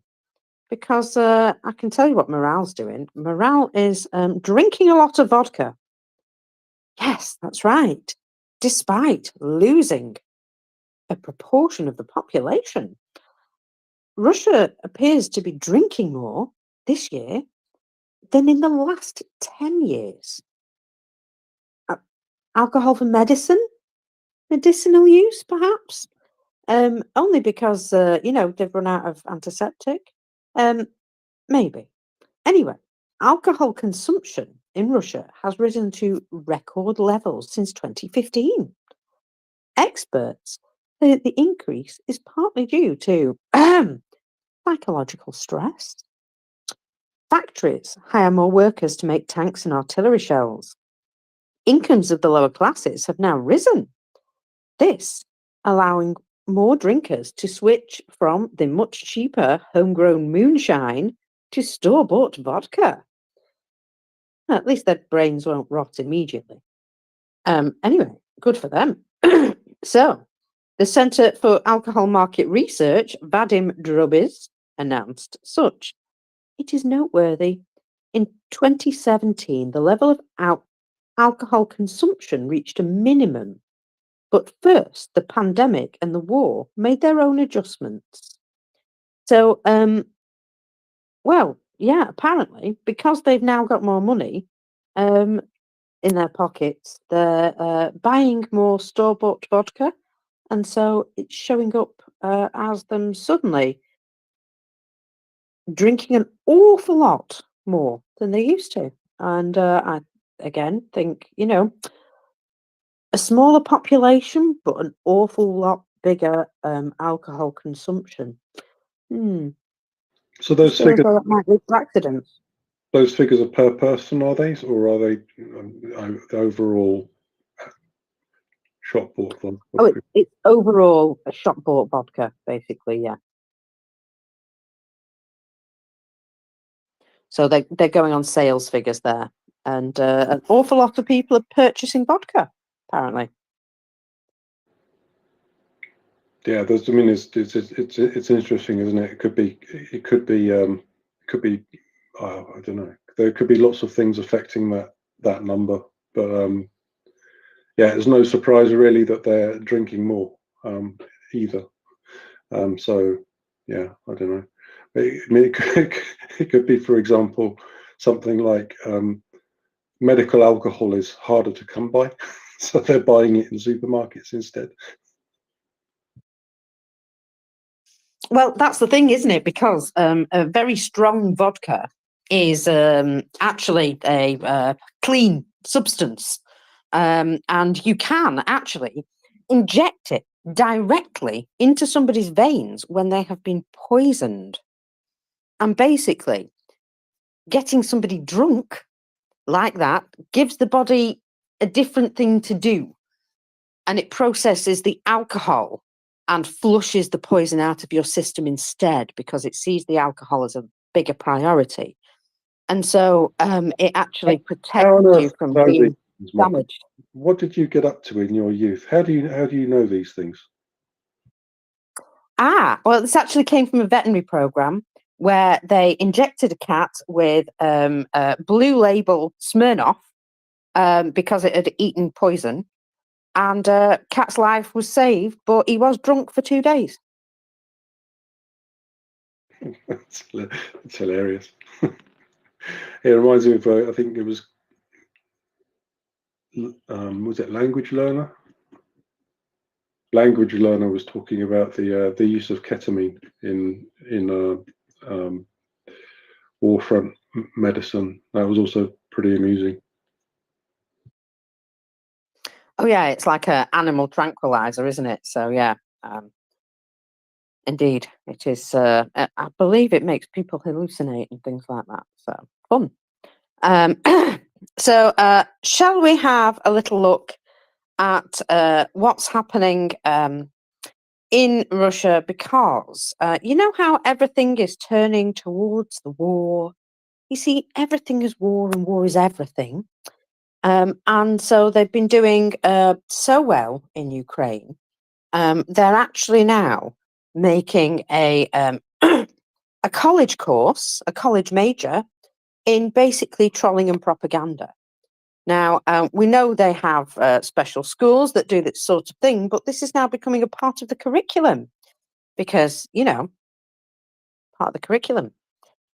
So, the Faculty of Political Science in Moscow State University announced that in the new academic year, the team of Zakhar Prilepin and State Duma deputies will be involved in training master's students in the program of Strategic Communication Information and Hybrid Wars.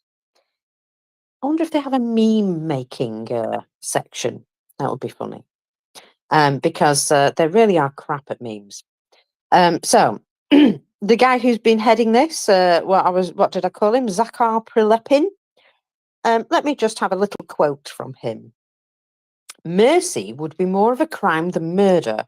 We can't say that Christ blessed our military service, but he didn't condemn it either. In other words, he's saying, trust us. God loves us. We're okay. So anyway, yeah, that's the guy. He also said this about Russian soldiers. They can die while killing and kill while dying. In other words, just let them continue to die on the battlefield because at least they're there killing other people. Nice, isn't he?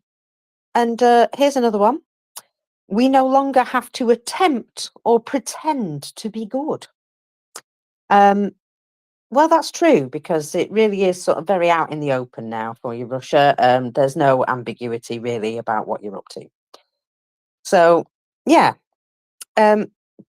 Now, it is interesting to note how things have changed.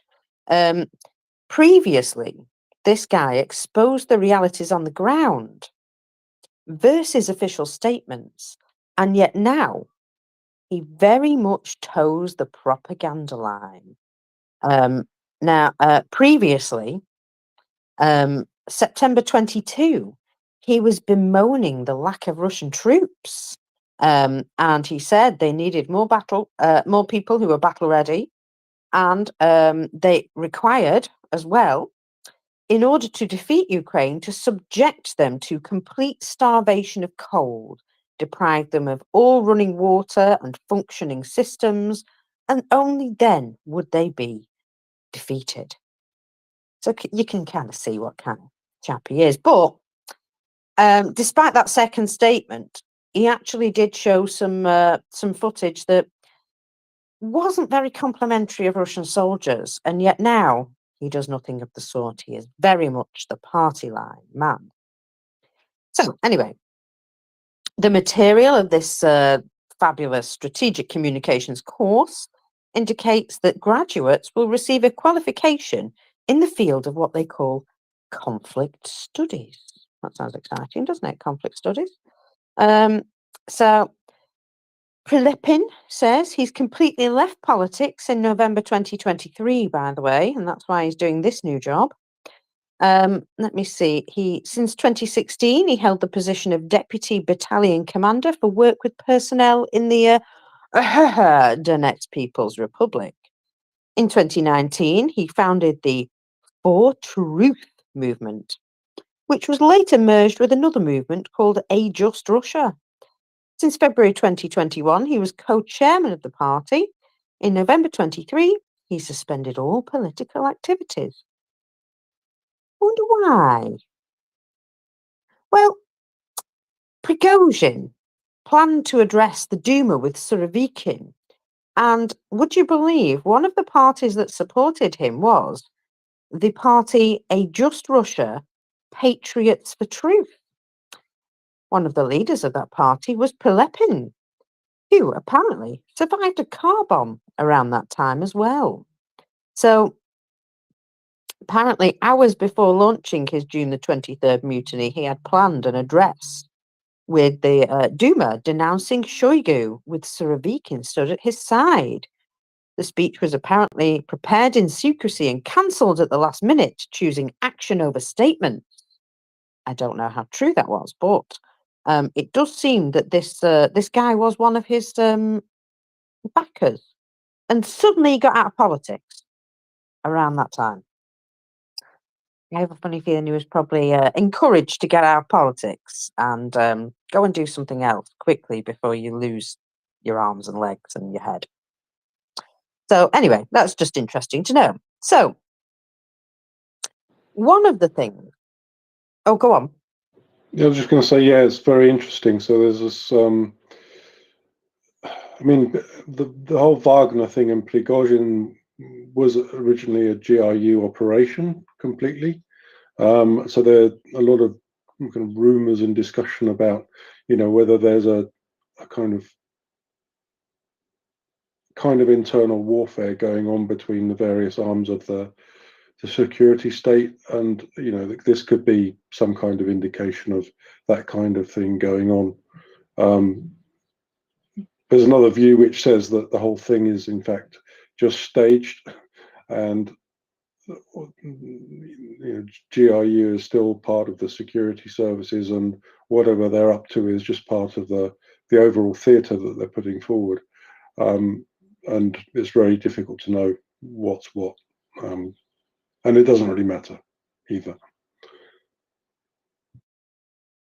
No, it doesn't, but it is fun to see all these characters, and their shifting of chairs, shall we say, musical chairs. Yeah, so absolutely, it's pretty fascinating. So indeed, this guy, well, the government rewards people, don't they, for saying very awful, illegal, terrible things, especially about Ukrainians, obviously. Sorry, I'm just sorting something out here. There we go. And this is another example of how this sort of genocidal dialogue is promoted. That basically this guy has now got a nice plum new job because of promoting the war, promoting genocide towards Ukraine and in general, just in general. So yeah, despite him being perhaps a friend of Prigozhin at the time, obviously got himself out of that and is now finding himself in a bit of a plum job. Lucky boy, eh? Lucky boy. Still a bit. It's interesting to see what they're kind of up to. They really are very, very strange to watch from the outside. Half the time you think you know what's going on, and then a bit more information comes out, and you think, no, I have absolutely no idea what's going on. And it just continues like that. So, yeah, I'm sure they'll figure it out eventually. But I just want to see them falling down, really. That's what I'm here for. I'm here to watch Russia fall apart. Now, bear with one sec. Just get back to what I was looking at. Oh, yes, yes. So, something I noticed today. Oh, look at that. You've made it to co-host, David. Well done. The Russian airfield in Voronezh. Well, I'm going to say that it might be something that we might see a little bit of action at in the near future, because there appears to be an Atesh partisan just wandering around there, taking some pictures, showing what aircraft are currently at the base. Oh, sorry, I'm just zooming in on this aircraft to see what it looks like. It doesn't look in bad nick, this one. You know how a lot of the time their aircraft look like in really dreadful condition? Despite being a little bit blurred, this actually looks in really good condition. So yeah, I would say that would be an interesting place to pay a visit. So Atesh have pointed out some valuable information, also about the Baltimore airfield. So when you say, "Oh wow, I wonder how Ukraine's managing to target these airfields so successfully and so accurately," well, this is why. And Atesh, I think, despite OPSEC, Atesh put this information out so that the Russians do crap themselves and do think about moving that stuff faster, basically. Yeah, I mean, it's very clever. I mean, it's a lot cheaper to release information and get a reaction that way than it is to actually blow stuff up, right? So I don't think it's a stupid thing at all that they're doing. They're doing a fantastic job. And it's all that, be paranoid. We are inside your walls. Yeah, absolutely. Absolutely. It plays very well into this overall idea of black propaganda and, of kind of secret squirrel stuff being attractive to people within the country to get kind of secret information about really what's going on. And so I think it's very effective. Voronezh I think there are several quite significant military divisions kind of based there, but one of them is the 455th Bomber Aviation Unit, which is and also the 47th Composite Guards Aviation Regiment, which operates Su-34s, which is the tactical bomber. So it's a kind of thing that would be used to launch these terrible glide bombs. So it'd be quite good if we could take that out of action somehow.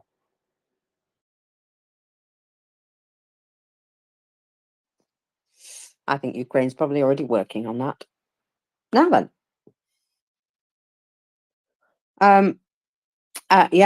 Just keeping up with something, but we have some Telegram chatter, which I'm going to insert into this moment because it's brand new and fresh. So let's have a see. The Russian population, they've been going after the lowest of society, haven't they? With regards to military sort of forced conscription here. Army or prison, prisoner army, that kind of thing. And the police apparently and other departments have been ordered to massively search for people to be sent to the front. And it seems to be the case. The Ministry of Internal Affairs, the FSB, the Ministry of Emergency Situations, and the Federal Customs Service, and even bailiffs began to actively look to recruit suspects and accused to participate in the special military operation. So, Commissant learned investigators and interrogators of these departments were instructed to establish active cooperation with military registration and enlistment officers and invite any physically healthy defendants in criminal cases aged 18 to 65 to serve in exchange for going to court and prison. And yeah, it's fun for them, I'm sure, to have that particular choice. Daddy or chips? If the commissariat agrees to conclude a contract with the person under investigation, his criminal prosecution at the request of the military will be suspended and completely terminated if they are awarded a state award after the completion of the special military operation or upon their death, whichever one comes first. That's kind, isn't it? When you're dead, we won't prosecute you. Thanks. So, it does appear that they are indeed actively looking for people now and rounding them up, especially migrants and migrant workers. And I can only imagine that that's going to make their labour shortage even worse. So, how do you produce bombs when you don't have any people to do it? Maybe they're the only jobs that they're looking to fill at this point. Anyway, Yeah, I mean, I think they'll be kind of pretty clearly steered away from things like munitions factories. But you know, as we were saying earlier, basically there are just vast swathes of activity in the country where you could get picked up for any kind of minor infringement, and that's exactly what they're doing. Quite how they focus the activity is another thing. But whether it means that you have empty shops with empty checkouts, empty factories of things, I don't know, things for the home. They don't really make too much of that, to be honest. But anyway, let's say non-critical for the war industries, if they stop working, I guess the question is, what effect will that have on general society, and will people be very agitated and start to protest? It's difficult to say. I doubt it. I doubt they'll protest. There'll be a lot of complaining, though. Well, yeah, I think there are basically kind of two categories of people: as the ones that are in the system and are completely convinced that they're doing the right thing, or if they're not completely convinced, then they're doing it for their own venal interest and venal self-interest, and don't care about the consequences. And then you've got the rest of the people for whom life was always shit. So maybe it's getting a little bit shitter, but hey, what's new? So yeah, there's a kind of inherent latency, or what do you say, lack of volatility in that kind of society. Yeah, they've been sort of dumbed down to sheep, unfortunately. And they may bite from time to time, but they generally herd together. Oh, Stephen, go ahead. Oh, many thanks. Well, just on that last point, I have noticed a few, not many, but a few apparently Russian accounts, mainly young people, I guess you'd call them Gen Z, who have been speaking out against the regime. I've followed a couple recently, and who do seem to be encouraging people not to join the SMO or whatever it is, the violent war of aggression against Ukraine, and they do call it that, who are saying things, in fact, like Russia should be disarmed and not allowed to have a military for 100 years. So that's fairly, strident. So yeah, there does seem to be some other element which is, a group of young people who feel dispossessed of their nation, perhaps.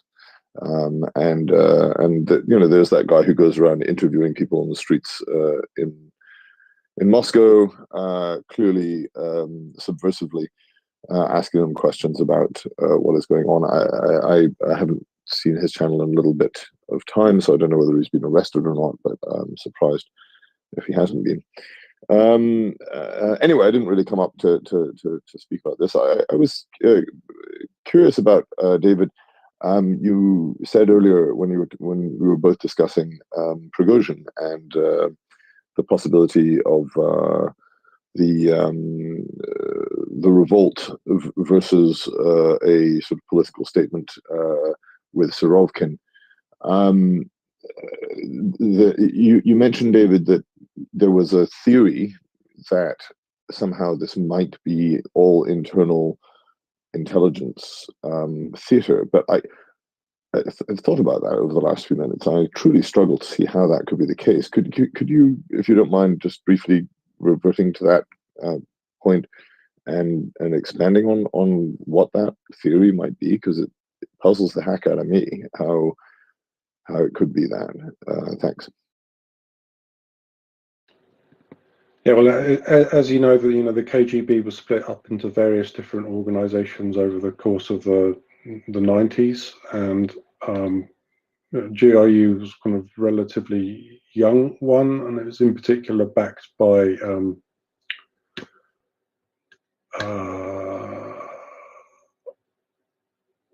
let's say the powers that GRU got to do operations autonomously was greatly backed by Sergei Kirienko. I'm not really sure what Sergei Kirienko is now doing in the government, whether he's still head of the presidential administration or not. I've not looked into it in depth, so I'm not really sure. But since the kind of reshuffle that happened after the presidential theatre, it's not really clear what his role is at the moment. But he has traditionally been quite a powerful member of the vaccine firmament, if you like. And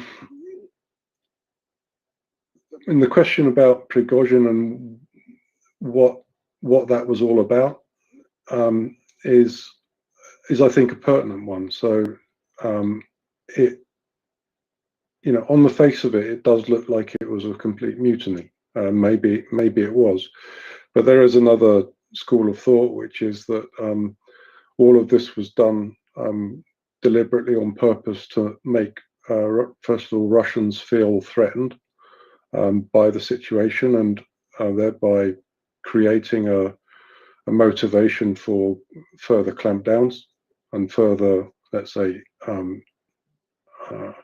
further steps towards, total control of society. Another thought along those lines is that, maybe GRU, as a part of the security architecture, was becoming more powerful and trying to assert its authority in certain ways. But then when you look at actually, what happened, why didn't Prigozhin actually get to Moscow in the first place? I mean, he managed to walk through 90% of Russia and was kind of stopped on the border, and there were very strange kind of movie moments of JCB kind of backhoes digging up roads at the last minute, seemingly, or bridges being twisted so that the traffic couldn't go across them. Again, apparently at the last minute, indicating that the authorities were getting things back under control. So I would say it's still pretty much a mystery about what was going on there. One of the outcomes of that, of course, was that it enabled a massive purge of military infrastructure, or hierarchy rather. Interesting, though, Surovikin is still around doing something.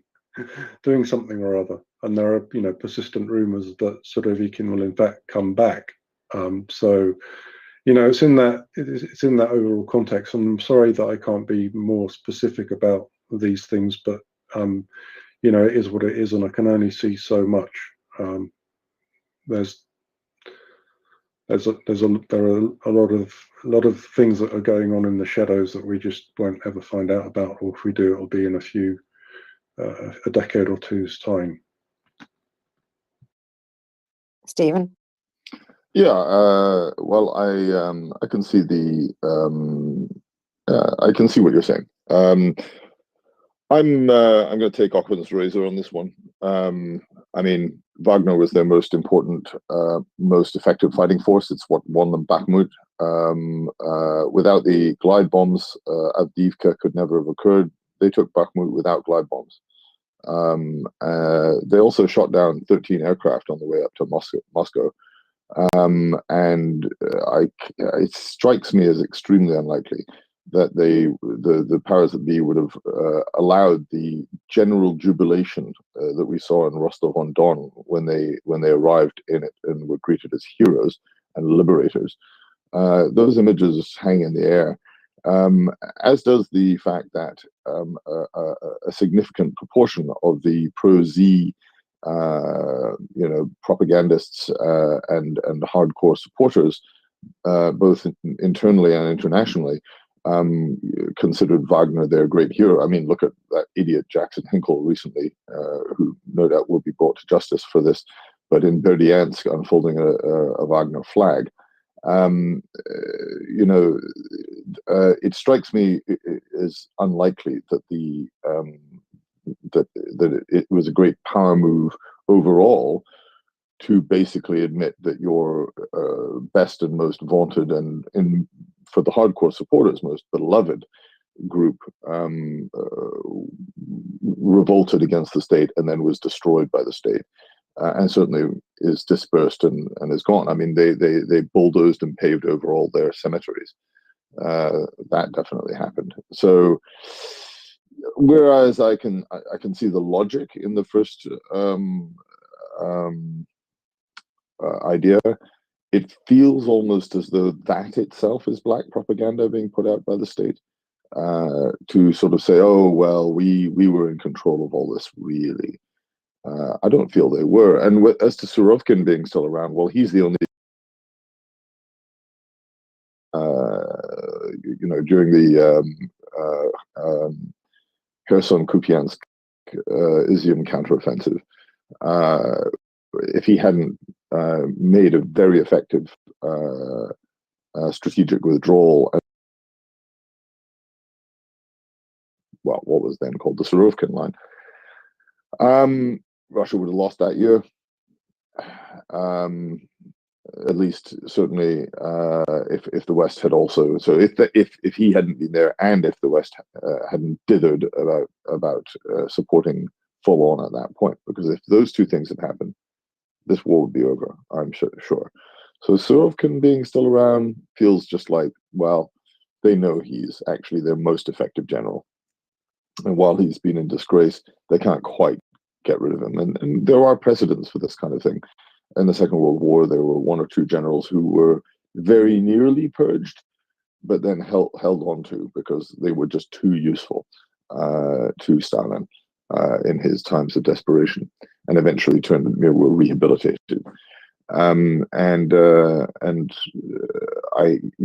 just think they understand that Surovkin is a necessity. But Wagner, to me, it was too much of a propaganda failure for them, more than anything else, as well as a military failure. Simply put, as I've said before, Bakhmut, Wagner was shattered, and everybody watched it happen. And they haven't even got to Chasiv Yar yet. From the easternmost suburbs of Bakhmut to the outskirts of Chasiv Yar is 9 kilometers. Well, the first 6 were taken by Wagner in around 6 months. and they were the hardest. They were the urban fighting. The remaining 3, the Russian armed forces hasn't been able to take in more than double that time. So I don't buy that first one. I mean, I can see the logic, and it's interesting to hear, so thanks for bringing it up. But I just don't buy it. I'm going to call Occam's razor on this one. Thank you. Yeah, I don't particularly buy it either. But all I was doing is saying that there are, several schools of thought about what could have been going on. And yeah, as you say, I think the obvious thing is that Wagner had basically run its course as a project, so they wanted to kill it somehow. But the fact that Surovikin was involved, yeah, I can understand the expediency of leaving him there, because, as you point out, he is the most capable general. But at the same time, it was a GRU operation financed by the GRU. There's evidence for that, and Patrushev would have been, completely aware of all of these moving pieces. So it's just bizarre, absurdistan again, really. As always. Well, they may actually be the new North Korea. Medvedev, of course, he loves his Western stuff, doesn't he? And he stated in 2014, refusal of imported things would turn Russia into North Korea. So this man who loves his iPhone 6 apparently enjoys playing Call of Duty as an American soldier, winning the war, while drunk, of course. Ridiculed the idea of abandoning Apple technology due to difficulties with the USA. He said, "What does our current tension with America and the iPhone have to do with it? Let's then refuse imported things, and what will we have? North Korea. This is not our way." Apparently, he has an ARM phone and ARM pad donated by Armenian colleagues running on the Android platform, and a Yota phone from Rostec. The head of Rostec, Sergei Chimtsov, gave him that, but he doesn't use them at work. So it seems that he's very keen to keep hold of his iPhone, David, and yeah, that's a shame for him, isn't it? I do hope he loses his iPhone at some point and isn't able to replace it. Now, you'll be glad to know that China's, they've got serious. They've imposed sanctions against Lockheed Martin Corporation. Do you think Lockheed Martin are quaking in their boots right now, David? Not really. I don't think China's a big market for Lockheed Martin. Me either. But here you go. Here's one of the most pointless sanctions in the world. So they've imposed sanctions against Lockheed Martin, its subsidiaries, and senior management in connection with the sale of American weapons to Taiwan. The Chinese Ministry of Foreign Affairs said in a statement they will freeze any movable and immovable assets and other properties of Lockheed Martin executives, including its president, and ban them from entering China. Gosh, I bet you they're gutted. So there you go. I just thought that was something worth noting. That yeah, that is about the size of what China's doing. Well done, guys. I mean, it's interesting what's going on with China and what's going on with us kind of decoupling from China. So there have been some things like the tariffs have been imposed on Chinese electric vehicles, kind of long overdue and not going really far enough in my point of view. But also the news in the Financial Times today was as they possibly can, and it was just detailing some of the challenges they face in actually getting their money out. I'd say some of that is mitigated by the fact that I guess most of their money is already outside of the country, so I don't think they'll have a problem getting out. But it's very interesting that there's a source in major media stating that there's a notable outflow of what you'd call oligarchs in Russia. Company managers, people who are making money in the Chinese economy, wanting to get out. Things aren't. What's the statement on? Things are rotten in Denmark or something. Something is rotten in the state of Denmark. Yeah, exactly. Wow, indeed. These sorts of trends don't tend to lie, do they? No matter what they say on the surface. Now, listen to this. This is a beautiful thing. I am like I want to see them try. Russian scientists have proposed, because they cannot transport enough Russian coal on their current train lines, they've proposed transporting coal to China on airships. Oh, madness. Anyway, this is fun. Specialist. With the poo balloon, Go on. they're going to combine activities with the North Koreans. It's obvious. Yes, exactly. They're going to send coal balloons instead of poo balloons.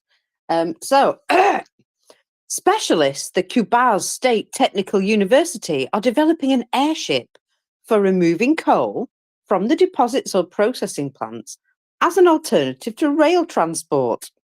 They've carried out preliminary calculations to show the comparable cost of transportation by airship compared to rail transport as it develops. Transportation by airship will become equal or even cheaper in the near future. Yeah, well, that's because you can't update your rail.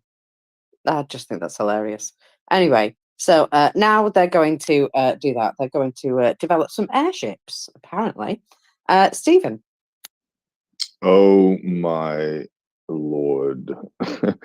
Somebody is claiming that airships are going to be more efficient as heavy transport than rail. That's the only... That's all I have to say. Well, you see, if you can't maintain or upkeep or even replace your rail, then it might well be at some point. Indeed. Now, it's predicated on the idea that they can build an airship, which is also highly questionable. Yes, indeed. Yeah, they've got to build the airship first. Now, remember the aircraft that are currently 6 tons. That's right, 6 tons overweight and just 10 years behind schedule. So I'm sure they'll figure it out sometime. Now then, Russia haven't been making very many friends recently, have they? And they keep peeing people off. And stuff happens as a result, because consequences do follow bad actions. Now, Estonia closed the Narva checkpoint in the direct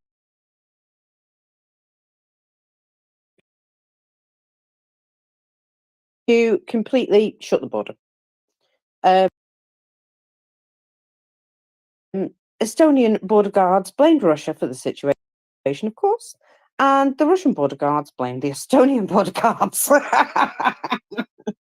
So either way, they decided there was far too many people waiting at the checkpoint for the weekend, and they decided just to close it. Easy. So that's what happens when you try and flood the border with additional persons. Ooh, live sniper, welcome. Yeah, I think this airship idea is very interesting because the Russians seem to have taken many ideas from the Germans in the 30s. Anyway, so I mean, they could fill it with hydrogen, for example. I mean, hydrogen airship transporting coal. What could go wrong? I think that's that's a brilliant idea. Sorry, Marvelous that's idea. Lies yeah, paper, perfect. yeah, exactly. I think that's tremendous. We have already seen that they are completely on fire with this idea. Thank you. I seem to recall those airships mainly on fire, to be fair. So, yeah, I do remember historical pictures and videos of these things, generally on fire, falling to the ground. So, yeah, I have a funny feeling that it might be difficult for them. But I think they should go ahead as well. Feel free to waste your time and money. You know what's going to happen, don't you? They'll have it all ready to be developed, and some bugger will steal the money. I know, just these things always happen. Now, again, they've been upsetting people, and the US has had enough. And I'm kind of glad, because I do feel as though, we really should be putting our foot down.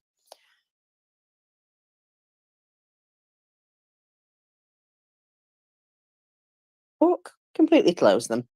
The Russian ambassador in Washington was upset. But basically, so that's nice. I like that. All those things. It would appear that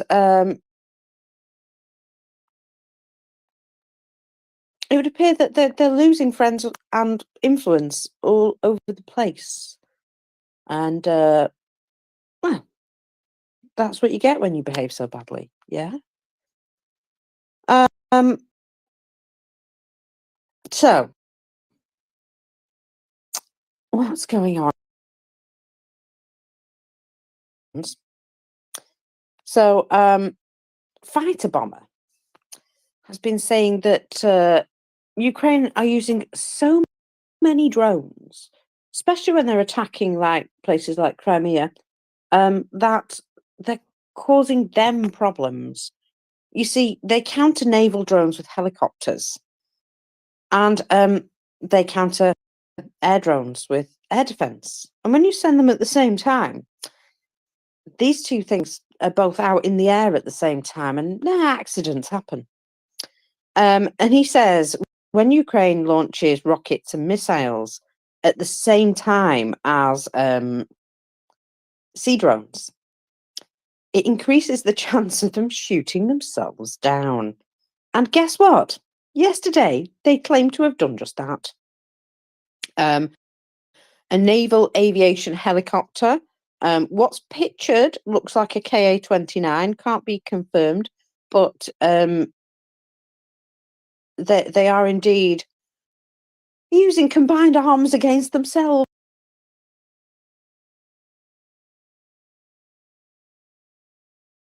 Absolutely hilarious that Ukraine are using their confusion to get them to shoot their own aircraft down, if that's what they're admitting there.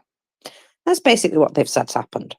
And, well, I can't think of a better way to use your ammunition than to get them to.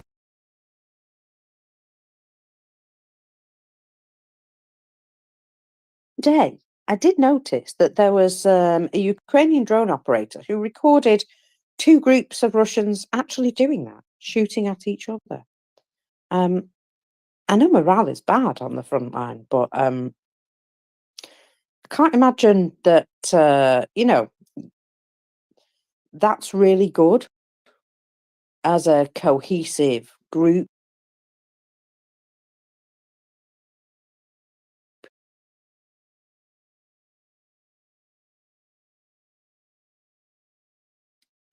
In Kursk, there has been a magnet store that is well, it's on fire, and according to information from partisans, this place, well, it isn't actually the store that it was purporting to be. It was actually a base where they were collecting, military stuff. and not anymore, obviously. In fact, the front entrance already looks boarded up prior to it being hit. And so, yeah, it looks as though that probably was. Not currently,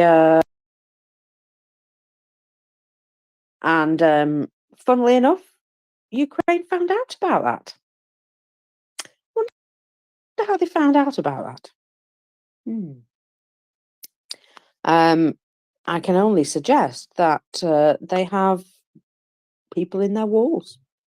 They should be very paranoid, really, shouldn't they? They really should.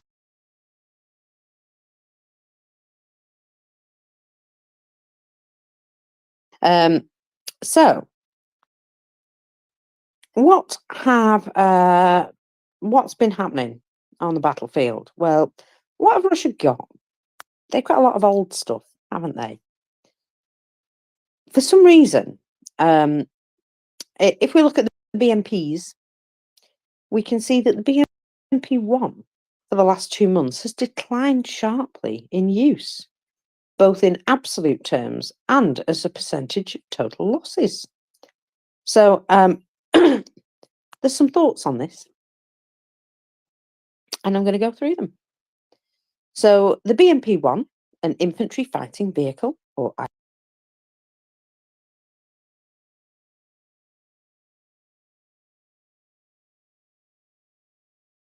in 1966, a little bit older than me, approximately 20,000 of them were made in the Soviet Union, and it was then succeeded by the BMP-2, first made in 1979, which is similar but has a lot of improvements.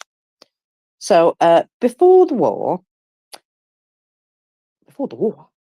Russia was only thought to have had about 400 operational BMP-1s in the army, with some more working about in the border force and riot police, and thousands, around 2,500, in storage. It seems that a lot of BMP-1s and other stuff were transferred from the border force and riot police after the start of the war. And there was a program to reactivate those in storage. There were also an awful lot of BMP-2s in service, more than 3,000 by some accounts, and another 1,000 plus in storage of BMP-2s.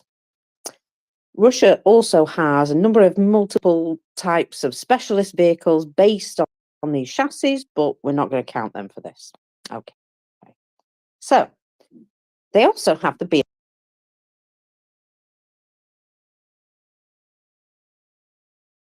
150 in storage and still in production. Possibly around 140 were made in 2023. Russia claims to be increasing that number. They've possibly made some more, but probably not at a rate that they would like to. But we can guarantee they have produced probably some more of these. So, in the loss graph of all BMPs, you start to see a pattern. Russia started off losing very few of the BMP-1s, probably because they didn't have that many that they were able to field. And then there's a big increase, likely were discoveries of old losses from the start of the war as Ukraine liberated additional territory. But BMP-1 losses then continued to increase until April 23, presumably as more and more were reactivated and pushed into battle.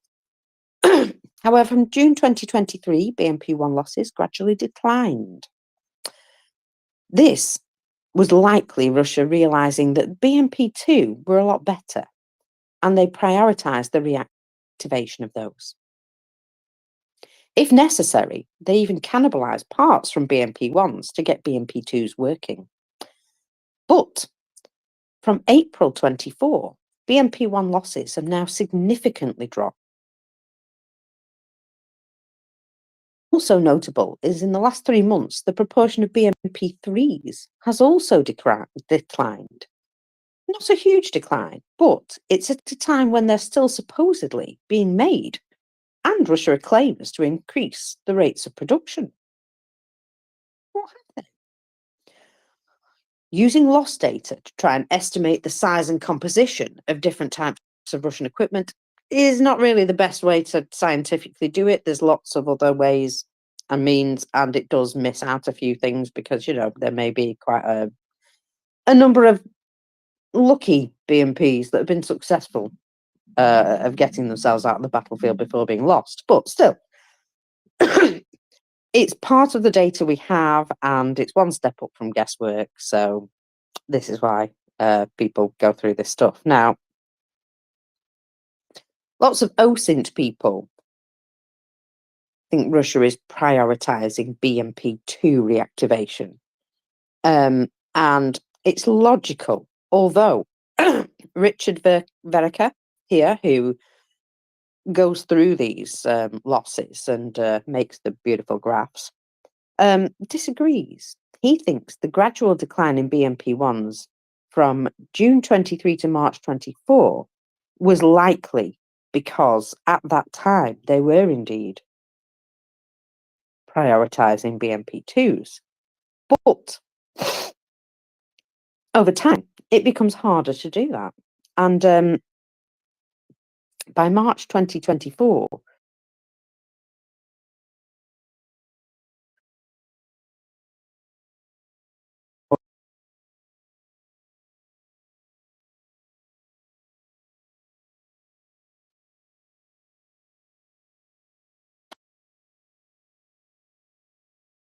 the counts.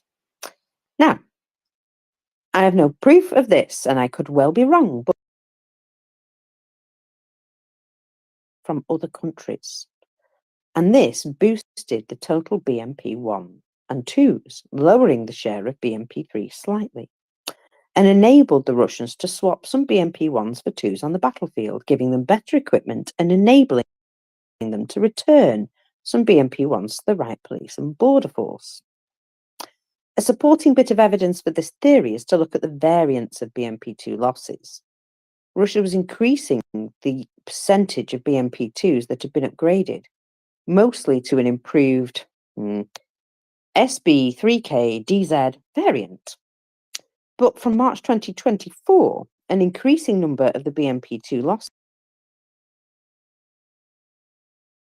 to K variant. And the best logical reason for that is that Russia suddenly got a number of BMP-2Ks in a short period of time. And it didn't upgrade them all. It sent them out to the battlefield as soon as they could. Now, he says, I'm happy to hear other explanations, but this is my theory. So, with over 2,000 BMP-2s being made by the Soviet Union and more by Czechoslovakia, there were a lot. I think it's meant to be 20,000. I think he's missed out a zero.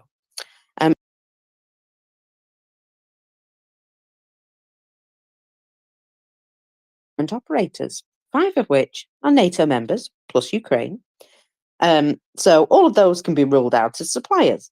But the same number only operate numbers of under 50. So there's not a great deal.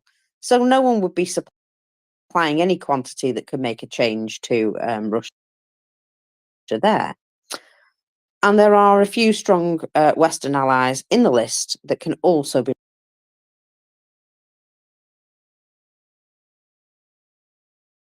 and provide plausible deniability.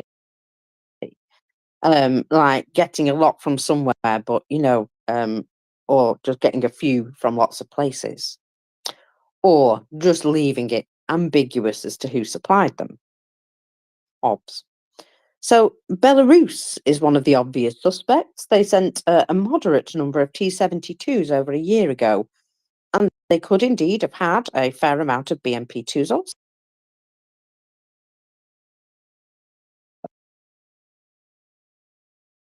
Who are buying BMP-2s from nations that are struggling financially. Perhaps some of these places owe money to China.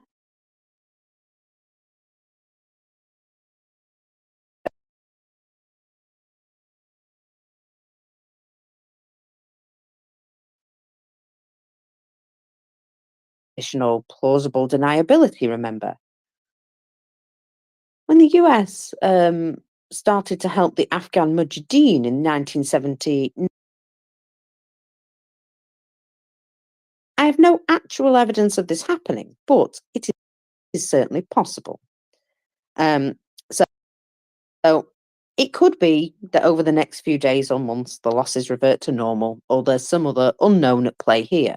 But this is a hypothesis I have based upon the available data. So it is certainly possible that at some point, Russia managed to get their hands on some additional BMP2s. And this would mean that they've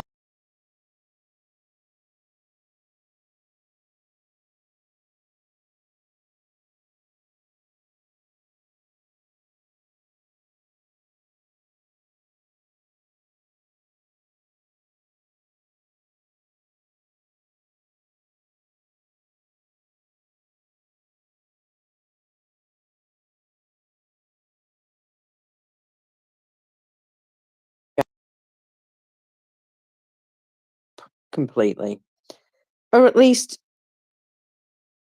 they don't seem to want to find it. I don't know, Kyrgyzstan, Kazakhstan, Uzbekistan, these places, you might just want to have a little look at their imports that we're all supplying, that they suddenly seem to have an awful lot more of.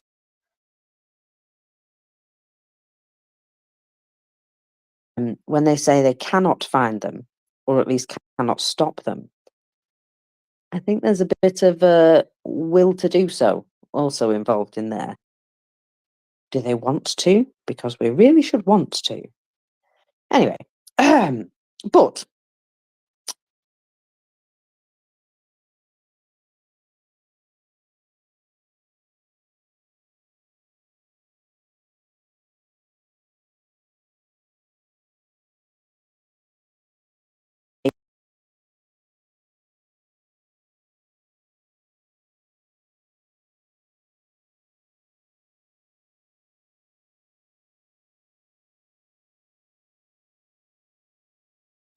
dirty, dirty dogs. So there you two go. interesting things about this, I think, is first of all, you know, they're reliant on pulling in the MP2s that they've exported previously to.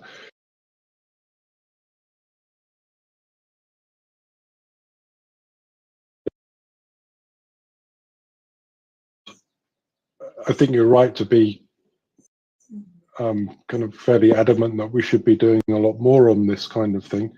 But on the scale of things, there are a lot of other things we should be doing a lot more of as well. So, I'm, you know, the scale of the fight that we've got on is something which I think is generally not really recognised, and so, you know, secondary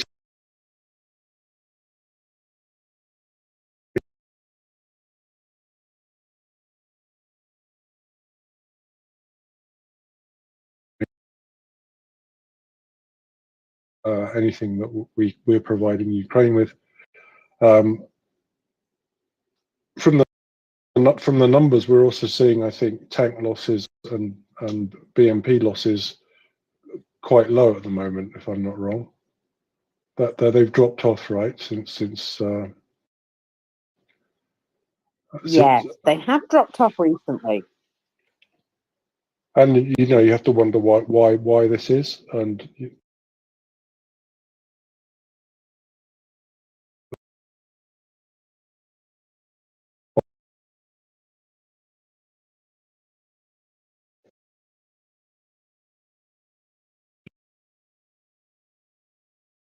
in the process of getting these previously exported products back into Russia, it takes some time and organisation. Organisation which is going down begging for odds and scraps from wherever they can get it from. China for sure is acting as a massive backdoor and facilitating things here and there. full square behind what Russia's doing. So, although I think they're playing both sides very much, how they're going to behave longer term in this overall geopolitical picture is still very much up for debate. I think, and I could be completely wrong, because, as you know, we've had some extra.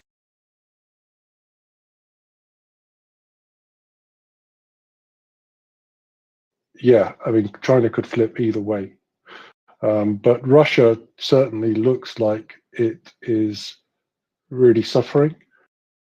And without China coming in a much more overt kind of support function,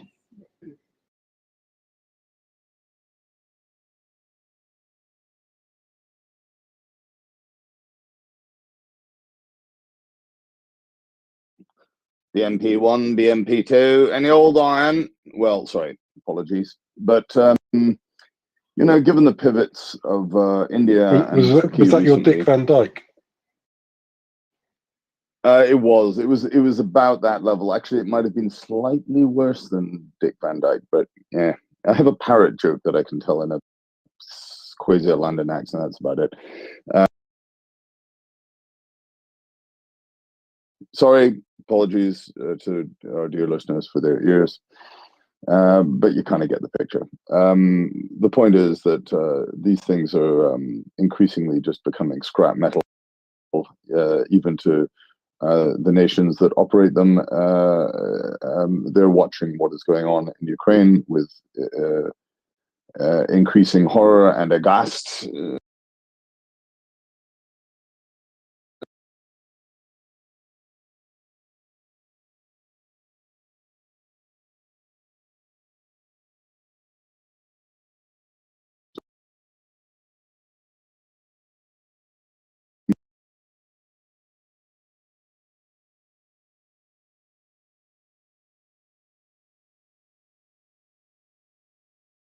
Towards the end, David, yeah, absolutely. It's very ambiguous what China wants out of this. I think that they significantly want to just beggar Russia into being a vassal state, and I think even a lot of Russian pro-Russian voices are saying.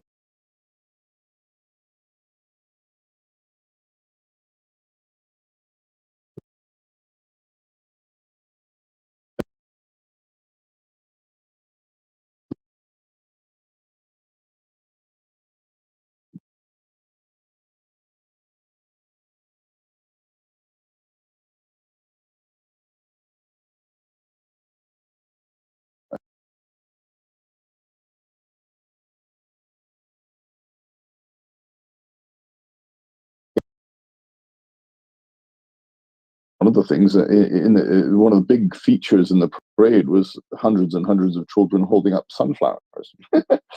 They presented Putin, his main gift was a framed, what can I mean, it looked identical, even right down to the sort of oval portrait in the middle and the kind of black, you know, polished marble sort of vibe with the etched white commemorative images around it. Looks exactly like a gravestone that you see anywhere around.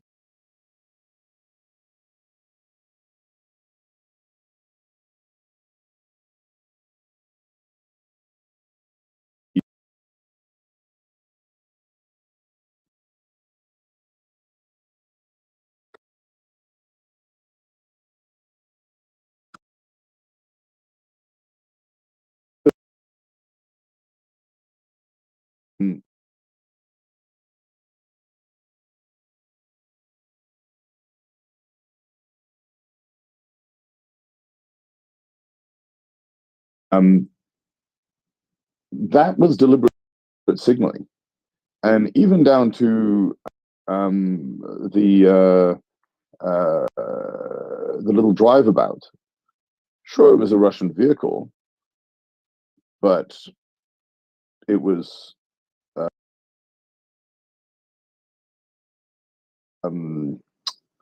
Putin at the wheel. Now, you know, in North Korea, the person doing the driving of the car isn't the one in charge. So what do you think of all that, David? Not in Russia either. So I mean, well, exactly. I mean, the whole thing from a internal propaganda perspective, I think, is a total disaster for Russia. At least, you know, I don't know, because, you know, I've kind of lost a little bit of contact with the intimate hallway discussions in Russia itself, deliberately. But this is going to go down extremely badly, even among people that are, you know, hardline supporters of imperial Russia. You know, the Strokovs of the world. Among them, you know, they're vocally coming out. The trolling. Sorry, I didn't pick up on the sunflowers, but that's really fantastic. And it wouldn't surprise me at all. There was also a very strange video filmed of him leaving and waving, and then waving to him in the aeroplane.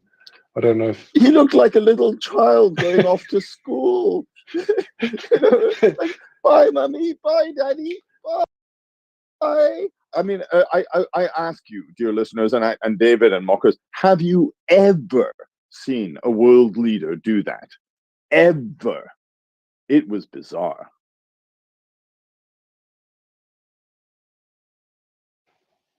you know, I was saying at the time that, you know, basically watch out, because all this visit is really about is parades in Pyongyang and the empty threat that this axis of Russia and North Korea is going to be extremely dangerous, because, you know, North Korea is going to attack South Korea and there'll be nuclear war, and so that's the motivation. And the motivation from my perspective was, again, to get those pictures into the BBC and CNN for the evening news, to rattle the saber, and in that respect, and probably in that respect only, it kind of succeeded, in my view. I think, you know, if you read,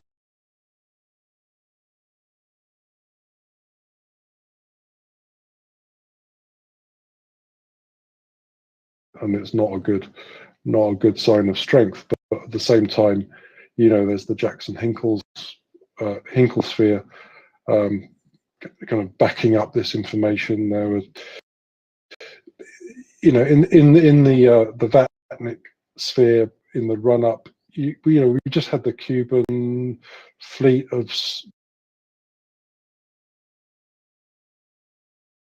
So there is this narrative that, you know, Russia is kind of powerful and capable of creating misery for the planet, and it's trying to. But, you know, with allies like North Korea, then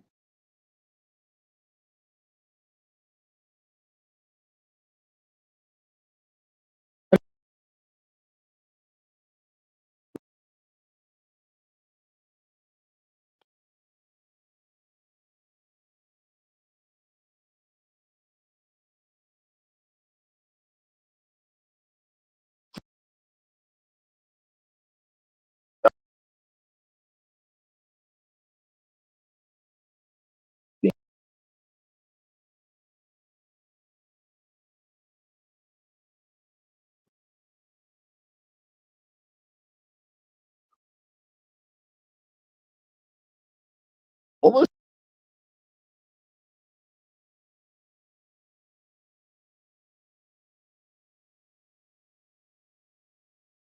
Right, but that is the signaling that North Korea is putting out.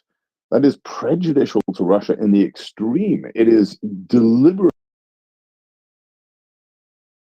begging. It's saying Russia is below us, is below our leader. They came begging and we mocked them. Look at the strength. It was mainly internal signaling, but I think it was also external signaling. These things were sent out to the world. like that clip of the Russian delegation being thrown out of the office.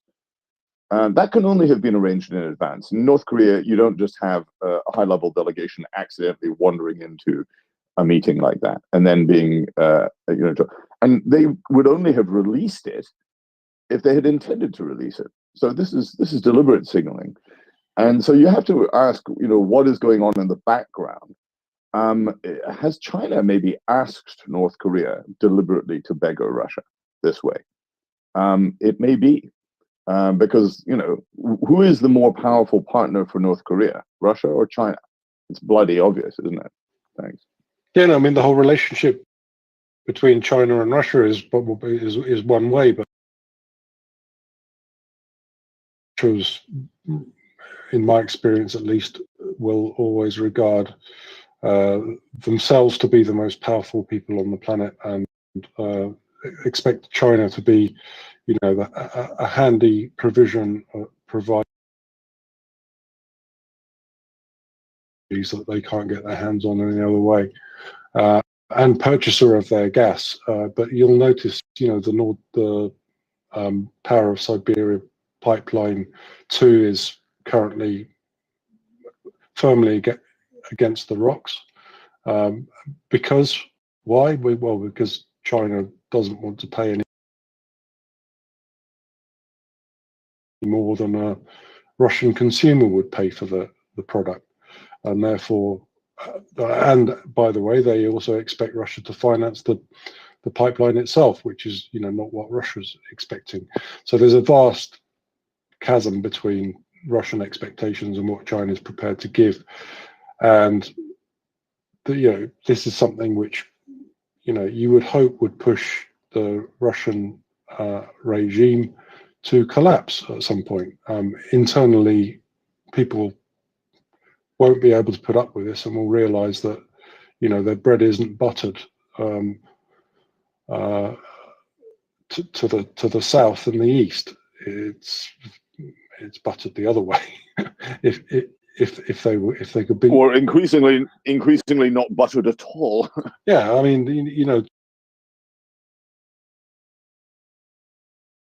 is it right? The weaker Russia is, the better it is for China, and Russia's driving itself into a corner of entirely its own making.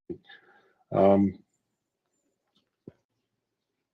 don't know. It's an open. The people that are running the country in Russia are a vanishingly small percentage of the overall population, and so their main interest isn't really in necessarily getting the best value for the Russian taxpayer.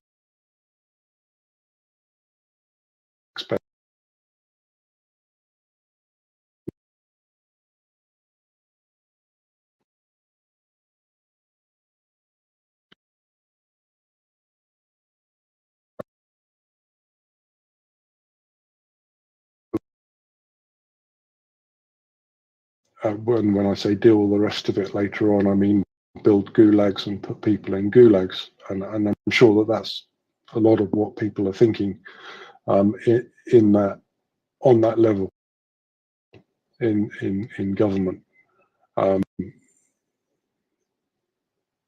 So I would also just add go ahead. that some of those people will go into self-survival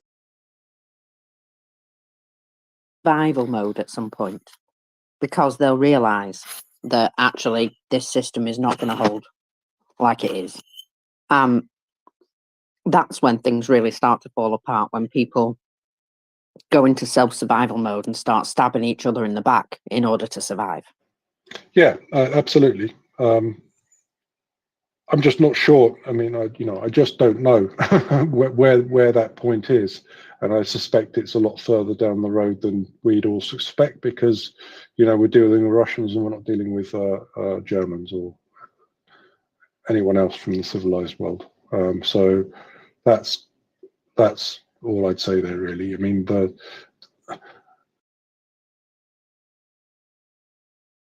there's something not new, and I'm not I'm not convinced that there are significant parts of the elite which are worried too much about. I mean, so for example, if you look at the princelings, that you were talking about this, and again there was an interesting Financial Times article about it this morning, I think, or it might have been earlier, but I read it this morning,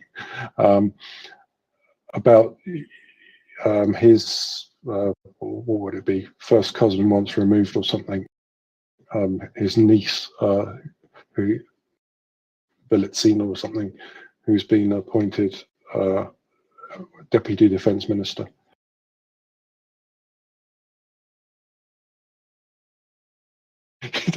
And she really doesn't care about anything else. As long as the revenue's coming in from the coal, and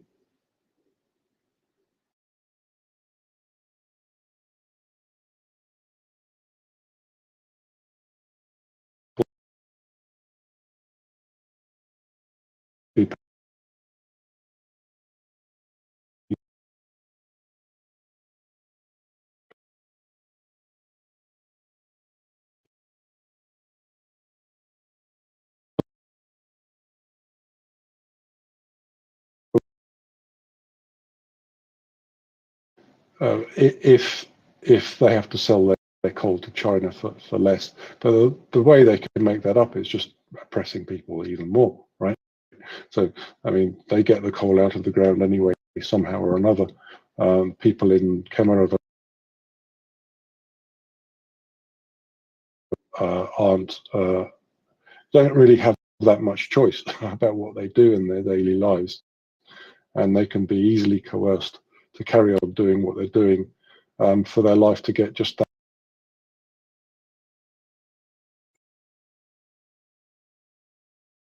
Cautious on predicting imminent collapse, although it's a house of cards, so it could collapse at any time. So, there's not really much wisdom there, but that's. Watching them getting thrown out of places more and more. Like, for example, here's something which might just upset the ruling class a little bit. The European Union is closing the skies to Russian business jets. Russian individuals, companies, and structures will also be prohibited, even, from private flights in the airspace of the Union member states.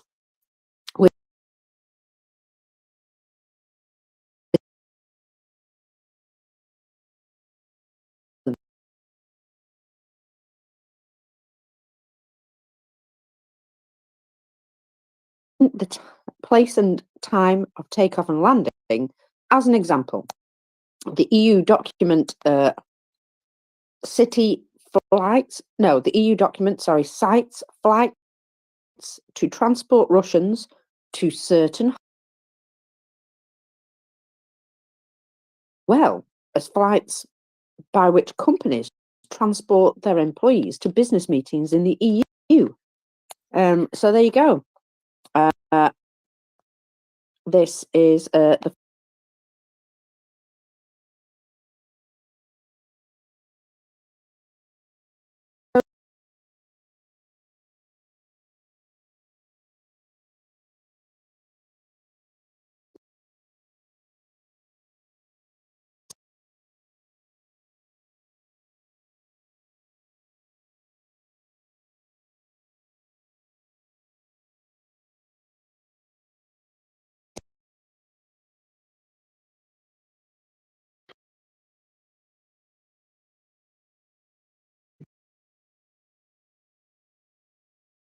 they've kind of profited from the way the economy works since, let's say, 2000 onwards, by essentially keeping their heads down and not creating a fuss about things. And so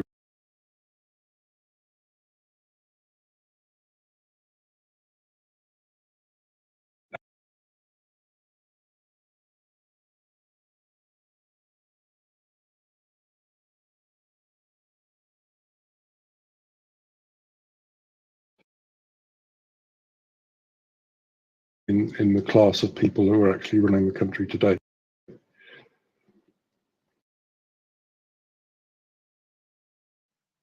Stephen? Yeah, I see your point, David, but aren't they the sort of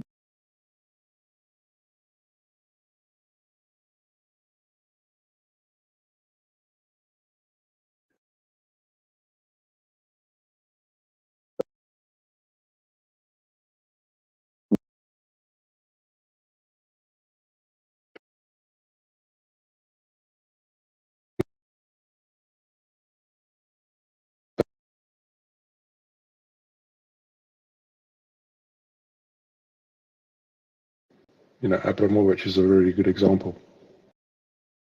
You know, that's that class of people. That mean I'd say that's that class in written big.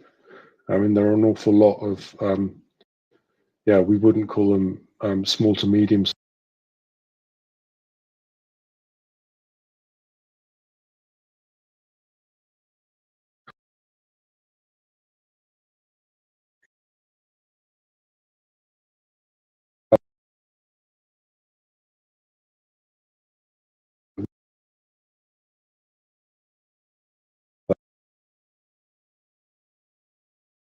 I don't think. I see, but would it not be the case that the failure of their wealth and is a failure of the soft power influence of the state within many other open societies, or many open societies, not other apologies. Yeah,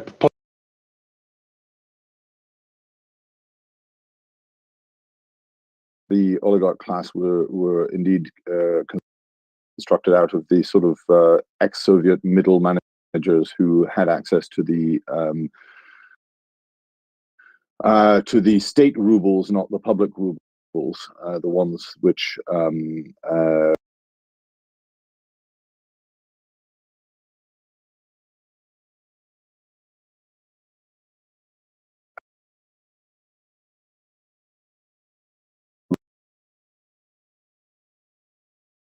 fascist gangster state, and there are many and various business relationships, surely in open societies in the West, were a powerful means of power projection.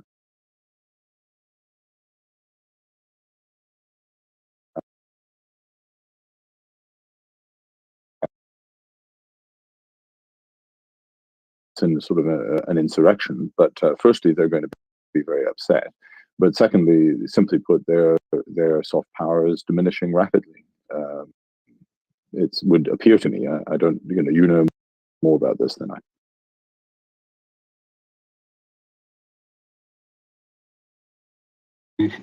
well, for sure, and the soft power is diminishing greatly. But again, I'm not really sure how relevant that is.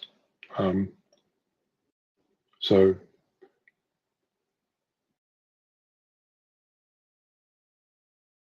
one is the one that was connected somehow to the, as you say, the Biesnal, the state credit, and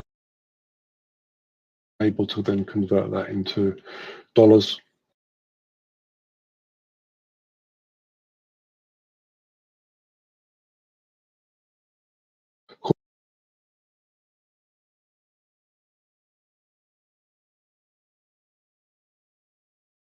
Potentially, but you know, he made his money first of all by stealing a wagon of oil and selling it. So that's there are people like that as well, and there are people who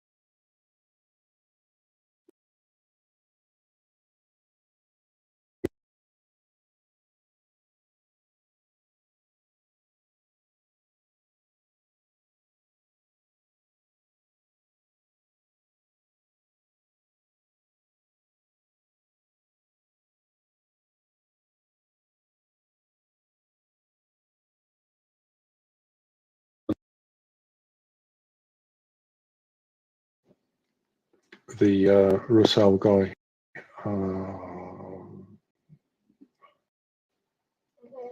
I'm sorry, his name's popped out of my head. Oleg Deripaska.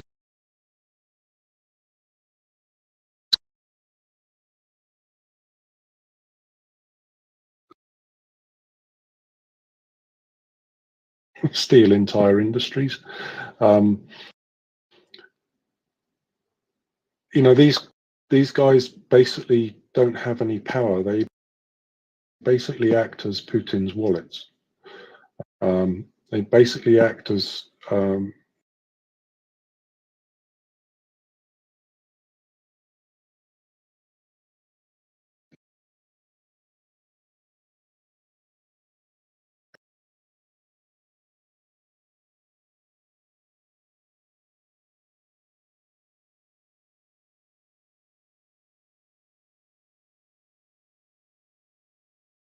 which was Khodorkovsky's toy. I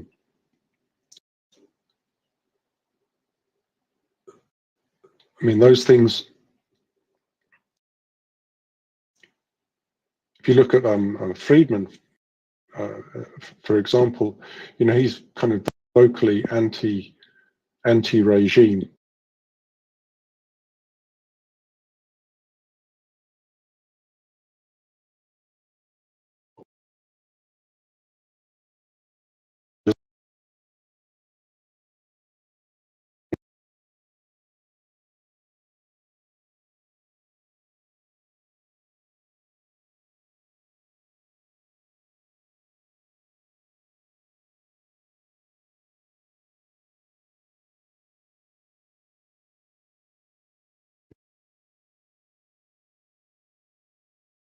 Large part of the Russian economy, but they do so of the grace of the great leader or the great leader's organization, I'd rather say.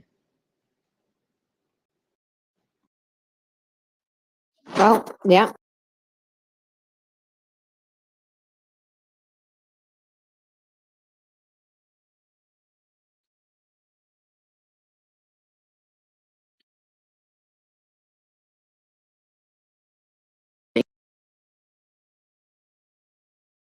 The residents nearby are saying, "What are we going to do now?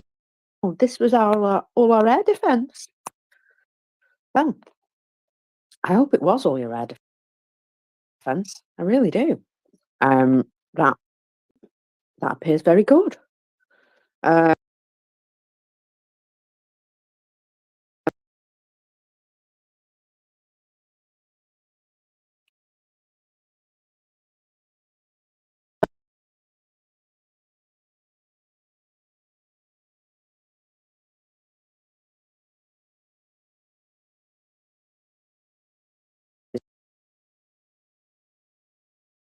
A little update on oh, excuse me. Sorry, I'm actually eating cereal directly out the box again because I'm a student.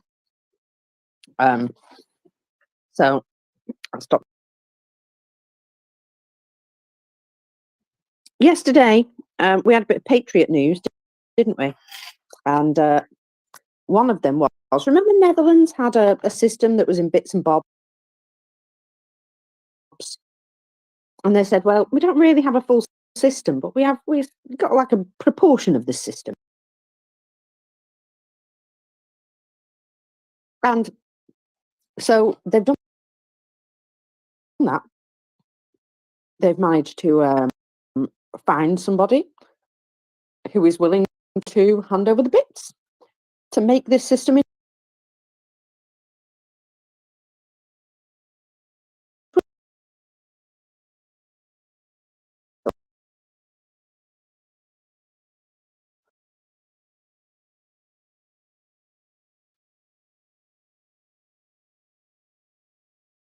Those systems, at least 2 of them, maybe on their way, maybe in, maybe. We don't need to know exactly where they are, but I hope they're closer to Ukraine than they are their home countries. So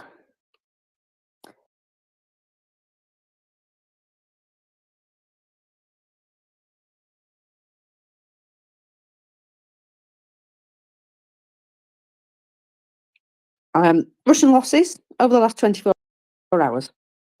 There is a lot of footage of damaged and destroyed equipment and personnel, but reported by the Ukrainian general, still more than 1,000 men. That's what I was about to get at. Right. So, Ukraine have attacked more recently several high-value targets inside Russia.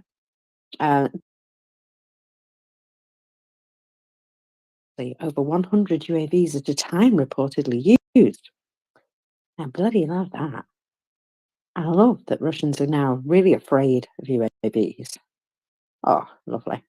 Anyone riding a motorbike in Russia is like just catching everybody.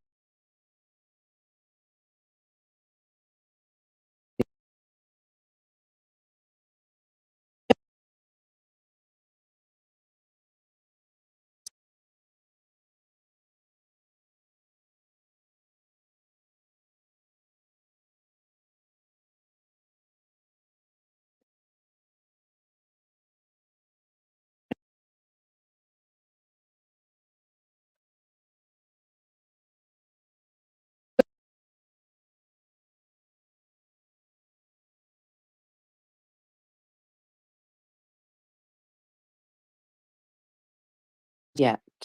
And the Russian Defense Ministry, well, you know how they sometimes just don't issue statements. So, let's have a little look at what happened. Well, Crimean Wind Monitoring Group confirmed damage to a military facility in Yeysk and showed a lovely clear satellite image showing traces of the fire.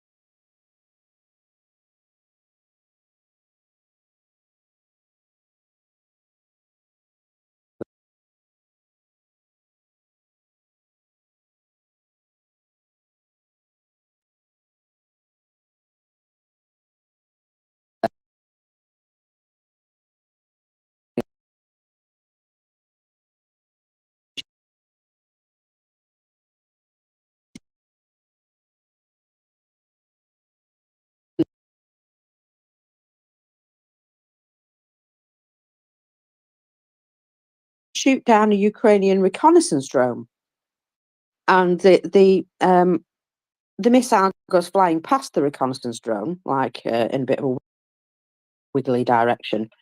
And a couple of seconds later, Ukrainian FPV drone decides that that's the last shot that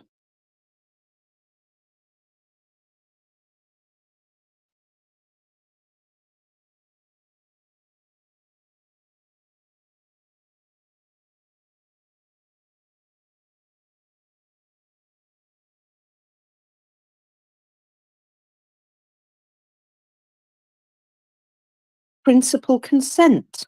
And it's not just Ukraine, it will also be Moldova who will be attending and starting these discussions. And it's about time, really, isn't it? I think it is. Obviously, Russia seems to have made a new whoopsie and upset South Korea. And saying here, South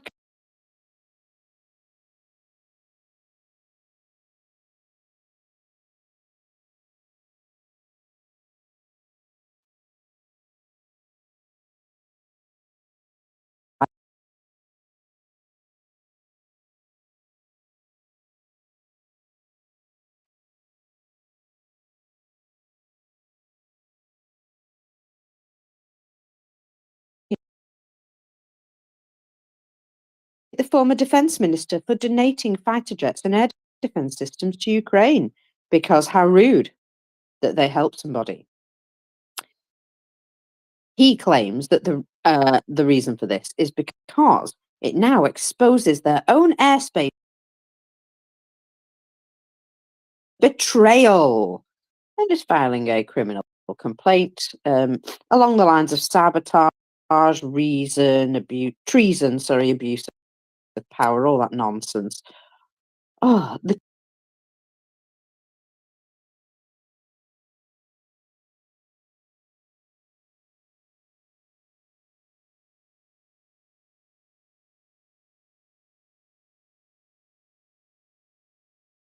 if they were really to be threatened and their airspace to be threatened, there are countries around them which would actually help. So shut up, Fiso. Sit down. Now, more good news.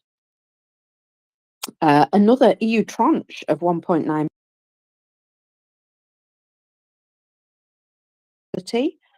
and the next two regular payments are likely to take place a little later in the autumn months. Remember, this money as well, it's up to Ukraine what they spend it on, and so they have allocated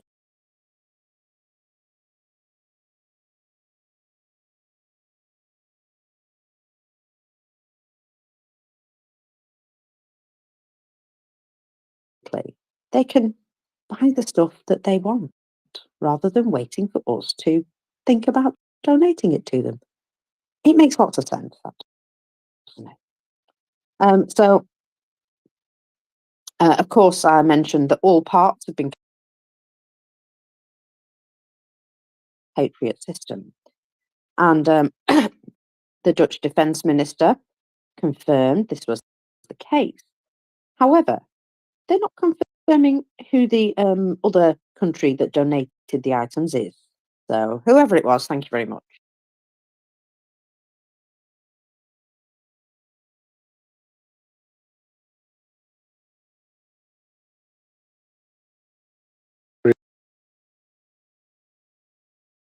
Going on the front line per se, I have very little idea, so that would be really fantastic. Well, I think there's a bit of give and take in a number of confirmed footage confirms further advances inside Krasnohorivka by Russian forces. Now, these are really quite small advances compared to the initial stage.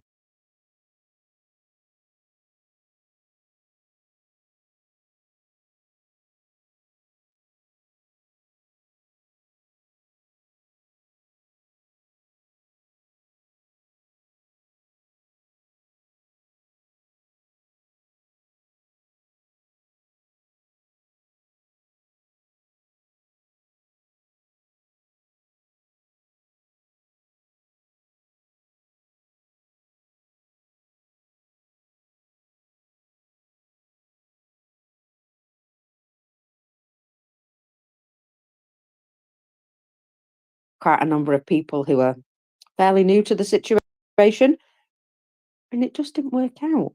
But it is worth noting that this particular unit, they were going to be moved out, the 115th, for rest and recuperation,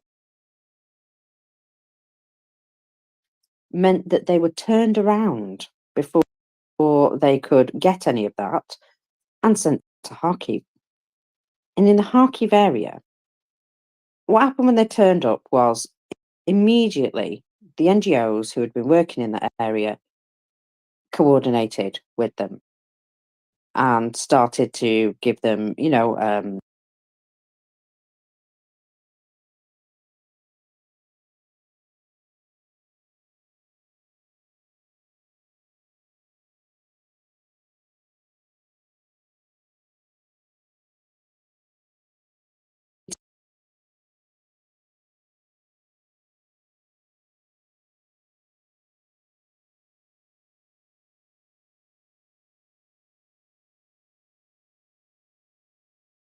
no best laid plans survive first contact in any way. And sometimes you have to just save your life on the fly. And in some cases, this is what happened. And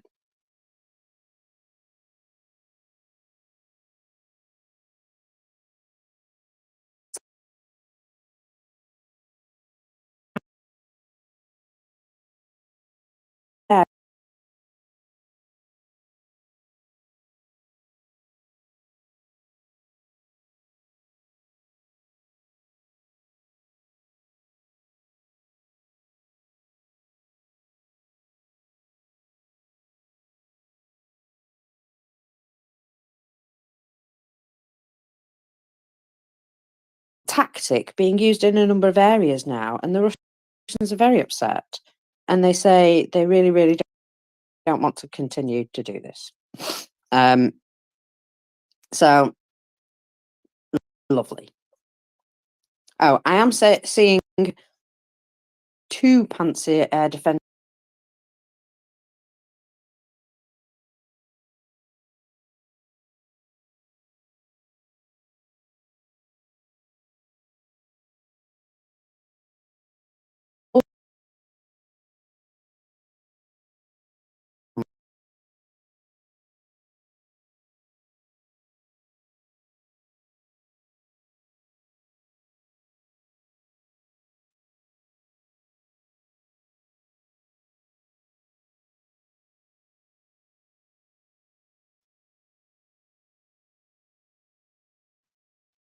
Mariupol, and the other at a place called Stary Krim, just northwest of Mariupol itself. So yeah, we'll see what information comes out of there. But it looks as though, you know, again,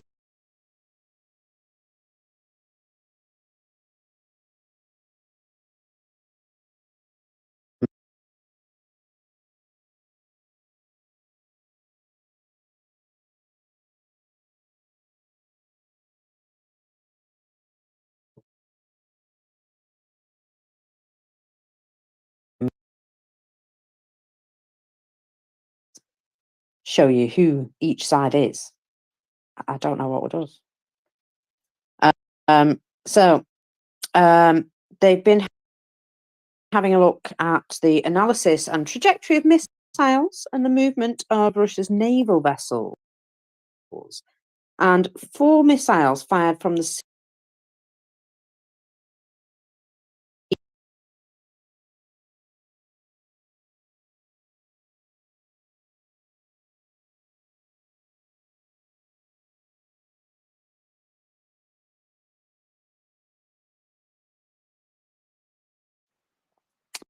So anyway, just pointing that out. Sorry, Marcus, you caught me away from the screen. Yeah, sorry about that. Agree. No worries. More people, more countries are coming on board with the final communique of the Peace Summit, and 2 new signees, Barbados and the Marshall Islands. There you go.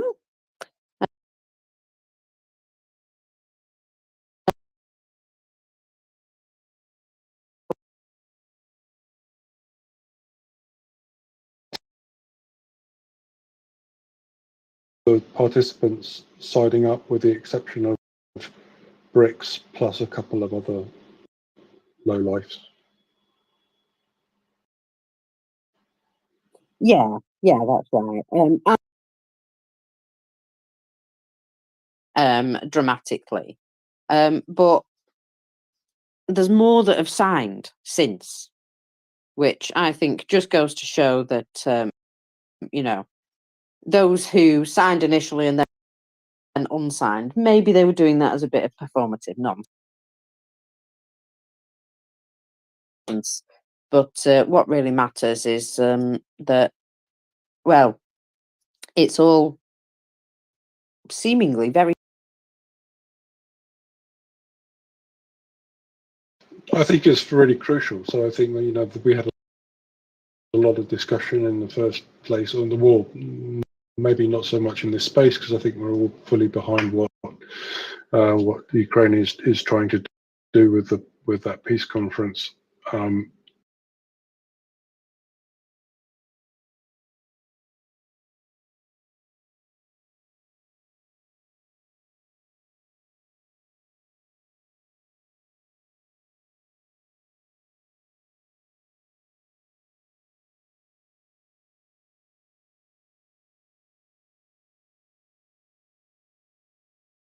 With nefarious intent like China or Russia get involved.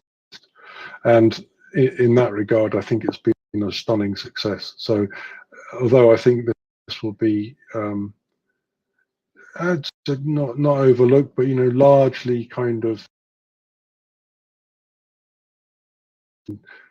Washington and London, it's still nevertheless, I think, a very big step forward, personally speaking.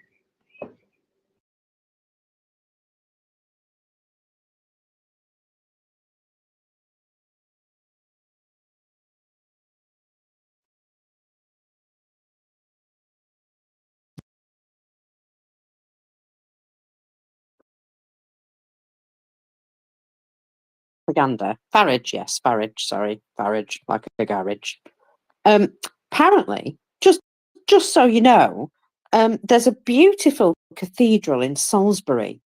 It's got an ancient clock and a 123-metre spire. This tomorrow. Apparently, Nigel Farage will be out campaigning in Salisbury tomorrow. So you might want to avoid him, or maybe just go and get yourself a milkshake while he's around. I'm not saying you should be rude.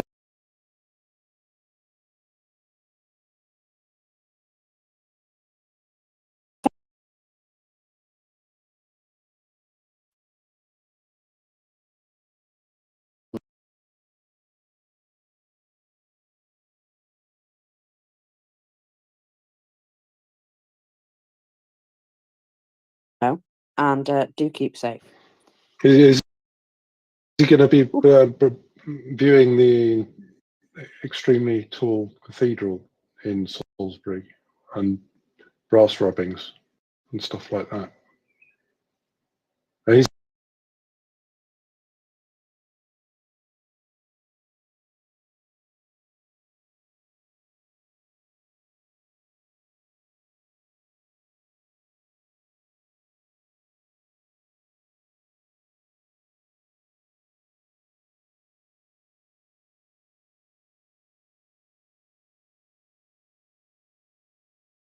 since the inaugural peace summit. So what was there? There was something like 80, then 2 dropped off, and now there's 6 added. So what's that? 84. Hey, I think that it's good that people keep signing up to this. It makes a lot of sense to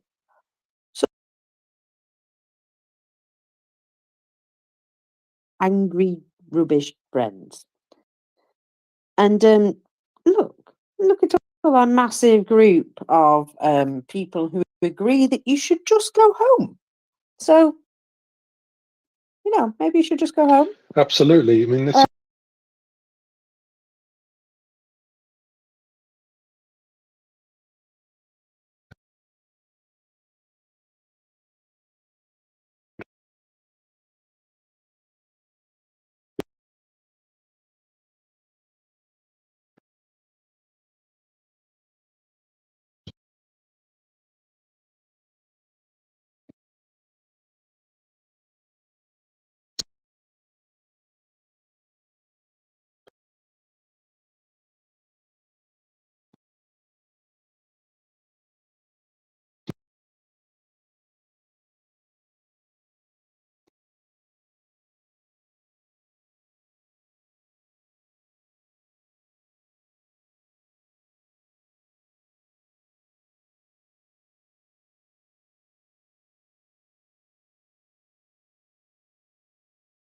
fight the good fight, then you know, all is good, so to say. So, you know, this is the block of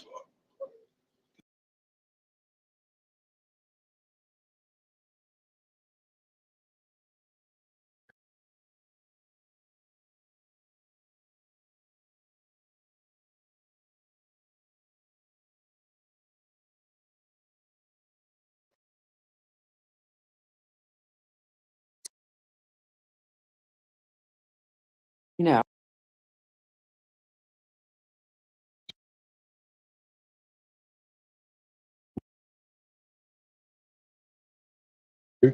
and you know, that depends on this, what we call the Westphalian understanding of sovereignty, which, you know, means that, you know, there's people and a state which state are incontrovertible, and unless there's an agreement between all of the parties concerned, without the need to go to war, and that's the whole principle. And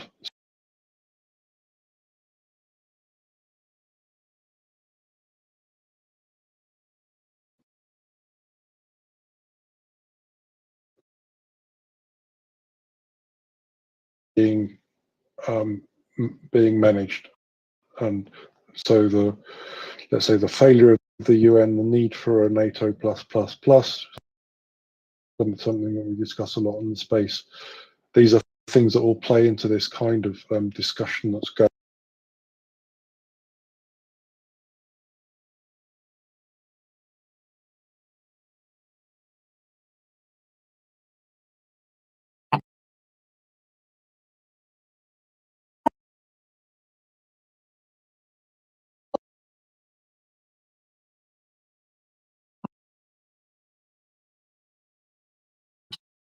and that's what annoys me the most, I think, really. It's not giving them, you know, even the grace of asking their opinion in some cases. Hey, we've made our own peace plan.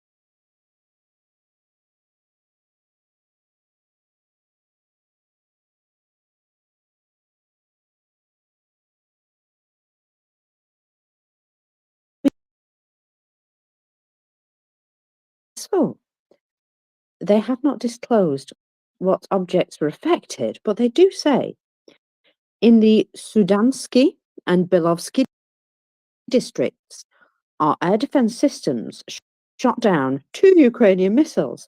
I thank the defenders, of course.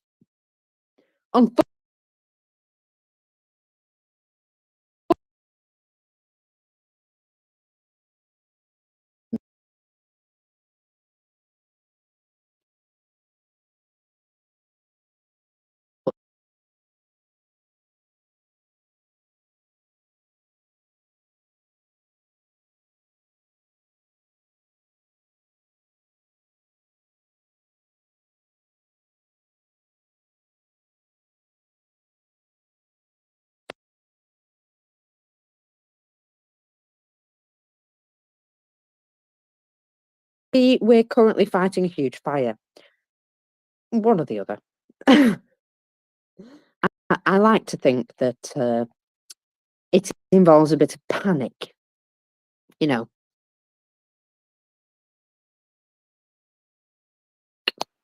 Because they don't do that much, do they ever? So, now, I'm just in something which I think is especially funny.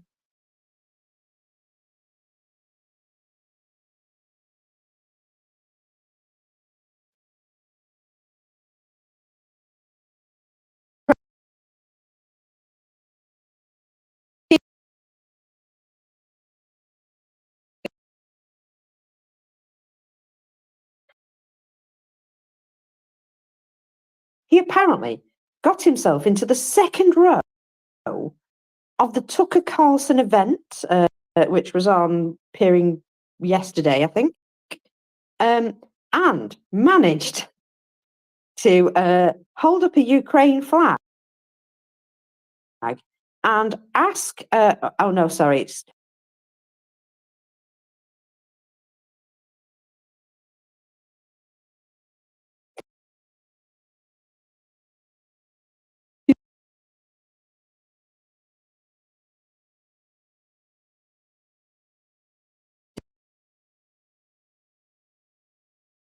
but the arresting officers, when they took him outside, actually agreed that that was hilarious and shook him by the hand. So he said, totally worth it. And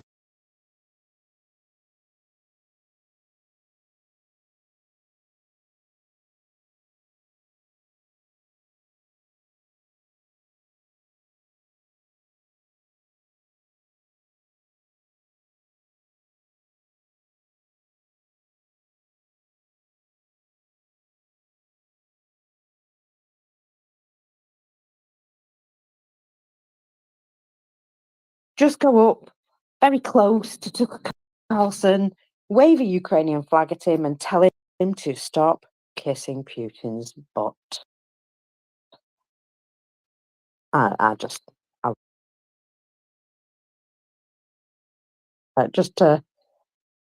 can we keep doing this? Can we keep calling out these people? Because, you know, like I say, Salisbury has a lovely cathedral, and I'm sure you could always just, you know, just be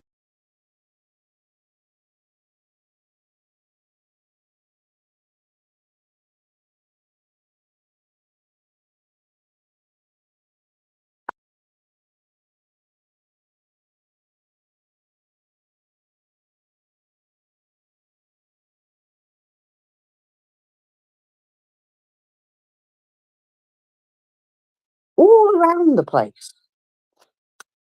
Have you noticed this, David? Let me see, just quickly. I will tell you, Germany arrested 3 men for spying on what they call a Ukrainian target. They didn't say which country they were from.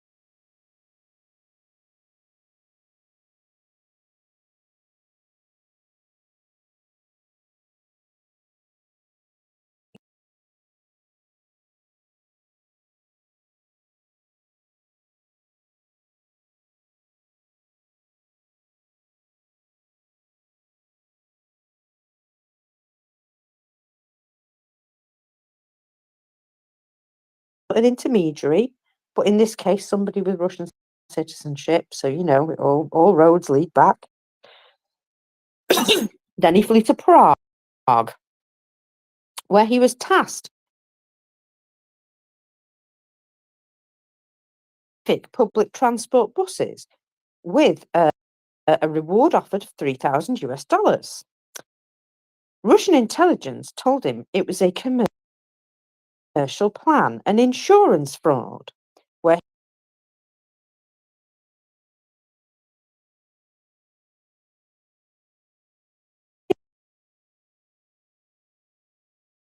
state-sponsored terrorism by the Russian Federation against the Czech Republic. And how do we know? Because the Czech police and Czech intelligence agencies briefed the Czech Parliament Security Committee in a classified session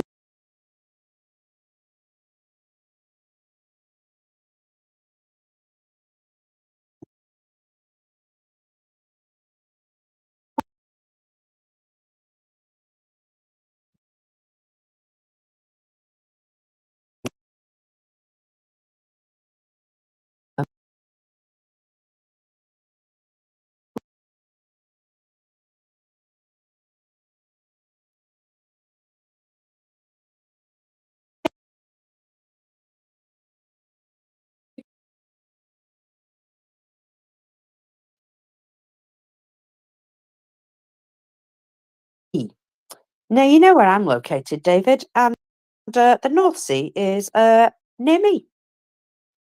And, well, you know how I feel about that. So,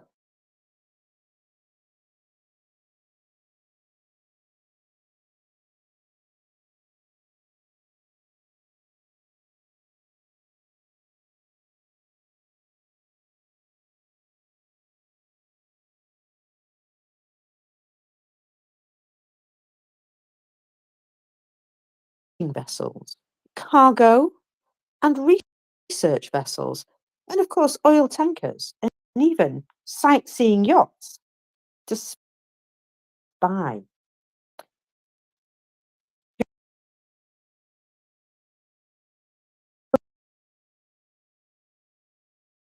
Drones or sonar scanners used to map the seabed and detect cables.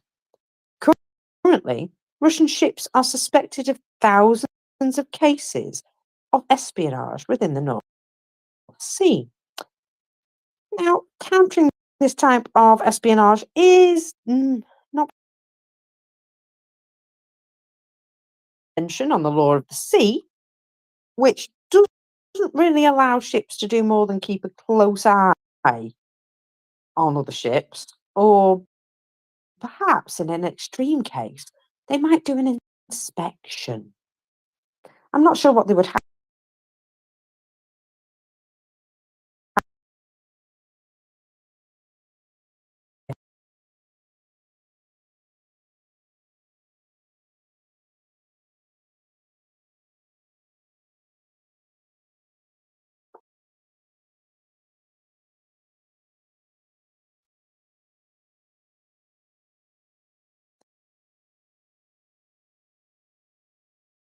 And it's really not very surprising to find out that they may plan on doing more in the future. So, I don't know, David. I just feel as though we need to be a little bit more serious in the way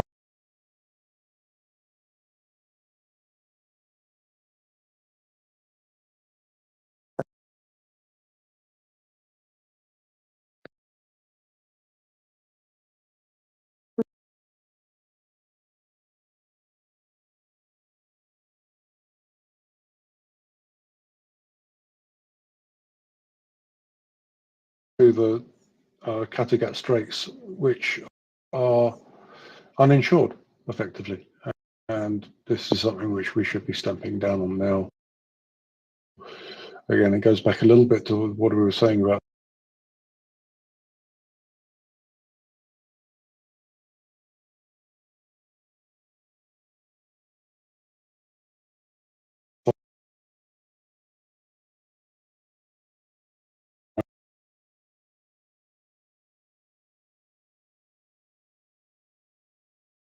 manifest itself now.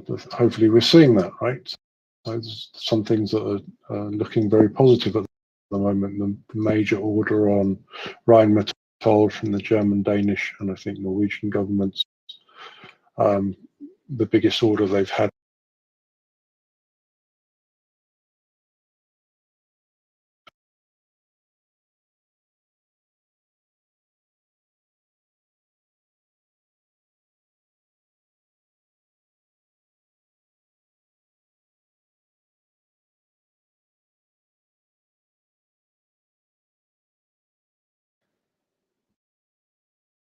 Yeah, I don't think they're small things either. I think we've got to start keeping our wits about us, you know, uh, a little bit more because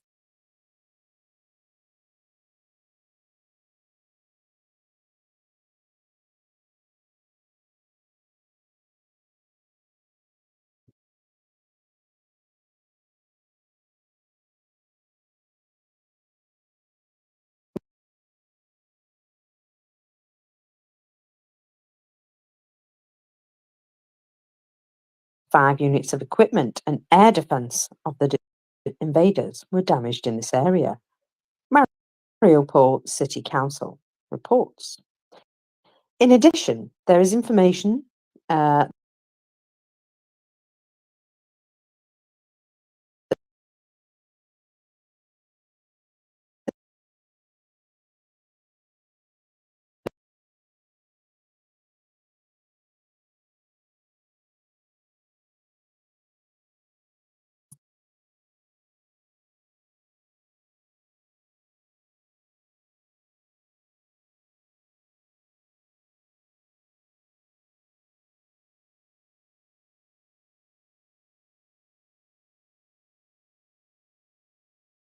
want to know about turtle tanks. Would you like to know what's under that covering? A T62, isn't it? Well, more than that. I mean, you know, basically, all you have has been provided by a Ukrainian video here. So, this is Lieutenant Sergei Misurya, and he says, here you go. This is the captured Russian turtle tank. Allegedly, almost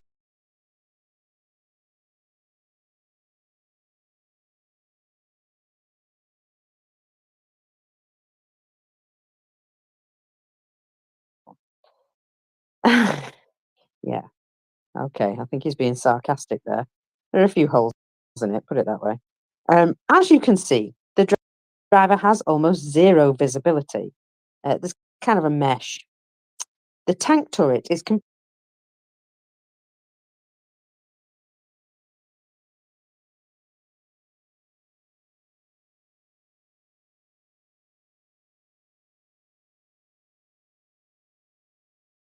transport device. The barn crew were captured with the vehicle, a commander and a driver. They have reactive blocks shown on the outside, but we've checked, they're empty. The ammunition is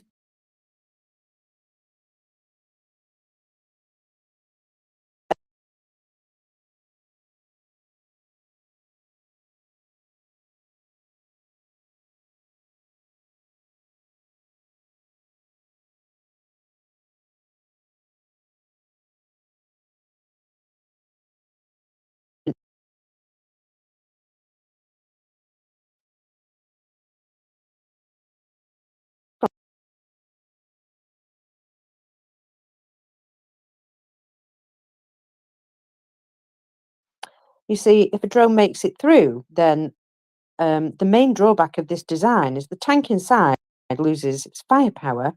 It can neither turn the turret nor fire, and therefore, as soon as it's mobilized, it's not a vehicle at all. There's no real armor, in fact.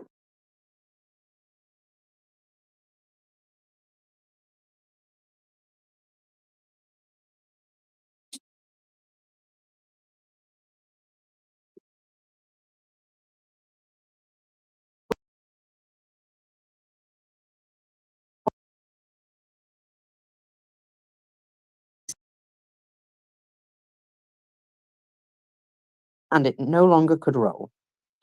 This likely tangled the track, and it had to stop.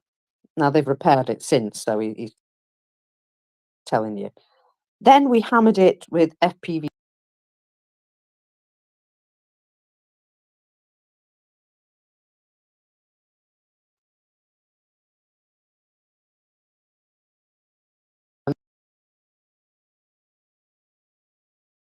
They appear to have lived in here for some time. Sleeping bags, canned food, water bottles. As you can see, there is no protection on the turret. An ordinary T62 knob-shaped turret with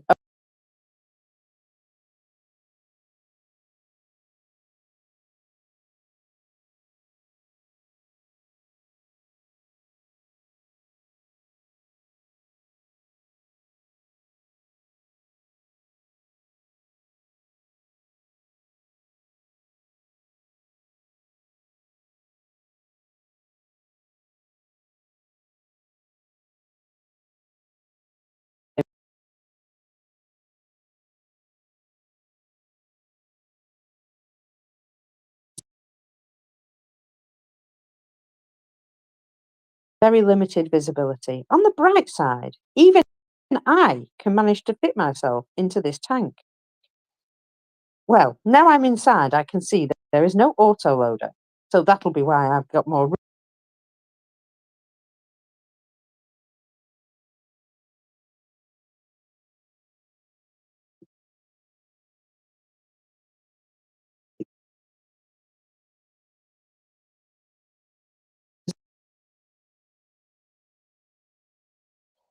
How did this T62 fare on the road?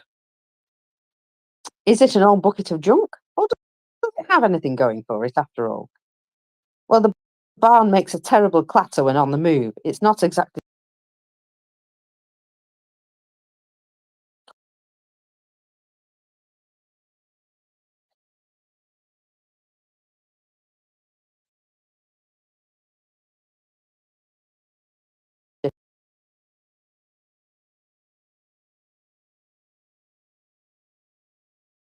at least that's good, and the gears work.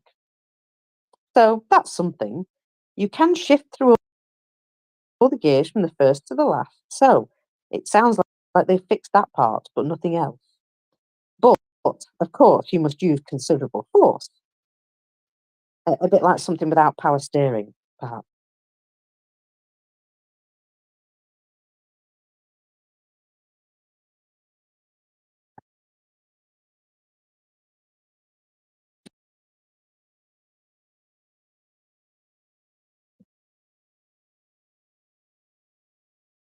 Basically. Now, there's no radio inside the tank as well. So, of course, someone would indeed have to sit outside and yell to the driver. Amazing. So it's advertised as being impervious to drone attacks, but as you can quite clearly see, it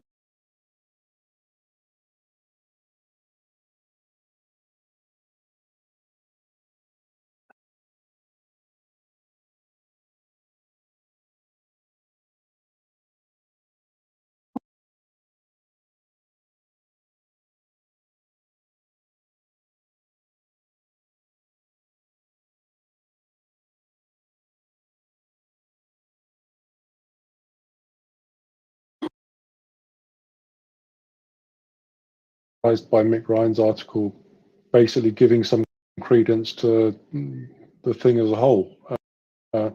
Clearly, it does solve some minor problems, but it's it's crazy. It's fair. well, that seems to be the way of many things, doesn't it? I mean, they laughed at one point about Ukrainian drones being made out of sticks and their targets, don't they? And they've got a little bit better since. Yeah, and the only Su-57 we've seen in the battle space has been on the tarmac, blown into bits by a drone. One of those drones that were.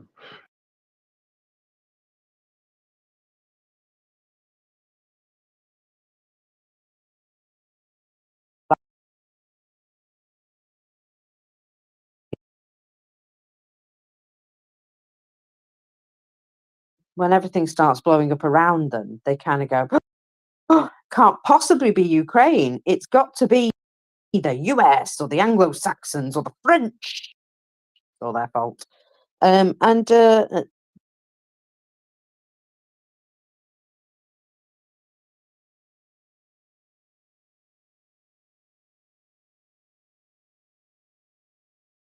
American soldiers all the darn time. They're really paranoid about, these forces aligning against them to create a new world order.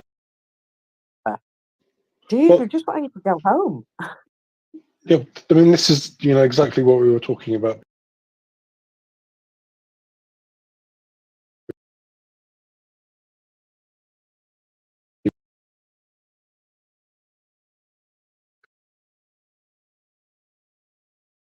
as well to a certain extent, but in Russia's case, they project this outwards, so they regard the NATO alliance and Ukraine as an ally of that alliance as being one single block, which is basically doing the dictating of the evil empire in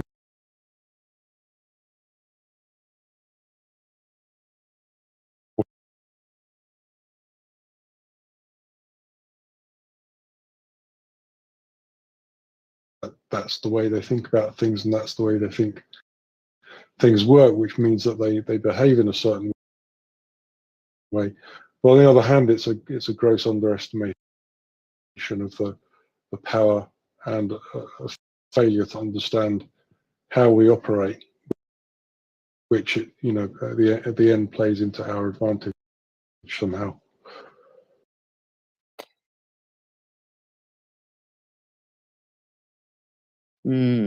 Yeah, because of these sorts of misconceptions, they really have sped up their downfall. Now, Russia, as it is, had it not attacked anybody at this time,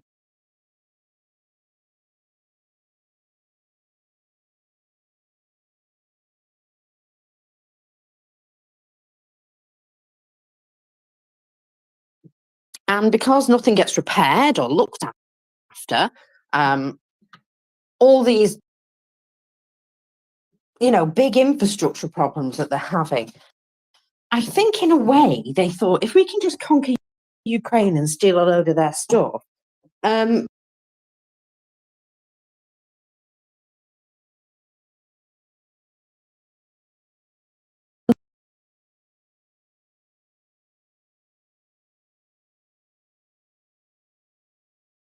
they've got a massive amount of sanctions that definitely don't work, except they do. They've managed to, sorry, I'm just preparing myself something while we're chatting here. They've managed to alienate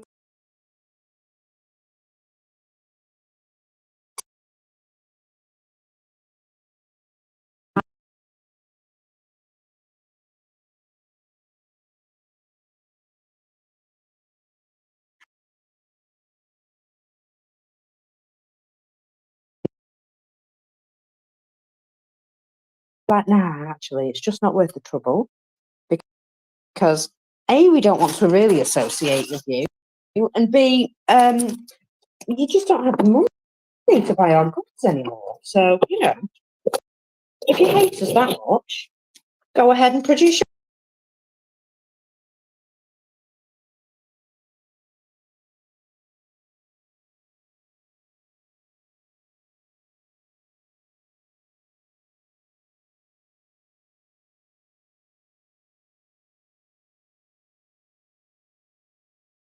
And then, eventually when the other side kind of crumbles in one way or another and doesn't quite offer you what you're expecting, but nevertheless does its best to meet your expectations,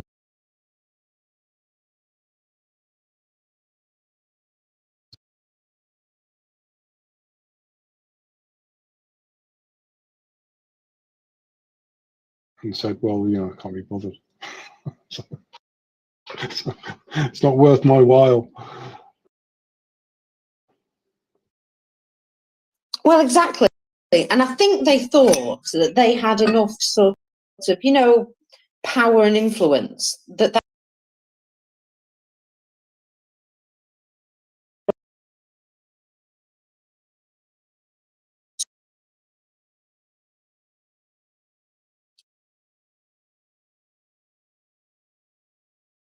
can any country really, you know, even feign to support that sort of attitude? Very difficult to put that out there with a straight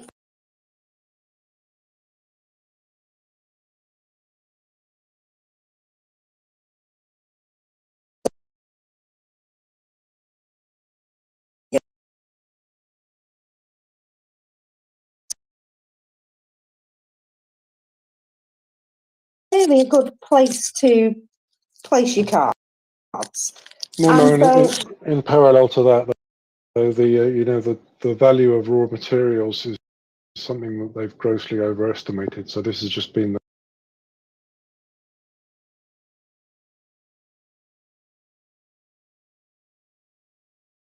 Western technology to do that efficiently, and so on. But the, you know, the first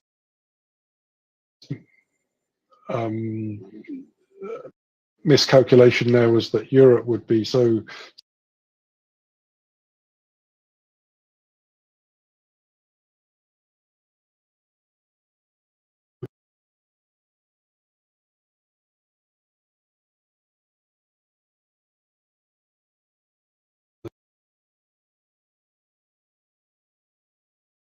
you know, they've just grossly overestimated their own value in all respects. It's kind of, yeah, the hills are alive with the sound of Schadenfreude.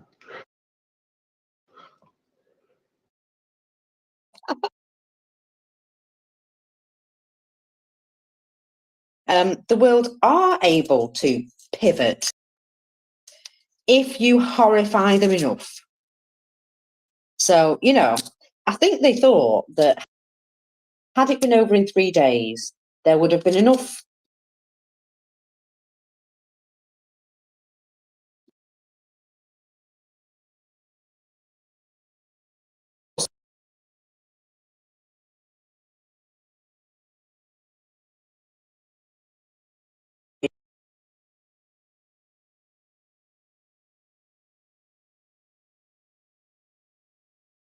and lots and lots of Russians got very surprised by the fact that Ukraine not only had an army, but had an army that was willing to fight. And despite infiltration and propaganda and everything else that has been foisted upon Ukraine,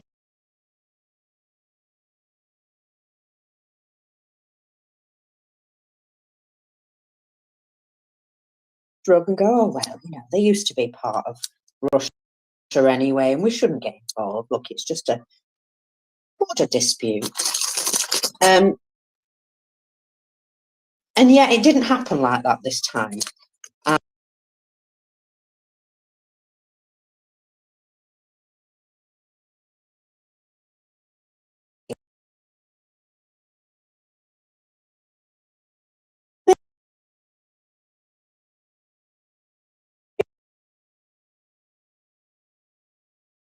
Sovereign nations, because, well, what Russia do to their own people might be difficult for us to do anything about, but what Russia do to others, well,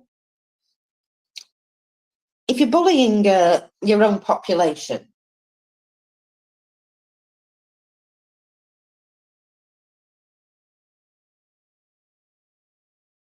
diplomacy, but you go around bullying your neighbours and threatening sovereignty and stuff like that, and a lot of other people want to have a say in that because they like their sovereignty and freedoms as well, and they see what you're doing to Ukraine and they think, oh, hang on a minute,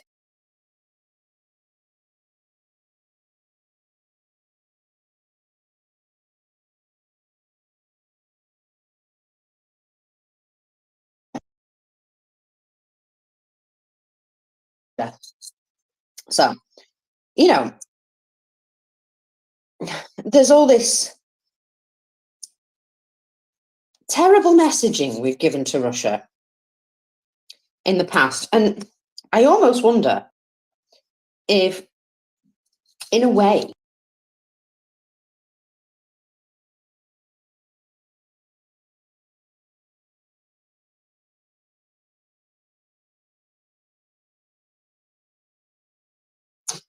like, for example, you know, certain countries are given nothing. Zelensky was coming out and berating them. You know, you claim to be our friends, you're not helping us. Yeah, I knew for a fact through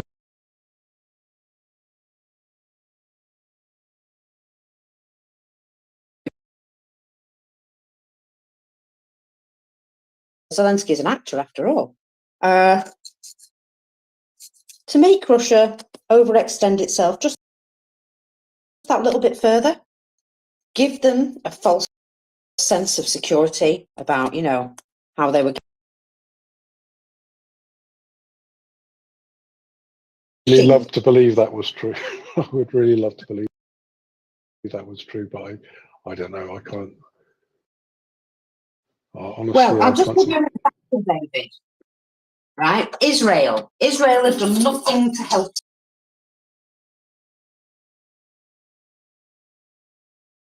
It was said.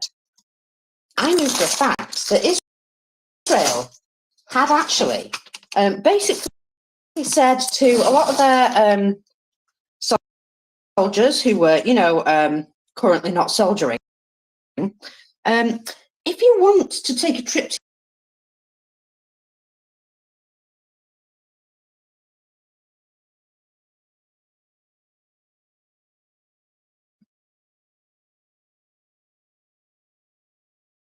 we won't even ask to check your bags at the airport. We'll just usher you through.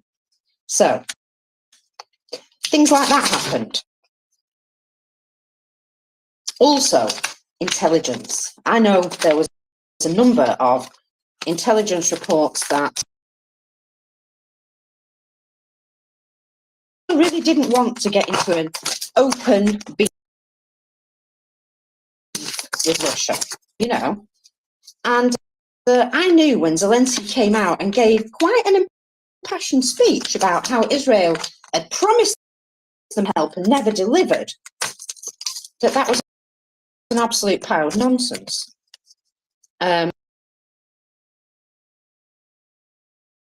Russia think that things are worse than they are, just to lull them into a sense of sort of false security that, oh, Ukraine will never get their hands on this particular intelligence or this type of equipment or what have you. When quietly they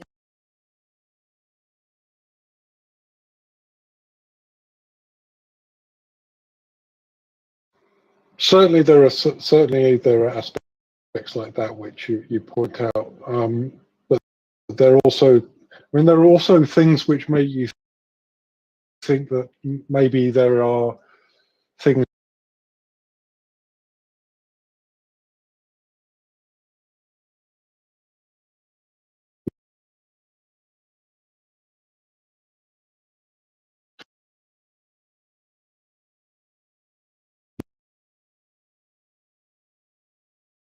speaking from a military perspective.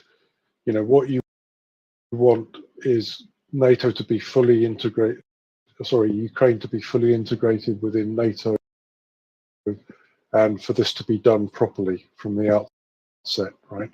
So even given the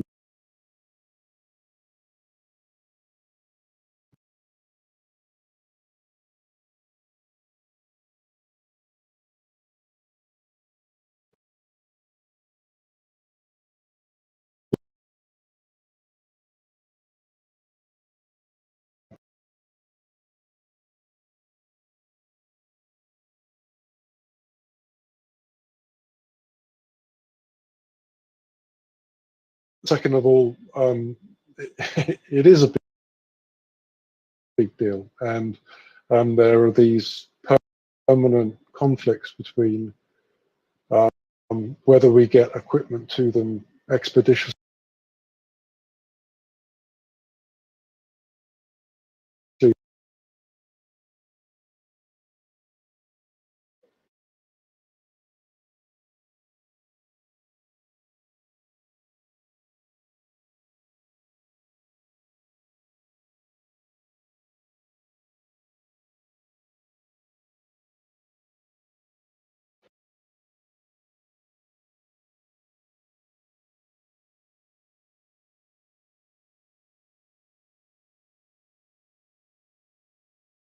this problem, they will have probably done something pretty sensible.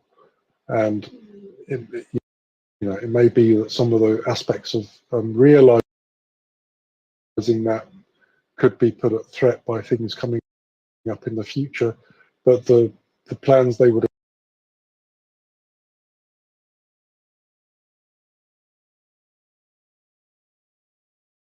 I feel as though things are starting to speed up a little bit.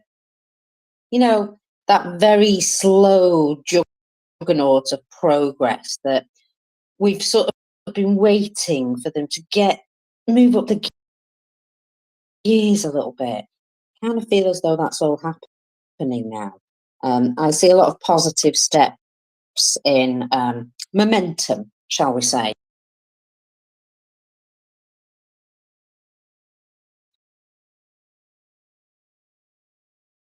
Need to desperately eat before I die. Apparently, all I've had today is about 3 handfuls of cereal. Straight out the box. Yeah, so you get off. It's much. Oh, can't remember what it is in Ukraine.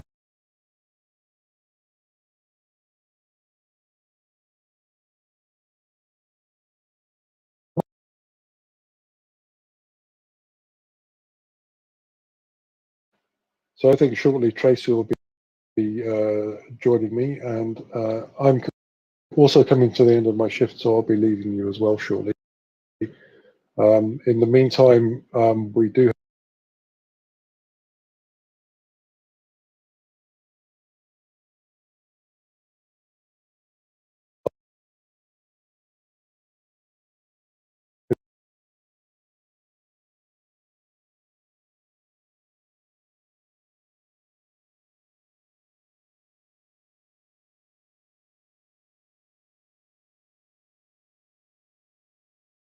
any other way, any other capacity, using any other channels.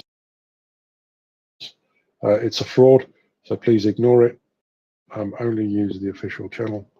The fundraiser this time is related to demining, so we're providing some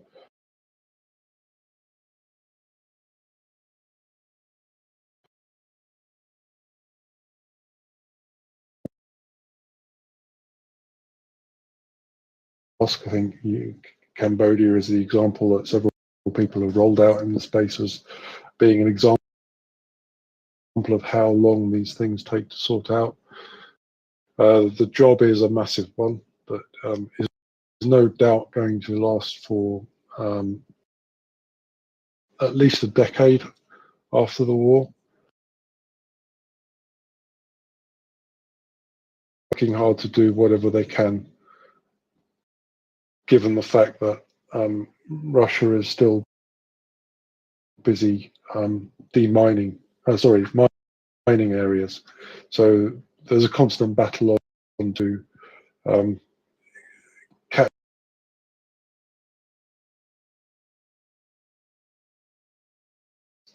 extremely. It makes me extremely angry that this is going on. It's going to be something that Ukraine has to face. It makes me angry for a lot